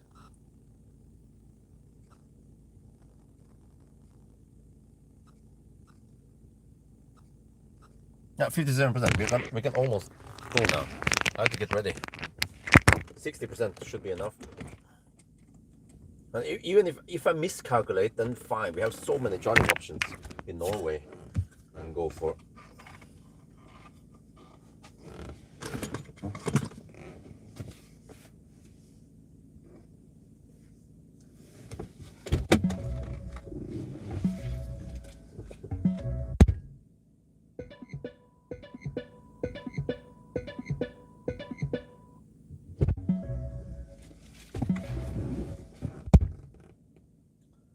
Uh, 55 kilowatt now. Oh, okay.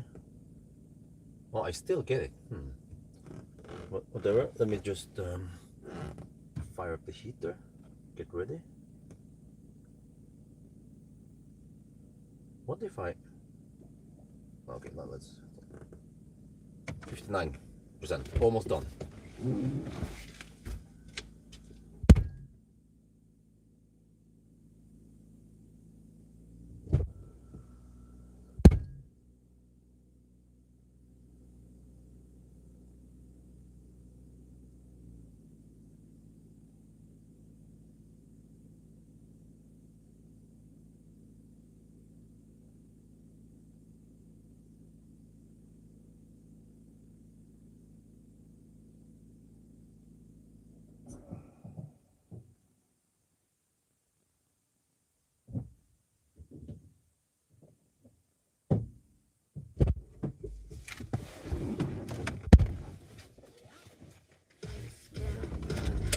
Oh, Jesus.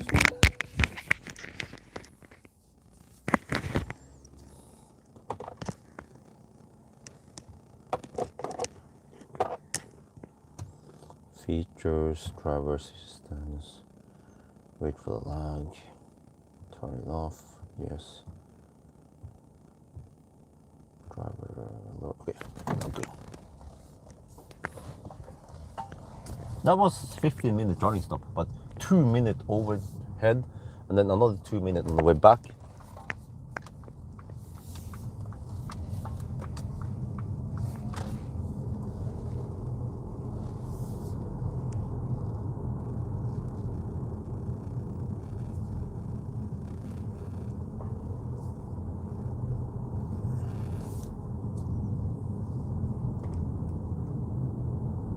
It was 8 now in the morning. It's kind of getting kind of busy. Wonder how busy the roads will be in Norway.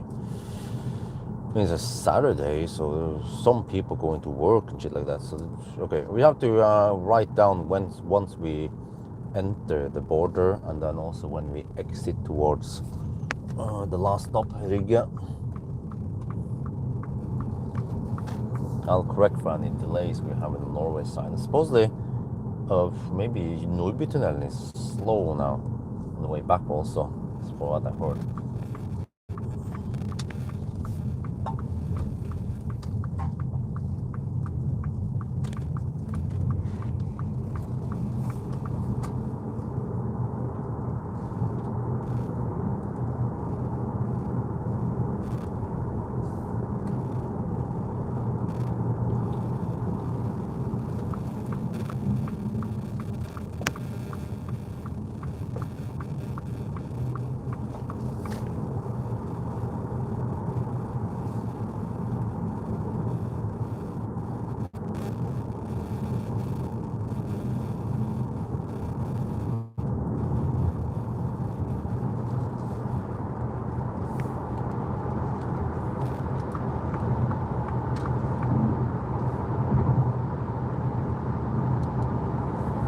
All right, here we go.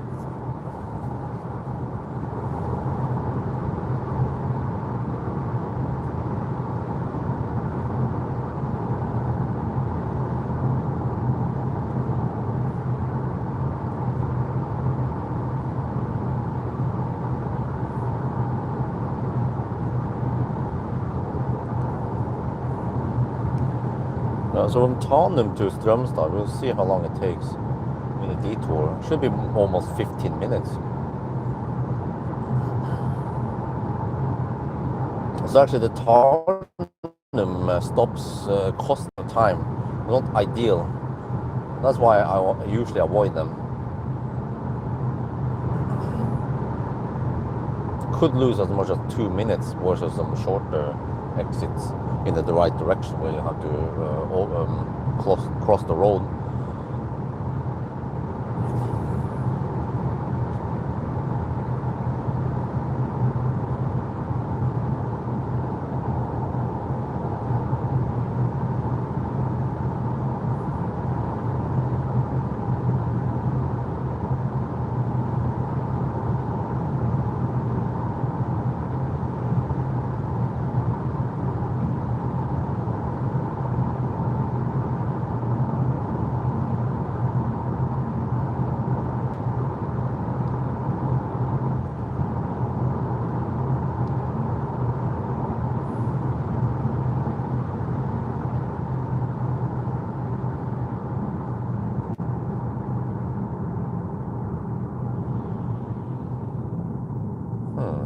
6. Interesting. Yeah, I think the car compensates for the kinetic energy.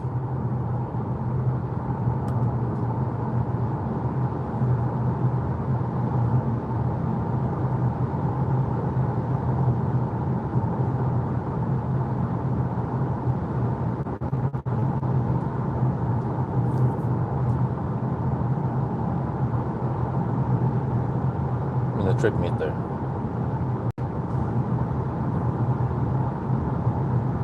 But I mean, that's kind of complicated. Well, I mean, as long as it knows its weight, you just have to base on the base weight, right? With the driver, you can then have some kind of lookup table. Say that okay, as long as you're driving at this speed, then you have this energy. Or for each kilometer per hour, you get a certain amount of watt hour of kinetic energy. Because the consumption doesn't fluctuate that much based on when I accelerate or decelerate. Normally it should. You should see, oh, there's a roadkill there. I want to avoid it. There's a bird there.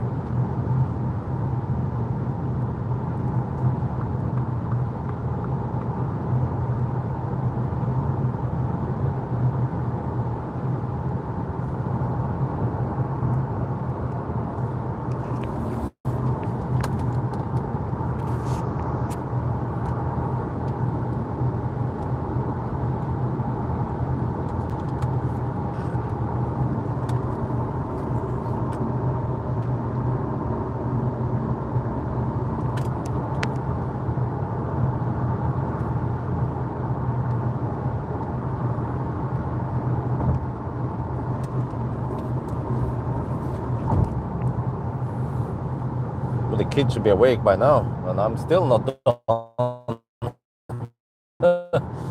Daddy's still working. Isabel told me, but Isabel doesn't want Daddy to go at night. Isabel wants Daddy to stay with Isabel. I was like, well, it's not possible. Daddy needs to work. If Daddy no work, Daddy no get views. If Daddy no get views, Daddy won't get sponsors. Daddy have no sponsor, Daddy get no money. Daddy have no money, Daddy can't buy you ice cream.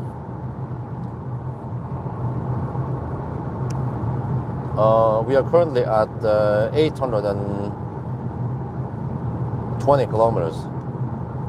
This car underreports by 1.5%, which is quite big. So we have to count to 985 kilometers. It should happen actually south of Yesholm exit because we had so many stops, 8 stops. Well, it's going to be 8 stops eventually. That was a 7th charging stop with actually some long Tanum detour even, twice.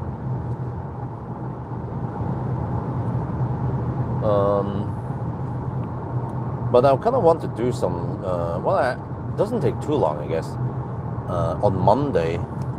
Because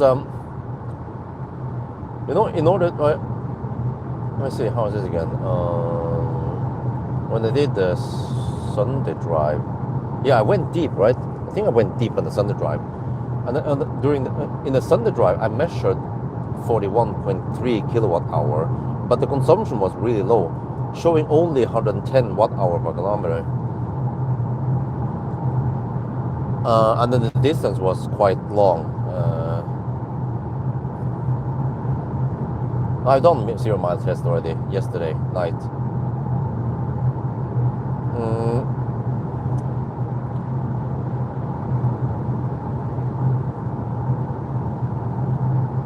But for the highest precision, you want the consumption to be high, but also the range. Yeah. But when the consumption is only 110 watt hour per kilometer, then the error becomes quite high. So you can balance that, kind of, right? But I calculated that if I drive faster and in the rain, yeah, it's gonna rain on Monday. if I can push the consumption to 250 watt hour per kilometer and I drive only 150, oh wait, that's also the problem. If the range is quite low, then the error also increases. You want both of them, the sum of both of the range and consumption numbers to be kind of high. Then you get the lowest error.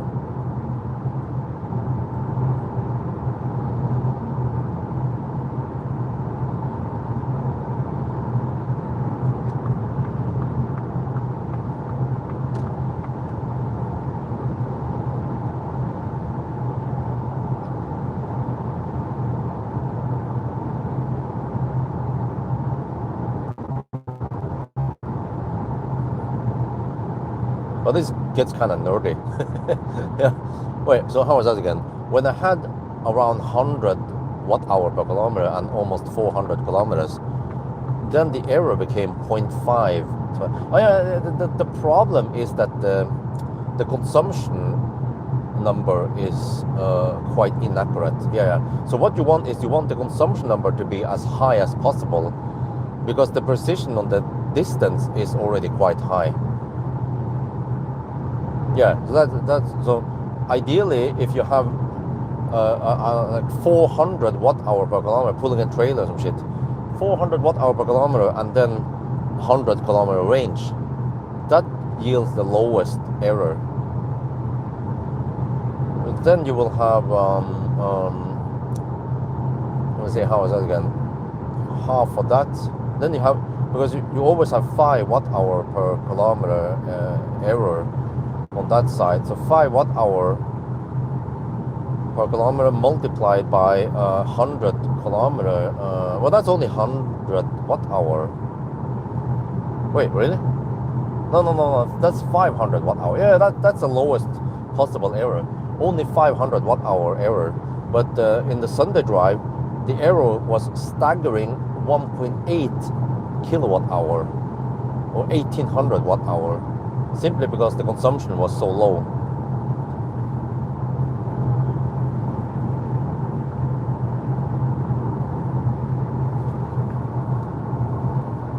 Oh, okay, let me see. We're almost at Strömstad. It's been 11, almost 12 minutes now. Oh, we have slight tailwind. Oh, I see.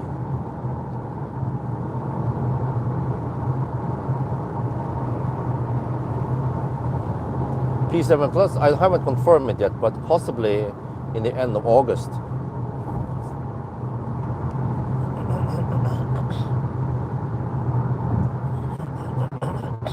I think I just have to nag more, because it seems like the guys from various importers who's responsible with press cars, some of them just need to be nagged a lot.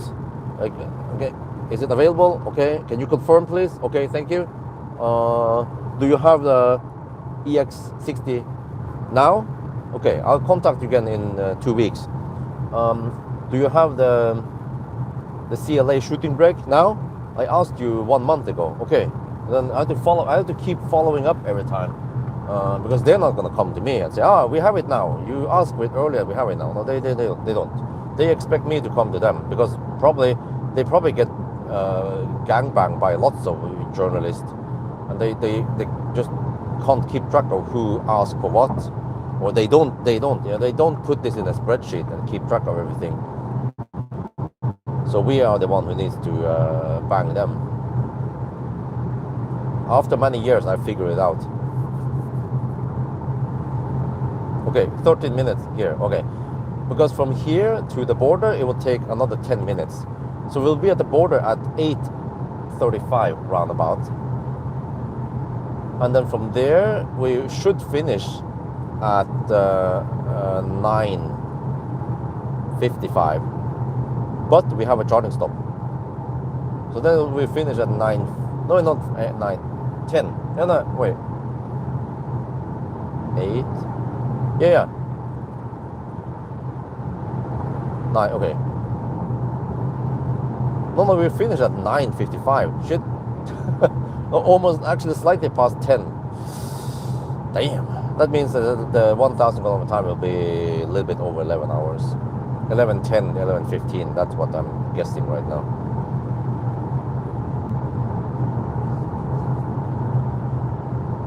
Oh, we have tailwind now. Consumption is 240 on this leg. I'm keeping an eye on the current leg, and then we will aim for Circle K Rygge, or actually supercharger Rygge. Only 2 NOK per kilowatt hour between midnight and 11. That's almost as cheap as you can get. There are some sites in Norway that has 1.6 NOK per kilowatt hour. I think that's cleavage, or I don't remember if it's cleavage. Yeah, I think it was cleavage at night. You get that ultra low price. I think also Yes Home was quite cheap at night and early morning hours.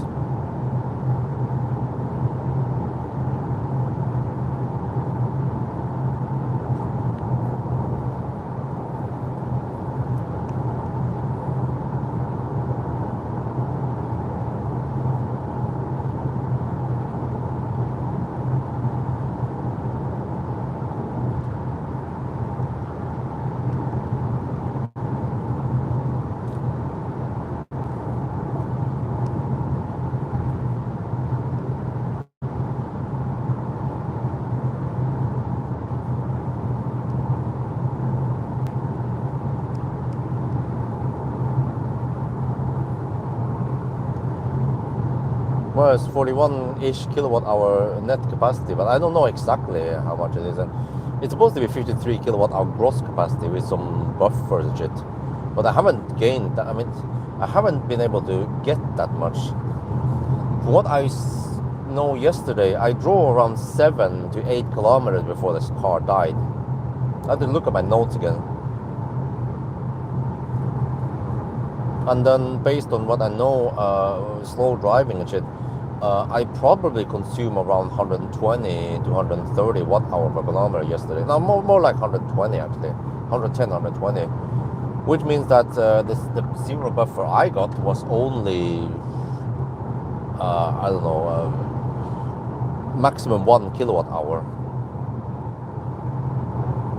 So maybe in order to get the 7 kilowatt hour, whatever some people claim, you kind of need to crawl, like hypermile or some shit, and not have any uphills, because the uphills will make the voltage drop, and then it cuts the power.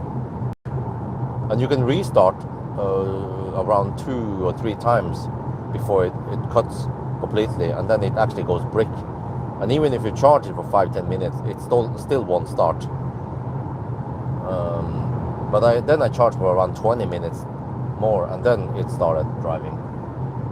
But I think I didn't charge 40 minutes like I sometimes do. I just like, okay, 20 minutes should be good enough. The car doesn't consume that much when it's driving slow and it's light, so go for it. And then I went all the way to Brøfta, charger there on the recharge. Freaking expensive, 6.5 NOK per kilowatt hour. Oh shit. With Tesla and Ionity, I get away with around 3 NOK per kilowatt hour most of the time, or even lower. Yeah.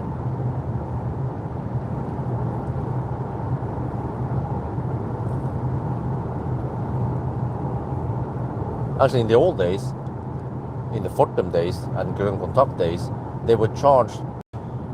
How much was it? It was 50 kilowatt chargers cost. What was the price again? Think about what.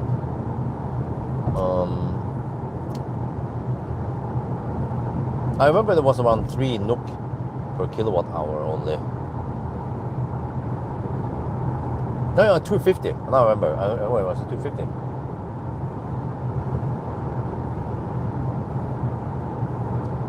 NOK. 3.3 NOK. 60 minutes. 6 times 6 200 NOK per hour. No, that means 3. Was it 350 or 3 NOK per? Don't remember exactly. I wonder if it was 2.5 NOK per minute, and then 1 NOK per minute or AC charging, because they didn't want people to occupy the AC. But then it was bad for cars with slow onboard charger, like the classic Ioniq and actually the first gen EQC and also I-Pace. They only had 7.4 kilowatt onboard charger, and actually even less. Some Leaf had only 6.6 kilowatt, 30 amp. So then you get away with only around 3.4 or 3.3 NOK per kilowatt hour. But that was only 50 kilowatt, or many cars would take only around 40, 45, 48 kilowatt.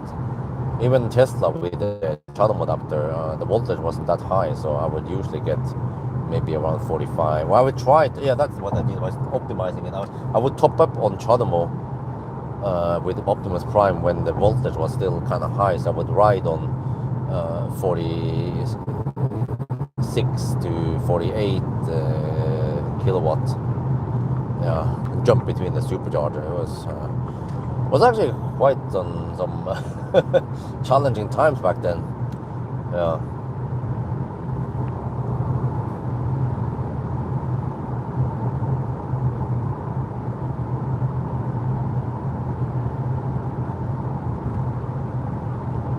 More detail, miles per kilowatt hour. Oh, yeah. That's actually a good point.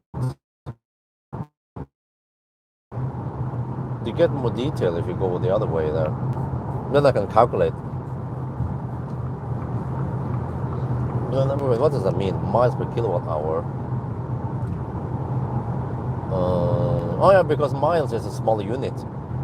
It's just 1.6 kilometers, whereas here we have the 100 kilometer and then the 20 kilowatt hour per. Yeah.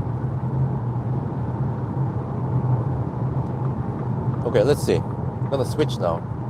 I need to switch. That was a good idea.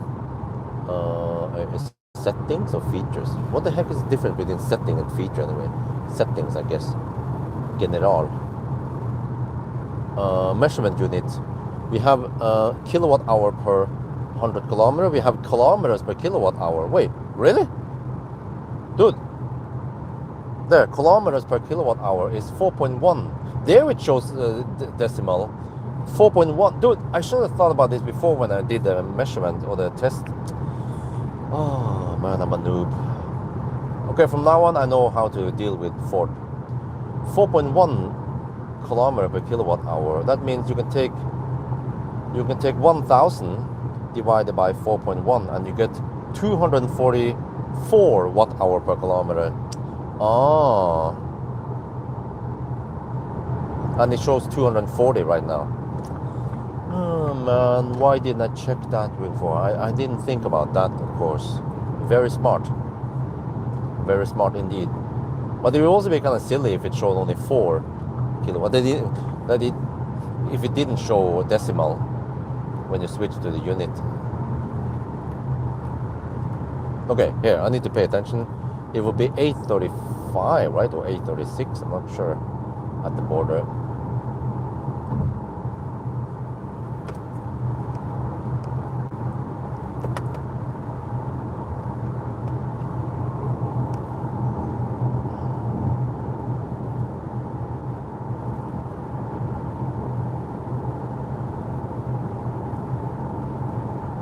Okay, that's it. We need to redo the Sunday drive.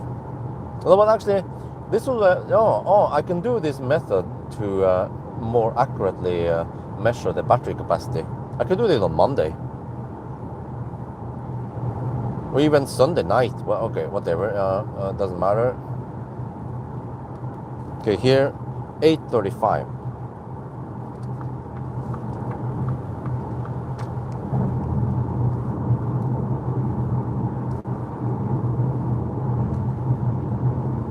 Okay, Schweinsund at 8:35. And then we see when we arrive. I mean, no, we have to count also at Rygge. Yeah, checkpoint at Rygge.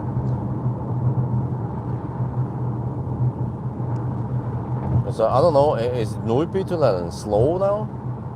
How is that?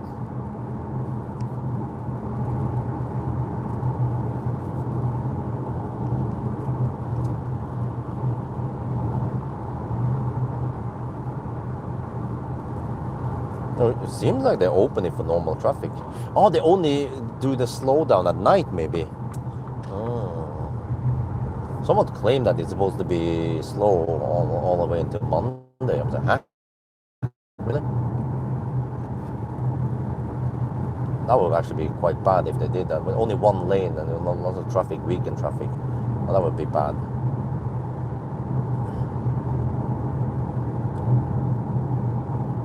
Right? Okay, so that's good to know. Consumption is 244 right now.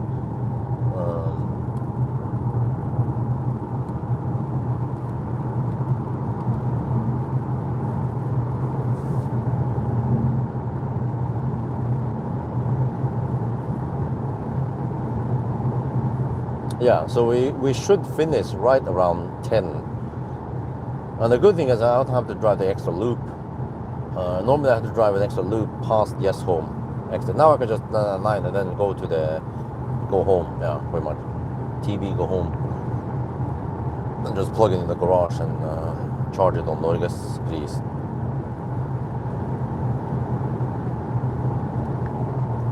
Well, guys, I'm in the process of getting a Pixie battery, supposedly. My tall friend Morgan works at Pixie. And then also Neowatt has connected with Pixie and stuff, and they want to put the battery at my home. I was like, okay, go for it, because I have 43 kilowatt available, right? And then I can apply to become Plus Kunde, which is that I don't need solar even.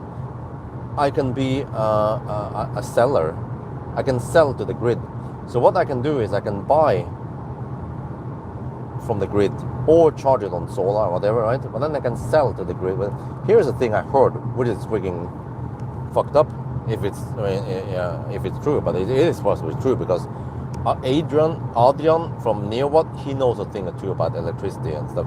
He told me that there is this loophole, or whatever you call it, where you can buy cheap electricity at Norges price. I probably want to buy at night when I get the lower grid fee. And then you sell it. When you sell it for the spot price. I'm like, oh, what the heck? Plus that when you sell it, I think when you push out, you export, you don't pay the grid fee. Well, I'm not sure how it works, or the power tariff. So it could be that I can push 43 kilowatt without getting the penalty of the 43 kilowatt. So I'm like, dude, that is broken, man. That is fucking broken. I can buy cheap for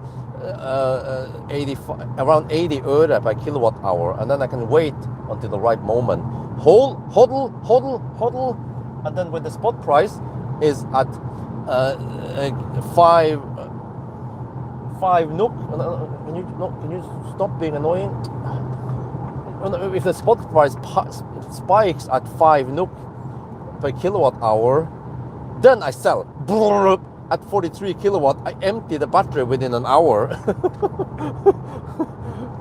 And actually, even if I need to pay some grid power tariff, I mean, it could be worth it. Or it would probably be worth, if I can do the cycle, the buy-sell cycle several times per month, then it's definitely worth it. Because if I have 50 kilowatt hour Pixie battery, I buy for 40 NOK roughly. But then if I can sell it for, let's say, 2-3 NOK per kilowatt hour, I can sell it for 100 to 150 NOK, then I make let's say I make 100 NOK per cycle. Okay, so as long as I can do that 10 times a month, which is only 2.5 times per week, then I'll be making 1,000 NOK on that shit. But there's always a but crack. Norgepris has a cap on 5,000 kilowatt hour per month. So in one cycle I consume 50 kilowatt hour, and then if I do this 10 times, it will be 500 kilowatt hour. Now that's still plenty.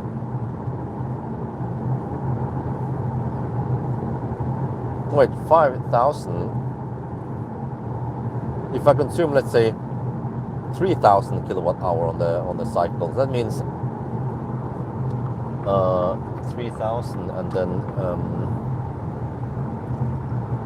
3,000 and then divided by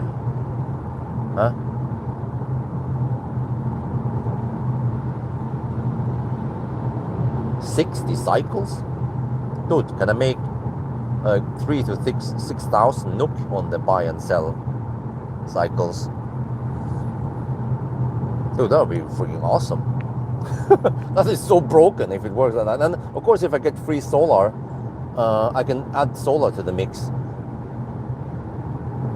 And then I'm not using the whatever, right? The Norgespris. And I can camp. I can just farm the solar and then sell it when the price is high. But my idea is that how about we don't use any expensive Pixie battery? What if we just use a couple of used ionic batteries? I saw a video about this DIY guy. He recommends the Leaf batteries because Leaf and Nissan actually made this documentation even how to use the Leaf battery as second or like home storage. So that's pretty good with Nissan that they had that in mind, that the Leaf will get a second life. But I mean, there are plenty of Kia and Hyundai enthusiasts out there. So there must have been someone who has made a system or ported that stuff or decoded them for example, classic Ioniq. So I would like to grab several of those cheap Ioniq batteries and then put them in the garage and pair with a Victron or something inverter, powerful enough, like I don't know, 20 to 50 kilowatt maybe. That would be kind of heavy investment there, and then become Pluskunde if it works like that. I like that idea because I've seen actually many people use home batteries, and they even, like the one guy I saw, some British guy, he put it outside and he had to build a little like a shield around it, a housing or something, a wooden housing with some roof and shit. But what if I just put it in the garage? Garage should be quite moisture free, and I can also even run the dehumidifier to avoid any moisture problem in there and also avoid dust and stuff. But there should be some filter in there anyway. But I have a place in the garage, and there's some Ioniq battery, one or two of those, or I don't know, shouldn't take up too much space. And I have more faith in Ioniq battery than Leaf battery, because from what I heard from Valdemar, Leaf batteries are shite or bad quality. They tend to bulge out and stuff, whereas Ioniq batteries are rock solid.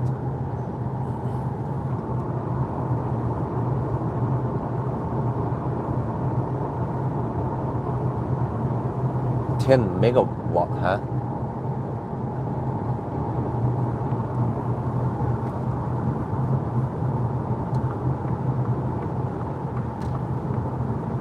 Oh yeah, of course I can do all the grid, or I can be a VVP and also make money on that. Because the buying and selling is probably way less to make. Yeah. Once you go join the VPP shit, then you're really making the big bucks for stabilizing the grid or the frequency balancing. Oh, low range. Okay, I would pay attention. Okay, 10% at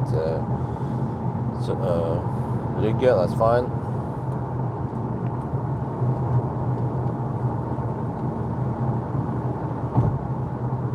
But 10 megawatt. Do you mean 10 megawatt hour, right? Or do you mean 10 megawatt of inverter power in the battery?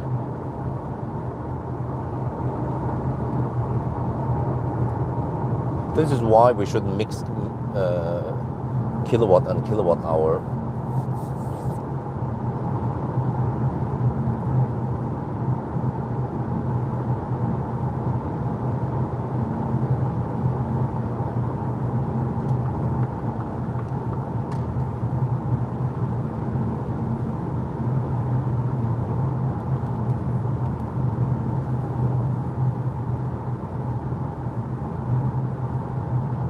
A 10 milli. What the heck is that? Okay, but okay, you meant 10 megawatt hour, right? Capacity, right? Not 10 megawatt of inverter power.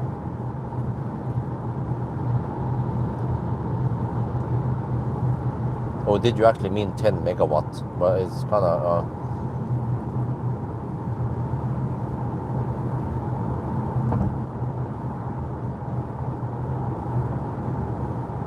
what? Yes, yes, you meant 10 megawatt.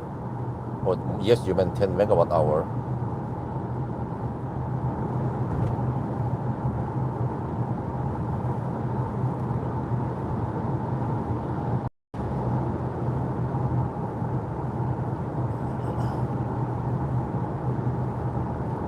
But yeah, once you get those figures, then really making big money.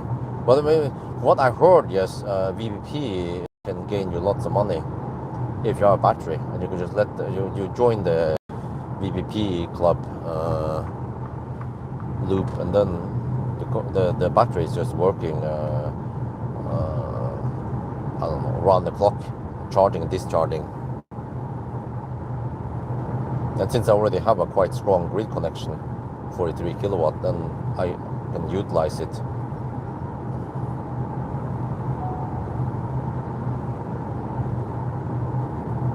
Yeah, but I mean, what I want to know is it 10 megawatt hour like energy or capacity, or is it 10 megawatt of power? Because it's so common to mix kilowatt and kilowatt hour, or megawatt hour, that I'm not sure what you mean. A 10 megawatt hour battery is huge. It's usually a stack is around 1 megawatt hour, right? Those Tesla industry stacks. 10 megawatt of capacity. Okay, so you meant actually it's actually you have to uppercase M and W. That is megawatt. And if you mean power, right? You mean power as in megawatt, not energy like capacity as in megawatt hour. Because it could be that you have a 10 megawatt hour battery system, but only 1 megawatt of inverter power. That's what I kind of want to know. Is it the power or the energy you're talking about?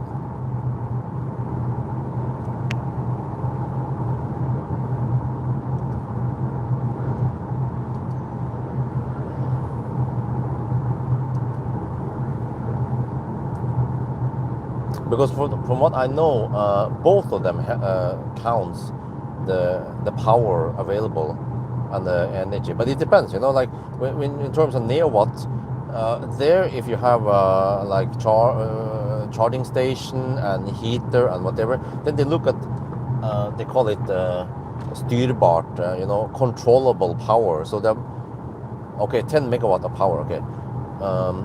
So if you have the higher controllable power you have available for neowatt, then the better. So this is where we shouldn't mix power and energy.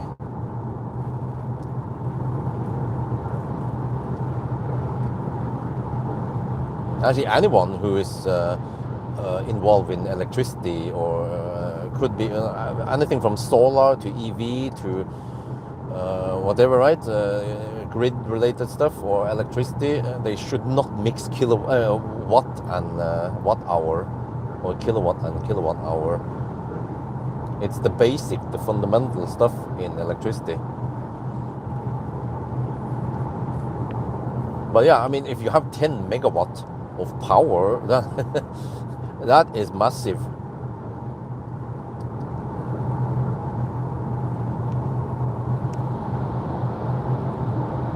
Well, at least you didn't say windmills. But yeah, so that's what I wonder. The 43 kilowatt, I never used that. You know, at the highest I've been at around. Sometimes I peak at 25 kilowatts. But that's usually during winter when the heater is going blasting high and I'm charging, or by accident I run 2 times 11 kilowatt easy. So I mean, okay, I have the power available, but I never use that high power.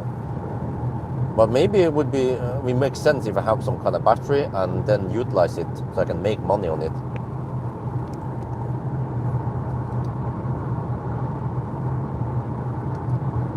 Came down to 20%. Consumption is 240. Actually higher than I expected, but then soon we will have to drive slower in the 100 zone. We are, well, no, we are in the 100 zone now, I forgot.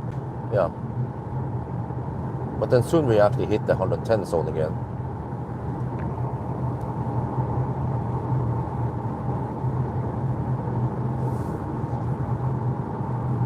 So the way I understand it is that Neowatt, they will reward you for having more available power standby, right?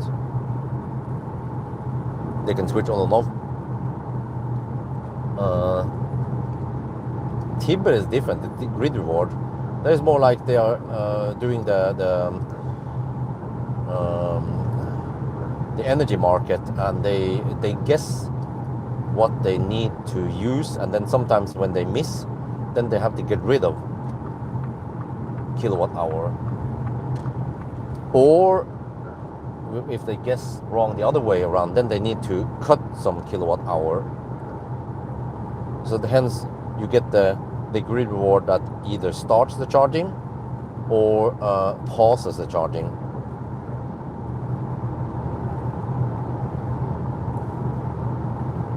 Wow, 12% of the arrival. Damn. 230 consumption now. Okay. Close to what I expected then.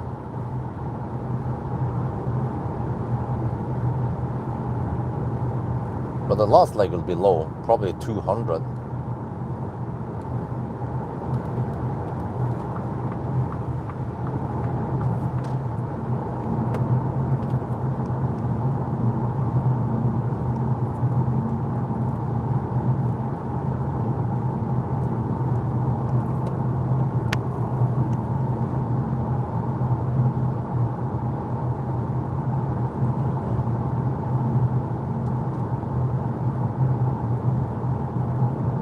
But I mean, I already have some kind of fat cables going into the garage, since I have at least 22 kilowatt in the garage, plus whatever should go in there. So, and also the one that goes into the shed, that's more like 7 kilowatt roughly, more like 8 kilowatt or so.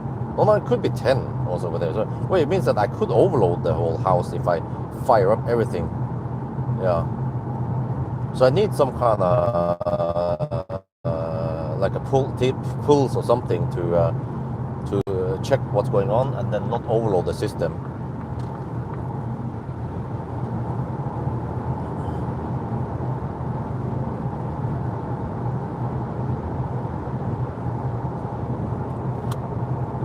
Okay, we're getting close to Riga. So okay, probably gonna go buy some stuff there. I can finally collect visit at Circle K in Norway.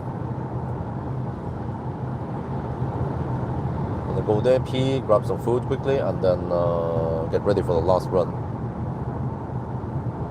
11% of the arrival, that's fine.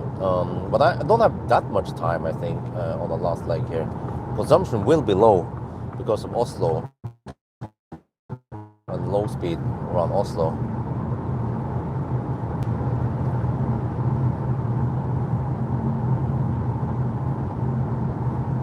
So I'm gonna guess 200, possibly even lower when I think about it, because it was quite low when I got over here last night.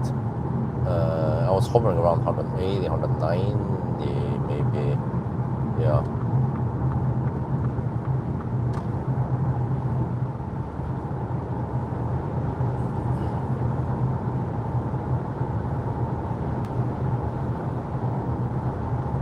Wow, 15 degrees Celsius, nice and warm. I could almost jump in the pool today because the pool has been heated to 30 degrees. Now the pool holds 30 degrees Celsius, so then it doesn't need that much energy to heat up. But still need help from my neighbor to make that lid so I can help insulate, and also cover from some dust entering it.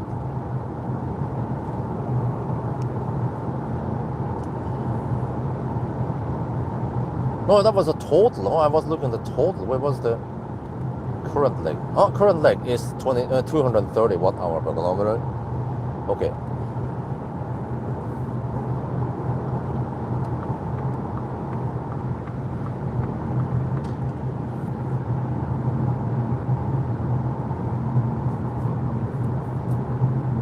I'll jump to 200. Okay.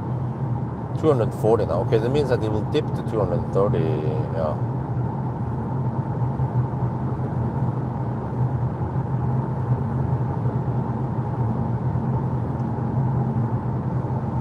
Okay, 883 kilometers now. We need to go to 985. 12% of the arrival. Okay, all good. One more stop and then we are home. At 10. Shit. Around 10. Leave, okay? Cool.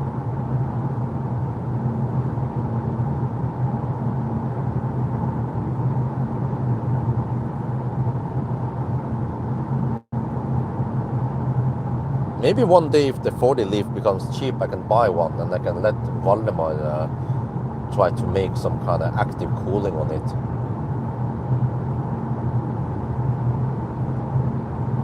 But we need to make sure that the 12 volt is, if it uses 12 volt, we need to make sure that 12 volt is being not being drained.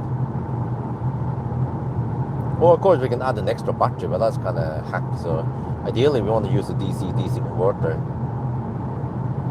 But okay, maybe it's possible to make active cooling and then only when the car is on, just like the ENV 200 is doing. Or as long as the car is charging on AC, for example, it can then cool down the battery. Or when it's DC charging, yeah, okay, then you can have it on. Alright, almost there now. Riga, I'll go for the supercharger. There's a slightly longer walk.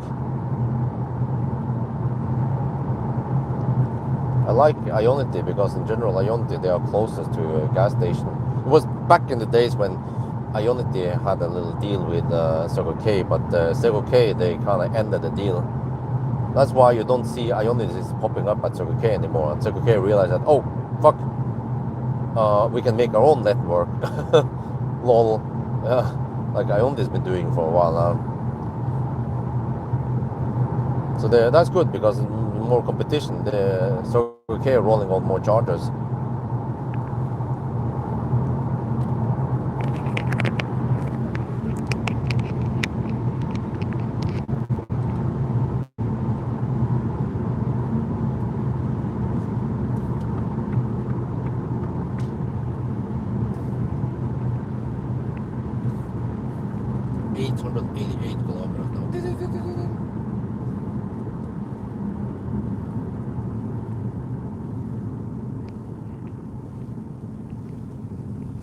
I forgot I have to go this way for the supercharger. Yeah, that's a bit unusual.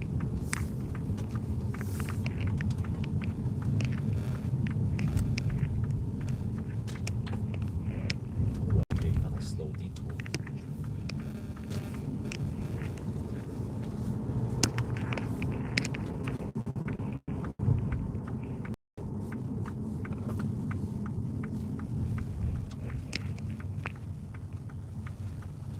Okay, which one do I take then? Oh, I could take one of these backup stalls. 5B maybe? Okay, 5A.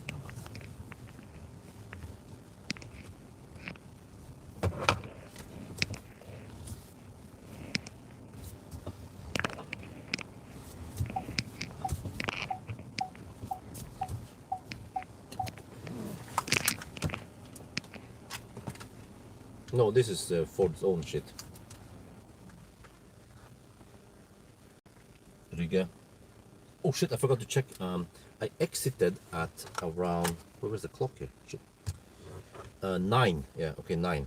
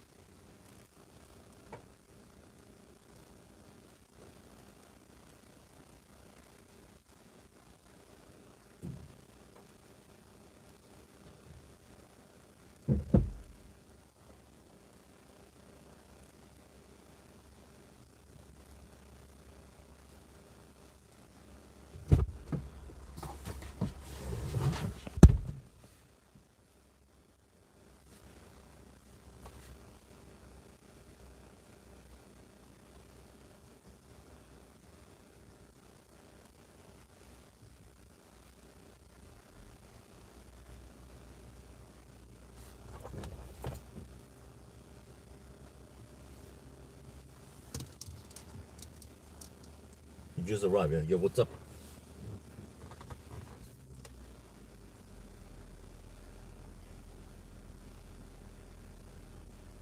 Okay, now we need to go home. 100-ish kilometers. Okay, 100 times 200. Okay. Seems like I need 55% to be safe. Yeah. I probably need to spend only 48%.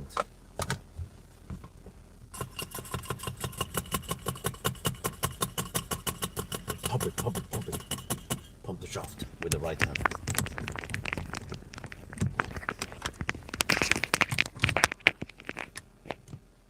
There. Sorry you guys only see the charging power. I have to shoot some video now.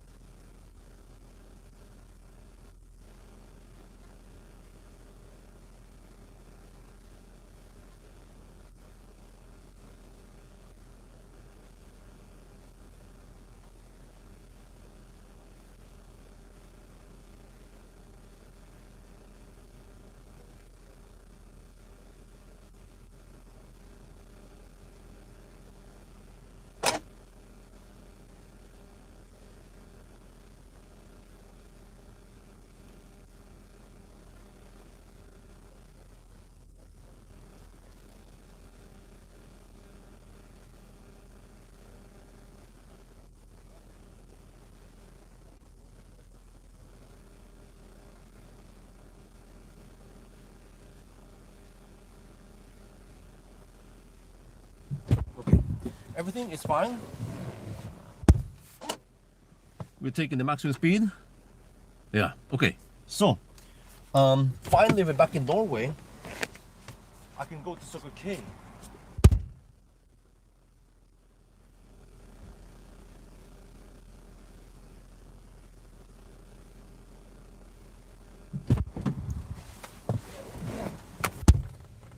I'll be back.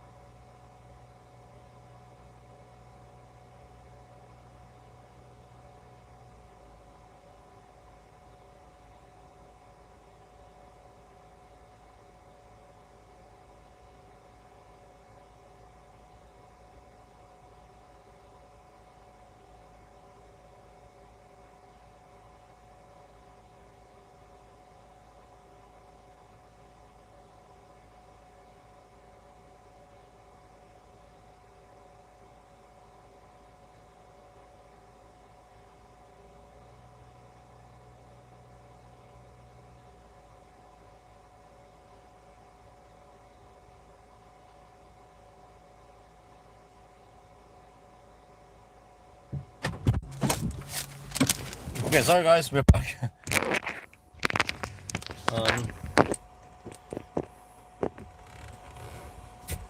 We are at 56%. We have enough now, I believe. I hope. Yeah. Wait, what did I calculate again? Check. Just power up this. And yeah, I calculated we spent 48%, so we can just fire up the heater now. This and then stop it and then stop.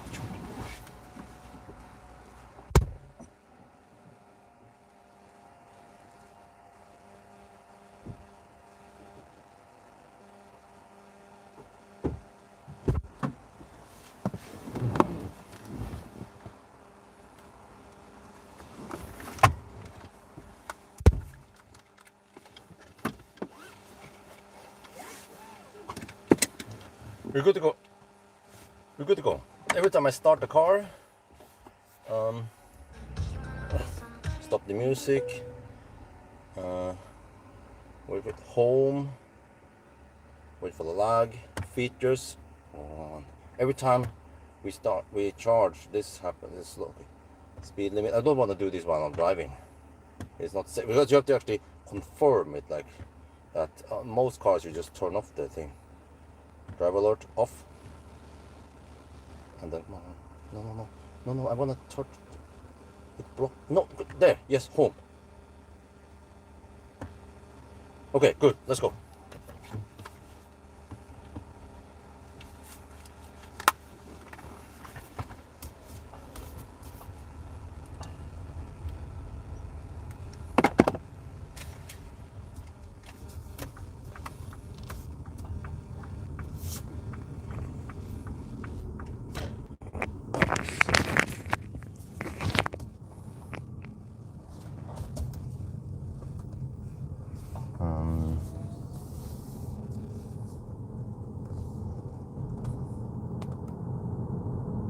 Yeah, we can just look at the total now. I think we should have enough. Yeah, 19 or 919. Spend another 15 minutes roughly charging. I charged to 57%. Maybe that was a bit too high, but okay. We'll see. No big deal. Maybe it was just 1 minute extra or 2 minutes extra. Okay, go.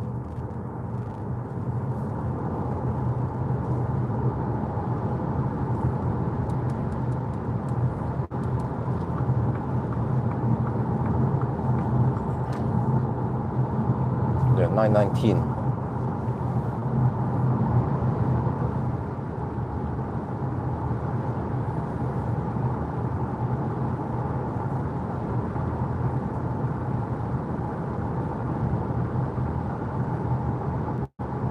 Okay. That was 19 minutes there. So it would be as if we approach at 8:45 plus 54 then. Yeah, as if we arrived at 8:54 in Norway side.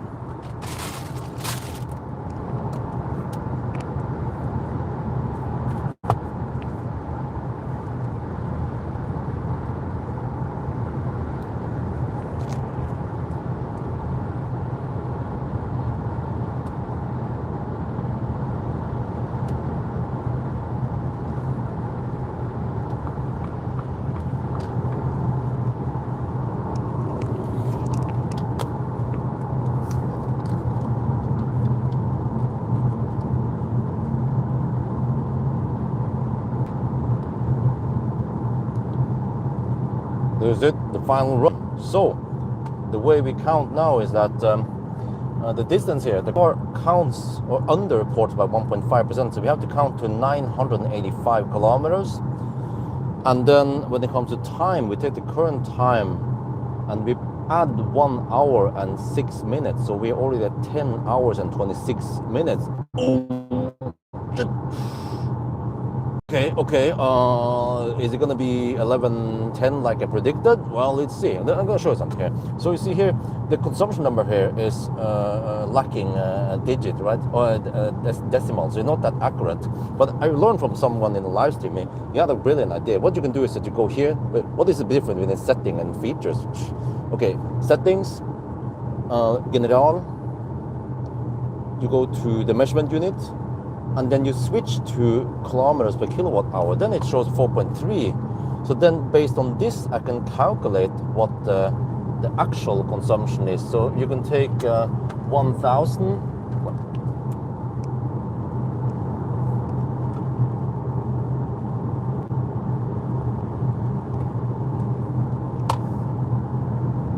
Okay, ไม่ต้องโชว์ได้เพี้ยนเลย Okay, so I calculated that the consumption is 232.6 watt hour per kilometer.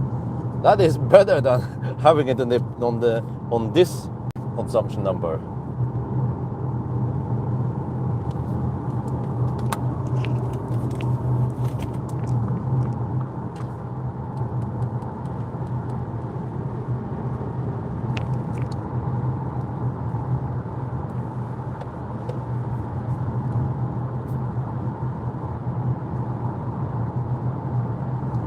Okay, 896 kilometers.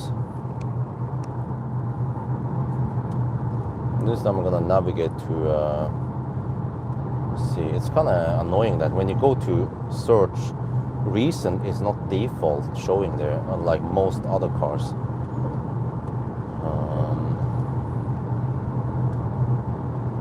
Yeah, also the coordinates, freaking coordinates, man. Let's see, Kongsvinger Kløfta. Which one is it? This, maybe number 8? Is that yes home? Possibly. Yeah, that's yes home. Okay, go. Alright, the car estimates 8% arrival. Alright, all good. Good morning. Guten Morgen. So now we have some traffic, but for now it flows well. But if there is any significant traffic, I can correct for it because I know what the reference time should be roundabout.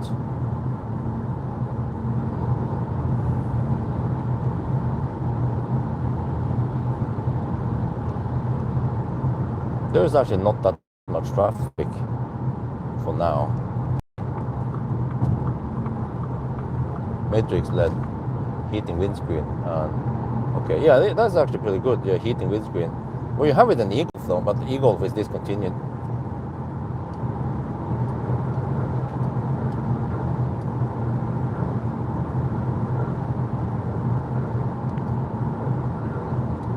Oh, look at the traffic. Okay, it's getting heavier and heavier because we are kind of late now. 899.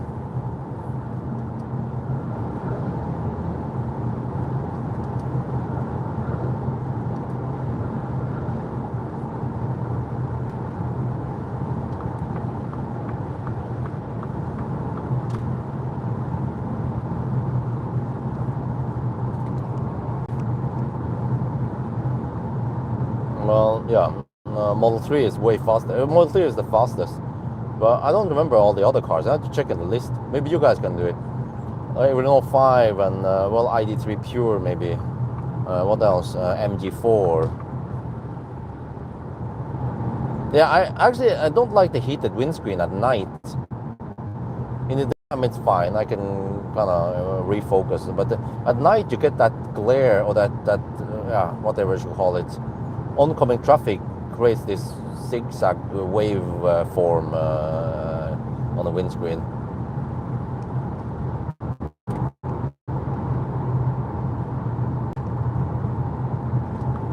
What instrument cluster is setting hidden within the light of the car multimedia screen. Huh? Wait, what? Wait. Hidden within the setting of the light of the car in multimedia, huh? What do you mean light of the car? Well, I found it, but it seems to adjust both the main screen and the instrument cluster. Is there a separate instrument cluster brightness? Was the instrument cluster was brighter than the main screen during the night. Well, but the Pure is also quite pure, meaning that they stripped everything. It doesn't even have backup camera. Very sparse.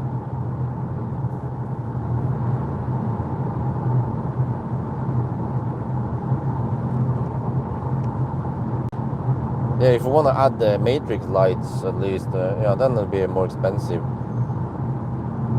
And also good sound system. This sound system is actually really good. The Bang Olufsen here.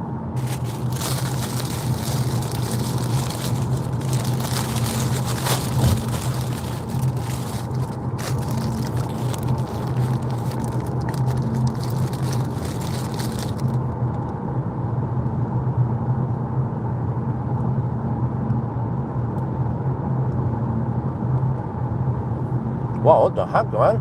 Massive traffic going south, out of Oslo now. The heck is going on there? Almost no traffic going in. But it means that there might be a lot of traffic going out of Oslo on the north side.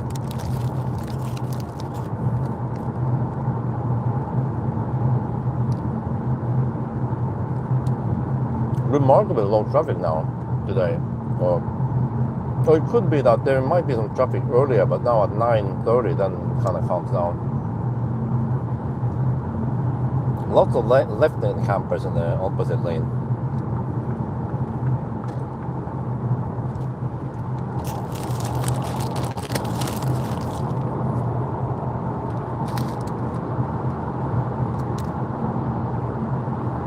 Oh, it has the camera now. Okay, good.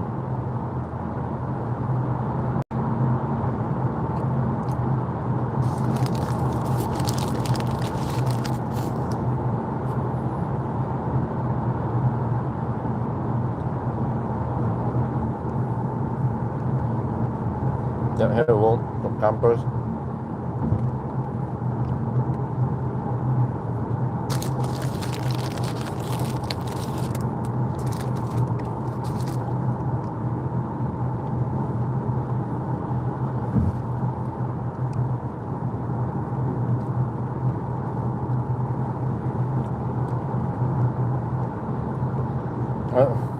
I don't know why this Nisse, they camp in the left lane, woman again, camp in the left lane for really long before they move over to the right lane.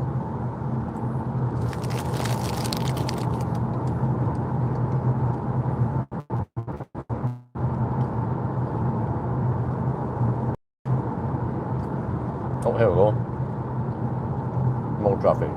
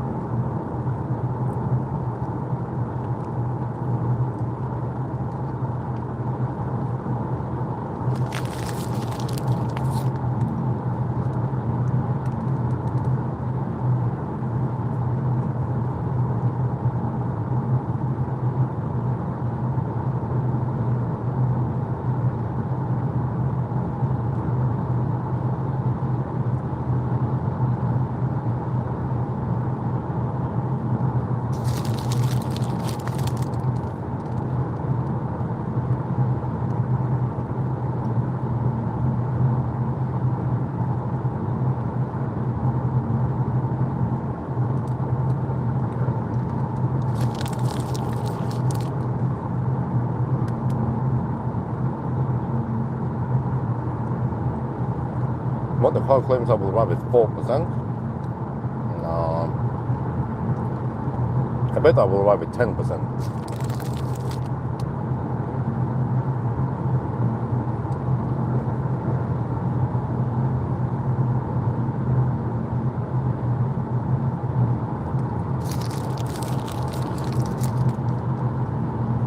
I didn't know it's gonna snow. It's rain over here.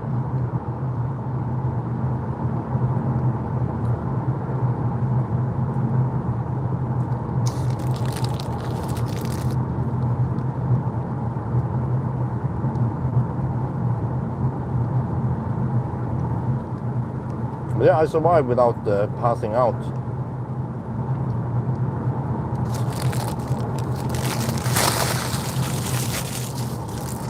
Or it's not over yet.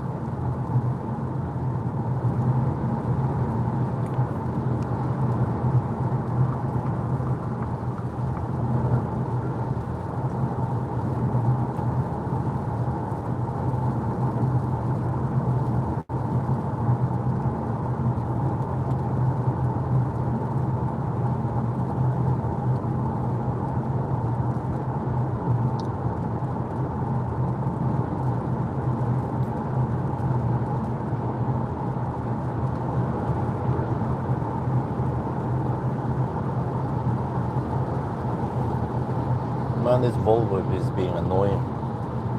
Well, you better hammer it and not camp in the left lane, you nisse.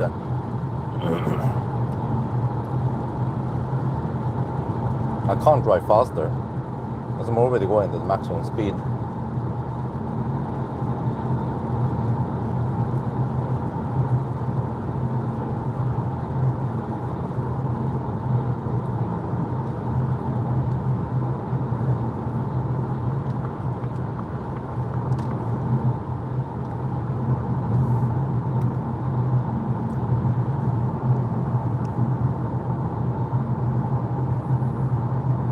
Okay, but I haven't checked the configurator, but this Puma here with backup camera and matrix lights and the Bang Olufsen, that's not the starting price at 300k, right?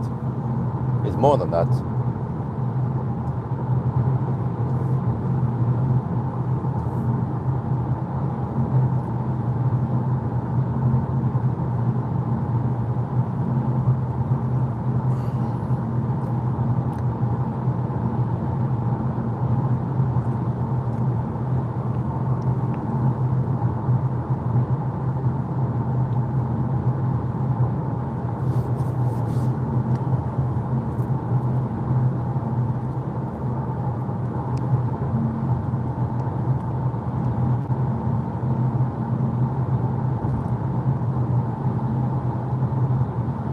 Well, okay, some rain at the end might bring the consumption up slightly. But I think most of the route should be dry.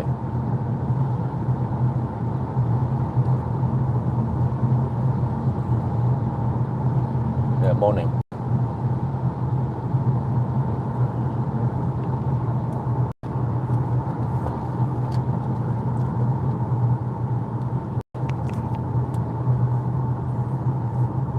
And yeah, as usual, we need to correct for if there's too many left lane campers.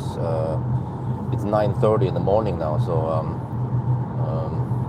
I show you that lane discipline is non-existent for Norwegians. You know what I'm saying? So of course, overtaking on the right lane is illegal. Over there, we just correct for it once we get over to Jessheim. So the 1 hour and 6 minutes I mentioned, it might actually be different once we get there, depending on how much Nisse we run into, like this guy in the Range Rover.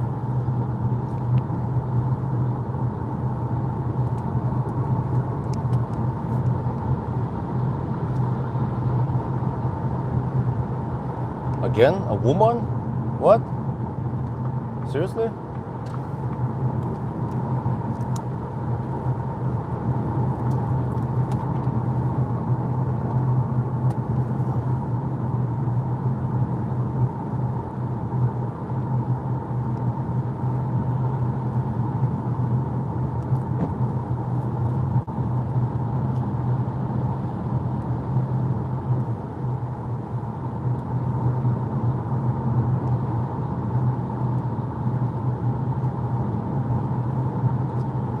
Because this is what Saturday morning traffic looks like. What really? Huh? Dude, what the heck is going on? We don't have any public holiday or anything like that.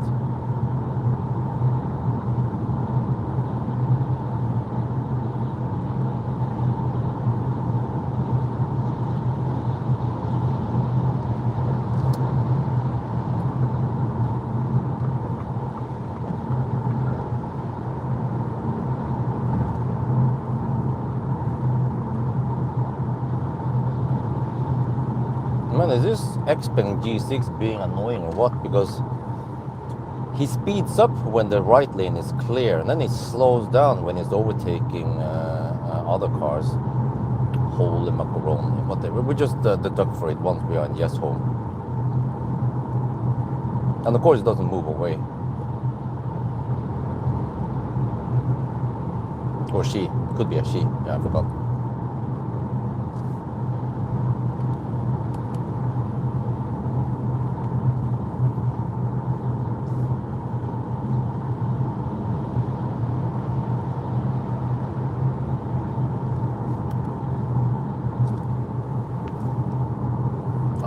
It's going to be 11 hours and 10 to 15 minutes.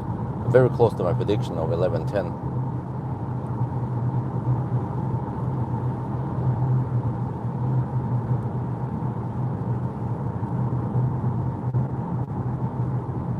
Yeah, I'm pretty sure that the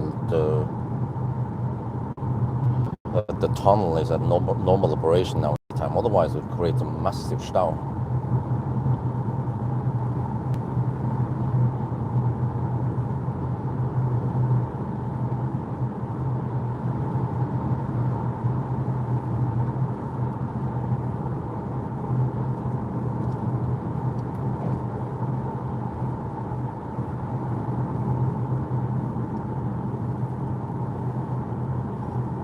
Now we just have a Nissa slowly overtaking another car with trailers. There's like 10 cars piled up behind him.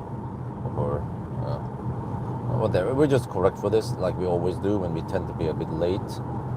This is why it's very important to time my entrance to Norway plus the one or several, usually just one, charging stops we have in Norway.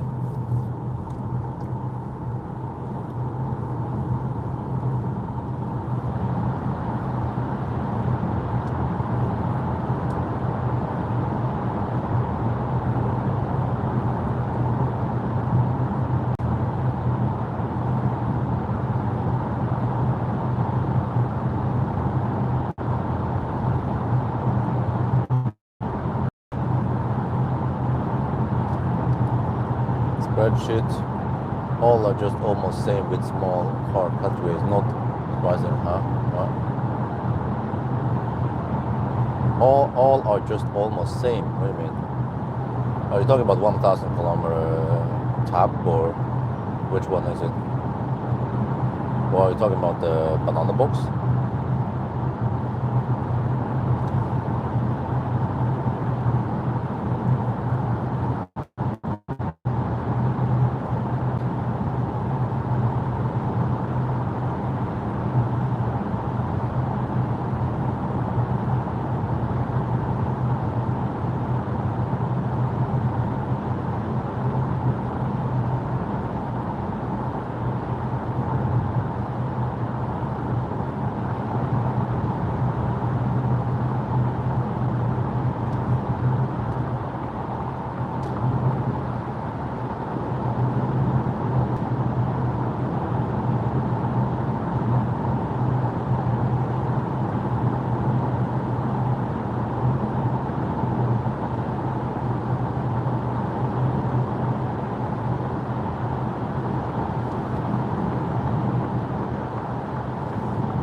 Oh, the thing on the... I was thinking, what the heck is going on with the Xpeng G6?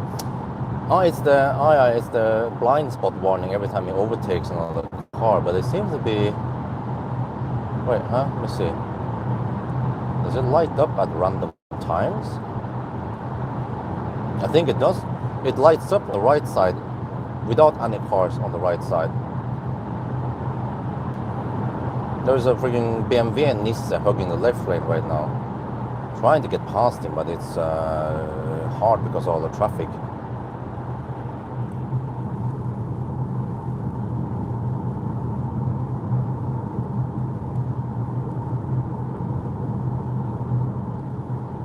There suddenly he moved. Okay, I need to block him. But I also can't drive too fast. It's a Neue Klasse iX3.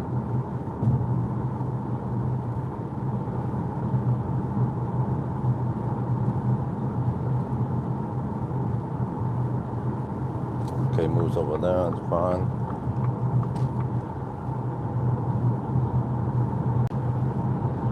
I think that's EQS, yeah, not EQE.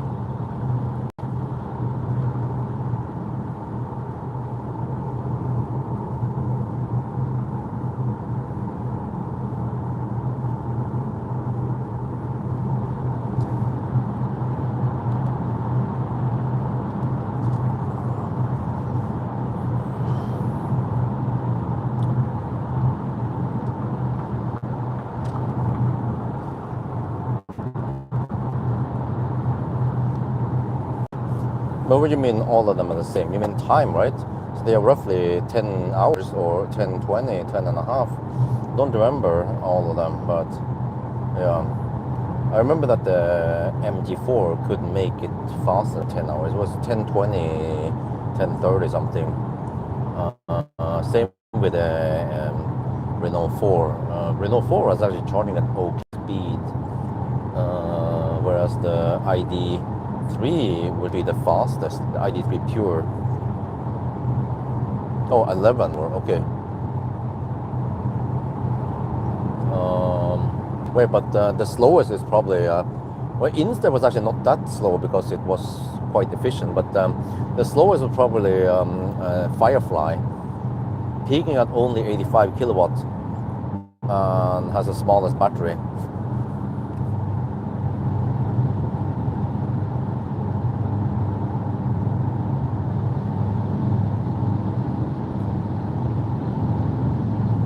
Well, consumption is 200 right now.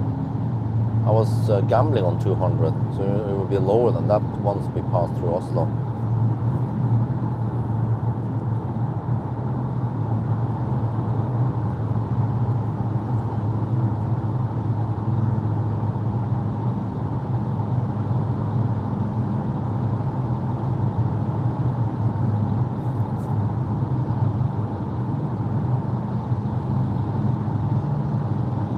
No, this thing is noisy. When will they be banned?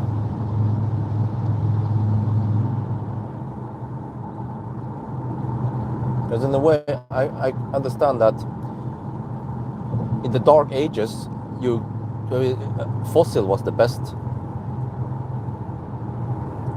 But with electricity and solar and more renewable, especially solar, yeah, solar is the best home, thing. I don't believe that wind turbine or a water generator is a viable option.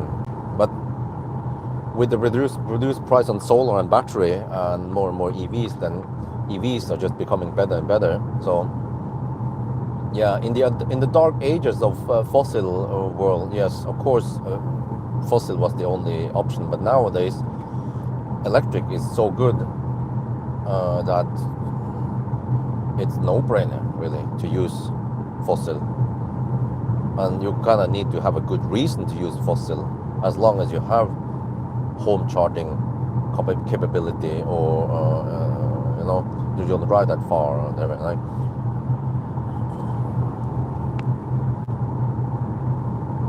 Golf 1, I don't know. Possibly, yeah. I didn't notice. Slowest, 11:35, yeah. And it was even in summer, damn. Yeah.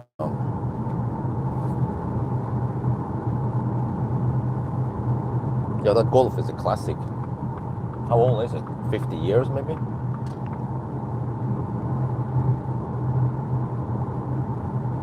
I would assume it came out in the 70s, or maybe the 80s.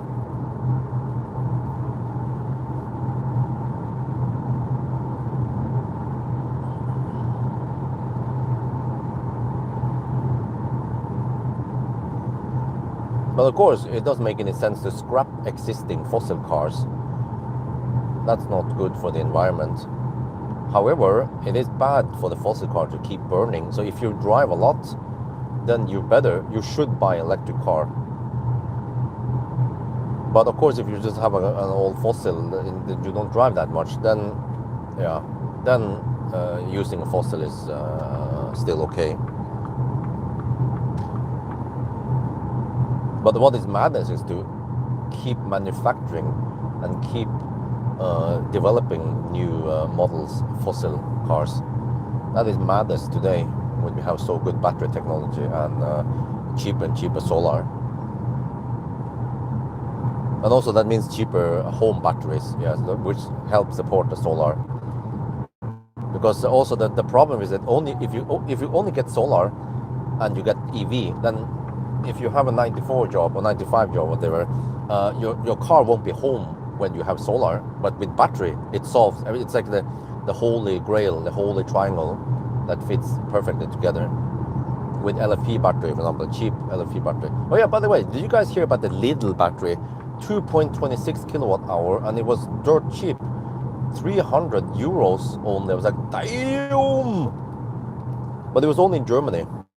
A limited time, and I think they stopped selling them already. I was like, damn, that is way cheaper than the EcoFlow. But they purposely designed it to have low inverter power, only 800 watt output, because it's supposed to stay within the limit of you can plug it in 800 watt without any permit or installation or anything. I'm actually not sure how the heck that works, right? It was if you have that thing like the newer EcoFlow, you can just plug it in the outlet at my home, and then it pushes power out there, and then somehow the system, I don't know, the meter senses it, and how does that work? Can someone explain how it works? Even 800 watt would be nice to feed the house, because when the house is kind of idle, it uses only around 300 to 500 watts for some, lights and computer and maybe a fridge or freezer. But they go on and off. Balcony sauna, yeah. So that's the thing. Many. What I heard is that in Deutschland, many people they have balcony solar, but they don't have battery because it's too expensive. So the balcony will help a little bit in the daytime when you get sun, but once the load is not there, then you can't produce much. So that's where that cheap little battery would be perfect.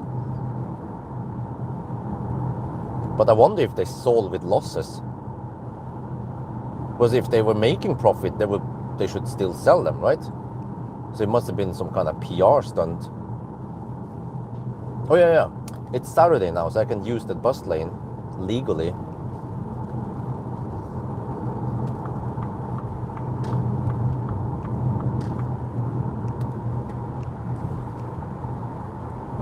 That's the advantage of doing the Sunday, the 1,000 kilometer challenge on a Friday night. So I can finish Saturday morning and use the bus lane on the way back. When this shit happens and there was a bunch of campers in the left lane.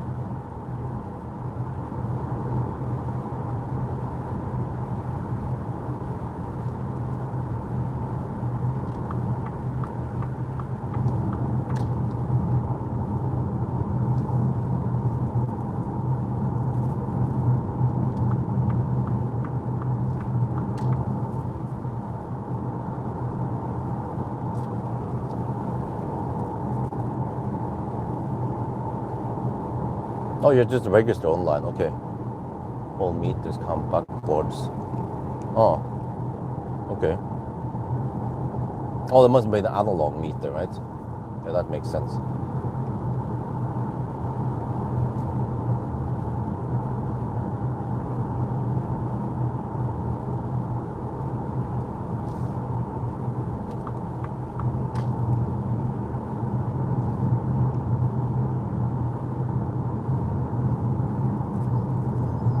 Well, speaking of the campers, yeah. You can't fix stupid, right? But some say that Audi is still camping in the left lane. It is. Okay, I don't want to bitch too much. I just observe what's going on and comment about it.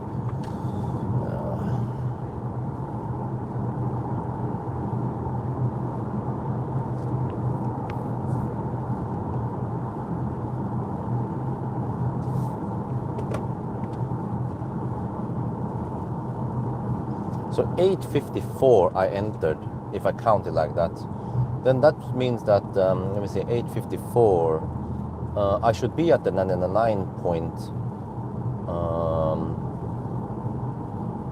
at 10:10. Yeah, according to my estimation now.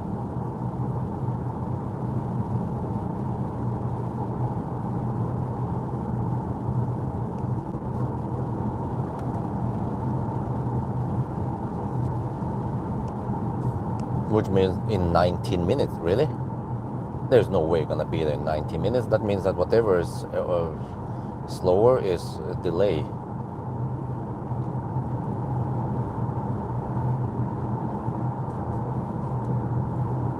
Oh, technically it's 10:11. I should be at the 99 point roughly.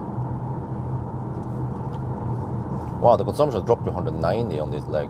Okay, we check totals. Wait.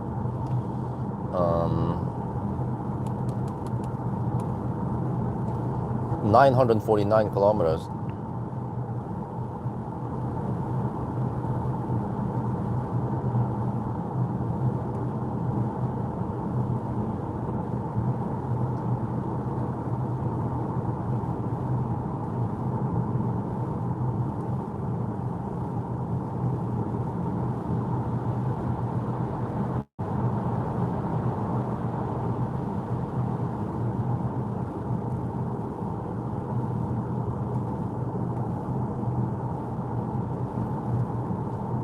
Yeah, I wonder what happened to that Ionic 6 N line I was supposed to borrow, and then I wonder if someone crashed it and had to repair it, or I don't know why. Maybe it was an ECU problem, or what they was calling an ICCU problem issue. But then they haven't rebooked it, so I'm like, okay, whatever. I'm fully booked until September, so.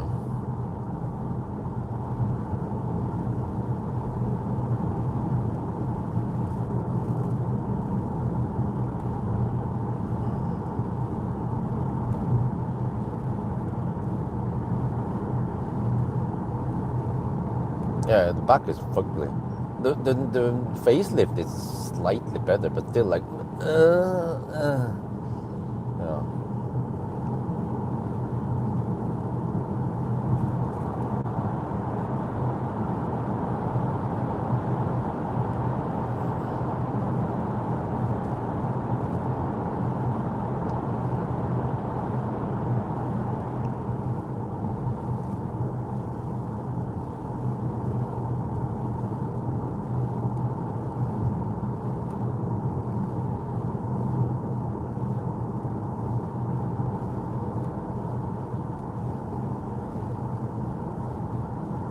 Okay, isn't that guy being kind of annoying?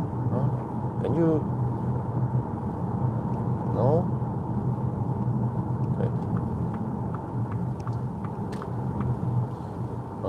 Ulvensplitten Stantes Church. Okay, E6, but that's probably the odd. Wait, no, it's this direction. Why would they? Okay, I'm not sure where that stall vehicle is, but it's coming up soon, supposedly. A stall vehicle.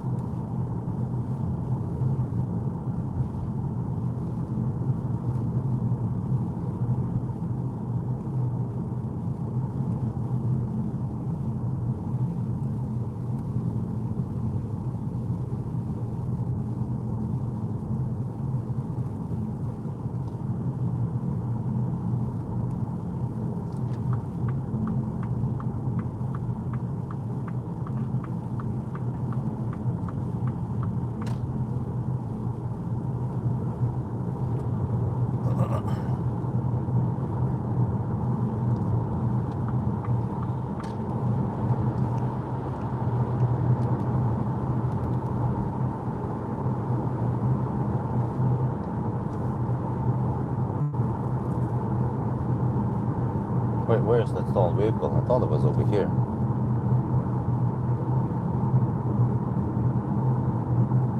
Apparently not.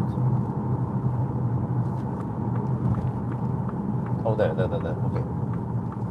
Let's get out of the lane. It's blocking the rightmost lane, supposedly.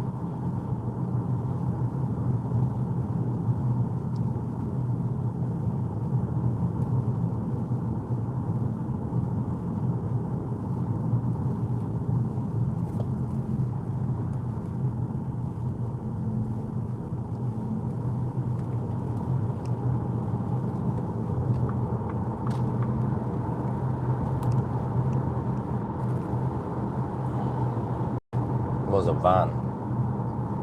I don't know. I didn't pay too much attention, but possibly with a blown tire.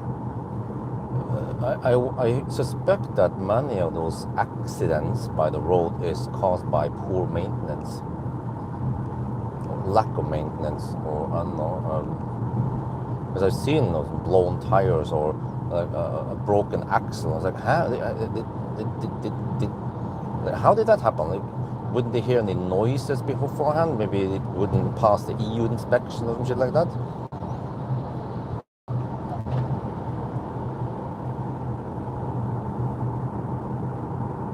$956 now. So 985 then. Puma, no, it's 400 volts. It's actually 350 to down to 270 volts roughly.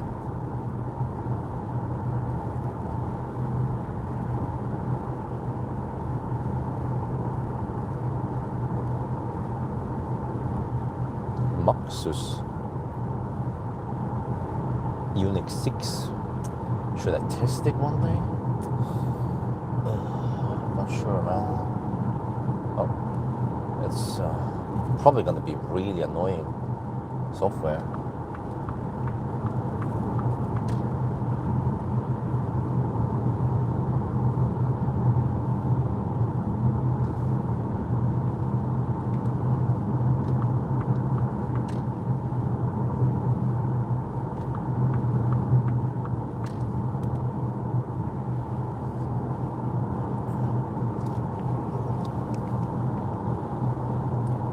$958.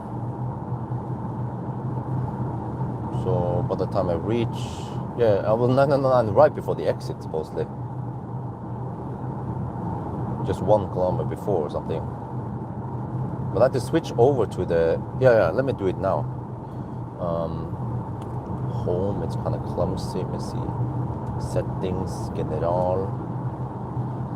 Okay, I will switch over to kilometers per kilowatt hour because then I can get more accurate numbers. 4.3 right now.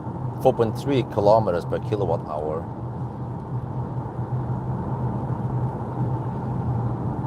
It's kind of silly because if you use this and if they don't have decimal here, then it will be only 4 kilometers per kilowatt hour, which is 250 watt. So then it's even worse precision. So, I mean, why didn't they add decimal in the kilowatt hour per 100 kilometer? You know, there's same with the other Fords. It's silly because the rest of the industry has it, and even Tesla, and there was another car Tesla recently, even has a decimal in the kilowatt hour per 100 kilometer numbers. Highly accurate numbers. I mean, why not? They already have. They probably have the kilometer down to 100 meter precision, and also the energy down to watt hour, or at least 0.1 kilowatt hour precision. Now we have a taxi cam in the left lane, but that's unfortunately normal. Can't really understand. Okay. Oh, there's an ambulance. Okay. You need to get over to the right lane here. But can you move? Can you move? Can you move? Please. There. Yes.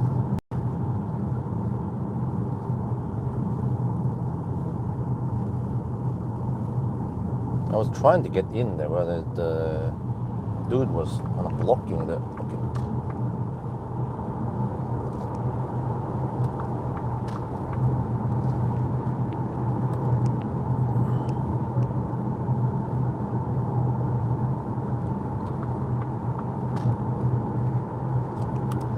Range is low. 50 kilometers range left. Okay.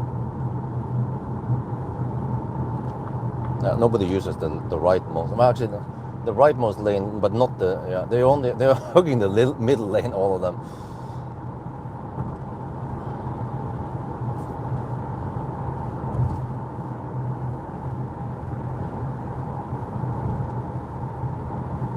%12 of the rival. I estimated 10% of the rival. Okay. We'll see then.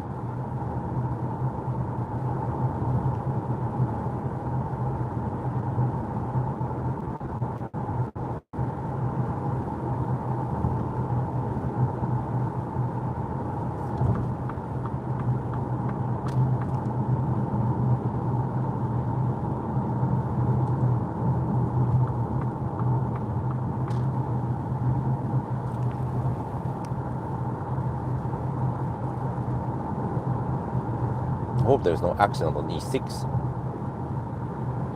Given so many Nissan on the road, I mean, that could be plausible. I wouldn't say it's not unlikely, because that's a double negation. And I wouldn't say not uncommon, that's actually a triple negation.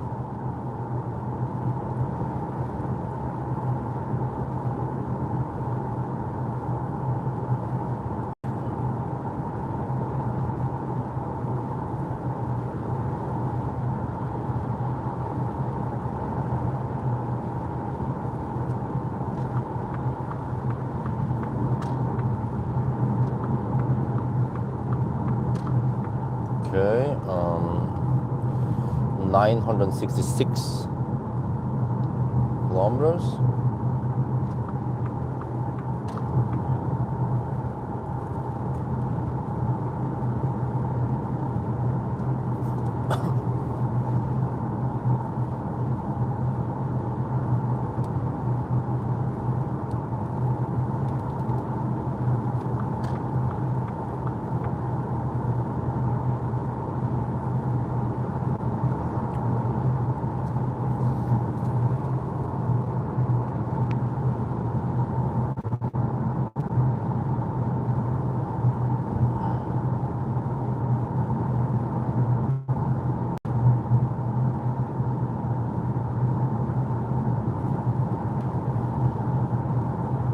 You can have a quite fast charging 400 volt car, like the actually Neo EL8 with the second gen battery. That's the fastest 400 volt battery I know.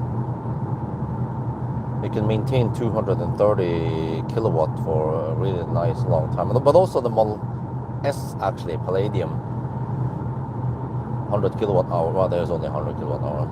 They also charge flat 250 kilowatt until around 30%, and they can still maintain 200 plus for a while.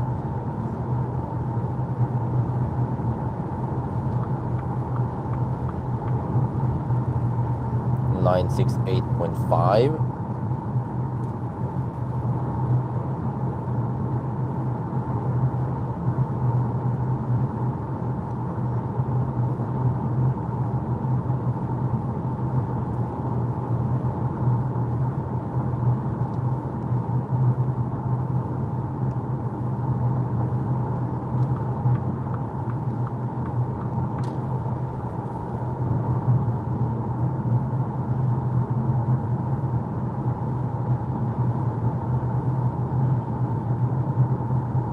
$969.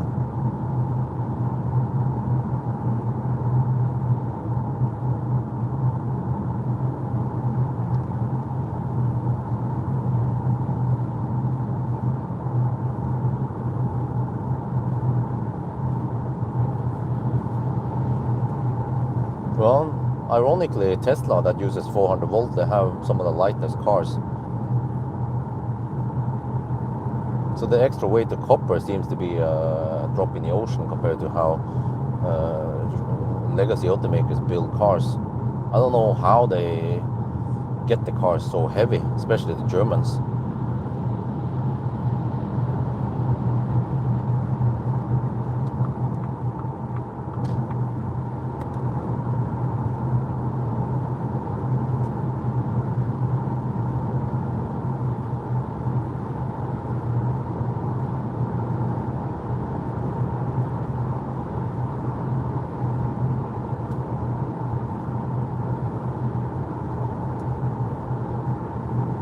Another camper, young boy, possibly under 25 years old.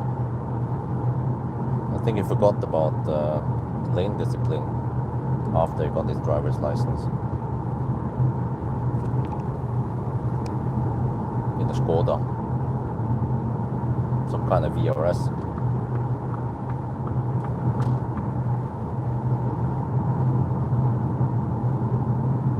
8.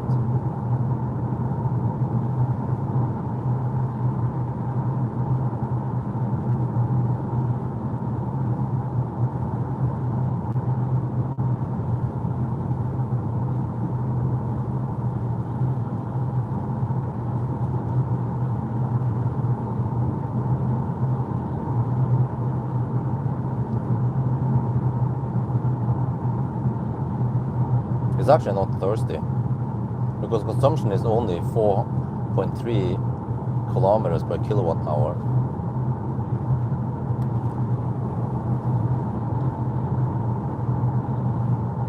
Yeah, exactly. There are those 400 and I've tested many 420 to 450 volt cars, and then also tested those Kias or some similar cars that are 500 volt, 500, 550. So it's like, when people talk about the P equal to U, what's the I, the I squared, not the I squared, but it's just 400 versus 550 volts maybe. Many cars. Well, actually 450 versus 550 volts. Many cars.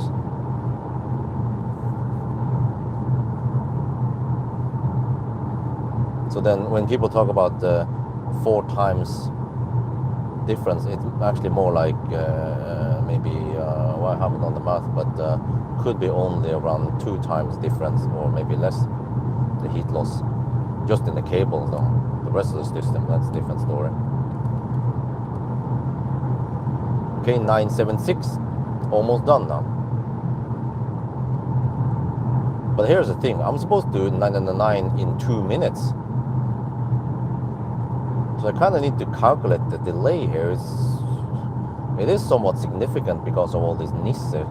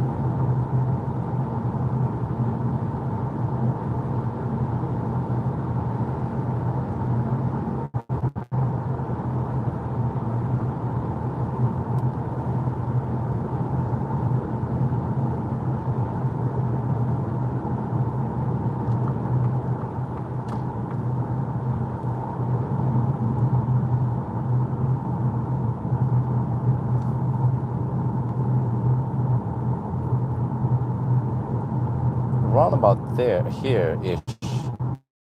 I should 999, but I'm at 979, almost 980, so we have only 5 kilometers left. But if you look at the time now, It's 11 hours and 17 minutes. So we might run it down to 11:15 then. But it'll probably be 11:20 by the time we land online, or close to 11:20. 980.4. Consumption is 4.3 kilometers per kilowatt hour.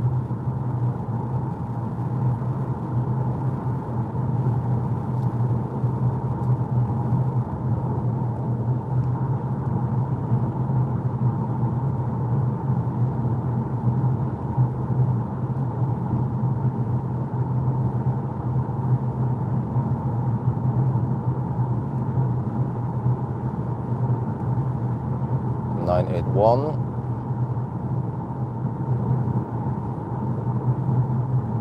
So this will be a new record how early we count. I mean, yeah, how early we count down. But it makes sense because we had those two tandem visits, man, in both directions. Yeah, that adds up, of course.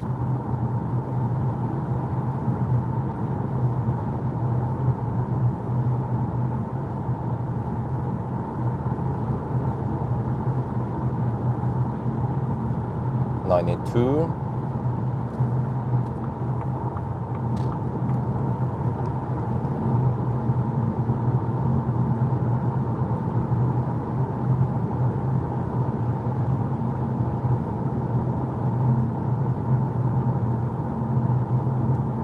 Three.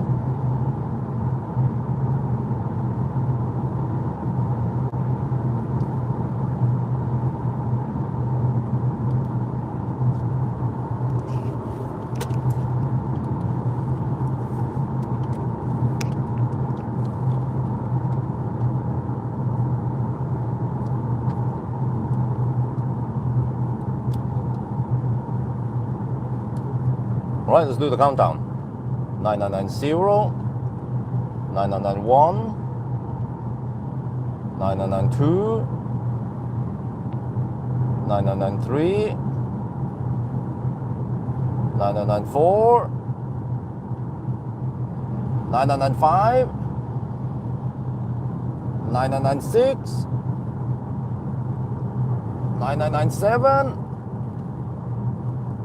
9998, 9999, 1000 time. Wait, we don't have time here. Well, consumption is 4.3 kilometers per kilowatt. Here, 1014.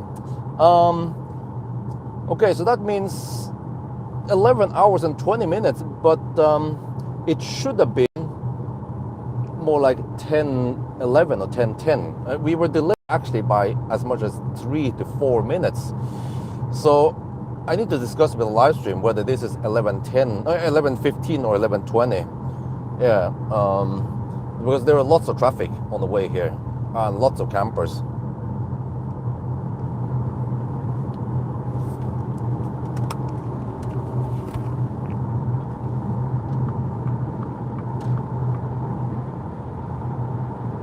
At 15% left, what? Yeah, that's also because of the campers have lower consumption than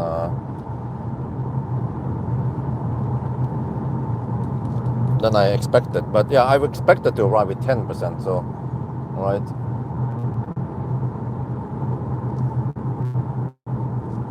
But I had to check something here. What was the trip? This trip, what? Huh? What? Dude, wait. Huh?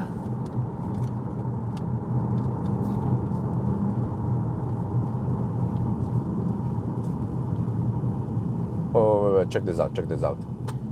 This trip, since Rygge, the consumption was 99.9 kilometers per kilowatt hour. It's bugged.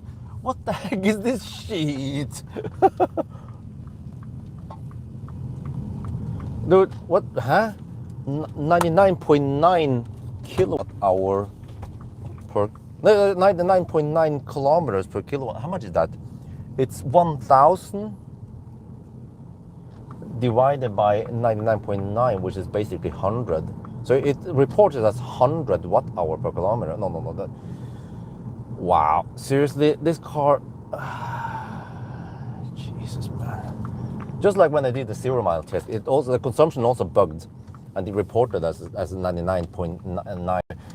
It reported as 990 watt hour per kilometer when I did the slow poking below 0%.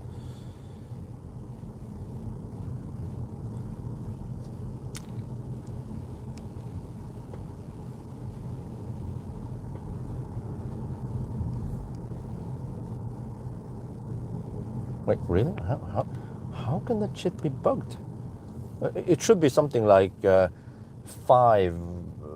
If it's 5 kilometer per kilowatt hour, that is 200 watt hour per kilometer, right? So it should actually be more than 5. Yeah, maybe 5.5, but 6 not likely, because that's 166 watt hour per kilometer. So 5.3, 5.2 maybe. Um, but it displays at 99.9. How can this car be so buggy? Didn't it check this? It's not like I hit some corner case. I just drove it normal, like I didn't do anything weird. Like, let's say if I would drive 5 kilometers in reverse or some shit like that, or I don't know, coast downhill, or even that wouldn't trigger the bug. So this is just normal driving, and then I get this weird bug. Well, actually, what is that?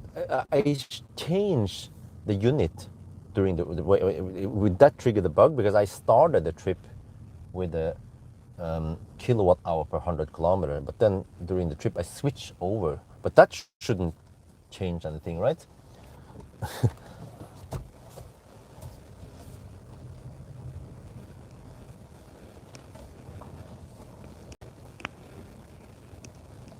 Okay, well, we can switch unit and see what happens.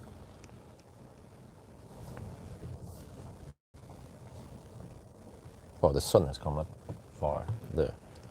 Can we check here? If I go to home features, no, check. Home settings, general, measurement unit. If I switch to kilometers per 100 kilometer, then it shows 18. Wow, really? It seems to be a bug here. Yeah.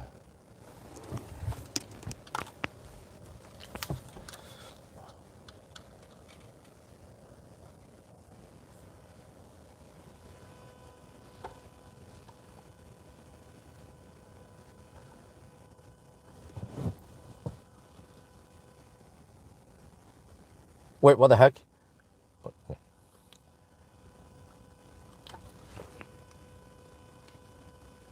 We are home now, but I'm going to show you something. What the heck is this?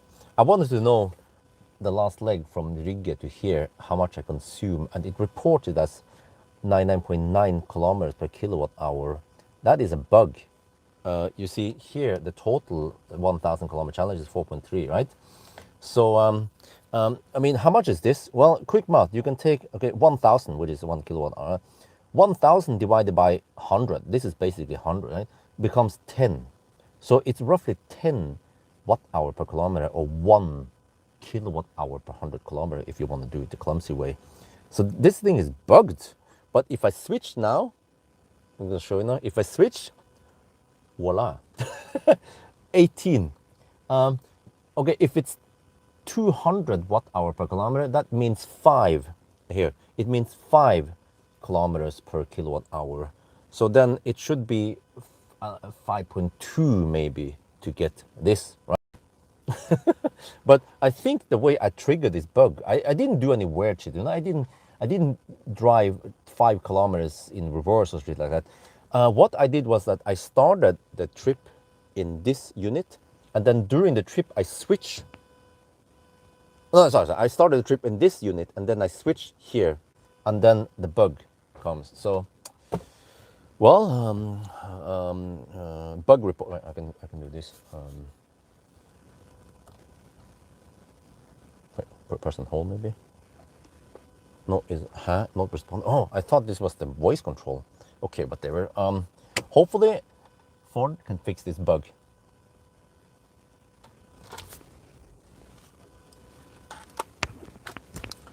Puma is a small city car. It's not designed for 1,000. Now we heard that also. Um, yeah. Well, you must be a Puma fanboy, right? Of course, someone's gonna try to drive long trips with a car. When they purchase a car, if you buy the poor man's car, you don't have too much money. You don't have two cars. You can't afford a long range car. That's the car you use for commuting in the city as a city car. But then occasionally you will also drive on long trips with it, and you don't have the money to rent another car. So you're stuck with this car, which means that it should be able to go on long trips also, not just a city car.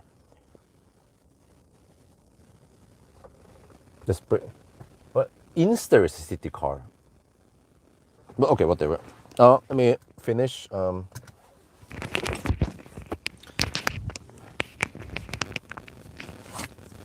Okay.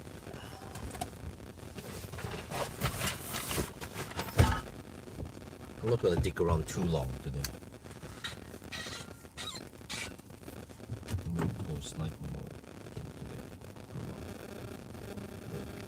today. Okay, light. Okay.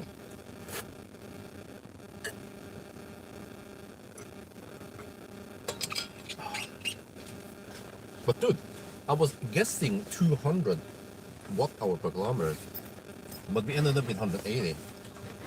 Well, it could be 185, but yeah. So if I didn't have the traffic, I could probably be at around 190 watt hour per kilometer. So this again confirms what I suspect, which is that I think the car has poor drag coefficient. Many things pointing towards that. Also, the Sunday drive kind of backs it up. Okay, now I need to quickly do the wrap up and then go inside, and it's 10:20.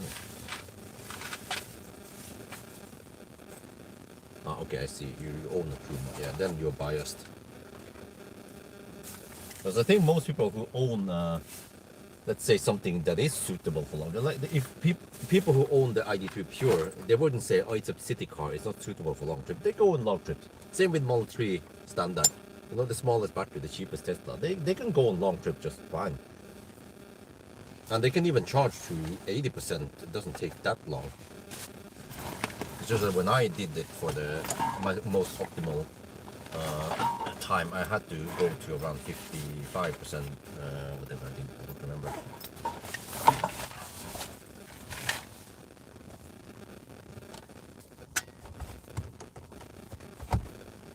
18-inch.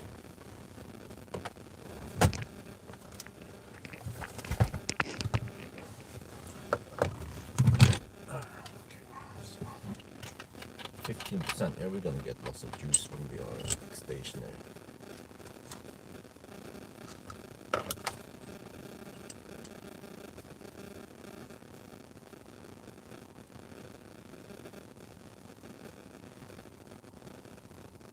Yeah, exactly. ID3, even the smaller batteries, they have good efficiency. Even in high speed, they actually are fairly efficient, and they charge fast. And they actually have an okay sized battery.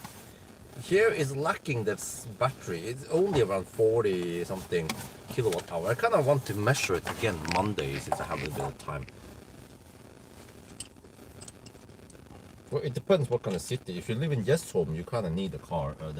The public transportation here is not that good. And also, even in Oslo, it depends where you're going. But if you want to go fast from A to B in Oslo, public transportation is slow.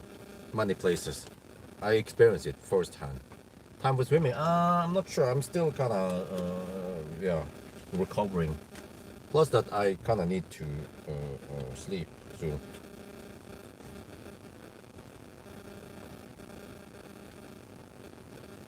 All the 170. Wow, that's really nice. But also the ID3 Pure was charging quite fast.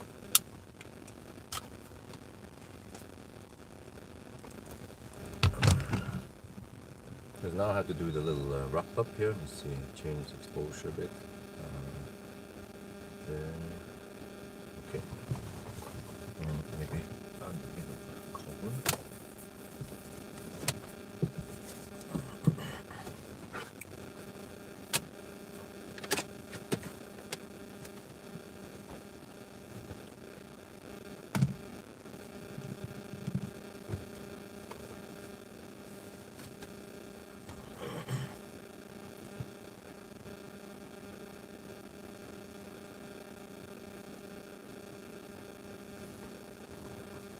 There, I guess. Okay. Yeah, so I decided it'll be 11:15. We'll offset some of the delays we had. Doesn't matter too much. Actually, I also missed the percent battery a little bit. I had to I had to nuke the toilet, so I came back to the car a little bit late. Yeah, so you cannot blame me because I'm Heimscheiße.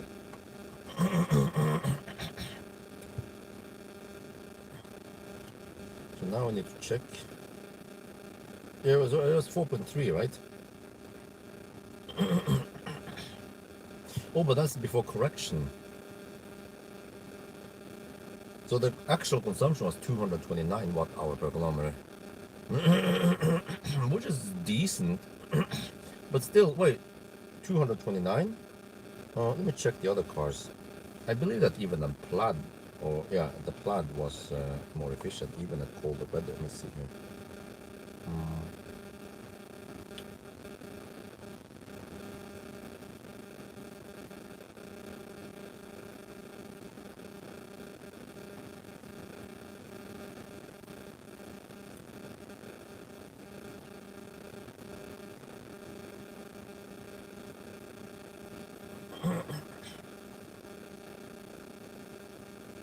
Palladium had 200. Wait, wow. Oh, but that was winter. Okay, winter. Palladium. Summer 220. Damn. Similar temperatures. What about Plaid? Plaid. Oh, that was cold. 255. Oh, okay. Okay. Well, wait, let me see. Um,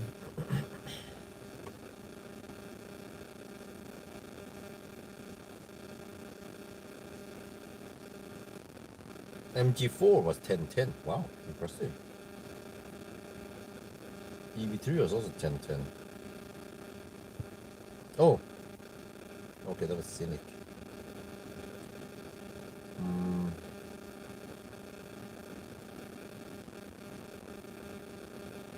But what about Model 3? Standard range. That was way faster. Wait, where is it? It is going. There. 9.5 hours. Damn. What the heck, man? That's even the whole battery. The new could improve it by 5 minutes.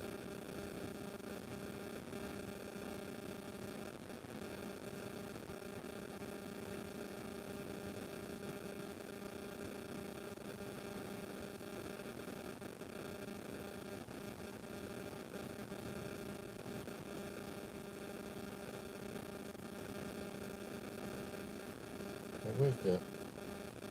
Didn't I do it with the ID3? Oh, the ID3 Pure did it at 1025. Wow. Consumption was actually quite good.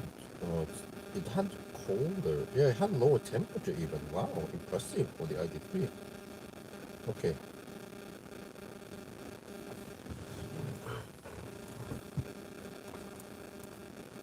So yeah. Wait, did I mention it? Yeah, okay, I did. So 11:15, how good is that? Well, it's actually not that great. If you compare it against, I don't know what you call it, compact cars or cars, yeah, with a low price tag, then they do it in roughly 10 hours and 20 or 30 minutes. Like, well, ID3, oh, shit, I lost. I need to scroll. I want to see where the heck are the cars, man. Shit.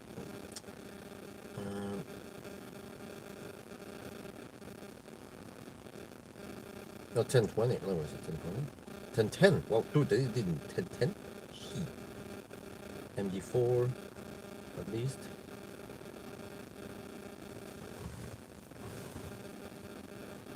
So 11:15, how good is that?